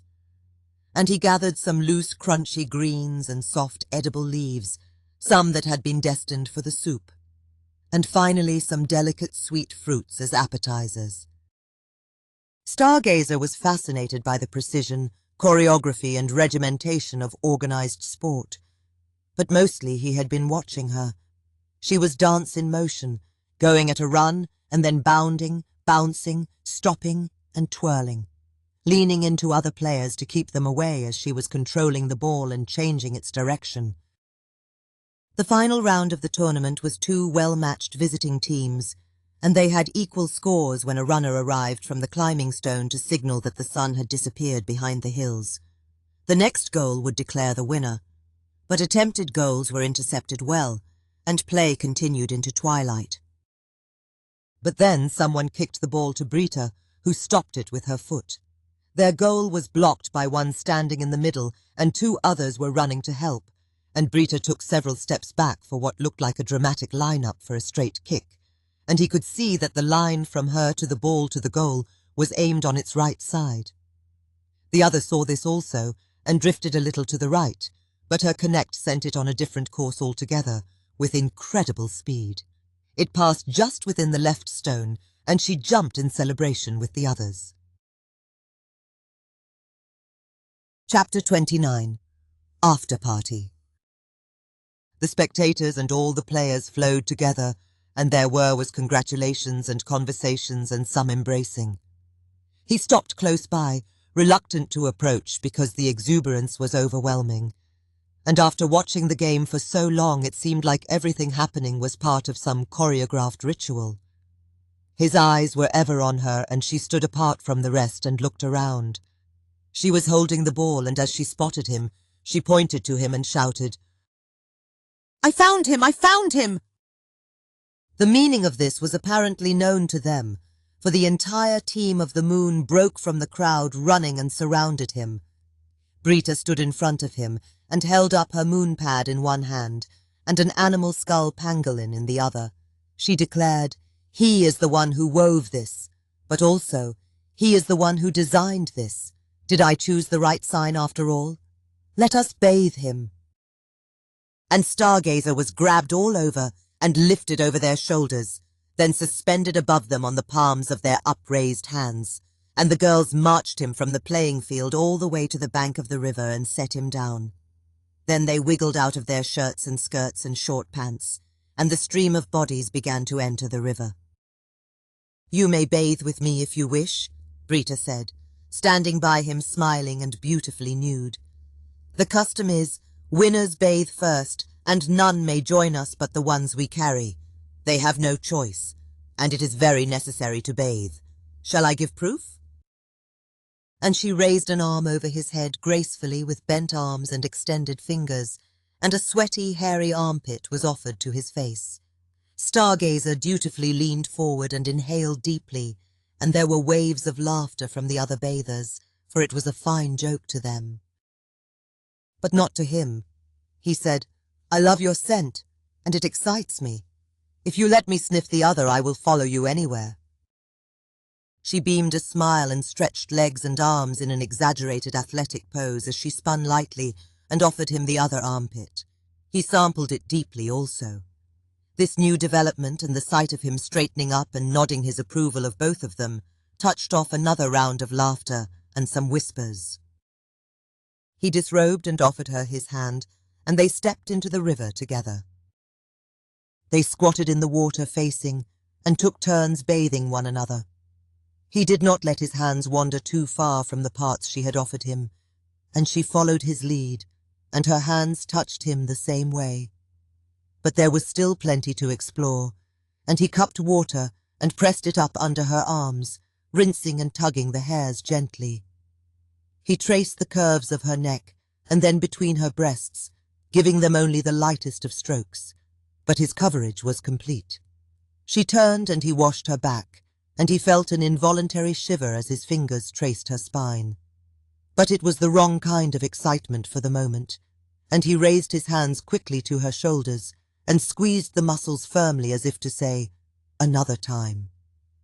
And he ended with a soft, slow stroke of his fingers across the width of her upper back, and he turned and she performed the same motions and ended with the same stroke. So this is what a promise feels like, he thought. His mind was reeling. He straightened and stepped out of the cool water, grateful he was not presenting any added spectacle to the others. He dressed and stood with his back to the river as he waited. She joined him shortly, skin glistening in her bright uniform. She offered her hand as they waited for the others, and they squeezed hands in turn. Then the team followed them up the path in the twilight, in subdued but excited conversation. On the journey he asked her, "Are you ready to eat?" And she said, "Of course, right away." She expected they would join the feast already in progress, or some cute and clumsy little picnic of his own, but she was surprised when they broke rank with the others heading to the firehouse. She waved goodbye to them with a smile, and with raised eyebrows they waved back. He led her on a circuitous route through the village and through the doorway of his own house, where his parents were waiting. He formally introduced them, and Brita received a warm embrace from his mother and a smiling wave from father. Father had brought out the table surface and set it on its supports, a contraption of light, straight young trees bound together tightly on cross members with rattan fibres, and he had rolled their hollow sitting logs up to it. The table had been his own invention, and could be stood up as a door if it should ever be necessary. Mother had kept the food warm by holding it over the fire on pointed sticks and dropping cooking stones into the soup basket occasionally. There were rough-hewn wooden bowls with drinking water in round gourds, bowls for soup meant to be raised to the lips, and flat and curved pieces of wood to set things on, some already with edible leaves and greens. Stargazer bade them all sit, then began to load the table with glazed slabs of meat, poured soup, and there was a bowl of ground black peppercorns, and most precious, a bowl of loose salt, the most trafficked item from the far south where it was mined from saline lakes. Brita dipped into the salt when she spotted the bowl and consumed 2 pinches of it, for after the workout her body craved it. She began to politely thank his mother for the meal, but his mother just pointed and said, "Stargazer is the gatherer and cook of all this, and so many good things we have eaten, and you should have seen him fussing over this meal, adding seasoning to soup and painting meat and touching it to flame. All I have provided is warm food and a warm welcome. You must be a very important person to him. You are his very first girlfriend, I am sure, and I hope you will help him make up for lost time." Brita caught herself smiling as Stargazer complained, "Oh, mother, must you be so plain-spoken?" "I learned it from you, dear." Trying to change the subject, Stargazer asked, "You lined up the kick to the right and sent it to the left. How often does that work?" She looked at him for a moment. "Less and less. They call me the Twister now. I'll have to think up a dozen new things. There is a rule now that players can dive and let it bounce off any part of them but their hands. So you have to second-guess them and drive it on the ground and fast." Then his father took over and asked her things about boats and herd migration patterns in the south, and points of strategy in the game, and he admitted he had watched all the tournament games with interest.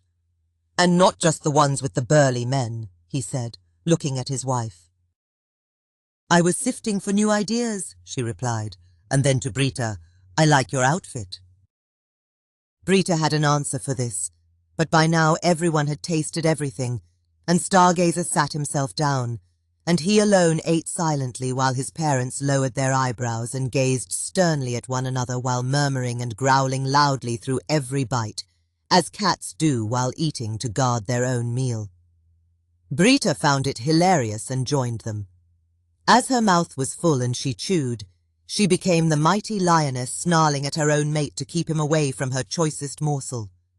She snarled at his parents, they snarled back at her, and then they all turned and snarled at Stargazer through the food. He smiled back at them and took it as a compliment. Then they all took a drink of soup and fished pieces from it into the mouth with their fingers, and resumed conversation as if they had always been people. And Brita grabbed another handful of greens and a pinch of salt, and showed his mother the pad he had made long ago, and told her how it had found its way to a far village by the lake, and held it up to her shirt. At last Stargazer rose to clear away things, and his mother rose and pushed him down again. As she busied herself, Brita rose to help her, and his father did also. Then, when they were all done, the girl placed her hand on his mother's shoulder to get her attention, and moved to stand in the open doorway. Arms crossed in front and head slightly bowed, Brita asked, "May I?" And his mother turned to his father for a moment and held his hands, then turned back to her, and said, "Of course, dear, you are very welcome, always and ever." And then they walked out into the night holding hands, laden because Brita had said to him, "Bring plenty of water to drink. You are going to talk to me until you whimper like a frog, and I will croak to you also." Chapter 30. On the Climbing Stone. They sat facing in deep conversation, and now he was about to tell her the story of his life, for she had told him things about hers. But first he must show her something, anything. As carefree and wild and boisterous as she had seemed, she had told him a tale that frightened and moved him. As she recited it, the tale had captured her mood like a dark cloud and held it. In the end, she said plainly that before she had found him, her whole life was poised on a cliff. She had long watched the stars and other objects in the night sky, and asked herself as a child, "Will I ever understand them some day?" And she had so greatly desired to understand them, her dreams were captured by them. But as she grew with sameness around her, she had to abandon that hope. She felt a growing despair replacing it, for she was in a place with people she loved dearly, and they were comfortable and happy there. But she was not happy with the place. She hated the place and dreaded the life that was approaching her, even as she stood still. She was not just a tomboy, but a seasoned expert, could hunt and build boats and tame the wild like the best of them, was an excellent swimmer, and could catch fish with her hands or baskets, and even navigate at night on land or water by the stars, and all considered her the perfect specimen of young womanhood, the model child, and someday the perfect mate. And she felt a burden of guilt, for they were all good people, and yet she felt empty inside. And like a silly young child trapped in a dream of all things, a little grass pad had spoken to her, and it had reminded her of whom she had once been. It had said simply, "Seek me and find answers." And she had seized on the silly idea because a growing part of her felt like leaving everyone and walking into the wild aimlessly, and it was a gruesome and tragic idea, and that silliness was also the part of her that fought to survive. She began to shape a new life around it, gathering every new thing that came to her into a plan of escape and survival. It was similar to Stargazer's own mantra of what to do next, but it was desperate and dangerous, for if anything to do next had failed completely, she would have been in deepest peril. The pad had come to her and became a sign. The pangolin had come to her and became a distant hope. A better pangolin had come to her and gave her a firm idea, and the sign became the team, and then a regional sport, and at last she had a plan. And to put it into practice, she had to become mother and manager and player and cheerleader to them all, and more of an athlete than she ever had been. And it came to fruition, and every place she went she liked better than the one from which she had come, and that gave her hope. And finally her very survival was assured, because she knew she could settle anywhere else and find contentment, if not happiness. "And then I found you," she had said. "It is a silly thing, I know, but you are the weaver I had sought.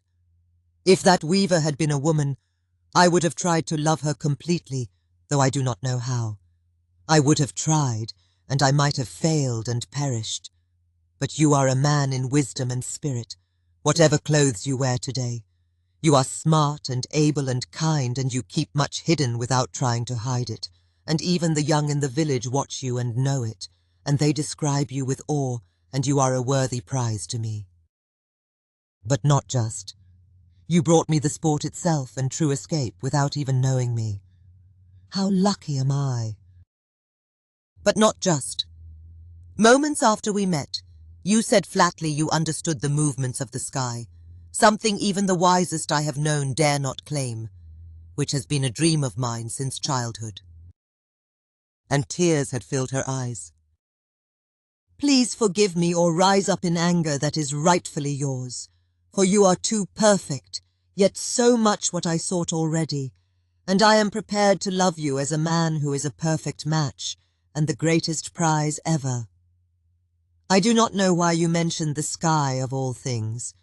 I am questioning my own sanity now, because I am thinking, did I take leave of my senses in some doom of delirium long ago? Am I still sleeping by the lake?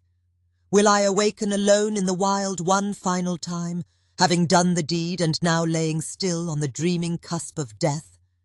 Have I been captured by an evil spirit that wishes to torment me? Am I even imagining the wind today? See how deranged I am. This is my will to survive speaking. It is ugly and strong, I know, but it is all I have. Please help me. If you do not know the movements of the sky after all, and made up an incredible story to impress a girl, well, you have impressed her all right. Maybe not in the way you intended. But if that is so, you must tell me now, and I will forgive you and love you. It is your peril. It is mine also. Please." And she was sobbing, and he took her into his arms, and yet she let herself be consoled by him only slightly. And he felt so deeply for her, it was the most awful and dangerous moment in his life. It all hung on certainty. Was he really certain of anything, and not deranged himself in the same awful way that was her worst imagining? This was so bad. A moment of danger as big as the sky. For all he had to do was claim it was just a story he had made, a lie, And not a story that was not a lie, like the Orange Hunter gathering Walker instead of circles within circles, for the Orange Hunter could be both, for all he knew. And if she claimed she would love him if it was all just a story, could that not be another story she needed to tell herself right now, to survive? Did her sanity doubt his sanity in a way that was secret to her? And then she would be gone, taking that horrible sadness with her. He felt like he was falling from the high place. Everything had gone so horribly wrong. "But you are certain," a voice said. "Look at the sky." And he did. What to do next? Stargazer stroked her hair and said, "You are beautiful and strong without measure, and I love you, and I love your will to survive. That was so well spoken by you, by your intelligent and keen mind. It is you who are the greatest prize in all the world. You made the perfect kick today. It is all real, and I need you to enter slow time with me. That is just to say, be very patient and hold back your fear for a while. Okay?" And she sniffed and nodded, and after a little while opened her eyes. He said, "Let me show you something." The year had recently turned over, and the sky was full of remembered shapes, those he had been watching and then tracing furiously in the desert. A crest was now rising, one that he knew well, and it was actually several crests together. From that early time he had intended to remember the whole sky. Shapes and lines extended below the mountains to dark spots beneath the tops, blacker than black, that were to him stars soon to emerge. Stargazer was about to take the biggest gamble of his life. He was about to recite the sky before it happened. He maneuvered her gently with his hands and guided her legs to sit crossed on the stone in front of him, so he might lean over her back and embrace the top of her chest with an arm as he sat behind, and position his head over hers and point with the other arm, as her eyes aligned with his. He pointed to a place on the dark mountain. "The first one will emerge from here, from now in the time it took. For you to say, you are Stargazer the Weaver, and when you ran off for practice." And she still shuddered, but she was very patient, and waited, and it did. Its glow appeared first, and soon became a glimmering star. He said, "The next two will come together, way over here. After about the same time, the left will emerge first, and then after, as long as you are growling and snarling with food, there will be another glow, and the right one will follow." And they did. The next one will be brighter than all so far. It will be there, in as much time as it took for all to bathe in the river, and after a time a glow appeared. "See how the mountain crest shimmers. It is bright." She asked, "How are you doing this?" "I am remembering. A year ago I was at this same place watching them rise for the first time. But it is important for you to know that I cannot judge the passing of a year, or the time between to great accuracy, and it is not like I am replaying in my mind what happened then. The ones risen so far make shapes with others already risen in my mind, and by drawing the shapes completely, they extend to below the mountain top from our eyes to those not yet risen. I can see them now, but it is my memory seeing them, not my eyes. They would be visible already to one standing on top of the mountains." She drew breath sharply and grew completely still. 4 are soon to emerge. They are wide apart. They will emerge in the order, here, here, here, here. It will be a little while before you see the first. The third and fourth will appear near the same time. And he moved his finger to where the first would be, and waited. And it did. And he pointed again, and it did. And they all did. In wonder, she said, "I am becoming convinced of something.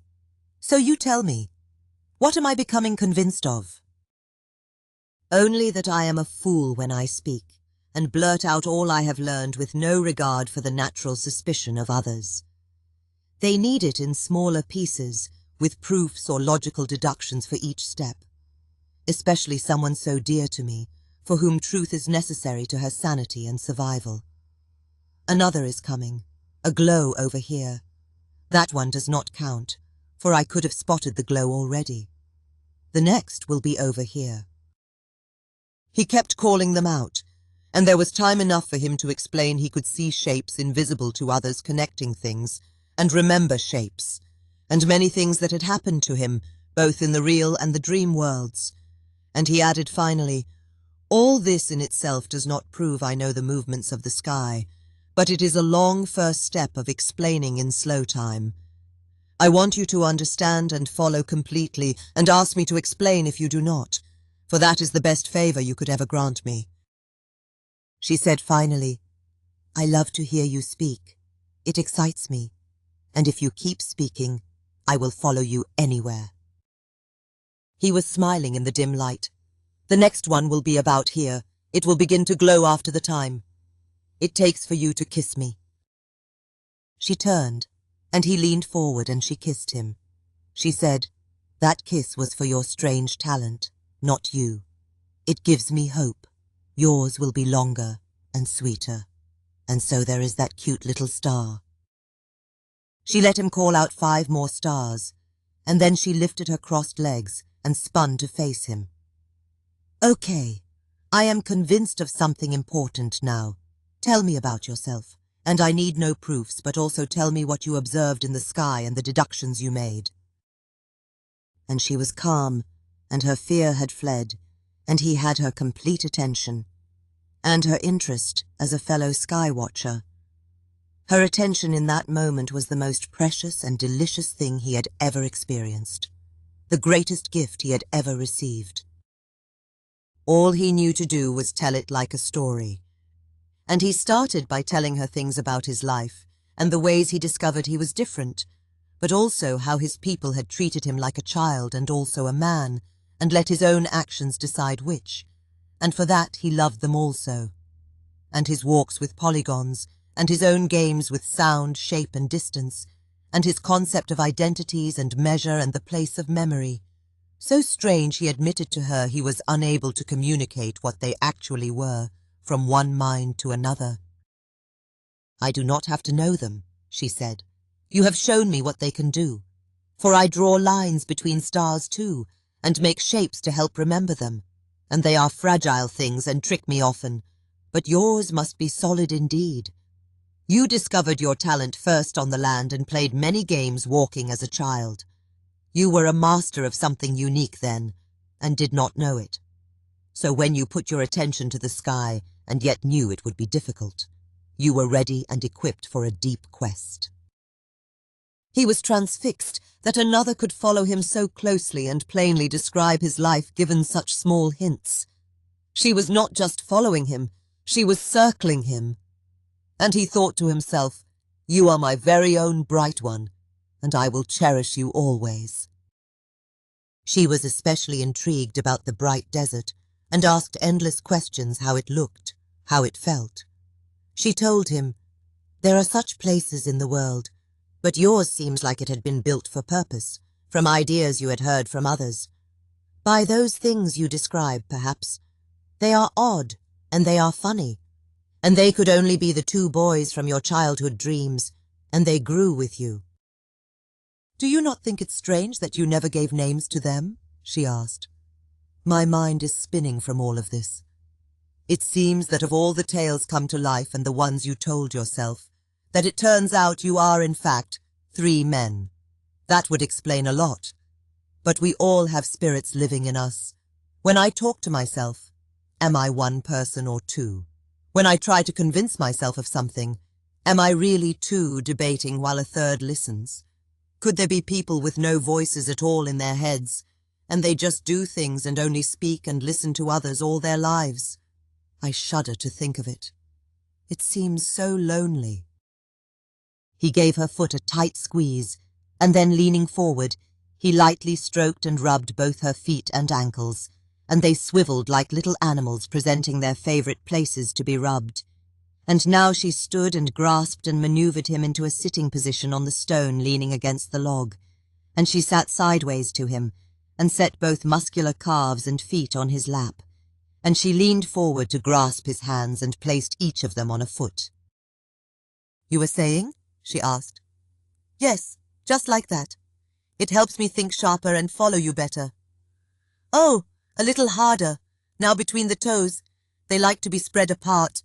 I am so following you right now." He told her of the things, how their faces had diverged over time from his own, and even one another. He told her of his method of measuring the day with heartbeats, and how it led to his measure of star rising, and how he had no need for counting words, and how he had originally assumed the sky raced straight across, and the sky would repeat the following night, and the incredible discovery that the herd moved slightly faster than the sun, and it had a much larger measure, and how he meticulously noted its small procession night after night, and how it planted the idea that everything in the sky was always moving or completely still, somehow. "That is good," she said. "Very good. I was so confused to look up after a moon to see different stars in the sky, and familiar ones also in different places. But you were not watching stars as I was. You were watching connected shapes as one. And yes, I follow about how the great herd appeared closer than the sun because it was moving faster than the sun. You were inferring distance from speed, as eyes do when you move. We do that on the water also." "So that is what I was doing," he said. "I wish you had been here to describe all these things. I would have felt so much smarter. I might have even kissed myself." And she took his hint by sitting on his lap and giving him a full and tight embrace and a much longer kiss. Then resumed her previous position and placed his hands on her feet again, because it was all so fascinating she did not wish to distract him any further. That felt right, but devious somehow. And he told her of the year, how he had maintained the sun's wobble as the sky measure for it, but also as a likely hypothesis for the extent of the great herd, such that it would repeat after as that exact thing again, and how the herd had indeed repeated precisely as the wobble returned to its starting place. What she said surprised him. "That is known in the far south, where they watch for a repeat of remembered shapes after a year. It was told to me later by a visitor, and should have rekindled my interest, but I was already lost in sorrow, and it was done by collecting the tales and observations of many people.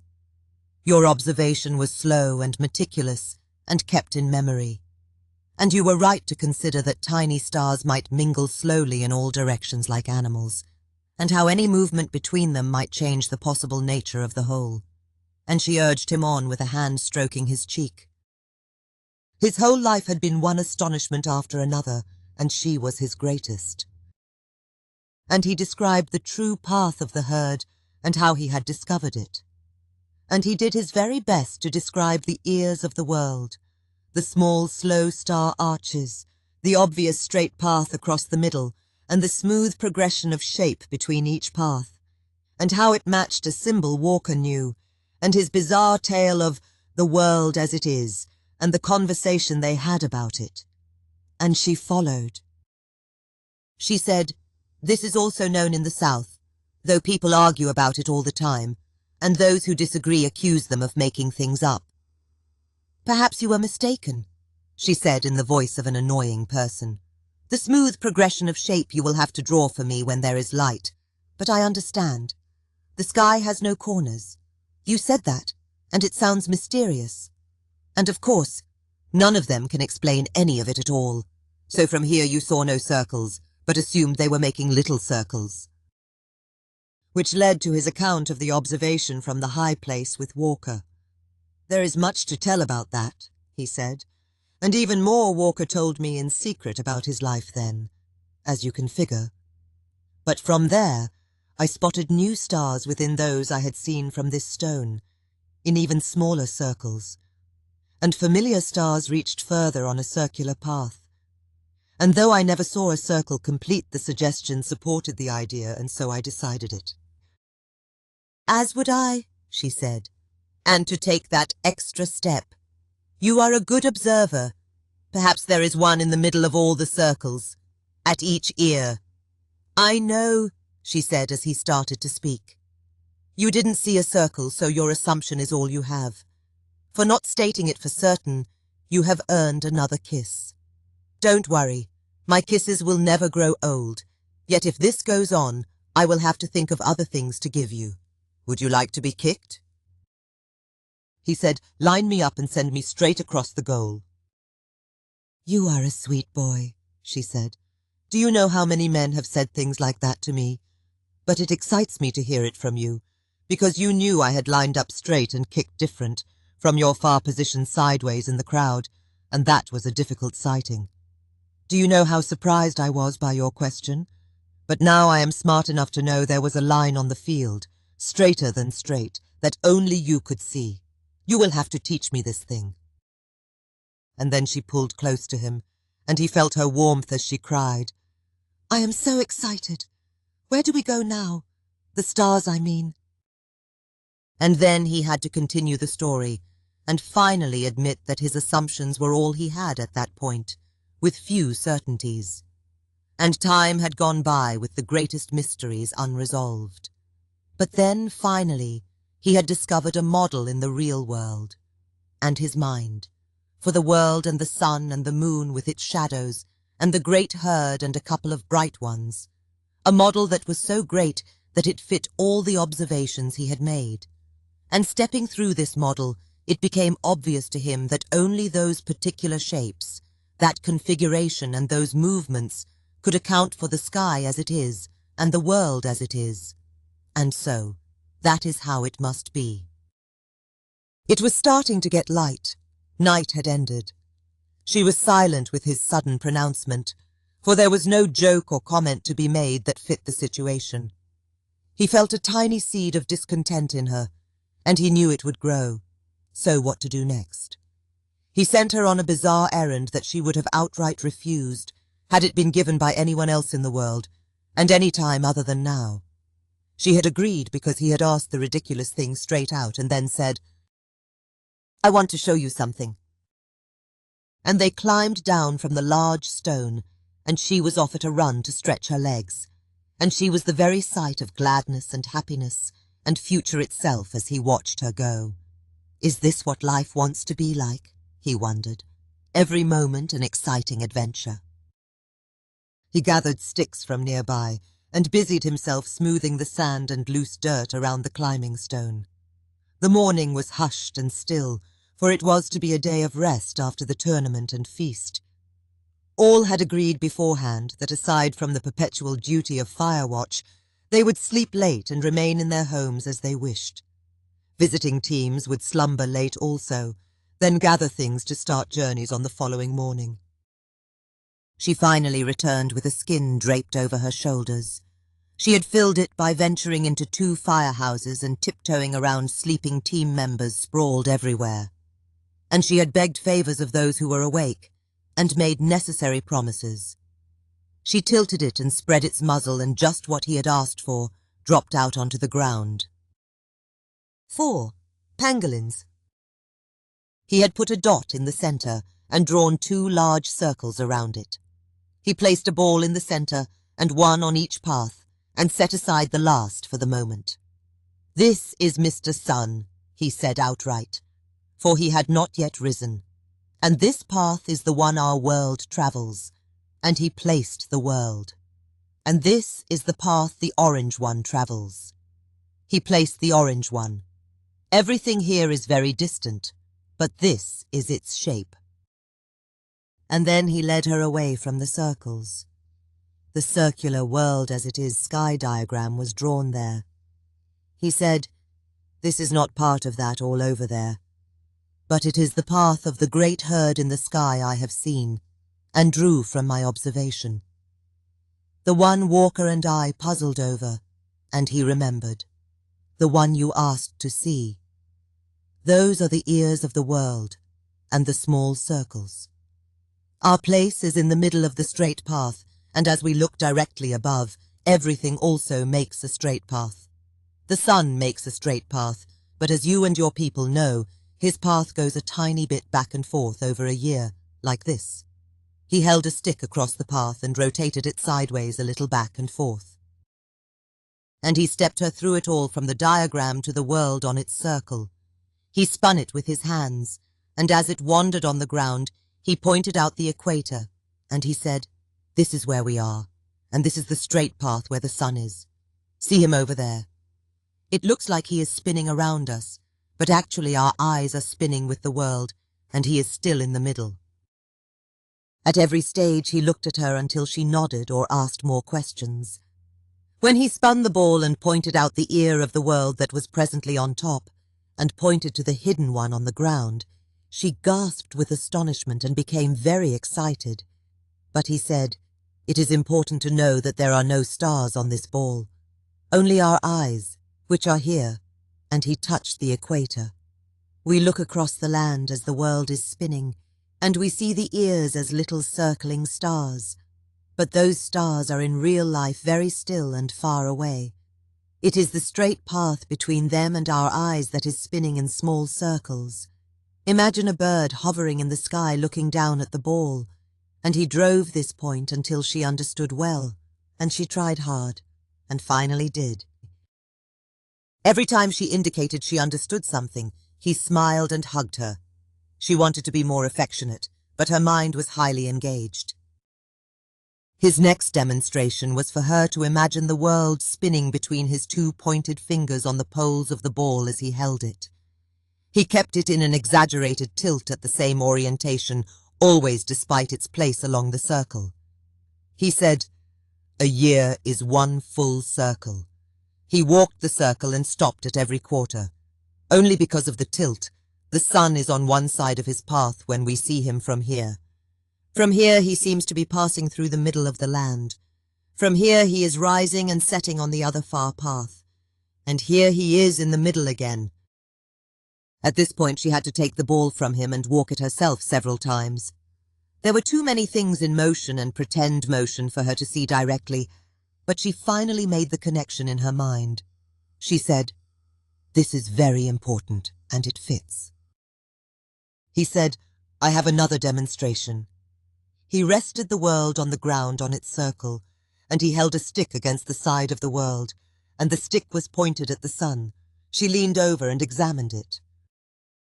He said, "This stick is the light of the sun coming from him. It is late afternoon and he is about to dip below the hill. We see him directly and the edge of his circle shape, for we are on the world here," and he pointed directly under the stick. He rotated the ball a little bit. Now it is night and the sun has disappeared to our eyes, but his light is still shining on the world above us. His light is still bright enough to cloak the stars from our view. The sky is bright blue-purple. He rotated the ball again. Now to us it is darkest night. We are here. See how far the stick is from us now. This is the dark night side of the world. His light is far up in the sky and can no longer reach us or what surrounds us.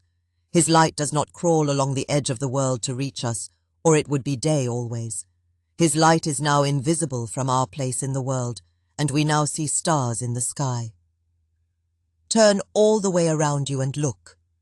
Every leaf on every tree is a star. Every bird in the sky is a star. The climbing stone is full of stars. But any one of those things you could see from here, and he pointed to the place on the ball again, is a star we will see because it is night. The sun is no longer cloaking our sky with his light. And here is my demonstration of why the star herd looks to move a little faster than the sun, to us. If the world was just spinning in place, and not also circling the sun, this would be our day and night forever. And he spun the ball in place. Day, night, day, night. And every night we would see the same sky forever. And everything would be in the same place every night. A child would grow to be an old man seeing the same sky, night after night. But that is not what happens. The night sky changes slowly every night, as the newest bit is revealed at night's beginning, and the oldest bit disappears into the light of the morning sun. The same sky over us only returns after a year, exactly as before. He picked the ball up and put it down again further along the circle, while rotating the ball one full turn. "This is the next day," he said. "The world has moved a day step along the circle, but has also spun to give us the rest of the night, the following morning and day, then night again. From our new place on the circle, a few new stars are visible, and a few on the opposite side of the sky have been swallowed by the daylight bringer as morning arrives. This happens every day.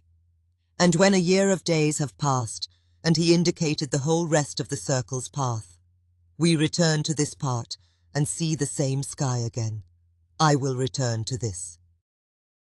He had noticed that the rays of the morning sun had entered the area, so he was ready for a demonstration that would definitely pique her interest. He stood. "I will now explain to you the moon, and his shadows you see during his time that repeat. It is easy and simple to see." He bent and took the fourth ball into his hand. She blinked in open-mouthed astonishment, for that was the greatest mystery that people wondered and debated. And she thought, such a mystery it was, that it was no mystery that people had given up explaining her and retreated to colourful and whimsical story. "You are standing there," he said, "and pretend you are the world and our eyes that look out from it. You are the world, to me. This is Moon, and he is a ball like all the rest. Moon is a world too, perhaps smaller than ours, but very close, and he circles around our world. He does not circle the daylight bringer over there by himself like our world does. He rides with us where we go, and he only travels in a tiny circle around our world. I will now walk that small circle. But Moon has no light of his own. Remember when I said at night the light of day cannot reach us because it is invisible, and high in the sky above us, and like the stick, pointed in another direction?" She nodded. "Well, Moon can see the daybringer all the time from his path, and he always has a circle of light upon his surface, and another circle of dark shadow, but from our eyes we cannot always see the full circle of his light. Where I am standing now you can see the light shining full on him. That is a full moon, and you can see his full circle. If you keep looking as I move to your side on his path, now you can see a shadow growing upon him. That is where the daylight bringer's light cannot reach. From the side you see him half in light and half in shadow, and from here you now mostly see shadow, and only a crescent of him is with light. That is what you wear, your sign, and here only his shadow is seen.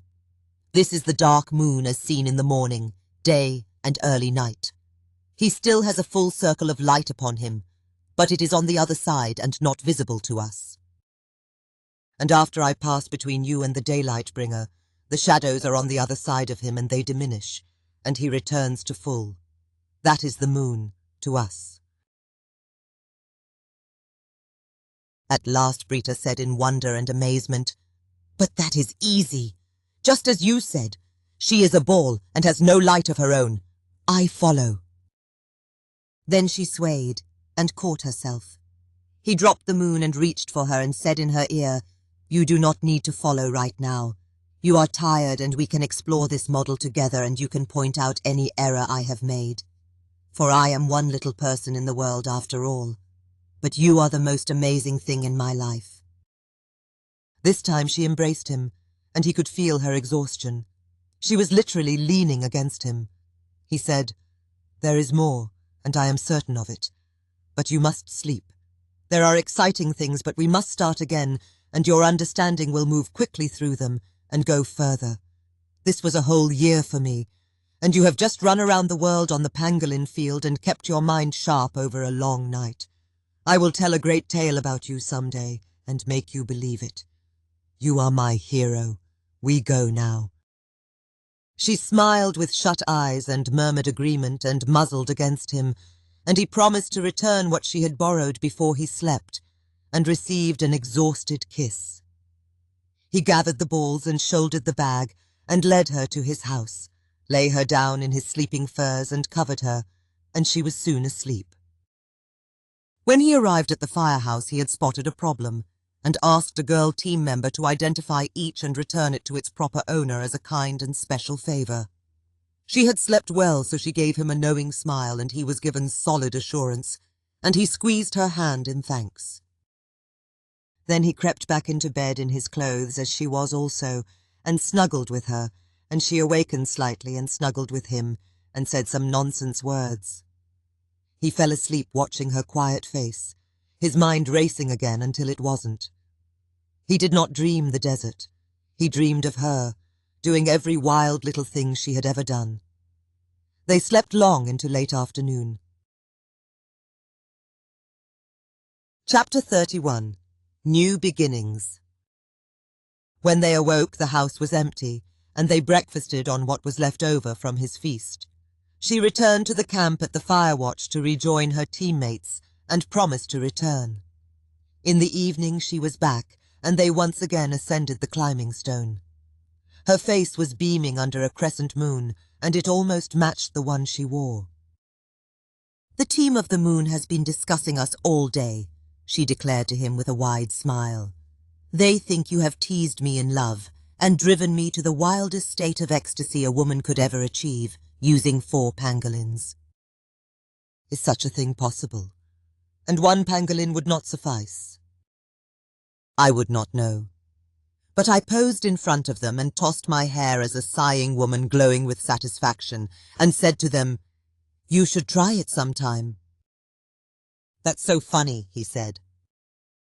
She replied, 'I understand them, and I have given news that is very bad to them, but very good for me.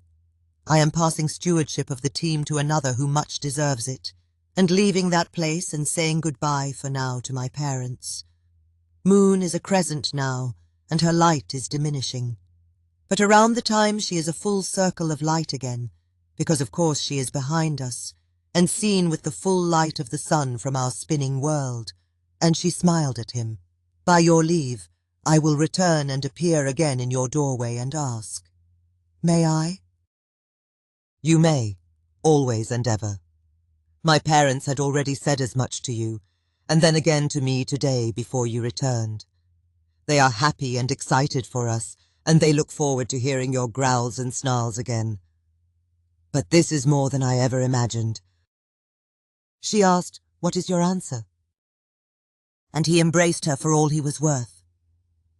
His arms tightened around her, and then his arms separated, and one hand gathered the back of her neck and stroked and tugged her hair, and the other reached below her back to find another part of her he had never touched before, and it was beautiful also, and pulled both places to him tightly.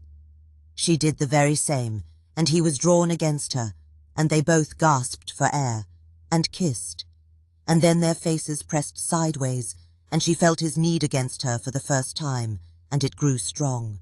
They clenched one another and remained completely still in tension and pressure as slow time passed. "So that's settled then," she said at last, smiling and breathing hard as they separated to arm's length.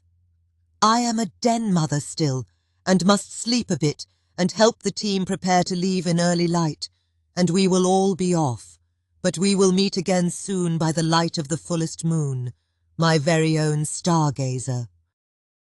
She watched him in the moonlight, and she knew his mind was racing with the thrill of young love, as was hers for the first time, for she had planned her escape well, and it was now complete.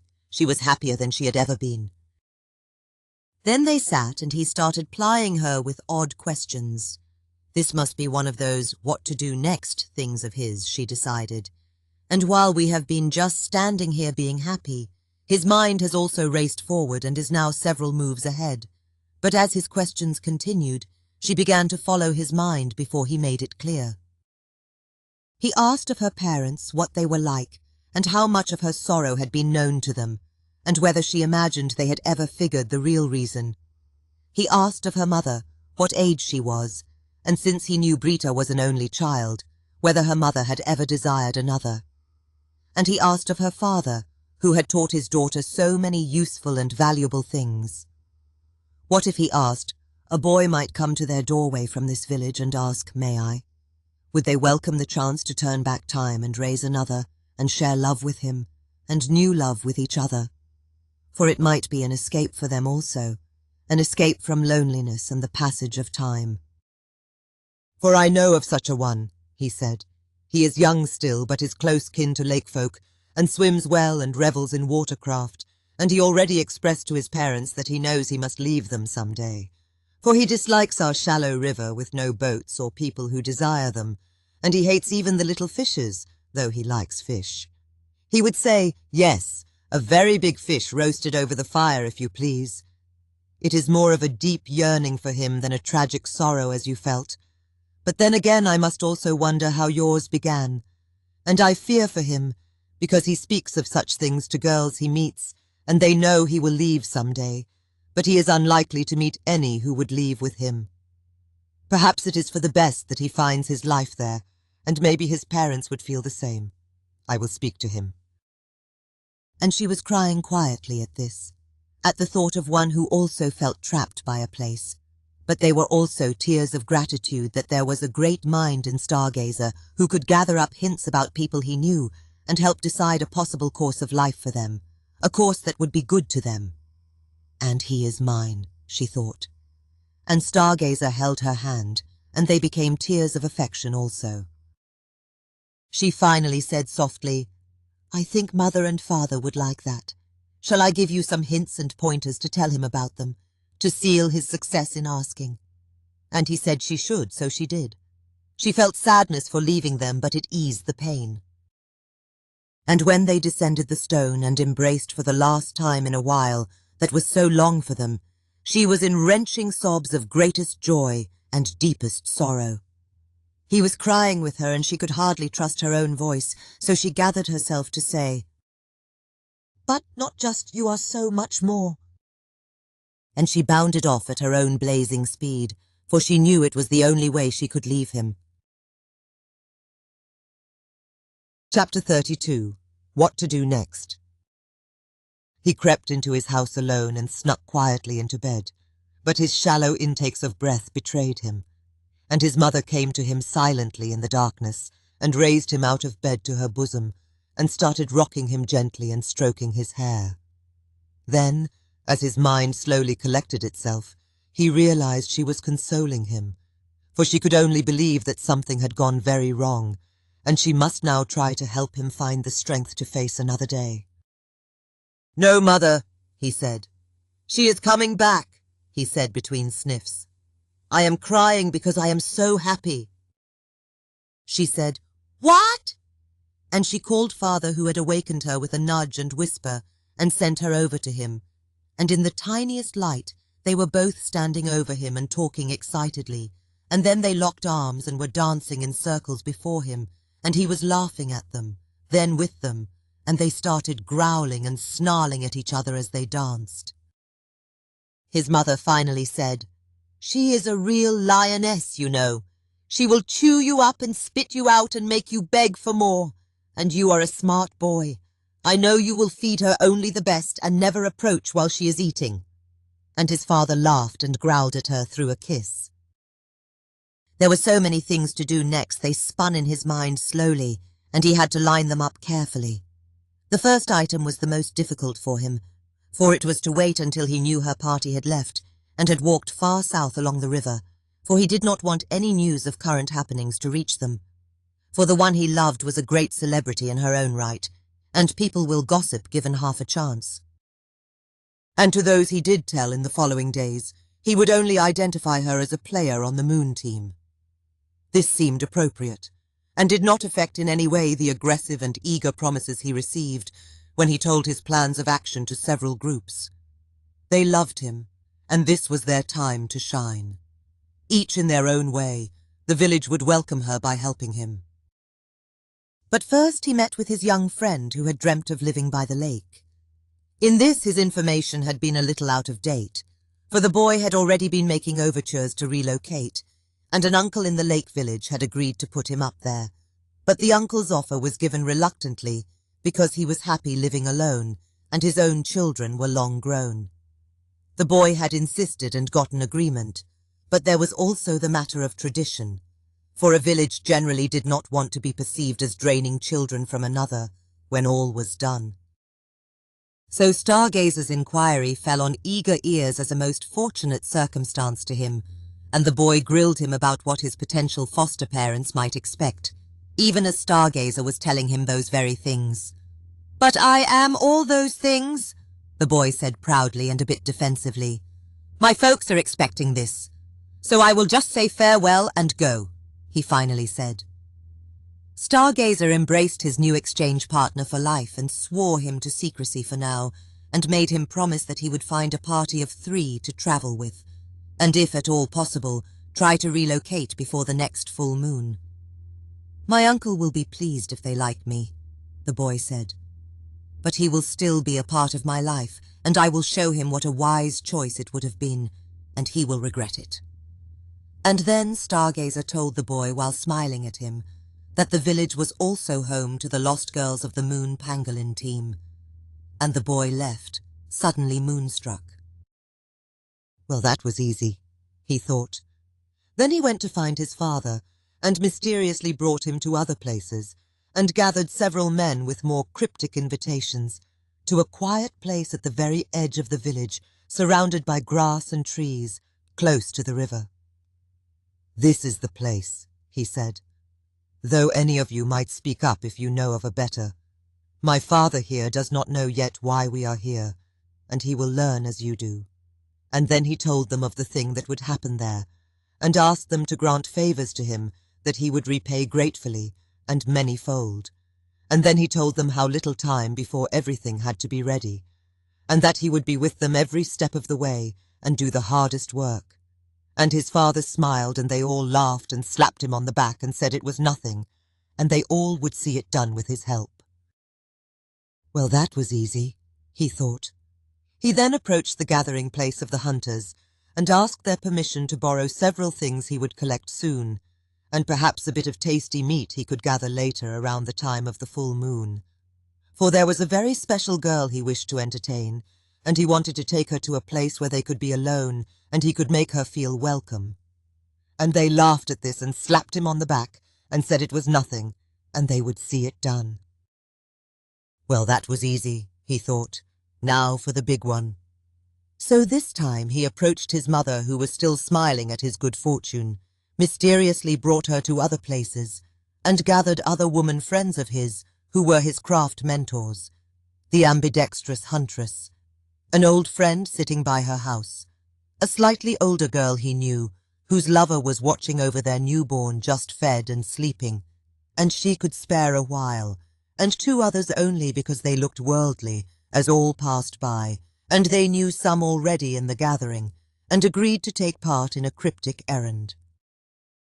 This errand was a glade of dirt ground surrounded by tall grass well away from other ears, and he stood in the middle and addressed then all.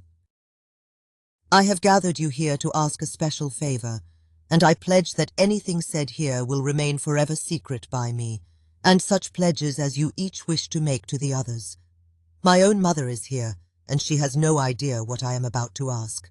However, I will use the information you give me to make my life better, and to make someone else's life better, and others who ask me about such things in the future." He looked at each in turn as he spoke, and they glanced at one another as he did. "I need to know what really pleases a woman, what she likes best, how long you can love her with hands and other things, how often and how soon she is ready for more, and how you can start it, where tickling or stroking may start it, and anything in your past that has transported you to great heights, anything unexpected and surprising and wonderful that has given you joy in complete surrender by the very sensation of it. Things you do not like in men, things you tolerate in men though you wish it had happened another way, and places you wish men would touch more often or in another way. I want to please a girl so long and so completely, and with such vigor and softness and delicate touch and delicious surprise, that her face from moment to moment alone will bring me the joy I seek. For I love her, and I will love every minute with her, and I love you all for listening to me so far. And maybe she would love you all too if she knew your names, so great would her happiness be. But there will be no names, for I just want to see this done and done right, because she deserves it all and more, for just being the beautiful person she is. If you want to indicate parts of yourself, that is fine, and there are a couple sticks to draw things on the ground. If it pleased you, please spare me nothing that ever made you very happy. Who wishes to leave and who will go first? His mother said, "This is my son. He is very direct, but he is trustworthy also. I love my boy. I will go first." None wished to leave, and everyone was heard from, and several who spoke often. Many told of things that had happened when they were young, or years ago, or yesterday. There were nervous smiles at first, but all nervousness left them as they realized they had been brought together for a great purpose. The young girl who was nursing left after a time, but she came back twice. There was earnest discussion, laughter and hugs, at times debate and argument. There were stories told by one that riveted the others, sudden eruptions of questions and declarations of pride in oneself or one's lover. It was a giddy discussion at times. Then they would all become serious as they heard about some wonderful thing that had happened, and freely admitted to their new friends they wished it for themselves. There were tales of women with varying degrees of personal experience. There were descriptions of things women had done for them they wished men would do. One floored a discussion of her on top, and what miracles could be achieved, and novel ways for her to get on top and stay there. They listened to that intently. And two from that group later became lovers with great satisfaction. They drew diagrams and laughed at the anatomy of men and women and animals, and laughed at the drawn faces and swinging legs and arms, clenched hands. They pointed to things and circled things, and if one brought up any regrettable thing about men, another might suggest a remedy that had worked for her, and eyebrows would raise and several would nod. And they all became lifelong friends and shared secrets with each other, and occasionally referred to it as the conversation in the grass. As the sun waned, they carefully brushed out the markings they had made and gathered STARGAZER into a group embrace, and left their separate ways. Their lovers would wonder what had come over them as they were presented with new suggestions and greater challenges, but in the end, everyone was a winner. STARGAZER's mother was the last to leave. She looked at him for a long time, smiling silently, and then said, "They are lionesses all. I hope this will help you make up for lost time," and then she left.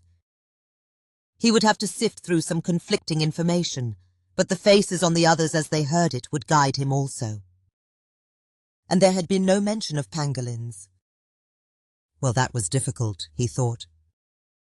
That had been the first day, and the following days he was busy also. Chapter 33, Moonrise. She had stopped in the doorway framed in the moonlight. She had set aside her pack and wore a plain leather jacket with frills that dangled at the breasts and at the waist, and sturdy pants that frilled above the knees. She stood for a moment and crossed arms in front, but Mother interrupted before she spoke. "Of course, dear, always and ever. Must I repeat myself? I will, so long as you wear a new outfit every time. I like this one also. But where is your sign?" "It belongs to the team now. But do not worry, for I still have the original." And all embraced her as she entered, and helped take in her things. They had eaten, but STARGAZER sat her down and started to gather a meal for her. But first, he brought a drink of water and the bowl of salt, and offered her a pinch of it from his fingers. She licked it off greedily, and flicked her tongue at him while eyeing him hungrily. They sat with her as she ate, and she remarked, "You know the strangest thing happened the night before I left.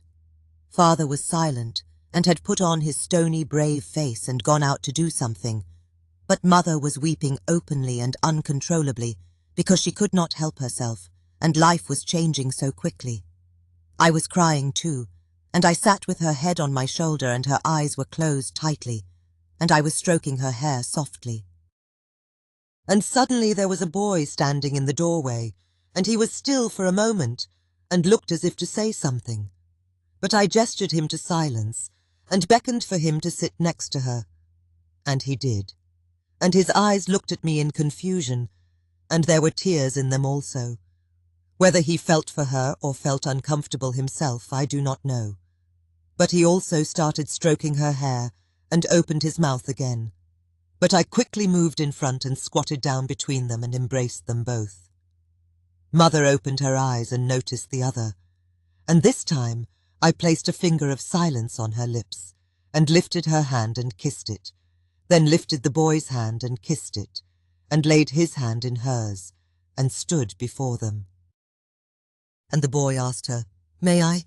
and started to cry himself. And Mother slowly realized what was happening and said, "Of course, dear." And the boy pretended to take it as permission to gather her and rest her head on his own shoulder, and he rocked her gently as he sniffed and stroked her hair and murmured kind words. And then she saw my smile, and realized what was happening in a larger sense, for they had all heard stories of scheming children, and she nodded to me and squeezed my hand, then embraced him quietly. While taking another bite and chewing, Brita said, "And what were the chances of that? What amazing times!" She smiled at Stargazer. Stargazer returned her smile and said, "I am just glad he chose right, or I might have a new girlfriend." And his parents laughed, for they had heard those stories also, and his mother gave him a wink. And then they rose and started laying travelling things out on the ground, and Brita noticed his fur was not in his sleeping area. He was actually wrapping it around him and gathering it at the waist. Then he took wrapped packets of food and stuffed pockets he had stitched into it, and handed her a belt of small water skins, most empty. And Father reached to the side and brought out an extra tuft of hair and stuffed it into the fire kit. He pointed to his wife. "That is her hair," he said. "Hers works best. It is greasier." His mother pulled out a few more strands of her own and handed them to him, and plucked a few hairs from his head also, and he crumpled and packed them all. Stargazer inspected Brita's foot coverings, and noted she had leather soles tied securely up the ankles, and he said, "Good work," and he put on his own. Her whole face was a question by now, and he said, "If you are not too tired, we travel by moonlight. No need for a sleeping fur of your own, and bring for 2 days or less. I have the food." Father had packed, and there were 2 equal bundles wrapped and ready. "So this is more than a night in the woods, yet not a far journey," she mused to him. "A mystery in the moonlight." "And by starlight," he said. "Not to worry. There is moon, but I can find my way in the dark anyway, because there is a line that leads directly to where we are going. But I think it passes through a tree. You will have to help me with that." And then he said, "Come, let me show you something." And then he said, "Come, let me show you something." They chose good walking sticks and set out for the edge of the village, and he led them down the path to the river. They unclothed and bathed one another gently in reflecting waves of moonlight. He washed off her travels and left no hidden part of her untouched, and yet applied only the firm, muscular strokes of cleaning, and so she did likewise to him. So not colliding suddenly and losing our minds in passion is the game of the moment, she thought, and she liked games. And her mind flared and body shuddered as he drew his fingers slowly and firmly up between her legs in front to continue a deep massage elsewhere, so she retaliated by washing the stiffest part of him and giving it and its accessories a bit of extra attention, as if its rise to power had asked her politely to do so. They rose out of the water with smiles of promise, and after brushing and shaking off, dressed again. They walked north until the river went around a bend and crossed in the shallows, then continued north away from the river for some time through woods, until he spotted some shape in the dark mountains, and later still they stepped across a stream and started following to where it emerged from a break in the hills, and they followed it up, and he offered her his hand, and they took every step slowly and carefully. Finally he pointed and spoke with moonlight now almost overhead. 2 together and a 3rd apart. You may recognize these from the story. But since the brothers Grail and Groll were laid to rest and departed the world, there is no echo of terror or sadness in this place or the one above, and no ghosts. It has become just an empty place in the world, a high place and a beautiful place. It is ours now, a good place to start lives together. I have been there since we last met, and there is no great danger there, but always keep your wits about you. They drank and filled all the water skins. Stargazer took the belt around his neck, and they ascended the dark steep forest with care, and at last stood beside the crack in the world. "The moonlight enters a bit," he said. "We will enter and tell me if your eyes feel comfortable with climbing." He climbed the first level, and after her eyes adjusted, she followed. She saw the horizontal shelves of stone inside, and said it was easy. So they slowly ascended, and at last stepped out on top of the world. The bright moon illuminated near and distant lands, and she held him in quiet tears as she gazed long at the distant shimmering lake. She then turned and cuddled with him, as if she was scratching an itch with her chest. "How dare you brush against a woman without taking her to the very top? Is that any way to treat a man who stands up for you?" He smiled. "Come, it is further still." They trekked in light now up the tilted lands with the strange boulders, and then finally up and along the spine of the hill. It was the highest off the ground she had ever been, and she felt better holding his steady hand. And at last they approached the place of rock in moonlight and shadow, and descended to it. Through galleries of stone and patches of glowing vegetation, he led her until at last they stood in the long gallery, and to one side against giant stones, where had once been kindled Walker's fire, and there was a wrapped bundle. Under a tarp nearby there was a pile of sticks and the smaller branches of young trees. She asked, "Now how did that get there?" to hear his answer. "Some poor fool must have brought it all the way up here," he said, "in 3 trips. Lucky for us. Amazing times." He revealed the bundle as a large hunting tent for several people, and he unrolled it and started propping it with a series of sticks inside, stones to anchor the outside, and sticks hooked into others that were already wedged in cracks above their heads. In the bundle, secure from rain, was also 3 big sleeping furs, to which he added his own, unwrapping it to reveal the leather shirt beneath. And the furs spanned the interior space with a double layer in the middle, and it was a large triangle open on one end. "Now for a fire," he said. They twirled vigorously, and finally a spark kindled the tiny pile of dried moss and crushed dry fronds, and the magic hairs of the 2 who loved him. He blew it gently to flame. They set alight a bed of dry needles from the kit under the wood, and moved the flame through many small sticks until it caught on the larger. Finally they had a crackling fire that would grow. The fire cast light directly into the tent, and also the stone above it, bathing the inside in soft light. "It is not too chilly and there is little wind," she said. "Why such a big fire?" "So I can see your beautiful face as we love," he said. She shivered in anticipation of it, and stroked his face in the flickering light, for it was beautiful also. They left the growing fire and ventured through the narrow pillars, and sat together in the high place upon its centre stone. A place to be careful and alert. But he is right, she realized.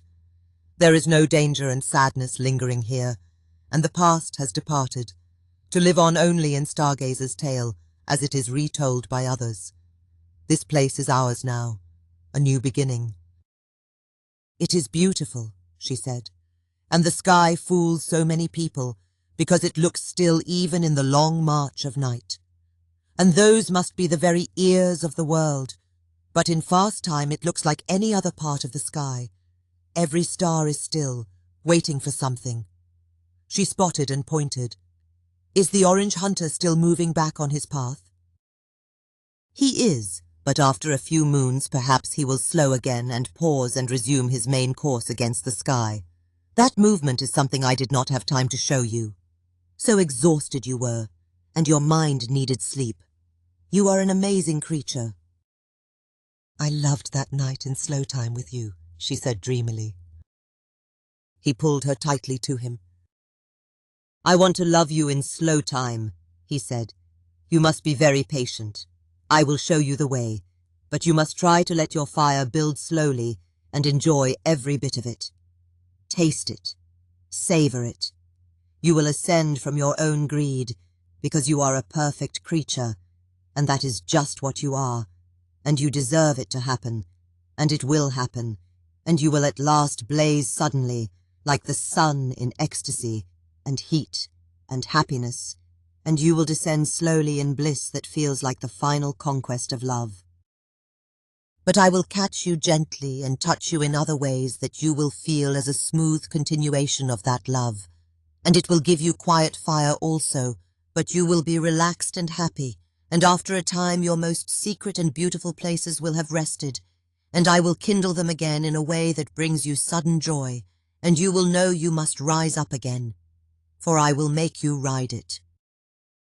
As you tire, I will take your muscles firm in hand, and revive them, and love them, for they love you, and you will awaken from half-slumber fully, with strength returned, and your mind will suddenly blaze with the delicious heat of a new promise I have given you, and you will rise again, and this will happen many times, more than your busy mind could count. Think of it as a game. Your every triumph is a point and a win. You are a natural champion. I will keep score for you with great pride, for I love you, and my greatest desire is to see you take the game as far as it will go. You will want to take me, and if you do, I will surrender, of course, for I am no match for you. But for as long as I am able to surprise you, yield to what you feel and express your happiness with your face and body and voice. It is a gift to me, and your arms and legs are long and your feet are as nimble as hands.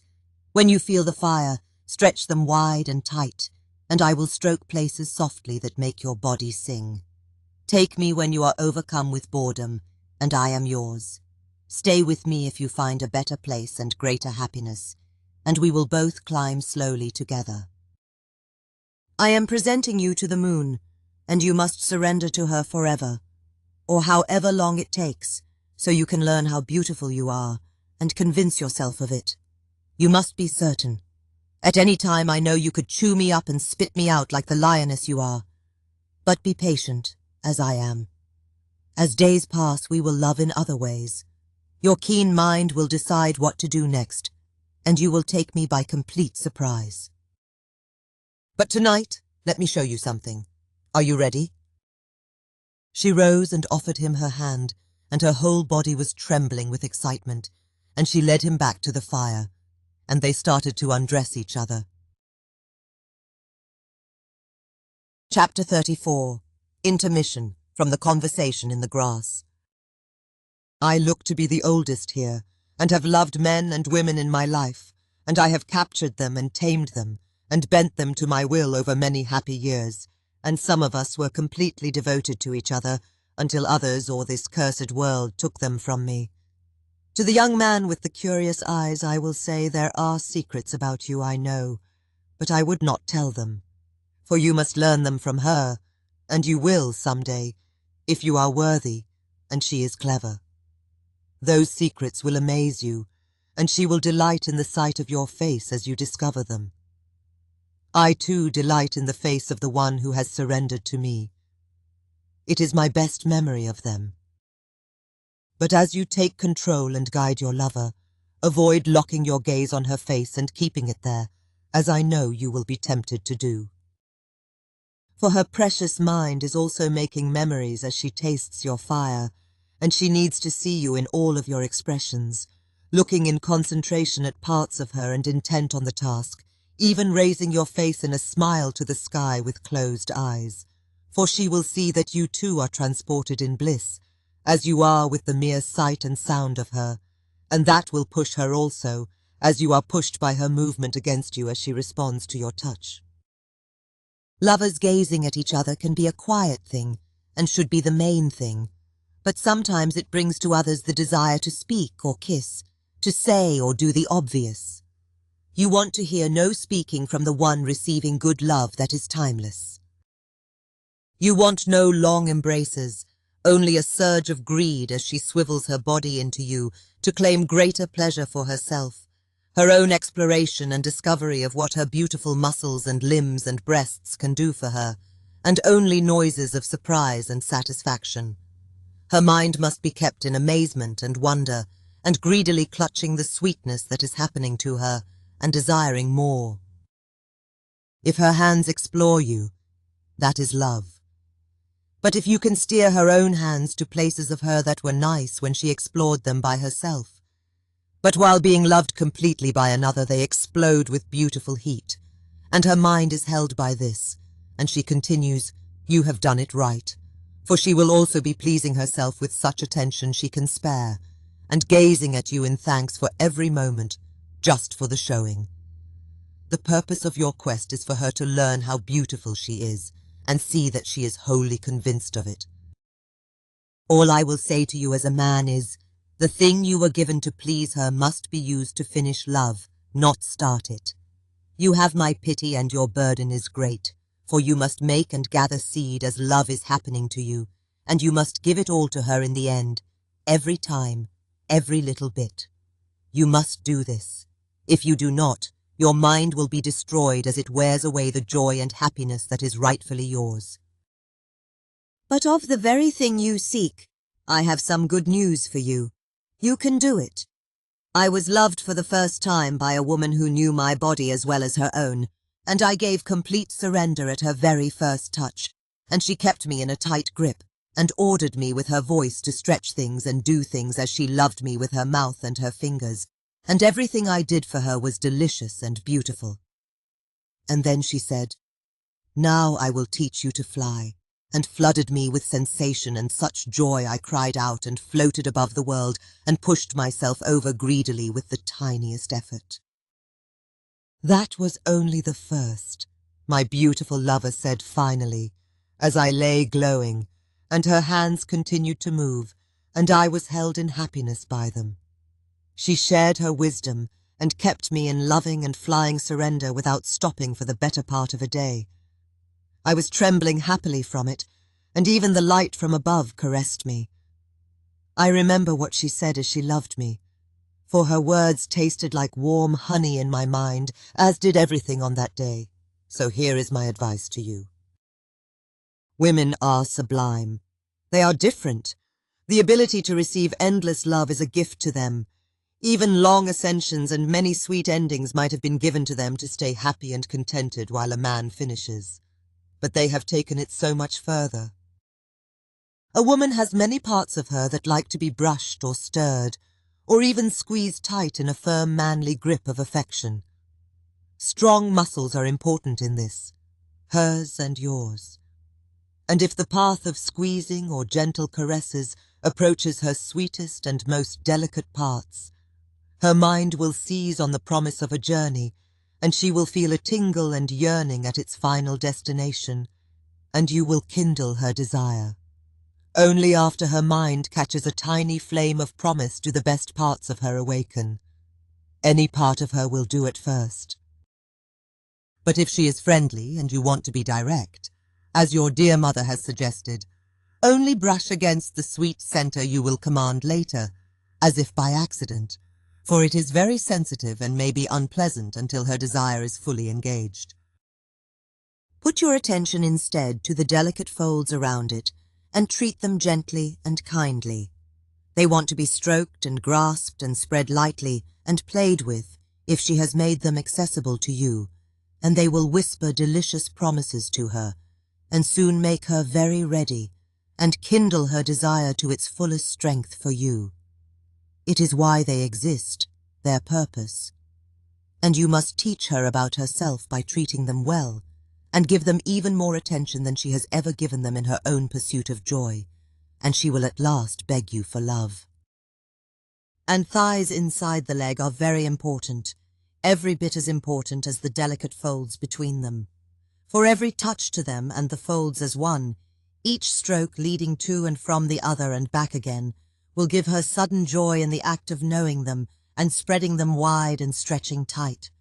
Too many spread or open as some dutiful act of receiving a man, and they do not discover this ancient magic.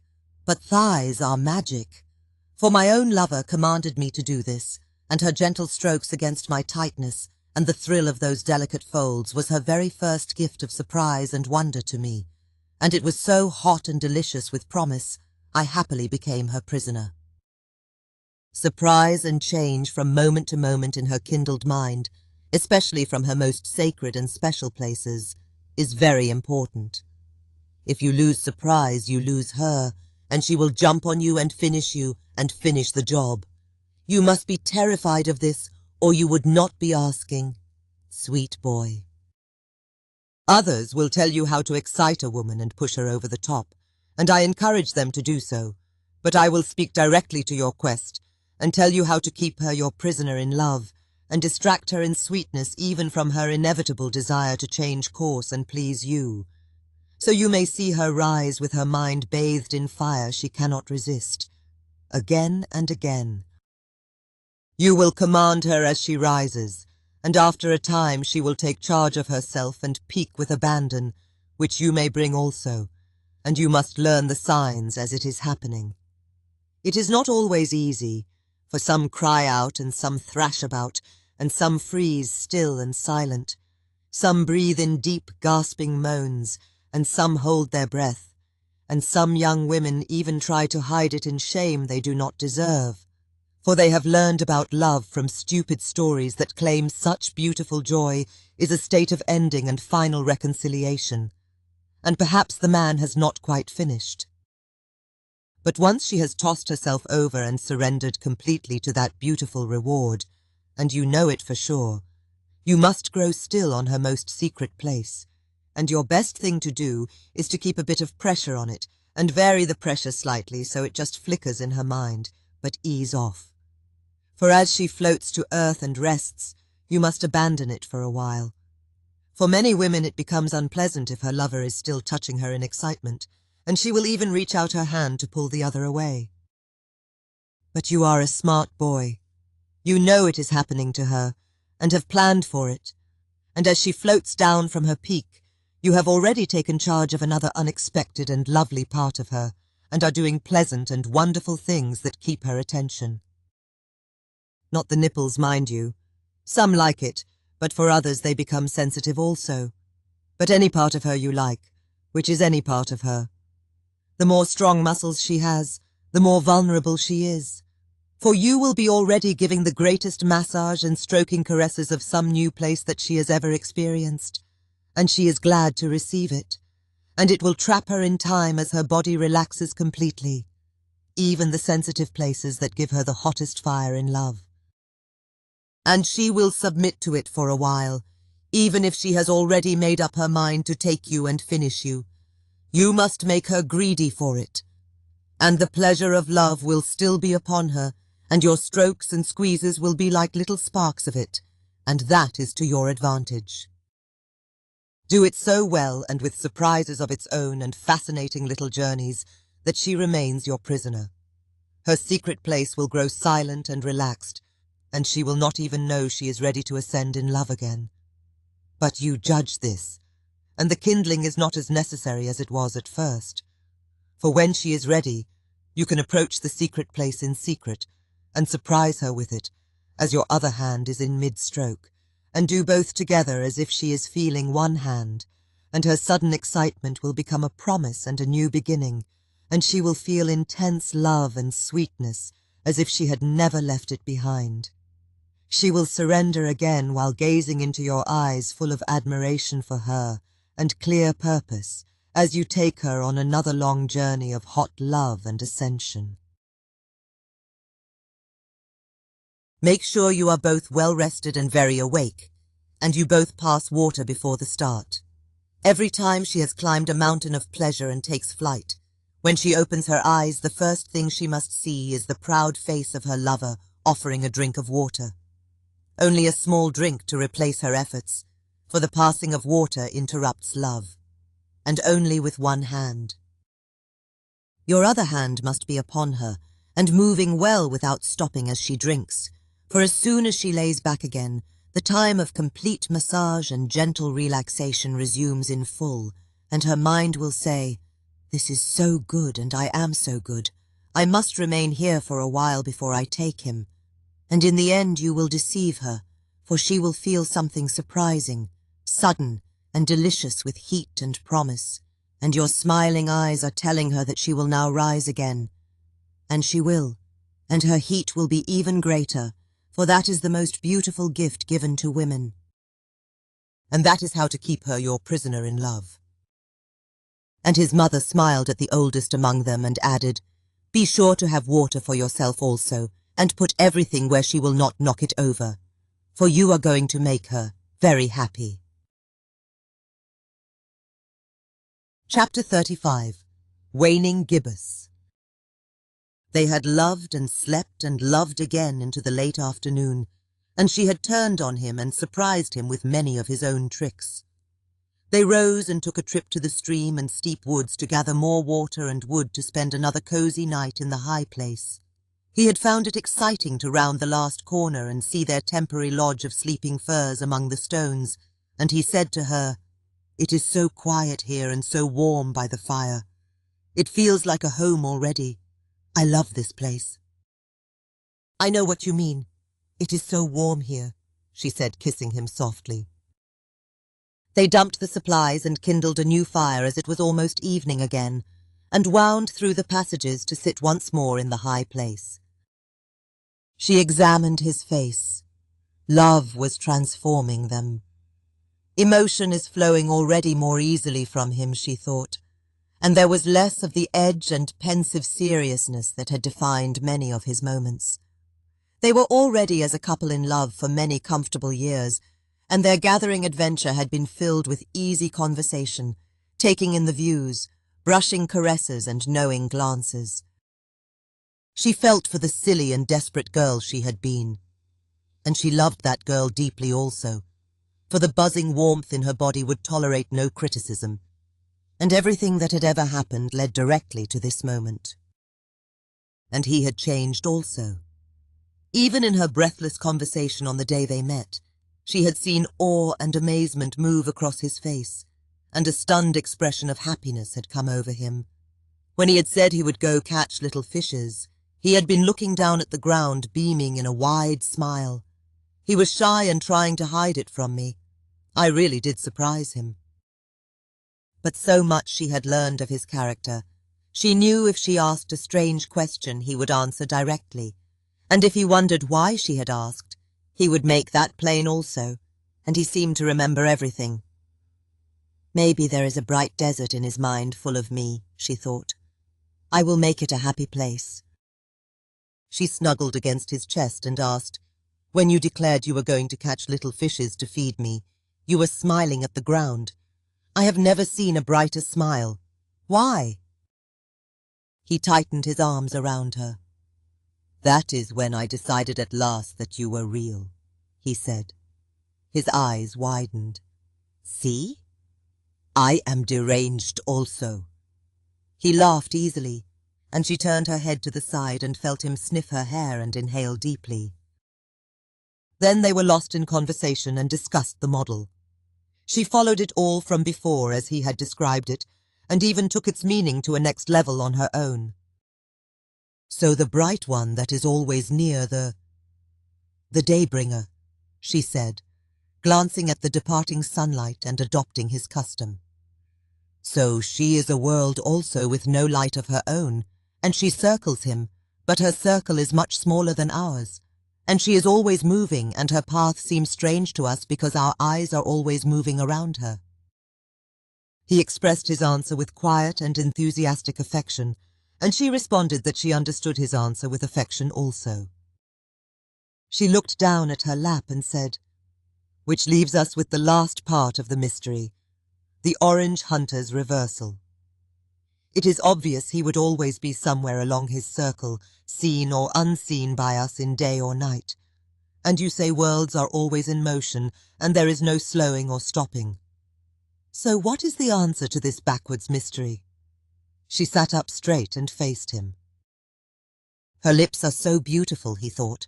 She even has a different face for questions. I love that face. That is a puzzle of circles within circles. Walker might have figured the answer himself, because he posed it to me in such a way that the path to the answer was clear. Maybe that is the usual way people figure things out together, or maybe he knew the answer and just liked to watch me think. So the Orange Hunter is a world with a larger circle than our own, as you saw, right? Circles within circles. Yes, she said. And he took her through how circumference of a world circle has many paces to travel in a year, and the orange one has many more paces to travel in his year circle than we do, so we will catch up to him sometimes and outpace him.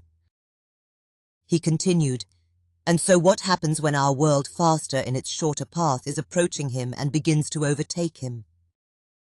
Wait, she said, holding up her palm and looking down at her lap again. He stopped. She continued, he would be forward of us going forward. Then he would look to be slowing as we catch up to him. Then he would be beside us and only appear to stop for a short while. Then he would be behind us moving forward again. But something is not right. He waited. Something is not right, of course, because there is no backward motion in that. But we are not seeing his true motion with our eyes. We are seeing something else, like the illusion of little circles at the ears of the world. And that is our eyes in motion looking sideways across the world at a star that is not in motion. But there is only one motion in that path of seeing.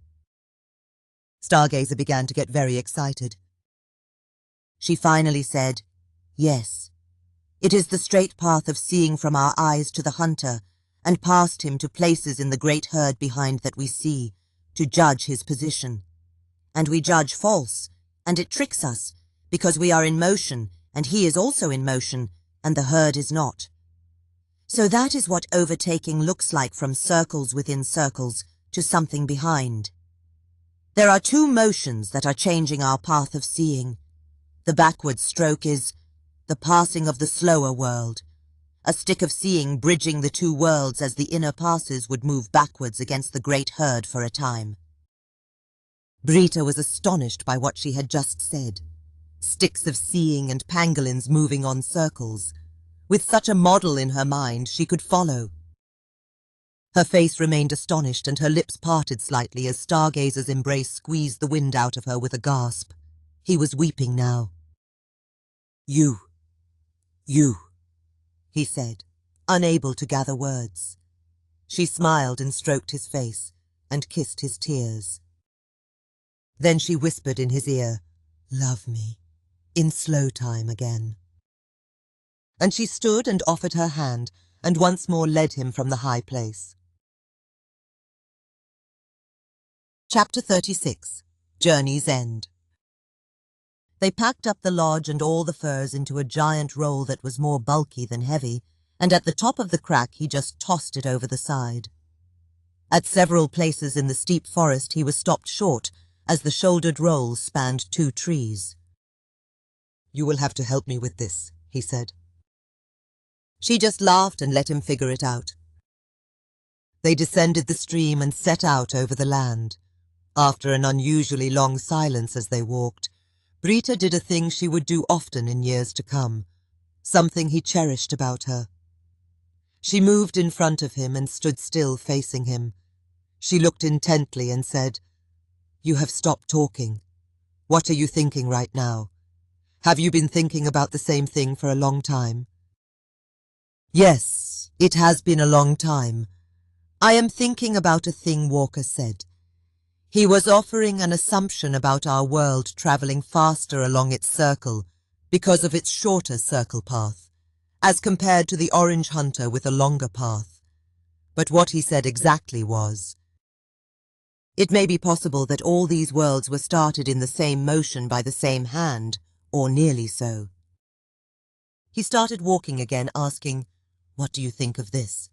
It seems to have more than one meaning." She asked him to say it again, and thought for a while and asked, "Does nearly the same hand have a meaning?" "I guess not," he admitted. "Or rather, I cannot think of one. I am not used to thinking of these things with another." "Of course you are. Just think of me as Thing 3 with the soft, beautiful hands. So we are left with one hand starting all the worlds in the same motion, or one hand starting all the worlds in nearly the same motion, right?" Okay, you're so funny and right. "So," she said playfully, "did you and Walker discuss worlds traveling in other motions? Or what I mean is, other than circles? Any other shape or kind of path? Nearly the same motion does not seem to make sense either for paths. It would be one type of path or another type, and he would have described the other he was thinking of." "No, we only discussed circles. But that is an interesting idea. If there is another shape that has no corners yet returns to its start place after smooth motion over time. That reminds me of a pangolin that hops as it rolls. But Walker could only have meant speed then," she said. "You have said as much already. As in worlds pacing along their paths at the same speed, or nearly the same speed." Yes," he admitted. "I am sure it is the hand that is really bothering you," she said finally. "And why you are still thinking about it. Otherwise you would have done something like, 'Help, I am so confused. Think, think, think. Oh, he meant nearly same speed. Think and done.' You are either very funny or very right." "I am both. So the hand that started all the worlds, I guess by giving them a little push or something, was it a scratchy, leathery, hairy hand, or was it a soft, beautiful hand? She flexed them to help him decide." He stopped and looked at her. Was the hand attached to anything? Was it walking or hopping around on its fingers? How many fingers did it have? You would only need one finger to start a world. Where is the hand now? Where was it before it started all the worlds? When did this happen? Okay, Mr. Ever Still or Forever in Motion, how does the hand fit in your big picture? He thought a while, then said while smiling at her, "It does not fit. At all. Thinking about the hand has been a waste of my time." "Good. I do not ever want a scratchy, hairy hand to come between us." He lunged for her and again cupped her neck and bottom, and this time lifted her off her feet and spun her round and round. Conversation began once more as they resumed their journey. In twilight they reached the bend in the river and crossed again, and headed towards the village. They ascended the path from the place of bathing and headed across the village, but instead of turning towards his house, he led them to the place of fire watch. From the doorway several children greeted him on sight. "2 rolled lit torches, please. My love and I wish to set each other on fire." They shrugged without comment and went to prepare them. Stargazer was older now, and this was no more bizarre than anything adults said. Rolled torches were spun in a bowl of animal fat for longer and brighter burning. At last a girl brought 2 lit torches and handed them to Stargazer and Brita. "Please don't do it here," the girl said firmly, and it was not clear which possible meaning she was referring to. Probably both, he decided. Brita followed behind as he retraced their steps, and then, instead of continuing back down the path to the river from which they had come, he unexpectedly veered to the left. Yet another delicious mystery, she thought. "Let me guess. You want to show me something?" He turned and looked at her, grinning. It was a trodden path, and the grass looked to have been flattened in several places recently. The ground was marked with furrows and scratches. Then the path turned. A clearing, and in the middle was a standard round dried mud hut with a skin over the doorway. All around it was the raised furrow of a living fence. Just young shoots now, but they would grow into young trees to be shaped by human hands and bent together until they fused. Around the back was a latrine pit with a shroud over it on a frame of poles. Stargazer approached the doorway, and lifted one side of that skin from its peg and stretched it outside and hung it on another peg. She noticed that the privacy shroud of the latrine pit had a large crescent moon cut out of it. "That's funny," she thought. He took off his pack and giant roll, and watching him she unburdened also. He beckoned her towards the dark doorway. "Go look inside," he said. She stepped inside and raised the torch. It was a standard layout for a hut built on a gentle slope, with a central smoke hole sheltered from rain by a small rounded tent on the roof and a central pole for support. Interlaced branches along the walls to support them, knit with smaller ones to provide a foundation for grass and the outer mud covering. 3 levels of flat dirt protected from erosion and feet by stone edges, and coarse woven grass mats everywhere but near the hearth. It was a real hearth edged with flat stones and a wooden frame on each side to support a roasting spit. It was piled with 1 rack of firewood, with several more off to the side. There were baskets both plain and water-bearing, several small and large water skins, serving bowls and wood pieces for preparing and serving food. The sleeping area was large and was the highest dirt level with mats underneath, and furs of several types of animal already upon it. There were shelves of wood made from split hollow logs, and there were skin pouches on poles that were for non-perishable foods, some full, and sitting places and logs, the long step facing the hearth with flat stones along the sides, and a concave surface for people to sit on lined with mats. And to one side, what was it called? A table door, stood on end. And on the ground near her feet, a bowl of salt. Something flickered in her mind at the sight of it, a thought she dismissed before it formed. But mostly now she felt uncomfortable. There was a feeling that the owner had just stepped out and would return to discover her inside, uninvited. She asked slowly, "Who lives here?" From the doorway, Stargazer said, "You do." She whirled to face him with mouth open. "This is, and always will be, your house. Almost the whole village has a hand in it, from the digging of the foundation to the laying of branches into a circle, and others between them, and lots of hewing wood poles and inclining them to the center and anchoring them. And the small children scrambled up the branches and laid layers of straight grasses on top and draped them over the sides to receive wet mud. Then we dug a pit, the latrine pit it is now, and tossed loose soil and sand and crushed bones and river mud into it, and I jumped in and squeezed it with my hands and feet, with a bit of extra water to make sticky mud. And then we pelted the children with gobs of sticky mud and scored many direct hits, and the muddy little children patted it into and over the grass from the center outwards. Adults with better reach did the sides under the overhangs. They are tricky. The weavers planted the fence, and so on, and others provided goods you see here, and I helped a great deal, though I could never have done it alone in such a time. Stargazer said, "The village welcomes you with open arms. Brita, formerly of the lake people." She could not see him any more through the tears, and the only words she could think of, and the only ones she could manage, was a parody of his own outburst. You, and she wiped tears with her free hand. Stargazer stood in the doorway with the burning torch. And then he asked her, "May I?" She was weeping again, and she could only stutter through intakes of breath, and it took a while to say it.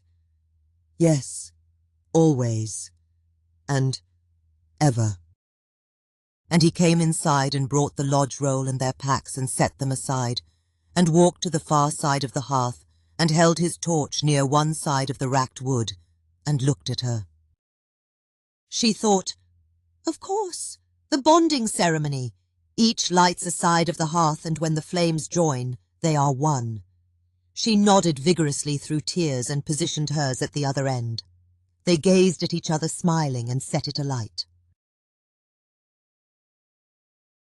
Stargazer busied himself with dousing the torches and rooting through their packs for leftover food and other items, then approached the doorway.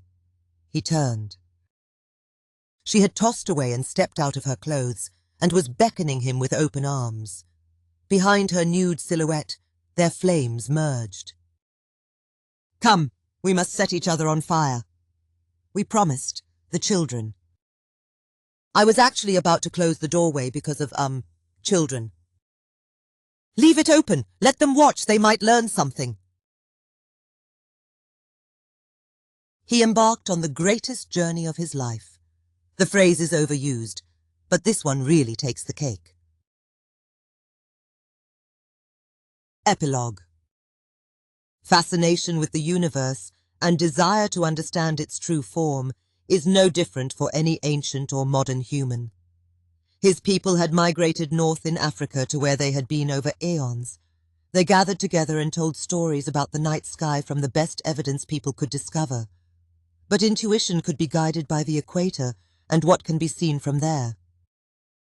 How many geniuses have there been over the last 1,000,000 years using nothing but Occam's razor, various talents and pure determination, to infer the true heliocentric nature of the solar system and a clue about the universe? I propose that in the equatorial band of Earth at least, all it might take is a child's desire to spin, a few good observations, and perhaps a yen for ball sports. And a clean-shaven child without a stubble of hairy dogma imposed on them from a young age and carried to adulthood, that might convince them that truth is mainly to be found in a process of learning from others and not pure discovery and inference. He never glimpsed an actual pole star, if there had been one then. It probably always would have been just below his local horizon. Today the North Star we use is Polaris, but the celestial bullseyes of Earth's axis of rotation continue to drift slowly. Stargazer's descendants followed the Nile from its sources in those mountains, leaving more people along the way. Egyptians were far enough north to see a pole star. They built a great civilization in the Nile Valley with pyramids that align to cardinal directions within 4 minutes of arc. The north-facing entrances of pyramids reveal Egyptians to be not your usual sun worshippers. 4,600 years ago, the North Pole Star was Thuban, thought to be the abode of Osiris. It is still visible in the northern hemisphere, but Thuban now rises 25 degrees from true north. One cool theory is that a pyramid was a rocket sled of the spirit to the afterlife. I sent an email to inquire if one Osiris or Khufu is still a resident of Thuban, but must wait 600 years for a reply. Having grown up 15 degrees north of the equator, I feel a sense of kinship to these peoples over deep time. I hope there were a lot of them, and none were burned at the stake. And of course, any lasting remnant of his people, with the materials they used, is long gone. Stargazer's full day was 17 seconds shorter than ours, since the Earth's rotation is slowing from the cumulative effect of ocean tides from the moon. We know that for certain. You can express it as resting heartbeats if you like. Stargazer and Brita live at 101 Bathing Path, Northcraft Village. They have 4 children, 2 boys and 2 girls, and none have shown any apparent genetic abnormalities so far, aside from an odd sense of humor. They are the authors of the heliocentric Daybringer system. The world as it is, now out of print for 1,000,000 years. The last surviving copy was lost with the Library of Alexandria.